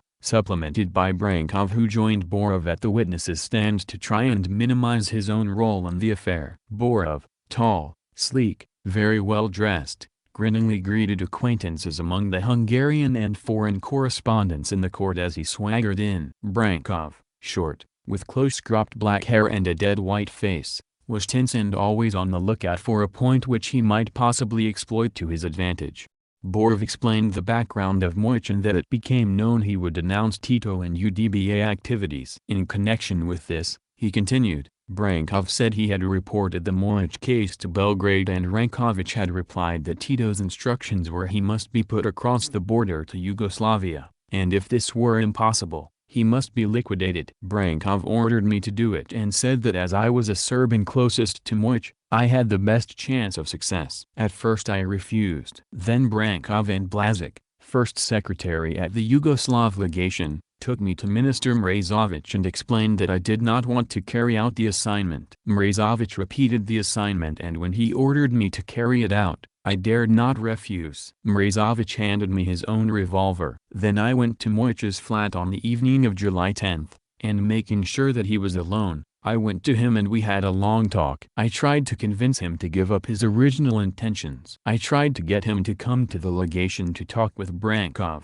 I knew if he came there, we could put him across the frontier. At first I could not bring myself to use the revolver to kill him. But Moich refused everything. He refused to give up his original intention, refused to go with me to the legation. Then I started to threaten him and told him he was playing with his life, at which point a quarrel developed and we started to scuffle. In the heat of the scuffle I lost my head and shot him with Mrazovich's revolver. I went to the legation and reported the case to Brankov as Minister Mrazovich had already left for Yugoslavia. A short debate then ensued in the court between Borov and Brankov, with Brankov saying he had opposed the shooting, Borov denying it. The judge, to Borov, say it to his face that he did not oppose it either. Borov, turning to Brankov, you did not. Brankov, shouting fiercely, I did oppose it. Brankov was then ordered to take his seat. Borov, as a witness, was led out and the case continued. It was nearly a year after the shooting of Moich that the whole mosaic was pieced together by the Hungarian security police and the arrests of the chief figures were carried out. Rajk was arrested in his home on May 30th. General Palfi on July 18, 1949. Each one arrested contributed a little more to the story. Before men of the importance of Rajk, Palfi and Szanyi were arrested, one may be sure the police had a completely watertight case against them, a case which no amount of denying could disprove. It seems more likely that, like the gamblers they were, these men threw in their hands and told everything, once they knew that they had lost. Summed up in one paragraph, the plot was for a group of political adventurers and former Horthy officers to seize power in Hungary with the help of Yugoslav troops, install a regime with Rajk at its head, which would be but an appendix of a greater Yugoslavia. The signal for that coup would be the arrest and assassination of Hungary's three leading communists, Rákosi, Garo, and Farkas. There was nothing new in this type of a plot. Rajk and Palfi wanted to assume the role of a new Horthy, Mannerheim, Pilsudski, or Tsankov, who robbed the peoples of Hungary, Finland, Poland and Bulgaria of the fruits of their revolutionary victories after World War I. Rajk himself was an extraordinary character, cold as steel, a good actor, a political adventurer of the South American type, a man not fundamentally interested in politics or ideologies but very interested in power, a man without ideals and without loyalties to either causes or individuals. I saw him 3 weeks before he was arrested, addressing an election meeting at Miklos St. Martin, a village near the Austrian border. He smiled as the villagers filed past, depositing presents on the platform for him to take back to Budapest, and as the crowd clapped and cheered at his speech and shouted, Rákosi Rajk, Rákosi Rajk, but his smile was completely lacking in warmth and expressed cynical amusement rather than any genuine reaction to the mass friendliness. He must have been a worried man on that occasion. The net was already tightening around him. Searching questions had been put to him at meetings of the Politburo. He had difficulties in maintaining his front at high-level ideological and political debates with rapier-minded political savants of the caliber of Rákosi. Garo, Revi and others. Once the spotlight of suspicion flickered even momentarily on Rajk, curious gaps in the background began to demand explanation. Only a week before that election meeting, according to evidence given by both Rajk and Palfi in court, the two had an anxious discussion behind the podium on which they stood on May Day with Rakazi and the others, to watch the march past of 500,000 Budapest workers. Both felt they were under suspicion, but Tito and Rankovic were insisting on immediate action. The process of hauling in the nets had already started however, and Rajk knew already that he would be among the big fish landed. Under constant suspicion during his past weeks of freedom, he became nervous, made mistakes, confirmed in a dozen different ways that he was a guilty man. When the trail finally led to his flat and he was taken into custody, Rajk's life cracked open like a rotten pumpkin. For a brief period, a few months at most, when Rajk was 21, he was an idealist. He returned from France as a student in 1930, impressed with friends he had made in Paris who were Marxists. He got in touch with a Marxist circle at the Budapest University, and without joining the Communist Party, he helped distribute illegal leaflets and was afterwards rounded up by the police with a group of communist students. His brother-in-law, a police captain, Loyal Spoker, intervened, and Rajk was released after he had signed a declaration in the presence of Police Chief Hetani, agreeing to return to the university and act as a police spy among the students. That was in 1931, and from that day until May, 1949, when he was arrested, Rajk worked all over Europe as a police spy. The declaration he signed in 1931 turned up dramatically in Rankovic's hands 16 years later when Rankovic signed him up formally as a Yugoslav agent. Rajk described this scene to the court. At the time he was Minister of the Interior and was holidaying in the summer of 1947 at Abacia, on the Adriatic coast. A leading member of the Croatian UDBA, a blonde woman of about 30 years of age, called on me at the villa, he said. She spoke Hungarian. She said Rankovic would shortly come to Abacia, that he wanted to talk with me and that no one but the three of us should know of this conversation and meeting. Rankovic, in fact, arrived in Abacia a few days later. In our conversation this Croatian woman acted as interpreter. Rankovic told me that he knew I had been connected with the Hungarian police and that he had now come to Abacia on direct orders from Tito, to warn me that in case I should not in future maintain a political attitude supporting Tito's policy in every respect in Hungary, they would expose me. I replied that it was entirely fruitless and unnecessary to threaten me in this way, since it was not true that I had been connected with Hungarian police,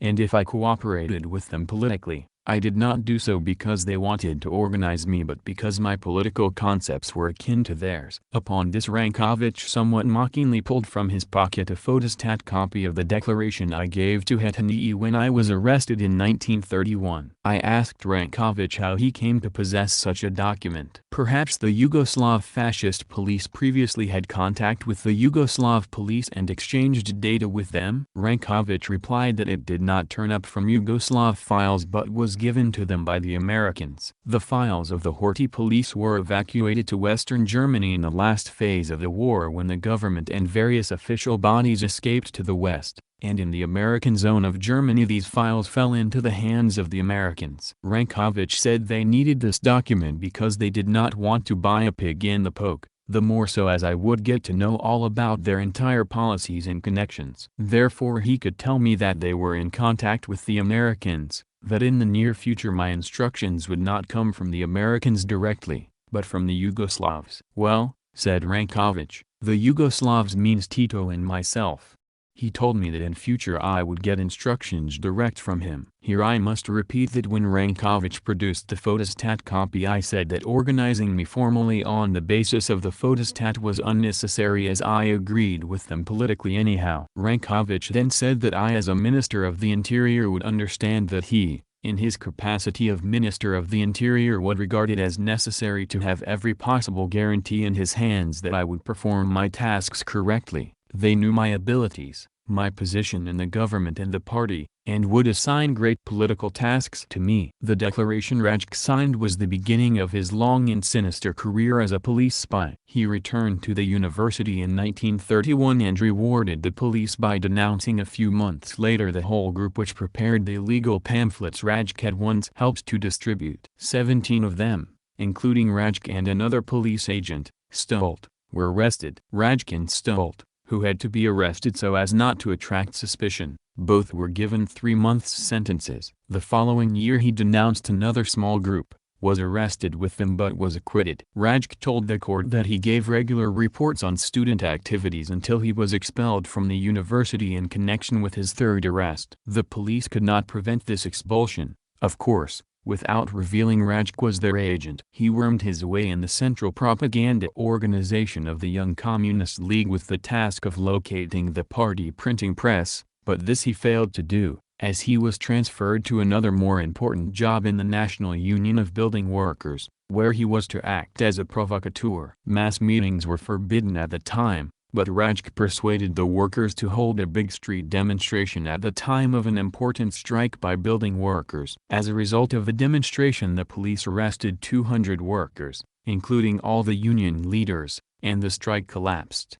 The police thought that Rajk should disappear from the country for a while. The communists would sooner or later become suspicious of him, and in any case there were important tasks abroad.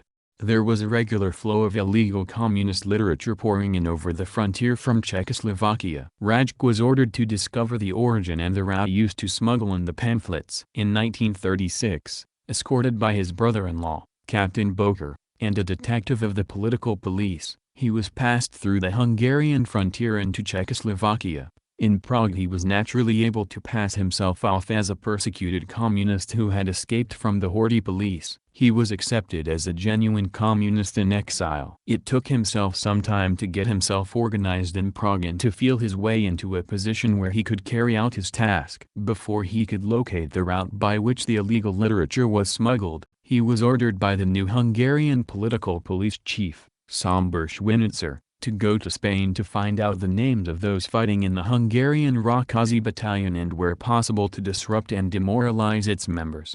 He was passed on to Paris in 1937 with false documents by the unsuspecting Czech Communist Party, but avoided the special committee of the French Communist Party which checked all volunteers in Spain. He felt that with their thorough searching methods they may have discovered something of his background. He managed to cross into Spain, unchecked, and soon won the confidence of the Hungarians. Had he not been arrested 3 times and imprisoned twice, had he not fled as an exile to Prague, he was eventually made political commissar of the Rákóczi battalion, and had no difficulty in sending back the names of all members to the Horthy police. His second task he fulfilled by insisting on disciplinary action against one of the most popular officers in the battalion, Laszlo Haas, just before the vital battle of the Ebro River. The case backfired against Rajk. He himself was denounced as a Trotskyist and expelled from the Communist Party. But the morale of the battalion was seriously weakened by this top-flight political row in the crucial weeks of the Spanish Civil War. The Rákóczi battalion held a vital sector of the front. In February 1939,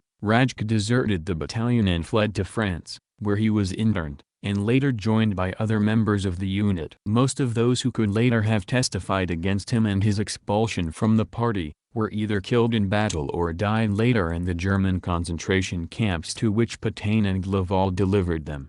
In the internment camp Rajk told the court he was in close touch with Trotskyists among Hungarians and Yugoslavs, and he mentioned particularly Vukmanović, then known as Tempo, now Tito's chief of staff and premier of Macedonia. In the spring of 1941, Rajk, who in the meantime had reported regularly on his fellow internees to the French Deuxième Bureau, was visited by a major of German intelligence who said he had been instructed to return Rajk to Hungary, at the request of the new chief of the Hungarian political police, Peter Hain. He suggested that Rajk should volunteer for work in Germany, and he could then arrange for him to be passed on to Hungary. Rajk agreed, and together with another Hungarian, Imre Geyer, who had also been in Spain, and was also a police agent, Rajk was returned in August 1941, to Hungary. He immediately reported to Police Chief Hain, who told him that in order to divert communist suspicion from him he would be interned for the time being, but in the meantime Rajk should help Gayer to join the Communist Party, so that Gayer could carry on the espionage work. Rajk contacted the illegal Communist Party and gave his version of his own heroic activities in Spain, and also gave a glowing account of Gayer's record in Spain, where the latter was never in the firing line. He suggested that Gayer should be put in charge of checking Hungarians that returned from Spain. This was a clever move of Rajk's to discredit any that might testify against himself. Rajk was shortly after interned, and a few months later a large group of communist leaders was arrested, denounced by Gayer. Included in the group was the Secretary-General of the Communist Party, Zoltán Schernherz, who was tried and hanged, and one of the party's ablest leaders, Ferenc Rózsa, who died under torture. Rajk was tried with the group, as his name was brought in as having introduced Gayer to the Communist Party. The police left no stones unturned to cover up the tracks of their agents. Rajk was given a mild 6-month sentence and went back to the comparatively safe comforts of his internment. He was freed in October, 1944, and had the closest shave of his whole career as a police agent when he was arrested 5 months later by military counterintelligence, who had no idea he was an agent of the political police. Things were very mixed up at that time, with the main battles for Hungary about to begin, the out-and-out fascist regime of Szalosy and his Aerocross man in power. Rajk could look forward to a quick court-martial and speedy death by hanging. Between his release in October and his arrest with 4 other communists in December, 1944, he had naturally contacted the Communist Party again on instructions from Peter Hain, with no shadows of suspicion attached to his name. If there were any doubt about Gayer having denounced the group which was arrested in 1942, Rajk, at least, was above suspicion, languishing in an internment camp at the time. Before he could help the police very much he was picked up by the military. When the case was tried, Rajk's elder brother, Andrew Rajk, Under-Secretary of State in the Szalosy fascist government, appeared in court to give evidence. He demanded that the case be heard in camera. Dr. Ferenc Janczy, a tall, fair-haired, sharp-faced former military prosecutor, appeared as a witness during the Rajk trial of 1949 to tell what happened in the trial of March, 1945. He had acted as prosecutor, against Rajk and the other accused communists. First of all, said Janczy, Rajk denied his guilt and denied in particular that he had ever been really active in a left-wing or resistance movement. He demanded that his brother, Andrew Rajk, who was Under-Secretary of State invested with ministerial powers, be examined. He asked this in connection with the fact that for a long time since 1931 and during the Szalosy regime too, he had rendered useful and valuable services to the political police, asserting also that he was a loyal follower of this regime. He also asked that the successive heads of the political police from 1931 onwards, that is first of all Hetany, then Hetany's successor, Sámbor Schwinitzer, and the head of Szalosy's political police, Peter Hain, be examined as witnesses. Judge, what instructions did you as prosecutor receive from the president of the military court? Janczy, just before my prosecutor's speech I was told that I should deal with Rajk's case briefly and especially that I should not mention in my speech Rajk's connections with the political police. Judge, what verdicts were then arrived at? Janczy, in this case they acquitted Rajk of sedition and meted out very heavy sentences to the rest of the accused, in some cases death, for others heavy prison sentences and imprisonment for life.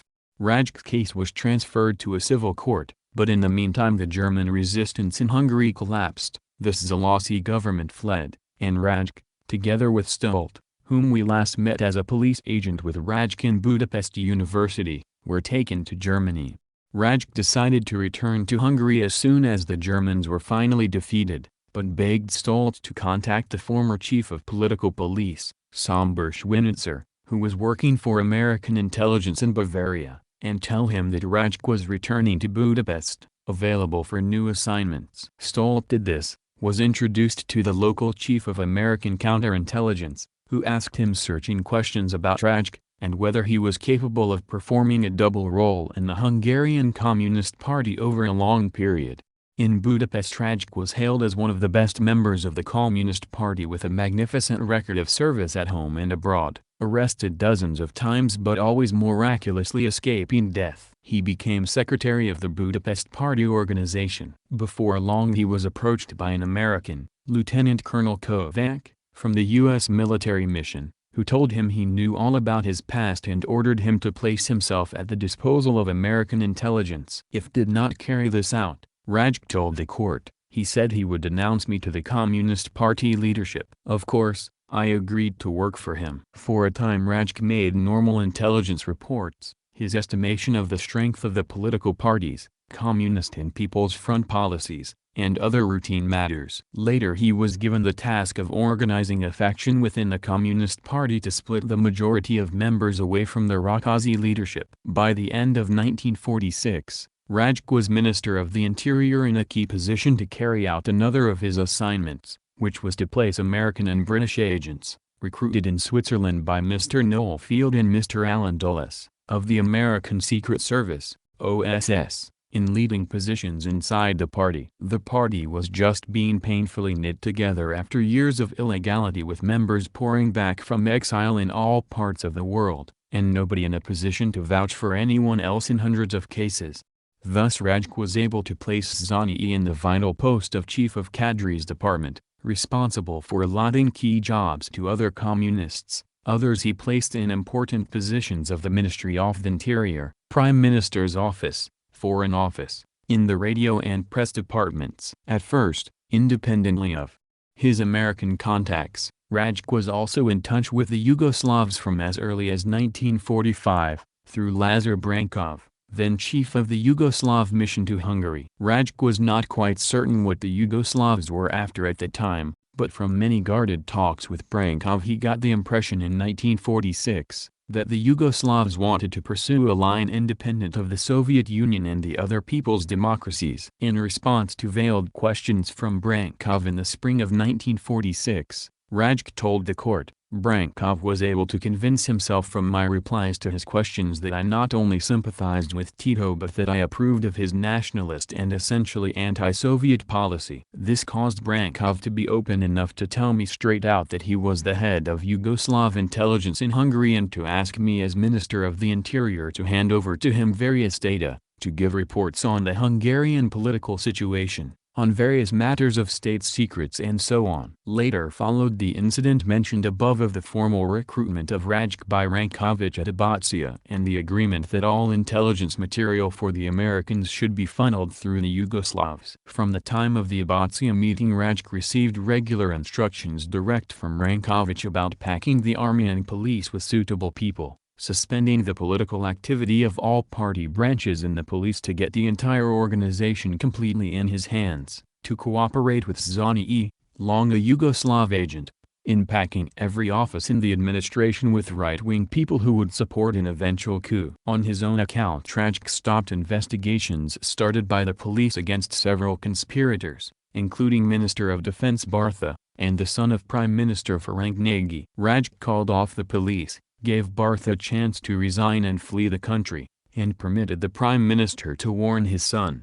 who was in Washington and refused to return. He released numerous pro-fascists and Horthy police agents, including Imre Geyer, from jail on his own initiative. Documents relating to these cases were presented in court bearing Rajk's signature. At the end of 1947, Tito and Rankovic visited Hungary to sign a friendship pact, and this was made the occasion for a concrete exposition of the plot. Rajk arranged a hunting trip and contrived a private meeting with Rankovic aboard the train on the way to the hunting ground. Brankov acted as interpreter. Rankovic stressed, said Rajk, that in what he told me he was giving me the Tito plan and that he was following Tito's instructions in telling me about this. Judge, what is that plan? Rajk, well, the plan was that since the right-wing forces in all the people's democratic countries had been defeated one by one, Yugoslavia had to undertake the role of organizer and leader of the overthrow of the people's democratic regimes. Yugoslavia, however, said Rankovic,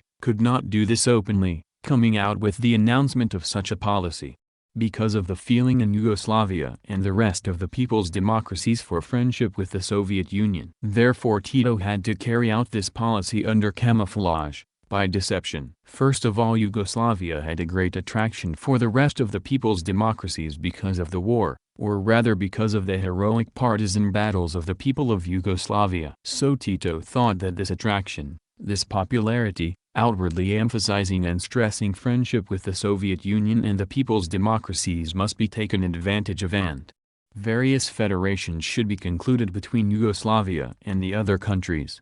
Steps must be taken to remove the people's democracies from Soviet influence and bring them under Tito's influence.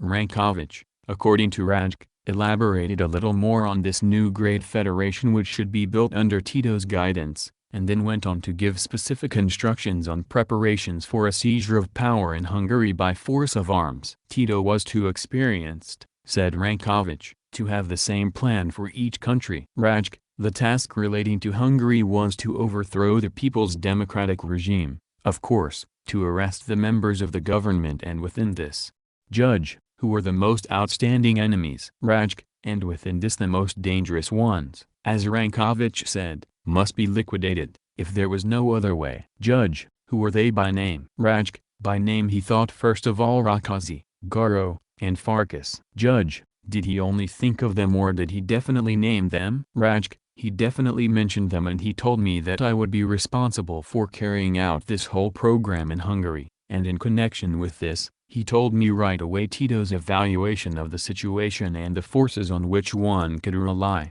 Judge, did he promise actual Yugoslav aid? Rajk, yes, he emphasized that with a correct grouping of forces I could count on such support, but he considered it decisively important that in political activity, in the organization of the forces, I should rely on my own internal support. Rajk said he discussed his conversation with Ranković with the U.S. Minister to Hungary, Mr. Chapin, in the spring of 1948, and asked whether it was correct that Ranković had said the Americans approved the Tito plan.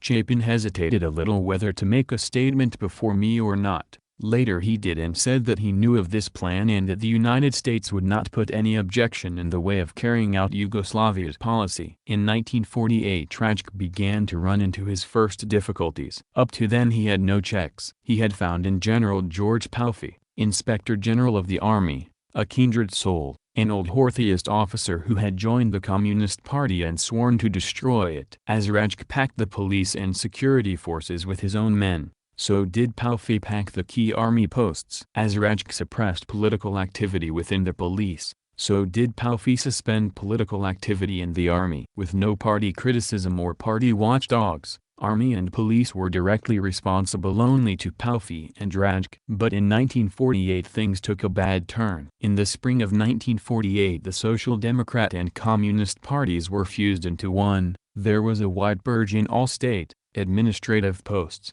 and many of the nominees of Rajk and Palffy were removed. A desperate blow, however, was the Cominform resolution which exposed Tito. Rajk obtained a copy of the resolution before it was published and gave it to Brankov for transmission to Belgrade. In August, Brankov called on Rajk and told him Ranković wanted to see him urgently. It was impossible for Rajk to go to Belgrade, so he replied that if Ranković wanted to see him he had better find some way of coming to Hungary, that any such meeting must remain a close secret. A meeting was arranged in the hunting lodge of a landowner by the name of Antal Klein. The Yugoslav minister Mrazović acted as interpreter. His mistress made the arrangements. The story is best told by the old landowner and the minister's girlfriend, as they related it to the court. Antal Klein, an elderly, balding, white-haired man with a very pink face, looked very irritated as he was brought into court. The judge asked him when he had first met Minister Mrazović. At a Polish party in Budapest at the Park Club at the end of January, 1948,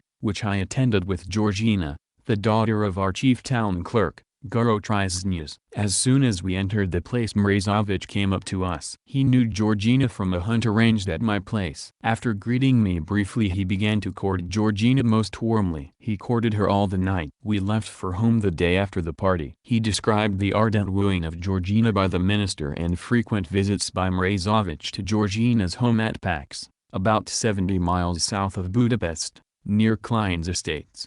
At the end of September, 1948, we visited Pax. Georgina mentioned that Minister Mrazović would like to hunt at my place with 1 or 2 companions. I said there was no objection on my part, It would be a pleasure. Later Mrazovich asked if I would do him the favor of coming with my carriage to the 116-kilometer stone, where the lane from my estate meets the road. I should wait for him there and take him further, as no car could pass along the sandy road. He said he wanted to hunt incognito, so I should myself drive the carriage. I promised to do that. A few days later, at the beginning of October, I went to the main road and waited there. When I arrived, Georgina was already there, and she said Mrazovich had also invited her. About half an hour later Minister Mrazovich arrived. He and a man wearing a green felt coat and black spectacles, whom I did not know, got out of the car. After a short greeting, both of them seated themselves in my carriage. I drove along the lane as far as the edge of Burchett,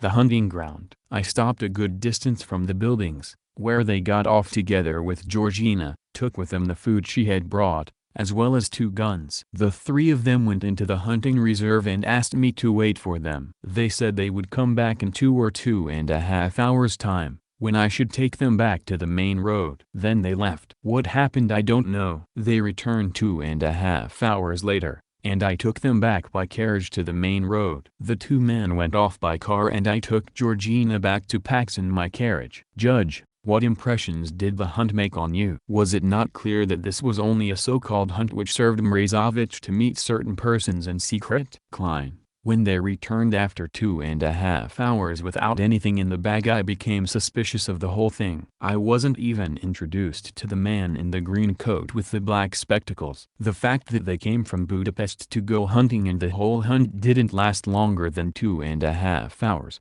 Also roused my suspicions, as well as the fact that they returned without a bag from an area rich in wild animals. I then took Georgina back and saw that she also was in a bad mood. I asked her what had happened and who are these people, who is he, how did he get here? She said that she didn't know what had taken place, but it certainly was not a hunt. Judge, what part did Laszlo Rajk play in this so-called hunt? Klein: I don't know Laszlo Rajk. I don't know the man. Never seen him. Now that I've been put face to face with him by the authorities, I recognize in him that man who was present then with Mrazovich in the green felt coat and spectacles.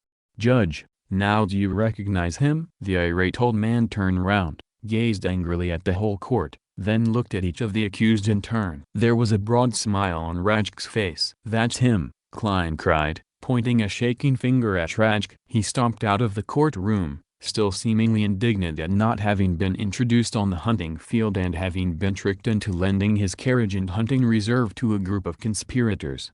Georgina, dark, slight and sad-looking, was called to the witness stand. Pretty in a gentle, faded way, she had been a schoolteacher when Mrazovich courted her and projected her for a moment into the drama of a Central European conspiracy. She confirmed what Klein had described up to the moment they left the old man's carriage. When we reached the keeper's hut, I noticed a man in hunting clothes was waiting there, carrying a gun. He was of middle height and about 40 years old. Mrazovich asked me to stay in the keeper's hut and prepare lunch. It struck me that the other man had not been introduced to me. Neither had the one who got out of the car. Then they talked, walking up and down in front of the keeper's hut, also further away from the hut. I heard that one man was speaking in Slav language. Now and again they came close enough for me to hear. I am certain that it was not Russian but perhaps Serbian. The man in the green felt coat spoke Hungarian and Mrazovich translated between the two. I could understand a few words of the conversation when they came near me. For instance, that Mrazovich was speaking about Yugoslavia and said that action must be taken. Then they spoke about someone called Palfi who would be made Minister of Defense. I also heard the names of Ministers Rakazi and Farkas mentioned a number of times. When they had finished their talk they came into the keeper's hut and ate a snack. When Mrazovich saw I was in a bad mood he turned and started to talk to me. Then we started on our way back to the carriage. The unknown man, however, went to 2 companions who were waiting and they went in the opposite direction towards Ksampa. After the car had left I told Mrazovich I felt I had been invited superfluously because it seemed that he did not want to meet me but had other intentions. Mrazovich made excuses and afterwards he drew me aside and said that I should not tell anyone about this meeting. Judge, please come here. Do you recognize the person on this photograph as the one who waited at the keeper's hut? Look at it. Georgina: yes, I recognize it. Judge: you are certain? Georgina: Yes, Judge, I have established that this picture from which the witness recognized the person in question is a photograph of Rankovic which is now included in the documentation.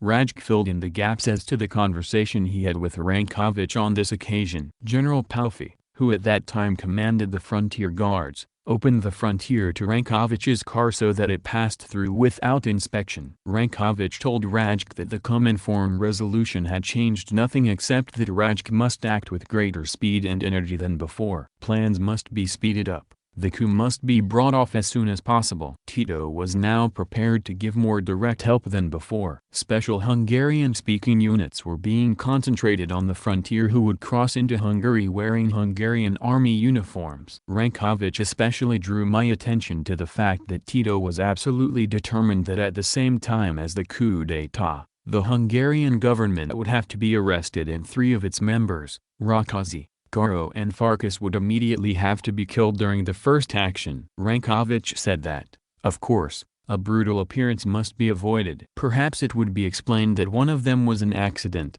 the second caused by illness, the third committed suicide or was killed while trying to escape. According to Rankovic, it was these 3 people whom Tito considered so dangerous that he absolutely insisted on their physical liquidation and wanted this duty fulfilled by a unit consisting mainly of Yugoslav cadres because they have excellent experience from the partisan struggles of how to get rid of people, and the adherents of the resolution of the Information Bureau who have been arrested or had tried to escape could also talk about these experiences. Tito was demanding instant action. Special units must be formed to take over the key ministries and buildings. The Yugoslavs with American help had arranged that former Horthy officers, adherents of the fascist Zalossi government who had fled to the west, would be mobilized and passed through Austria to Hungary the moment the coup started. Tito insisted that as soon as the coup started, Palfi must be made Minister of Defense and Antal Rob, former president of the South Slav Federation who fled to Yugoslavia after the Cominform resolution, must be the new Minister of Interior. Rajk,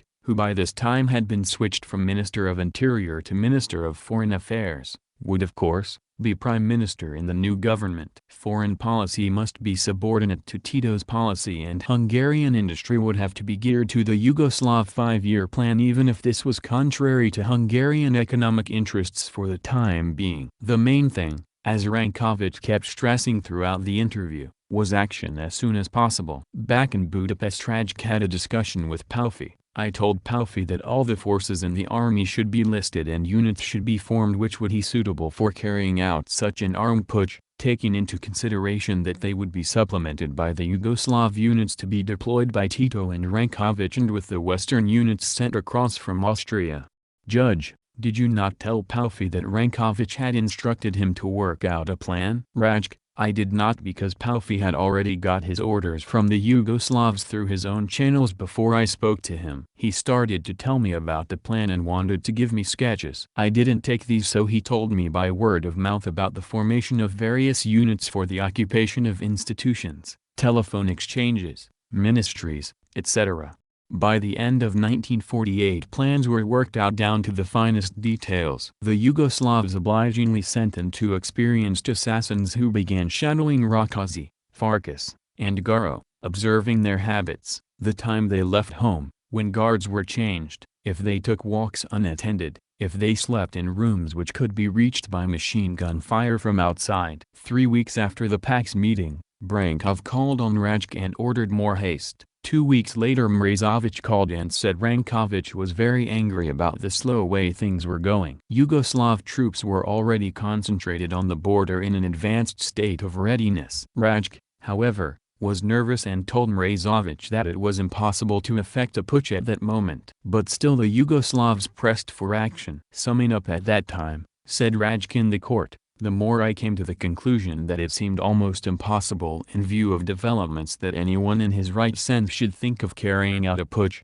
the more reckless and determined Premier Tito and his companions became in demanding the armed putsch. Meanwhile he had one great shock for a brief moment when Brankov announced that he had deserted the Tito camp and declared himself for the Cominform. If that were true, all the plans would soon be known. He was soon reassured, however, by a visit from Brankov, who said that he had to desert on instructions from Tito in order that he could maintain his relations with Rajk and supervise preparations for the putsch. As an overt employee of the legation, he would, of course, be completely isolated from all Hungarian officials after the Cominform resolution. In fact, Brankov continued to be the head of UDBA in Hungary until the day he was arrested. General Palfi gave details of his part in the technical preparations for the coup, the signal for which would be the arrest of Rákóczi, Garo, and Farkas.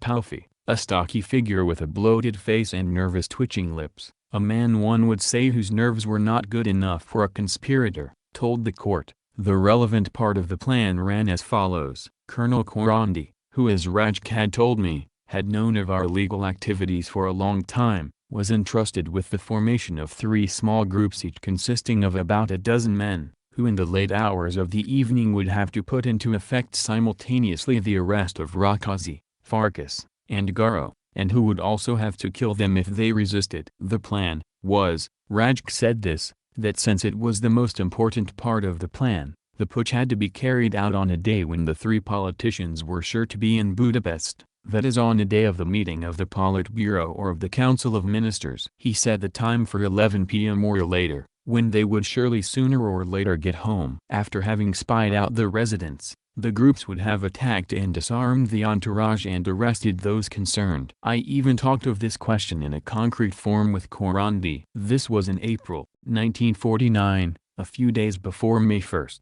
Korandi already knew of the assignment from Rajk, but I talked it over with him in greatest detail. When I told him of the above task, he said that he had subordinates who had been gendarmes. Korandi had been an officer in the Horthy Gendarmerie, at present serving in the police and army. He could set up 3 groups from among these. I told Korandi that he could count on Yugoslav aid and would get a special force to perform this task. I told Rajk the outline of my plan orally, the substance being that the putsch must be started by 10 battalions of the army and units of the police. In Budapest, certain key points, first of all the central headquarters of the party, the Ministry of Defense and the Ministry of Home Affairs, the State Defense Authority, the radio and the offices of Zabadnep, party newspaper, public works, ministries, railway stations, and in addition some working districts where we could count on resistance, would have to be occupied by these forces. Simultaneously with this, immediately before the occupation,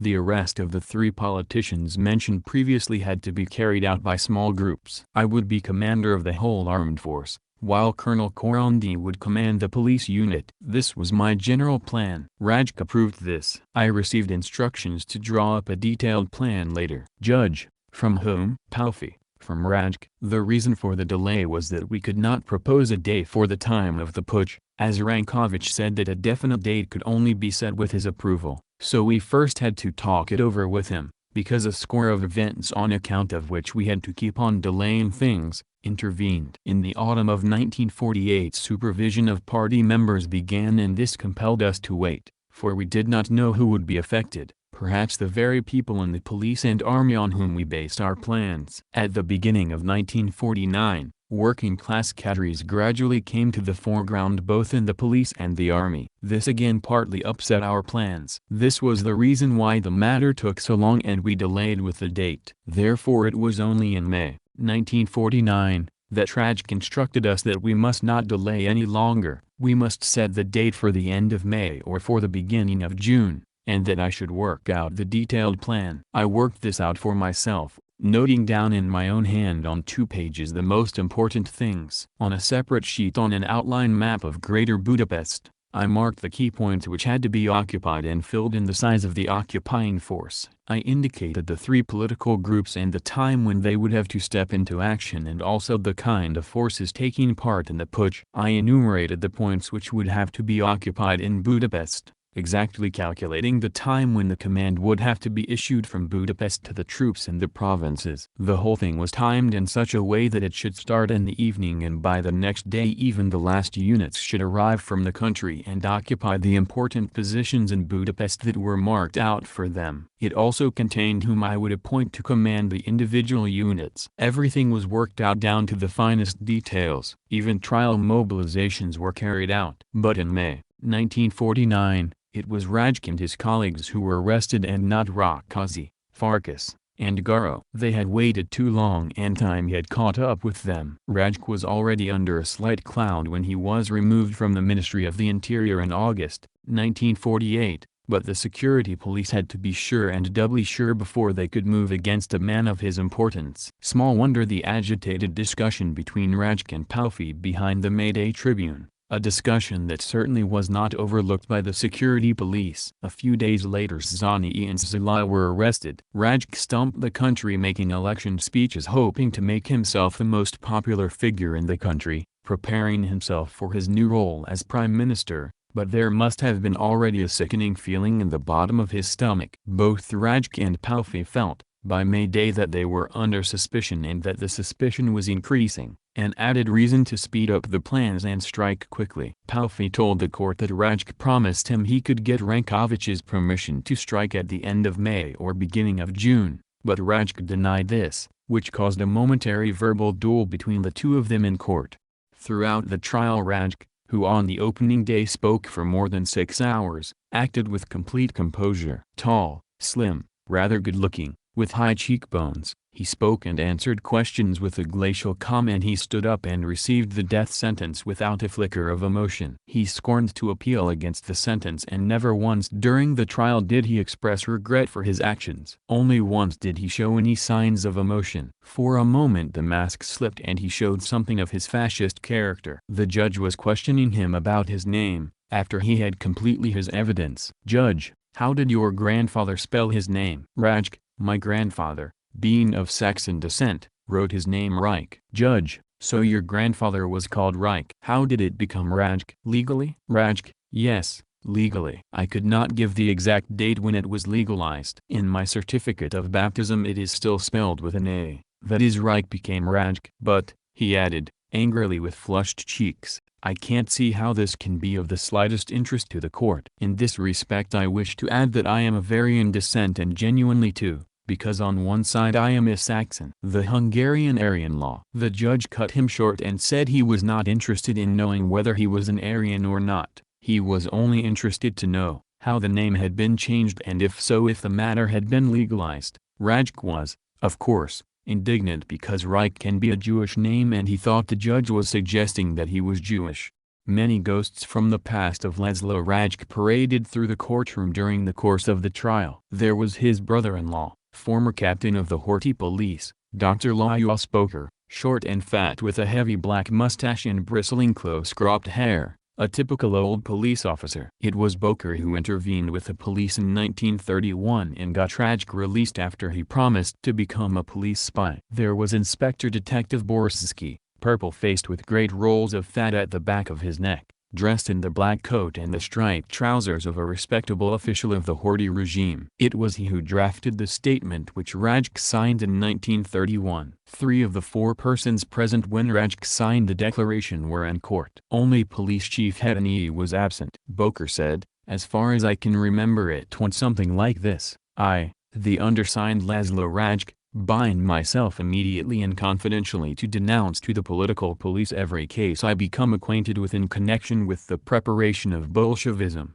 that is, of the communist revolution in Hungary." Stolt from Rajk's student days and later interned with him in Germany, exercised with Rajk in Spain and France. Zbeni, head of a department in the Ministry of the Interior, they all gave evidence which, even without Rajk's own clear statement, were enough to damn him apart from the completely corroborative evidence given by the other 7 accused. The finest defense counsel in the world would have been hard put to find a useful line of defense after the 8 accused and 18 witnesses had given their evidence.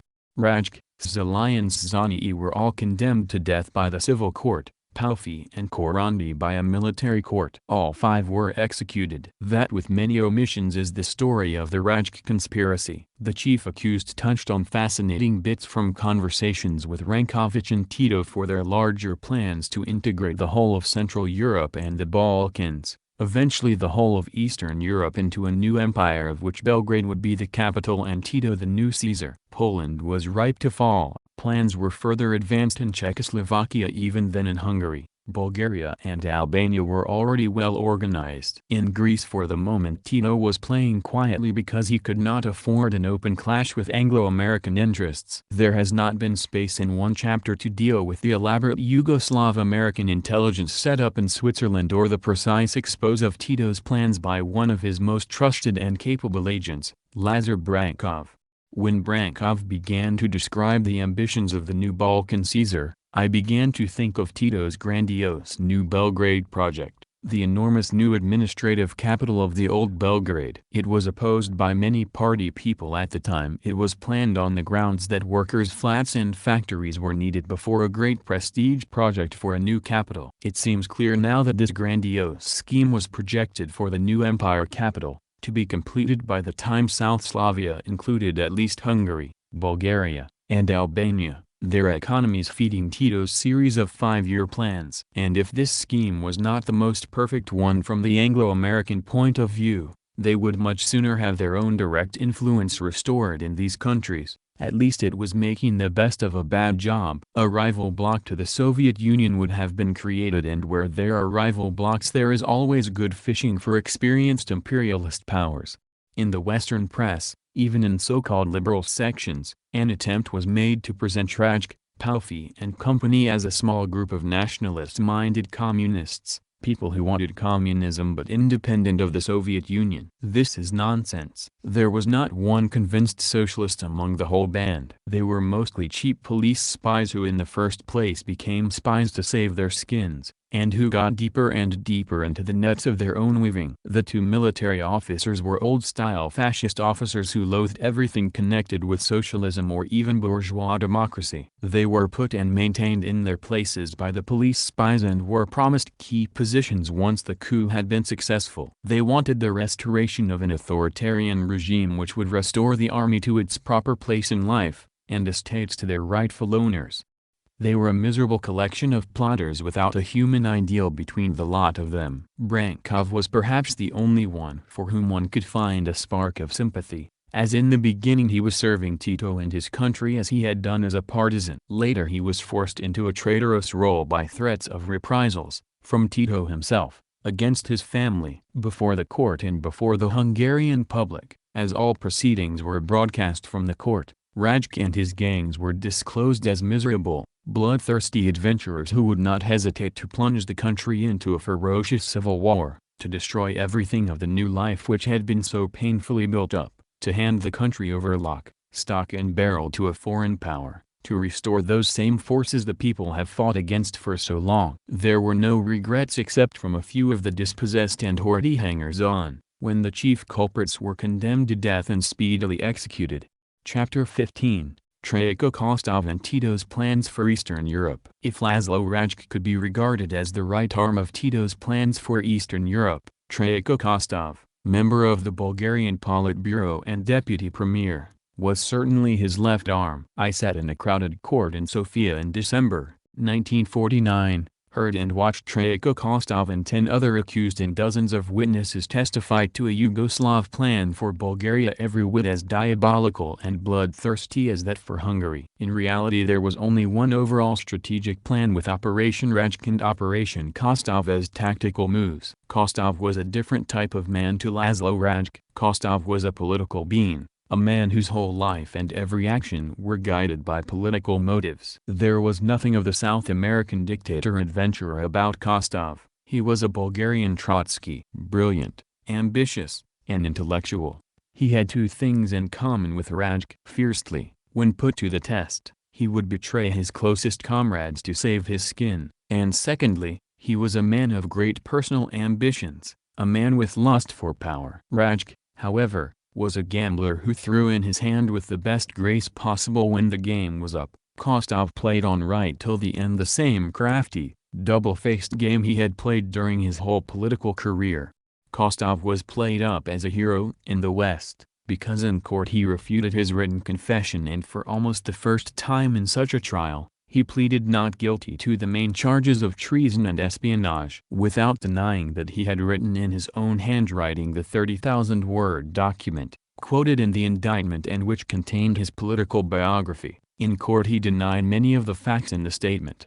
In short, the charges against Kostov were as follows. In 1942, when he and other leading members of the illegal Communist Party were arrested, Kostov broke down under police beating and signed a document agreeing to work for Tsar Boris police. As a result, his life was saved, although less important communists in the same trial were shot. This document was used later by the chief of British intelligence in the Balkans, Colonel William Bailey, former liaison officer with the Chetnik leader, General Mihailovich, to recruit Kostov as a British agent. Kostov also maintained close contact with Tito and agreed to attach Bulgaria to Yugoslavia as the Seventh Republic, with the help of the Yugoslav army, before Dimitrov returned from Moscow. There were widespread ramifications in the plot, and as they involved state military secrets, all the details were not revealed in the court. High-ranking officers involved were tried later by military tribunals in camera. It is fashionable in the West,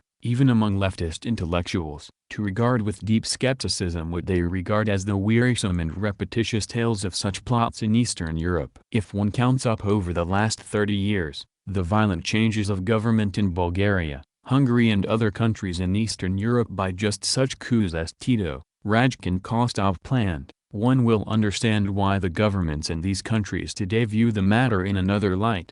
Kostov belonged to what was known as the left sectarian faction of the Bulgarian Communist Party in the 1930s. The history of the party, as noted earlier, is shot through with the struggle between the left sectarian factions and the followers of Dimitrov and Kolarov. Ironically enough, Trotsky and later Krysteraykovsky, tried with Radek and others in the 1938 Moscow trials, were at one stage sent down to Bulgaria by the Comintern to try and heal the breach. Although left sectarianism later became known as the Bulgarian version of Trotskyism, Kostov always supported this faction when he was in exile in Moscow, and later when he returned to Bulgaria. In his written statement, he said he had to camouflage his feelings when Dimitrov emerged as the great hero after the Leipzig trial. He paid lip service then to Dimitrov and Kolarov, but in his heart he was against them. In general, the difference in policy was that the left sectarians opposed the United Front with the Agrarians' Union. They believed the Communist Party should act alone, drawing its sole strength from the industrial workers and the intellectual leadership. Later they developed a line of national communism divorced from the Soviet Union. In 1934 Kostov was in Moscow as chief of cadres at the Balkan Secretariat. One of his close associates was Bela Kun, the discredited leader of the Hungarian Communist Party in 1919, who also made costly mistakes by neglecting the peasants, a mistake which soon brought his government tumbling about his head. Kostov also knew Comrade Walter quite well in Moscow. Walter later became Marshal Tito of Yugoslavia. As chief of cadres in the Balkan Secretariat, Kostov was naturally responsible for party appointments in the Balkans. In court he denied that he had sent Walter to Yugoslavia and said he met him only once in his office when he completed his dossiers on the Yugoslav émigré. But in his written statement Kostov said, the position of the Yugoslav Communist Party was still difficult. Its leadership was torn by strong factional struggles. The question was to render assistance for a new party leadership inside the country, mainly from local party functionaries. The choice of Bela Kun and Valensky, who at that time were not yet unmasked as Trotskyists, had fallen on Tito. At that time he was known under the pseudonym of Walter. The choice of Bela Kun and Valensky proved not to be accidental, because as I convinced myself through the materials at my disposal and through the personal party files of Walter Tito, the latter had also taken up Trotskyist positions. During 1934 Tito told me of his Trotskyist ideas, telling me about the troubles he had because of them. He expressed his hatred towards the leadership of the Soviet Communist Party headed by Stalin. Thanks only to the support of Bela Kun and Valensky and thanks to the favorable characteristic given by me, Tito was able to leave in 1934 for Yugoslavia and assume a leading position there. The trial of Kostov was held in a military officers' club in Sofia's main street, the Tsar Liberator Boulevard. In the old days, it used to be a very gay club indeed. Tsar Boris used to attend regimental balls there, and never failed to take part in the New Year's celebration with the gallant officers and the loveliest ladies of Sofia's high society. There was a different audience this time: shock workers and peasants, a sprinkling of soldiers and some relatives of the accused. They were a stern-faced audience as the catalogue of crimes against their new society unfolded. Kostov, a short stocky man, with a plump, crafty face and beautifully kept hands, which played a constant tattoo on his knees, listened intently as his statement was read. There was not only a great contradiction between Kostov's written and spoken evidence, there was a still greater contradiction between his attitude in the trial of 1949 and his own account of his attitude in 1942. The crucial question was whether or not he had saved his life by becoming a police agent in 1942. His real crime according to the indictment started from that point. The data about left sectarianism referred to his background only, and did not form the substance of any charges. What happened when he was arrested in 1942? Only two men could give the answer: Kostov himself and Bulgaria's astutest political police officer, Jeshev, who fled the country in September 1944, and is believed to be working for British intelligence in Istanbul. Kostov told the court, "I was beaten cruelly for 3 days but never gave in. They paraded before me Anton Ivanov, who said I was a member of the Central Committee. I said I had never seen Ivanov before. I did not disclose anything." The judge pointed out that Kostov was the secretary of the Central Committee. The other accused held less important posts, yet they were shot and Kostov was spared. "The others were sentenced to death," Kostov said, "and were shot. In my case extenuating circumstances were recognized. Also in the case of Maslarov, the Komsomol secretary, and the death sentence was commuted to life imprisonment." The extenuating circumstances given according to Kostov were the difficult circumstances of his family, his own health and his ideological misconceptions. He admitted that all these factors applied even more in the case of his comrades, but they were all shot. The reprieve, as was proved later when the fascist president and prosecutor of the court which tried Kostov in 1942 gave evidence, was ordered by King Boris himself through his Minister of War. The important thing about Kostov's statement in court was that he denied having betrayed one name or fact despite the most cruel torture from Boris fascist police, in April 1942. In his written statement he told another story. "During the first days of the police inquiry I was beaten cruelly and had to confront 4 of my co-defendants who confirmed that I was a member of the Central Committee and one of the most active. At first I denied the charges against me. About 10 days after my arrest, I was called before Jeshev, the most experienced and skillful worker in the Bulgarian political police, whose reputation was widely known among the communists. Jeshev warned me he had sufficient proof to condemn me to death, and declared the only chance for me to avoid this cruel fate was to become his collaborator." It was clear that as things were in 1942 with martial law, Jeshev's threats were not empty words. "He gave me a quarter of an hour to think it over." Kostov wrote that he was sure Germany would lose the war, Jeshev would be finished, and any pledge he gave would be cancelled out. "I accepted," and Jeshev replied that to show my sincerity I must give a detailed written account of the underground work of the Central Committee. In the evidence I wrote down for Jeshev that night, which was so memorable for me, I admitted that I was a member of the Central Committee and gave away the other members. I described the functions of all members of the Central Committee, the decisions of the CC taken after the German-Soviet war began, for armed resistance against Germans in Bulgaria, for the creation of a military organization under Colonel Radoinov, for the formation of partisan units and sabotage groups. I wrote that contacts with the Yugoslav units had been established and that Bulgarian émigrés were arriving from the Soviet Union by parachutes and submarines.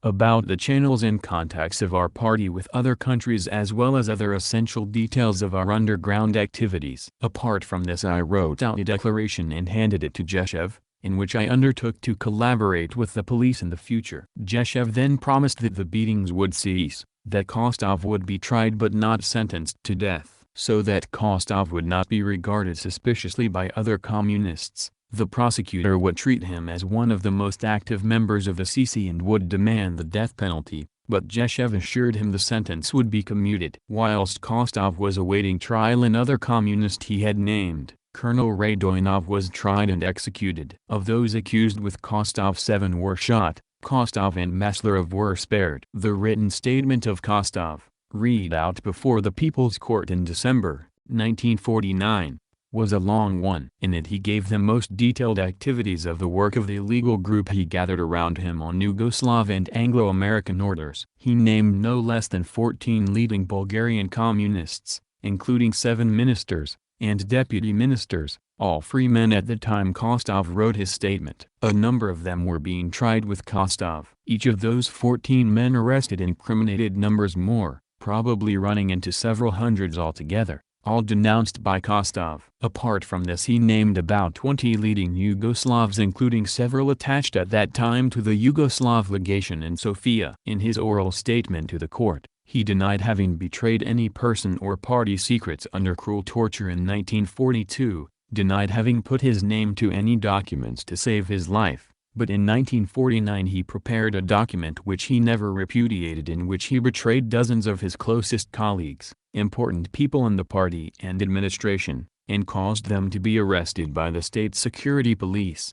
The press and diplomatic gallery in the courtroom was packed with correspondents from Western Europe. There was a representative from the American legation present. If Kostov's written statement was a fraud and his oral denial correct, if he was the man of courage he depicted himself to be in 1942, no police pressure nor any threats of punishment afterwards should have prevented him from crying my statement is false. It was made under pressure. These other accused have been falsely arrested. Everything I wrote was a lie. I retract it all. If Kostov was the man who withstood beatings and was prepared to face the firing squad rather than betray his comrades and his party in 1942, this is what he would have done in 1949. Firstly, he would never have written a statement. Secondly, if a statement had been forced out of him, he would have retracted it. But he played the double-faced role he had played in the 1930s, the role he had played in the courtroom in 1942, when he admitted everything to Jeshev, the role he played in early 1949 after he was just denounced in the Politburo.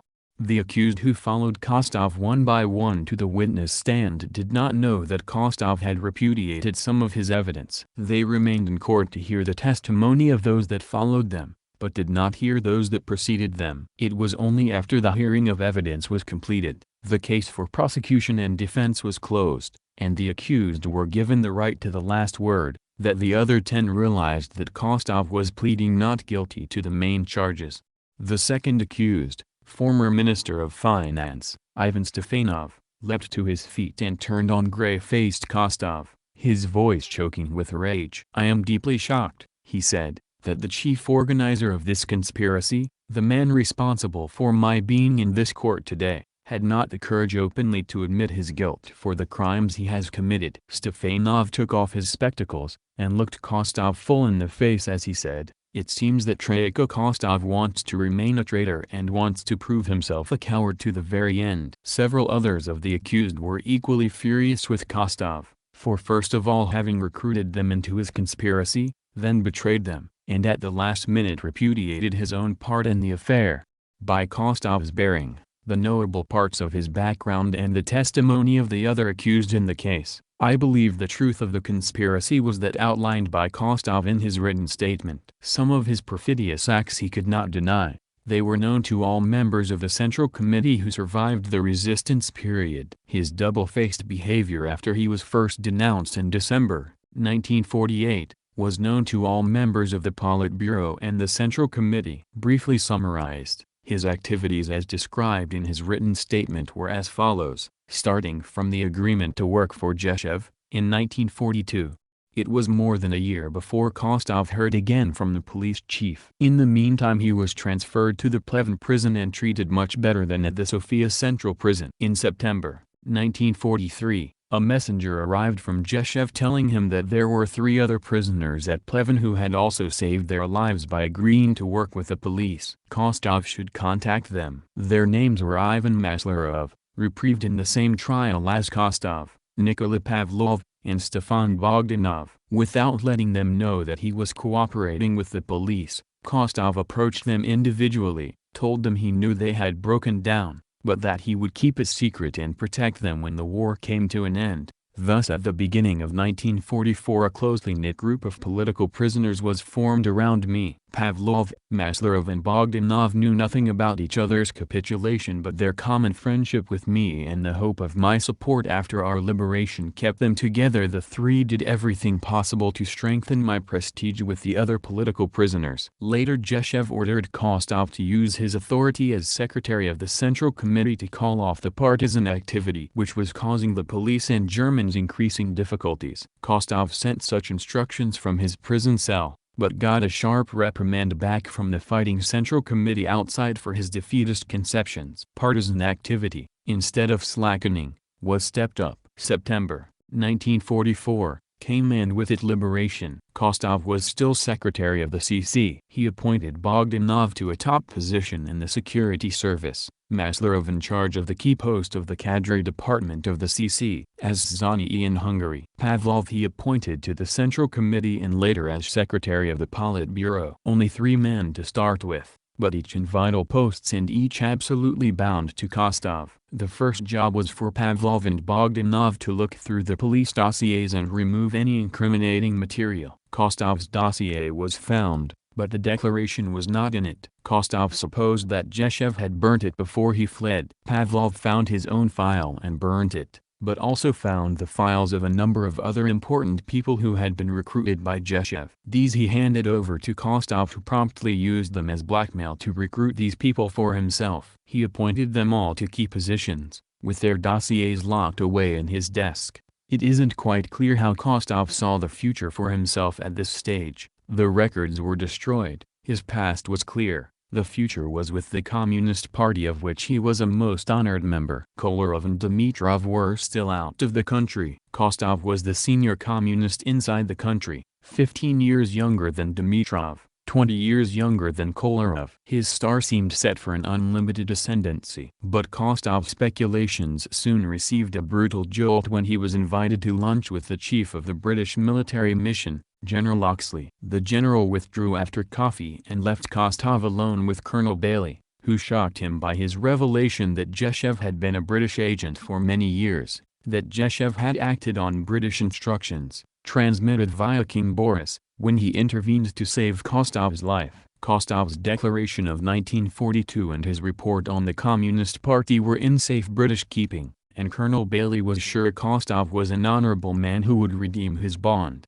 At this stage Kostov could have gone to the party and explained everything. He would have been reprimanded, could never have held his high post in the party, but he would have been forgiven. He had given way under severe torture, and such things are understood. Another accused, Vasily Ivanovsky, told the court that he had also betrayed 3 communists, members of the regional committee, including Peter Chenjlov, a leader of the party. The 3 were hanged. Ivanovsky had tried to commit suicide rather than betray them, but he had failed, and it was while he was still recovering from the suicide attempt that the information was wrung out of him. He told the party what had happened and he was forgiven, but Kostov capitulated again. He was too ambitious and individualist to even consider losing his high post in the party, of wrecking the bright future opening out for him. He agreed to work for Bailey, and it was arranged that contact should be maintained by one Kirill Slavov, a Bulgarian industrialist who managed to worm his way into the party but who had long been a British agent. The meeting with Bailey took place in November 1944, 2 months after the liberation. There were other shocks to come, and one was a visit by Kardelj,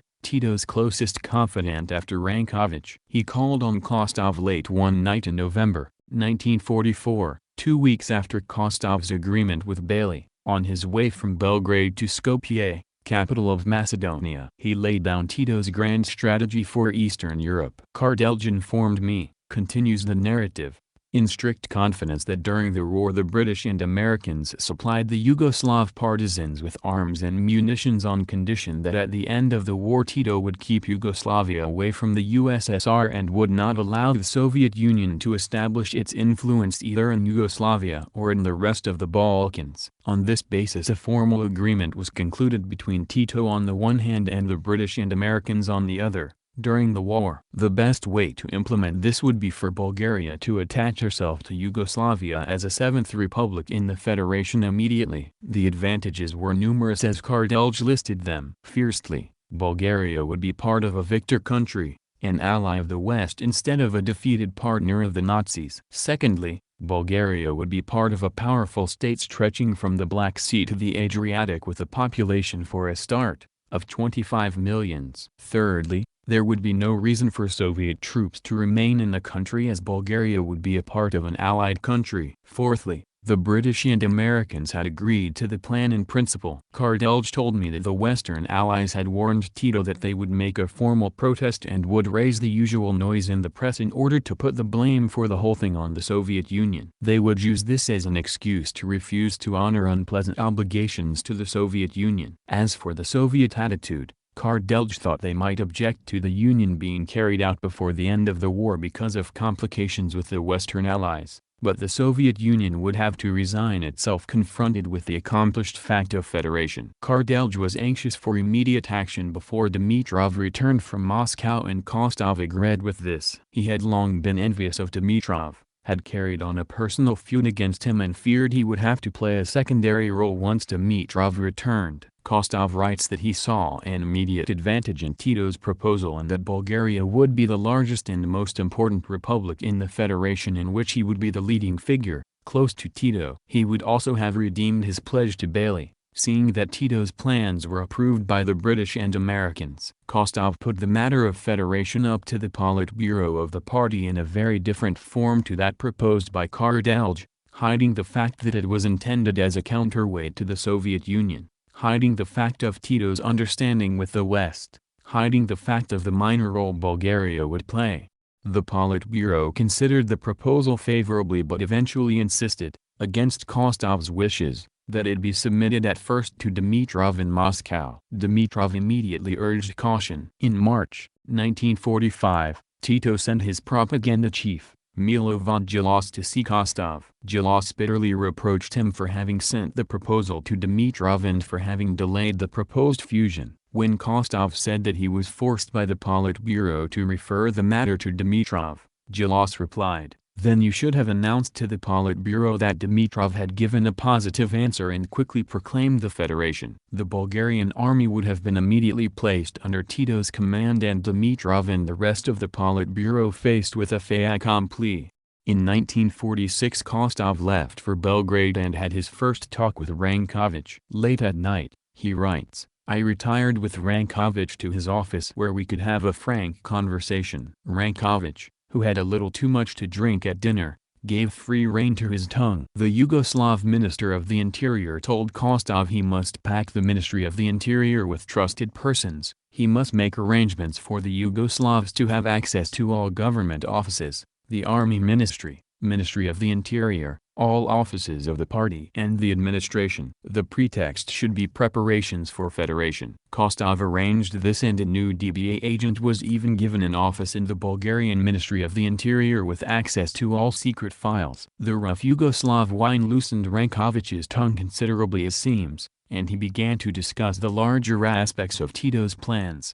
In his fervor, Rankovic developed the perspective that in case of success the policy of Tito would become not only Yugoslav and Bulgarian, but also Hungarian, Romanian, and Albanian. "Then," exclaimed Rankovic, "a bigger community would be formed of the countries of Southeast Europe, headed by a federation, which under the leadership of Tito would represent an impressive force, which other states must take into account." The next morning Kostov met Tito, for the first time since Kostov had packed him off to Yugoslavia from Moscow, 12 years previously. "I had not seen Tito for 12 years, he continues, and was greatly impressed by the remarkable change in him. He looked pompous in his military uniform with his bejeweled fingers. During our meeting Tito was constantly posing, and with his outer appearance and manner of conversation he gave himself airs of being a great man. Tito met me as an old friend, but nevertheless he behaved in a haughty way, giving me to understand that he was not the same Tito of 12 years ago. He thanked me for the service rendered him in Moscow,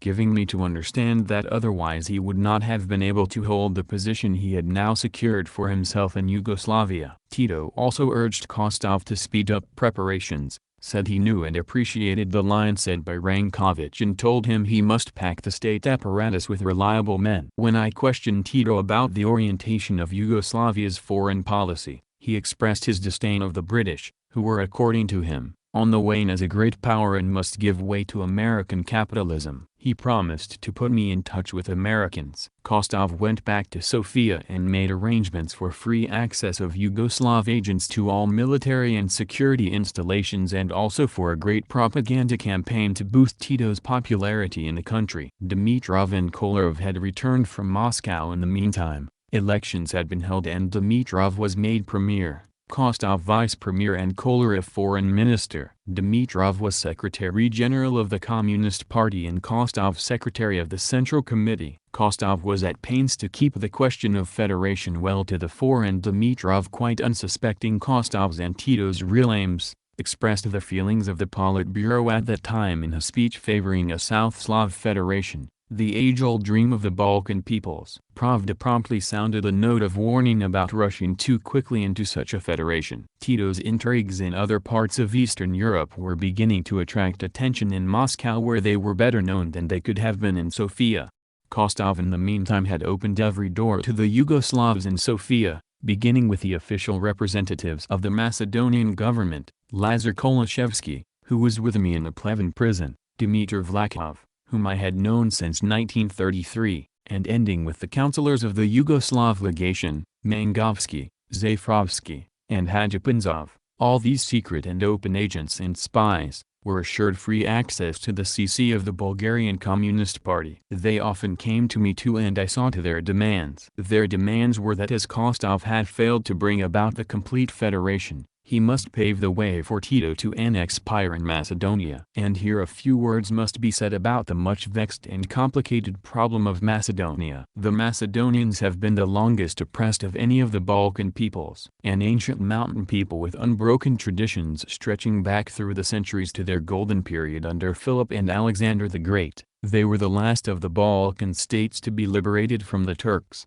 against whom they waged an unceasing struggle. When the Turks were expelled, instead of the independent state that had been hoped for, Macedonia was split up among Greece, Serbia, and Bulgaria. It became a cat's paw in the Balkan Wars of 1912-13. Bulgarian chauvinists wanted to attach Vardar Macedonia in Serbia to Bulgaria. The Serbian chauvinists wanted to get Pirin Macedonia from Bulgaria. The end of the First World War left Macedonia still divided, with the Vardar region in the new Yugoslavia. The Macedonians had no reason to love Greeks more than Serbs or Bulgars, to love Serbs more than Bulgars or vice versa. Every land had persecuted them, had cruelly suppressed their strivings for independence. On balance they fared better with the Bulgarians than elsewhere, and traditionally when they were persecuted, they migrated further east. There are 600,000 Macedonians in Bulgaria today, almost 10% of the population. Their language is nearer Bulgarian than Serb.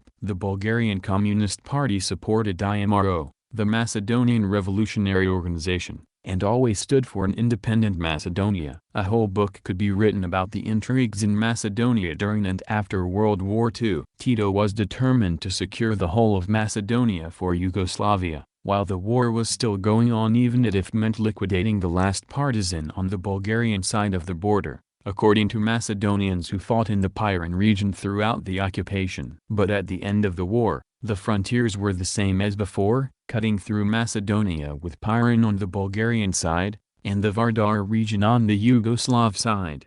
It was hoped that under stable conditions after the war, the South Slav Federation of Communist States would be created, with that part of Macedonia in Bulgaria and Yugoslavia at least joined together in an autonomous state with equal rights with Bulgaria and Yugoslavia. It was hoped that a new democratic Greece would give the Macedonians there a chance to decide whether they wanted to attach themselves to the new state and give it an outlet to the sea with a capital at Salonika. By the end of 1946, Kostov had arranged for Yugoslav agents to swarm over the Pirin area, openly giving lectures about the forthcoming incorporation of the region into Yugoslavia. Frightened peasants began packing their belongings to move further east, out of Pirin, but they were told that it was useless as Bulgaria as a whole would soon be absorbed. Portraits of Dimitrov were torn down and replaced by those of Tito. On the home front, Kostov began to consolidate his position by enlarging his nucleus of dependables and by promoting those already installed. Pavlov was moved up to secretary of the Politburo, chief of the prime minister's cabinet, as well as Secretary of CC for Economic Questions. Maslarov was made a member of the C.C. as well as Chief of Cadres and Chief of Organization. Kostov urged them to work on packing all important posts with men loyal to Kostov's line. He had, of course, long since taken them into his confidence as to the role he was playing, had told them of the tie-up with Tito with the blessings of the British and Americans. He arranged the appointment of Stefanov, an old-time Trotskyist, as Minister of Finance, Sekularov, another Trotskyist, to Minister of Electrification, Gunin, whose dossier as police agent Pavlov had found, as Minister of Industry, others as Deputy Ministers of Railway, Transport, and Commerce, mostly men whom Pavlov's researches had uncovered to be former police agents. His contact man was Slavov, Nikola Nachev, an old-time British agent, Kostov appointed as his own personal assistant. Kostov at this time, in addition to his other duties, was president of the Supreme Economic Council. Each one of those appointed was expected to and did pack his department with similar dependables. On the military side, Kostov had won over the Chief of Military Intelligence, General Peter Vrenkov, and the Deputy Commander of the Frontier Guards, Colonel Lev Glavinchev, as a nucleus on which to build. On the security side, he had Bogdanov in a key post. In August 1947, Dimitrov headed the Bulgarian delegation to Yugoslavia to negotiate a treaty of friendship with Tito. The discussion took place at Bled. Tito formally broached the question of federation again, but Dimitrov insisted that the time was not ripe. He did agree that Yugoslav teachers and librarians could enter the Pirin region to introduce the new written Macedonian language and prepare Macedonian people for an eventual union in an autonomous state within the larger framework of a future South Slav federation. When this time came, Bulgaria would be given back her western territories, an area west of Sofia awarded to Yugoslavia after the First World War.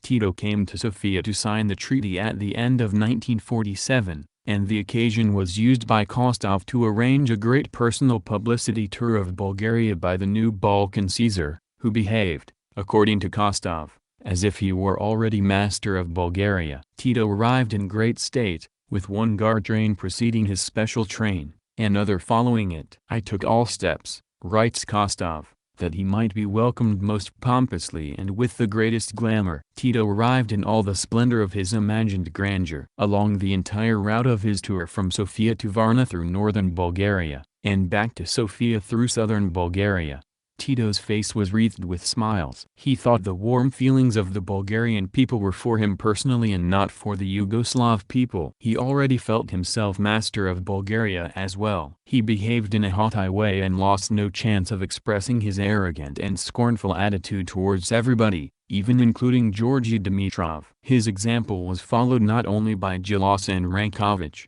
but by the most insignificant members of his guard. They showed an offensive mistrust of the Bulgarian guards. The apartment set aside for Tito at the Euxinograd Palace, which had been carefully prepared and scrupulously examined by Bulgarian security agents, was turned upside down by Tito's guards. This was done purposely to underline that in every way Yugoslav organization was superior. Rajka gave a similar account of Tito's visit to Budapest. He was ordered by the Yugoslavs to arrange the greatest possible display for Tito, including torchlight processions, complete control of arrangements by Tito's security police, and the finest villa in town. Rajk was forbidden by the Hungarian government to overdo things, and at the last moment Tito warned he would not come unless at least the finest villa in Budapest was cleared and placed at his disposal. Rajk did his best, arranged some things without reference to the cabinet, and the great man arrived with all the pomp of Mussolini on a state visit to an Italian colony.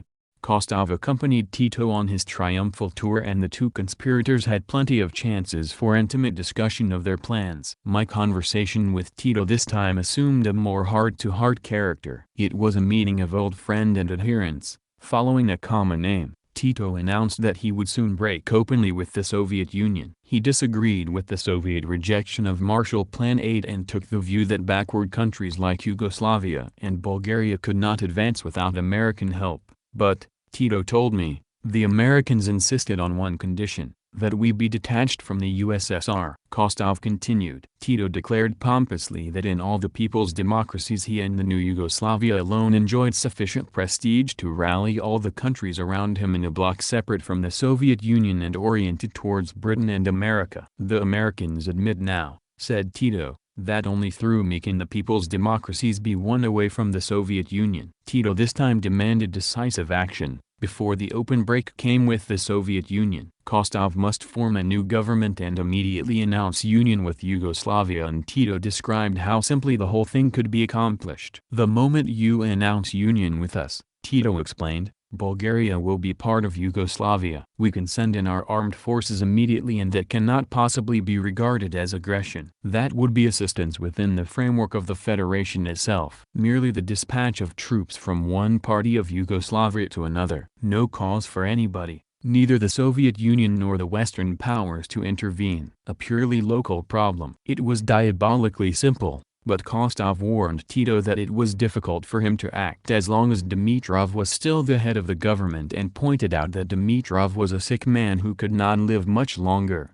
Tito could not restrain his hatred at the mention of Dimitrov's name. "How long will this old man continue to cross my path?" he thundered. It was obvious that Dimitrov stuck like a fish bone in his throat. Kostov told Tito he thought the best solution was a natural one, to await Dimitrov's death, which would surely make Kostov chief of the government and the federation a painless process. Tito thought this was a good idea as long as it was certain Dimitrov's death would not long be delayed. "Otherwise," said Tito, "you should be ready to act in the most resolute way, to arrest, and if necessary to liquidate Georgy Dimitrov, relying on our immediate aid as well." Rankovich gave Kostov the same advice, urging swift action. And after Tito and his entourage had left, Kostov talked the whole matter over with his chief lieutenants. They were nervous about internal reactions to any coup which liquidated Dimitrov, and they decided to await his death. In the meantime they would do everything possible to increase Kostov's prestige in the party leadership and to decrease Dimitrov's popularity among the people by embarking on large-scale sabotage to cause distress and unrest among the population. When Kostov took over, he could then immediately win popularity by blaming everything on the past regime and promising swift improvement. In April 1948,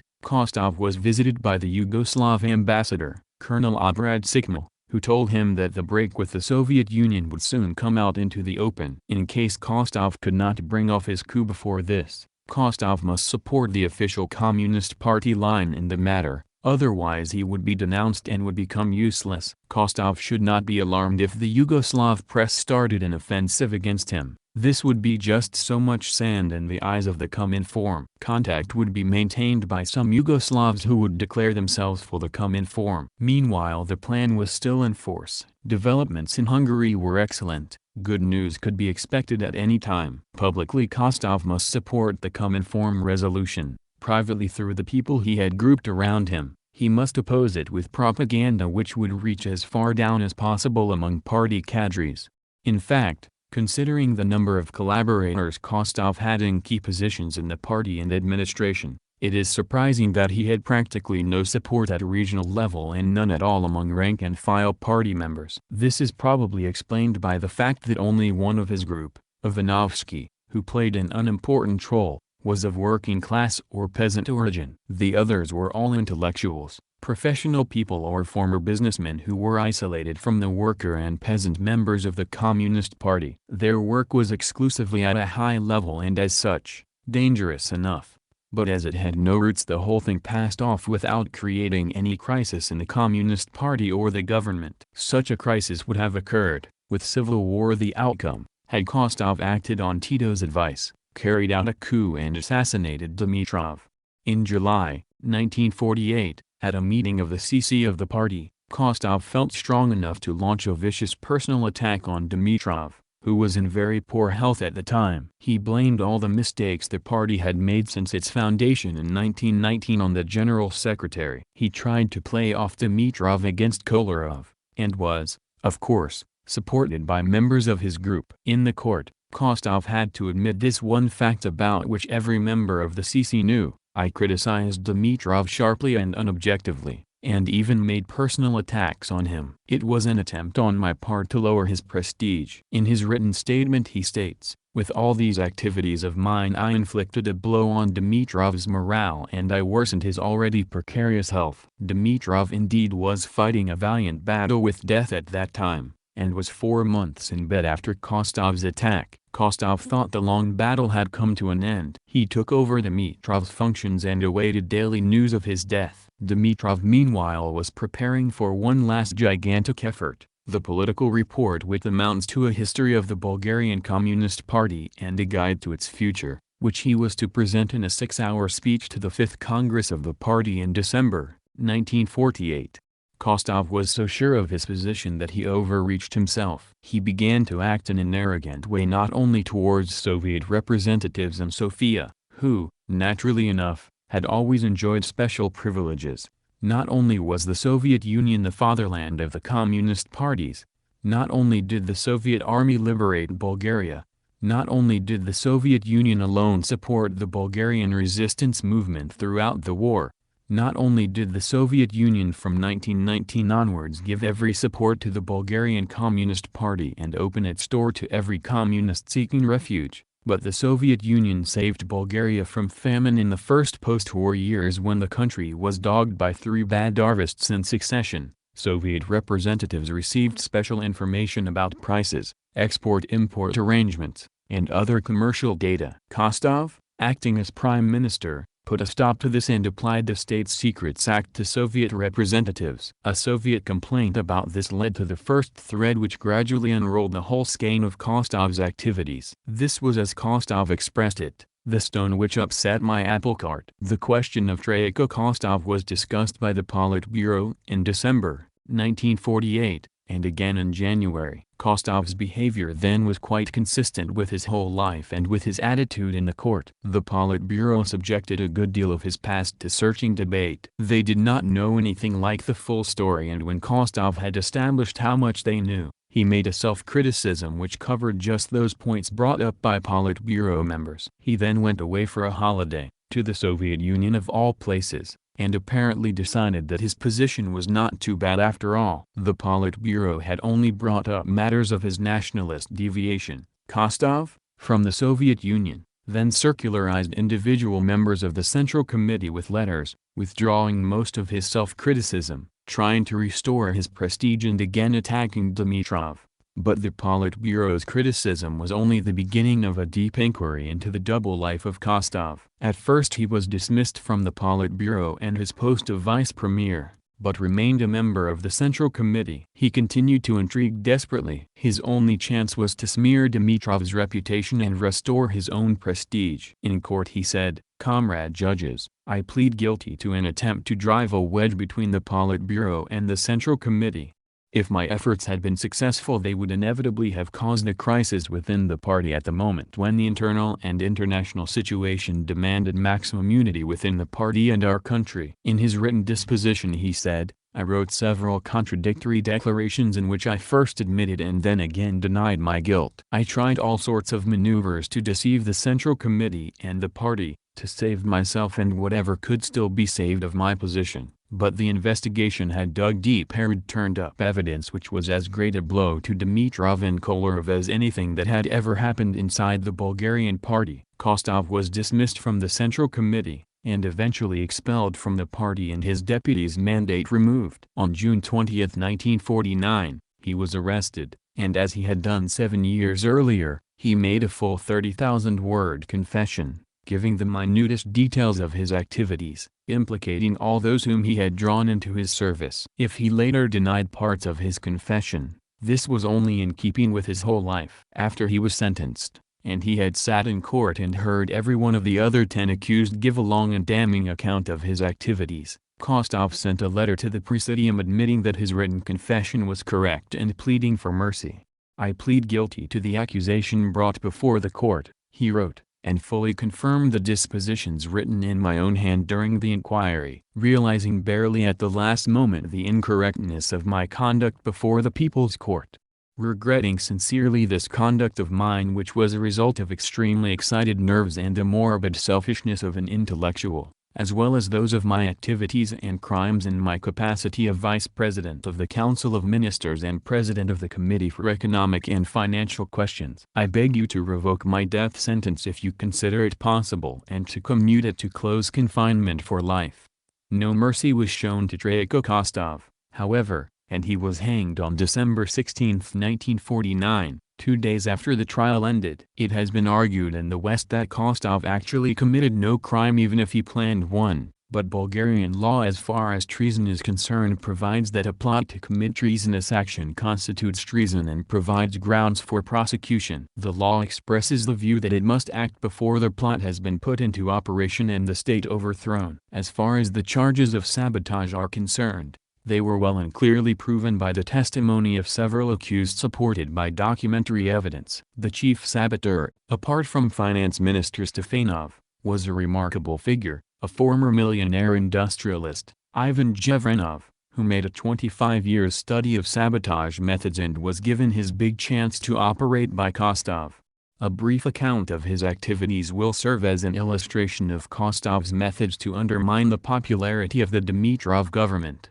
Jevrenov, a big, handsome man, bald-headed except for a tuft of hair above his forehead, clad in a very smart business suit, was delighted to tell the court of his activities. Sabotage was his hobby and he had been able to indulge his passion on a wide scale. He even seemed proud of his successes. Like so many of Kostov's colleagues, he came from a wealthy family, but he enjoyed the luxury of progressive ideas and preferred the company of leftist intellectuals to that of his business colleagues. He studied abroad and associated with leftist groups in France and Belgium. Back in Bulgaria, he told the court, his socialist ideas gradually evaporated as they came into conflict with my material interests. He married the daughter of a wealthy landowner, founded a rubber factory, and by the 1930s was one of the richest men in Bulgaria. For some reason he had a morbid interest in sabotage, studied the accounts of sabotage by workers in Germany and Italy, cut out newspaper accounts of the sabotage trials in Moscow. He wrote to France and Switzerland asking for books on the subject, but to his surprise found nothing had been published. He decided to fill in the gap himself, and on the basis of his newspaper clippings, from Paris, London, Rome, Berlin, and Moscow, he produced a book in 1935 entitled Sabotage, Plunder, Diversion Activities, and Espionage. It was a strange study for a millionaire industrialist. However, it served him well when his own workers started to sabotage rubber production. After the German occupation of Bulgaria, he knew just where to look and was able to nip the sabotage attempts in the bud. Later, after September 1944, his factories were nationalized. To get his revenge, Jevrenov pretended to be a friend of the regime, joined the Communist Party and acted as an enthusiastic supporter of the Fatherland Front. Eventually he was contacted by Finance Minister Stefanov and enrolled in the Kostov organization. He was put in charge of the rubber trust and canning industry, and later entrusted with the regrouping of small industries into large combines. I reduced the production of shoes in one factory from 4,000 pairs daily to 1,500,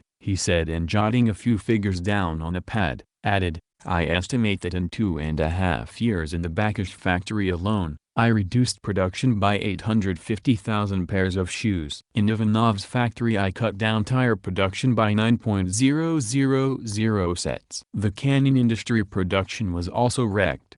After jars and cans are filled up with the juices in which the latter have been boiled, with concentrated juice which improves the flavor and preserves them, we filled them up instead with cold water. In the regrouping of factories I closed down the profitable ones and let the less profitable ones work.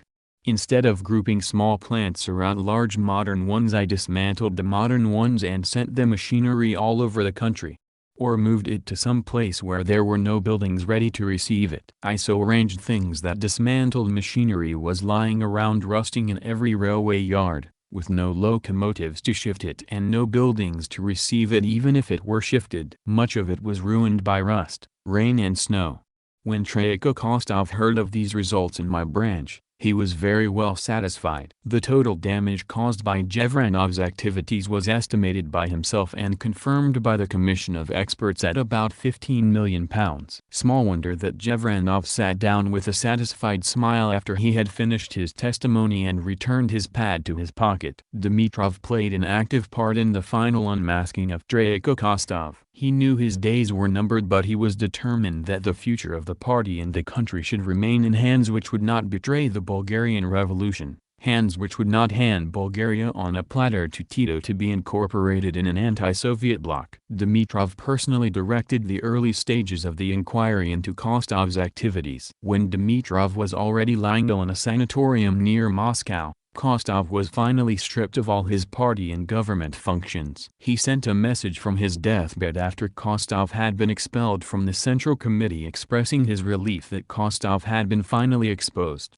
So far as Kostov and those that think like him are concerned, he wrote in a letter to the Central Committee, that matter is not yet finished. After reading the minutes and the very long statement of Draco Kostov, I have come to the conclusion that we are dealing not only with an intellectual individualist and a ruthless careerist but with a sly, unscrupulous traitor who cannot remain in a genuinely Bolshevik party. Draco Kostov is filled with base hatred and hides stones in his bosom, hoping to exploit any future difficult situations in his favor in order to come to the top again with his unparalleled intrigues and treachery. Dimitrov died on July 2nd. By which time Kostov was already behind prison bars. Kolarov was able to carry on for another 6 months while the crisis in the top ranks of the party and government was surmounted. Within a few weeks of the completion of the Kostov trial, Kolarov too died, but the crisis was finished. The leadership of the party and state was in the hands of men who would carry on the traditions of the Dimitrov-Kolarov leadership. But as far as Tito was concerned,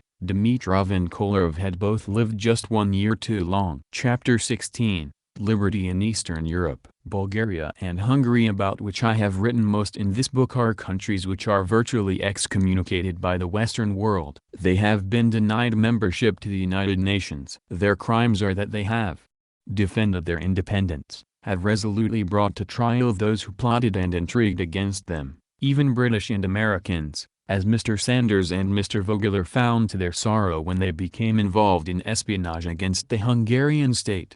For this they are ostracized by the Western nations. Bloody coups and counter-coups could be permitted in other countries, in South America or, in Syria, in countries where America and Britain had much closer interests than in Bulgaria or Hungary. But suppression of coups could not be tolerated in the people's democracies. The Anglo-American official conception of democracy in the Balkans seemed to be on the Greek pattern, with overflowing prisons and firing squads executing the country's best citizens at the rate of 10 or 12 daily. The truth of the matter is that any country which can guarantee safety for British and American investments, no matter what the color of its regime, is acceptable to Whitehall and the White House, whether it be a personal dictatorship in Santo Domingo, clerical fascist in Spain, semi-fascist in South Africa, or a gangster regime in a South American republic. The corrupt regimes of Eastern Europe before the war, the periodical massacre of a few thousand communists, the complete suppression of civil and political liberties, were never the subject of official criticism from England and America. If the dictator were a Horthy, a Tsankov or Filov, a King Boris or King Carol, with their feet well planted on the neck of the people, there were no protests about denial of liberties. If it were a Dimitrov, a Rakazi or a Pakar flung into jail for years without trial, there was no flutter of excitement in the Foreign Office or State Department. The difference is that today the people, an alliance of workers, peasants and intellectuals, are in charge in these countries. They are building the new life that their poets have written about for centuries. There is no place in this new life for foreign trusts or for foreign influence which can be used against the interests of the people. The money changers have been driven out and given something of a scourging into the bargain. One after another, the reserves of British and American capitalism have been marched into the front line against these governments, and one after another they have been shot down. Their last trump card, Marshal Tito, probably played unwillingly because he was at best cutting their losses, failed as miserably as did the local opposition and the church, and the traitors in the party ranks. Bitter disappointment and tragic blunders in the past have forced men like Rakowski and Dimitrov to build on a sure foundation this time and to maintain that eternal vigilance which is the price of liberty. Liberty itself is a relative term. There is a suppression of liberties in Bulgaria and Hungary. When one type of regime has been violently destroyed and another has taken its place, it would be courting suicide for the new government to grant full rights to the supporters of the regime it has supplanted. The French revolutionaries adopted the great human slogans of liberty, equality and fraternity, the slogan of the bourgeois revolution. Glowing words that kindled hope in the hearts of Europe's masses struggling to free themselves from the shackles of feudalism. The slogan blazed across Europe like a forest fire, sweeping away feudal privileges and inspiring revolutions in a dozen states. But the French revolutionaries certainly had no intention to grant liberty, equality and fraternity to the royalists. They quite properly chopped their heads off and prevented as many as possible from leaving the country to plot a counter-revolution with British and German help. József Baxi, whom we met in an earlier chapter, believed there is no liberty in Hungary, because he cannot get a passport to go and live off his cronies along the Riviera. But what about János, a Budapest bricklayer, who laid 3 times as many bricks as was considered normal before the war and spent last year's vacation at Karlovy Vary in Czechoslovakia? He and his wife got passports and enjoyed a liberty which they could never have believed possible a few years ago. How many bricklayers had ever been out of the country before? You could count them on the fingers of one hand. What about the thousands of Czech miners who last year filled their lungs with the bracing air of the Black Sea at Balchik, Burgas and Varna, now Stalino, in Bulgaria? There's a former banker I know in Sofia who complains that there is no liberty in Bulgaria, because several of his properties have been taken away and he now works as an employee in one of the nationalized banks. He would like to settle down in Italy. But what about Georgi, the gnarled old shepherd guarding a flock of brown and black sheep on the mountain road at the cooperative near Klizhiro? He was the finest shepherd in the cooperative, never lost a newborn lamb, always knew where the sweetest picking was for his flock, could tend twice as many sheep as another man and never get their fleece roughed up with brambles. A fine old man with jet black eyes and a face as brown and wrinkled as a walnut. One son had been killed right there where the cooperative farm was, killed by Tsar Boris's police as he came down from the mountains for food for his partisan group.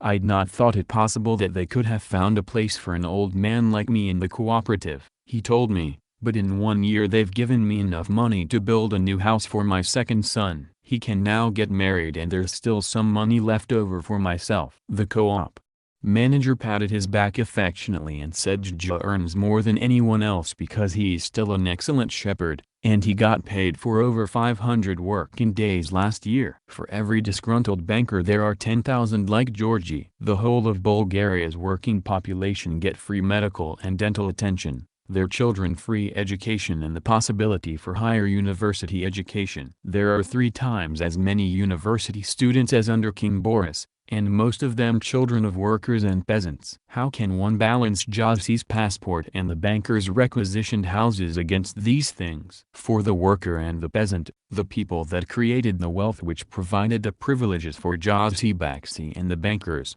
the new governments are providing new liberties, real privileges which make mockery of any suggestion that these governments are based on a suppression of liberties. Try and tell the artists who receive monthly advances for their uncompleted work, to whom the government has given studios, for whom the finest villas and castles in the country have been thrown open to work in, that their liberties have been taken away from them. Try and tell the Hungarian factory workers who have been selected for their capabilities and are being trained for posts in the Foreign Office that their liberties have been suppressed. Visit workers in their rest homes in the mountains or on the coast all over the people's democracies, former villas of the landowners and industrialists, and ask them where are their liberties. Ask the coal miners of Pernik, now Dimitrovo, where Georgi Dimitrov grew up and organized the first great strike in 1906, if they have been robbed of their liberties. They will tell you that liberty in the days between the wars meant to work on an average of 2 or 3 days a week only,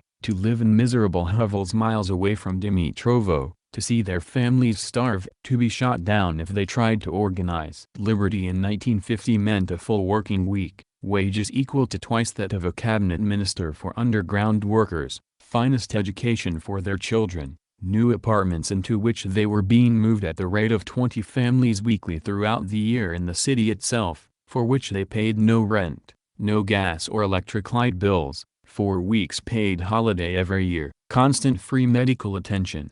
I spoke to one miner who had been a university student at the time of the 1923 revolt. He was suspected of being a sympathizer and expelled. In the end he drifted to the mines as an underground worker. He had worked there ever since and was still working. My sons now have the chance which I was denied, he said. One has just graduated in Slav studies from Sofia University. The other will graduate next year in law. Miners that took part in the 1923 revolt can retire on a pension of 60% of the earnings. If they care to continue working they are given 30%, plus their wages. Dimitrovo is being built up as a modern city instead of a black, miserable coal town. It has the second best symphony orchestra in Bulgaria. The miners have fought and suffered terribly for their conception of liberty since the beginning of this century. And if you ask them if they have now won out, the answer is a thundering yes. It is a reply which should reach the ears of striped-trousered gentlemen in the White House and Whitehall. If the legations in Sofia were really doing their job instead of organizing espionage and listening to the hard luck stories of dispossessed bankers.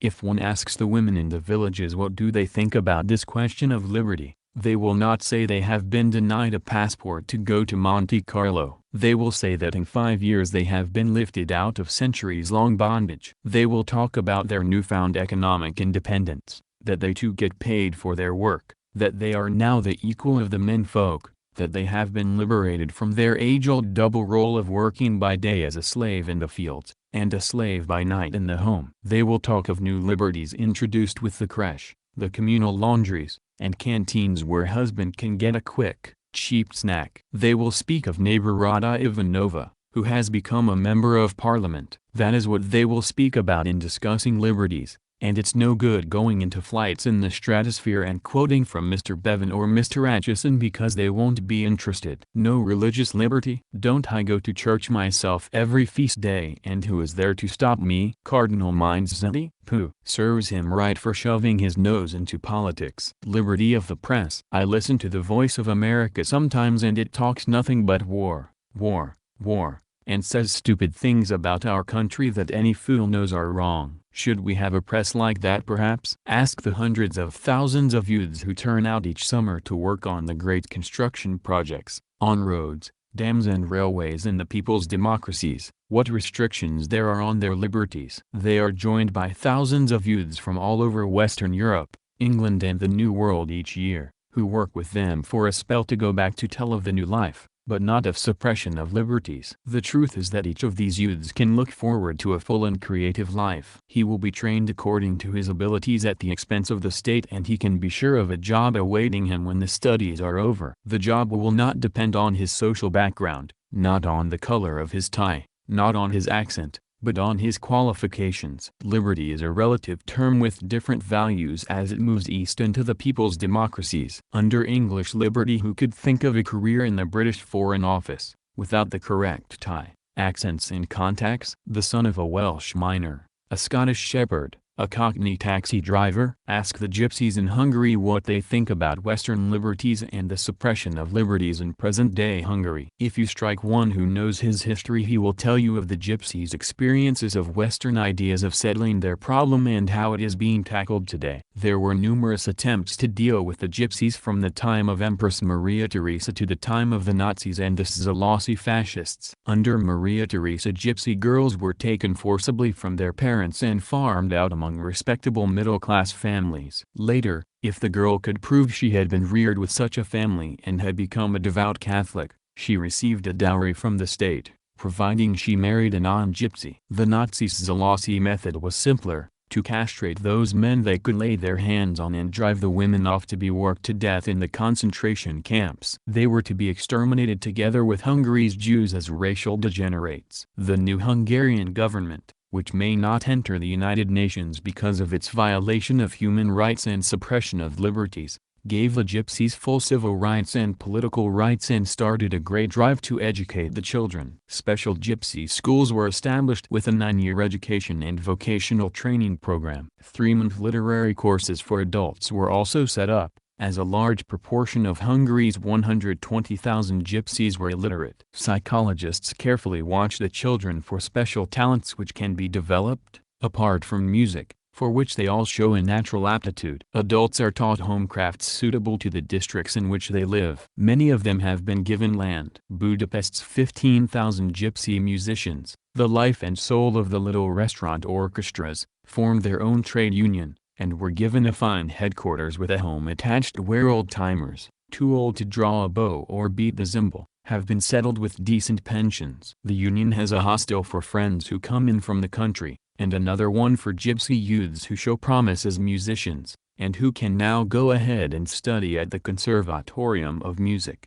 These gypsies could give an interesting answer to the question of suppression of liberties and the violation of human rights in the people's democracies, as could every other member of a national minority: Greeks, Circassians, Armenians, Jews, Romanians, Turks, Slovaks or Germans. Drop in at the schoolhouse of some remote village in the Stara Mountains on a winter evening. There will be kerosene lamps on the desks, because electric power is just now beginning to creep over the land. There will be stubbly-cheeked peasants, in rough sheepskin coats, women with warm scarves over their heads, painfully trying to copy down words written on a blackboard. After half a lifetime they are getting their first chance to learn to read and write in the government-organized evening courses. Ask them about lack of freedom of the press. Tell them Mr. Bevin and Mr. Atchison are worried about the violation of human rights in Bulgaria. If they are as kindly as most Bulgarian peasants are, they will shake their heads and think you are mad. If not, they might chase you out of the schoolhouse. There are suppressions of liberty in the Western sense of the word, but nothing which can offset the undreamed of liberties which have been brought to 90% of the people by the people's democracies. If you want an affirmative answer to your question, join the landowners and former Horthy officials in the Váci Street cafes in Budapest. Their liberties have been suppressed. They cannot leave the country. Their estates have been taken away from them. They have been dismissed from their jobs. In short, they are oppressed. Better still, go to the country and talk to the kulaks in Hungary or Bulgaria. They are the ones who are really finding life hard today. Their liberties are disappearing. Landowners, bankers and officials probably have some hobbies or are at least adaptable in idling the time away and are not bound to stay in one place. The kulak, the wealthy peasant, is a man with no spiritual resources, no interest in life but adding another few decars of land to his holding, a few more cows to his herd, a little more money in the bank, or more likely in a hole under the fireplace. The only pleasures he knows are adding to his property, eating himself full and drinking himself stupid. Avaricious and gross, he is traditionally the most merciless employer, a would-be large landowner with none of the saving social graces. And today, bluntly expressed, he has no future, and the present is hard. If he read books, he would know that he had no future. Even if he read the newspapers he would know it. But each individual kulak thinks he is cunning enough to trick the government by hoarding his grain, hiding his machinery, slaughtering his livestock illegally, salting his money away, leasing his ground to strawmen and other devices tried and condemned as useless as far back as the time of the Soviet Revolution. But each one in each district and each country goes through the same motions, and slowly but surely he comes to a bad end. What is a kulak? He is not always easy to define, but, in general, he is a peasant who has more land than he can work with his own family and one hired laborer. There is no hard and fast limit of acreage as to the amount of land a man may possess and escape the opprobrium of being labeled kulak. If he is energetic and with a large family he may have 50 acres. If he has a small family, 25 acres in Hungary and less than that in Bulgaria may put him in the kulak category. By Western or New World standards these may seem ridiculously small holdings for the owner to be classed as wealthy. It must be remembered that in Bulgaria the average size of farms owned by 90% of the peasants is only 7 acres. There is almost no way of ceasing to be a kulak. He may not sell his excess land. Even if he rents it at nominal rent he will still be regarded as a kulak. He may on rare occasions rent it to the village cooperative, But it is now harder for a camel to pass through the eye of a needle than a rich peasant to enter a cooperative. At first the kulaks thought there was a way out by putting their large farms into the cooperative and drawing rent for them as well as payment for the working days. But they adopted a domineering attitude, tried to boss the little men who, in the old days, had worked as hired laborers on their farms. They tried to get control of the cooperative movement, and a reaction started against them, and most of them were thrown out of the cooperatives with as much of their land as they could get back. In the villages the kulaks are socially ostracized. If they go to the village taverns, the villagers won't speak to them. They have been dismissed from places they at first occupied in the village councils. Their old power and prestige in the villages have been completely exploded. The bluster has gone out of them, and the little men, former farm servants, seasonal laborers, farmers with pocket handkerchief-sized holdings, are now the people who decide things. What is the solution for kulaks? There is no solution for them except to till the land as small farmers, get used to living on a modest scale, not try to cheat on paying their taxes and delivering their food quotas. There are about 50,000 of them in Hungary, somewhat less in Bulgaria. They are not organized, nor were they ever. They have no political expression. Scattered over the whole country they only amount to 2 or 3 families in every village, and their power is broken. There will not be a future generation of kulaks, so historically speaking their agony will not last very long. There is, of course, no discrimination against their children, who have the same chances as every other child in the village school of being turned into useful citizens. If one adds the kulaks, the large landowners, dispossessed industrialists and dismissed fascist officials together, one would have a figure well under 10% of the population who really suffer from a restriction of their liberties. They are much more articulate, however, than the 90%. So their voices are heard more abroad. The restrictions on their liberties will increase in direct proportion to the war preparations made by the Western powers and to the Western efforts to develop espionage and sabotage networks in the people's democracies. The leaders of this 10% would imperil the historic extension of liberties to the 90%. The injustice to the overwhelming mass of the people in Hungary and Bulgaria has lasted for centuries. The injustices to the former privileged 10% will endure at most for a generation.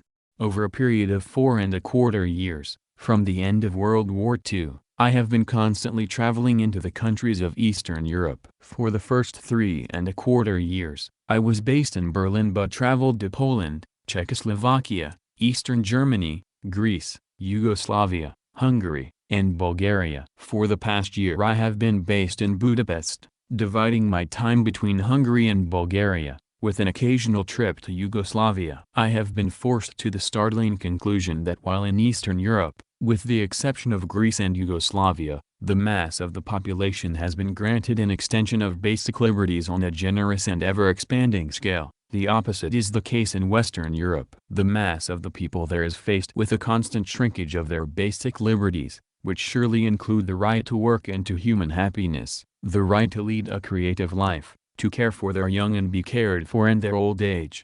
What liberties have 2 million unemployed in Italy and 2.5 million unemployed in Western Germany? Does it help a starving rural worker that a director of his factory has the liberty to get a passport and travel to the United States? What does a landless peasant in Italy care if the absentee landlords have the right to passports to the gaming casinos of Monte Carlo, while he stars or is shot down for daring to seize the unused land? Liberty is a relative term. Let Mr. Bevin and Mr. Atchison be sure what they are talking about.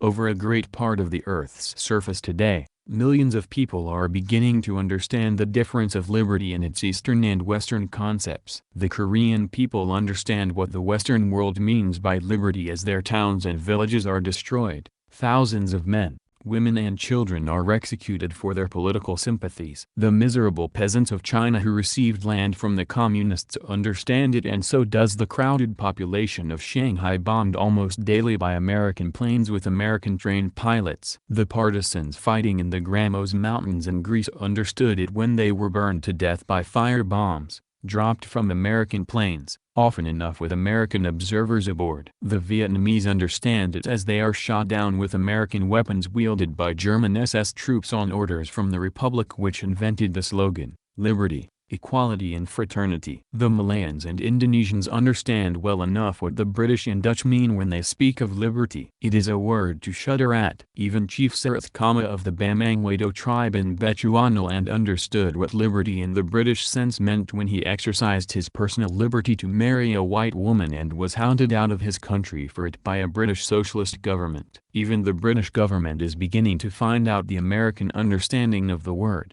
as pressure is constantly increased by the groups behind the Marshall Plan for Britain to buy American oil, American food, and dozens of other items of which she has no need.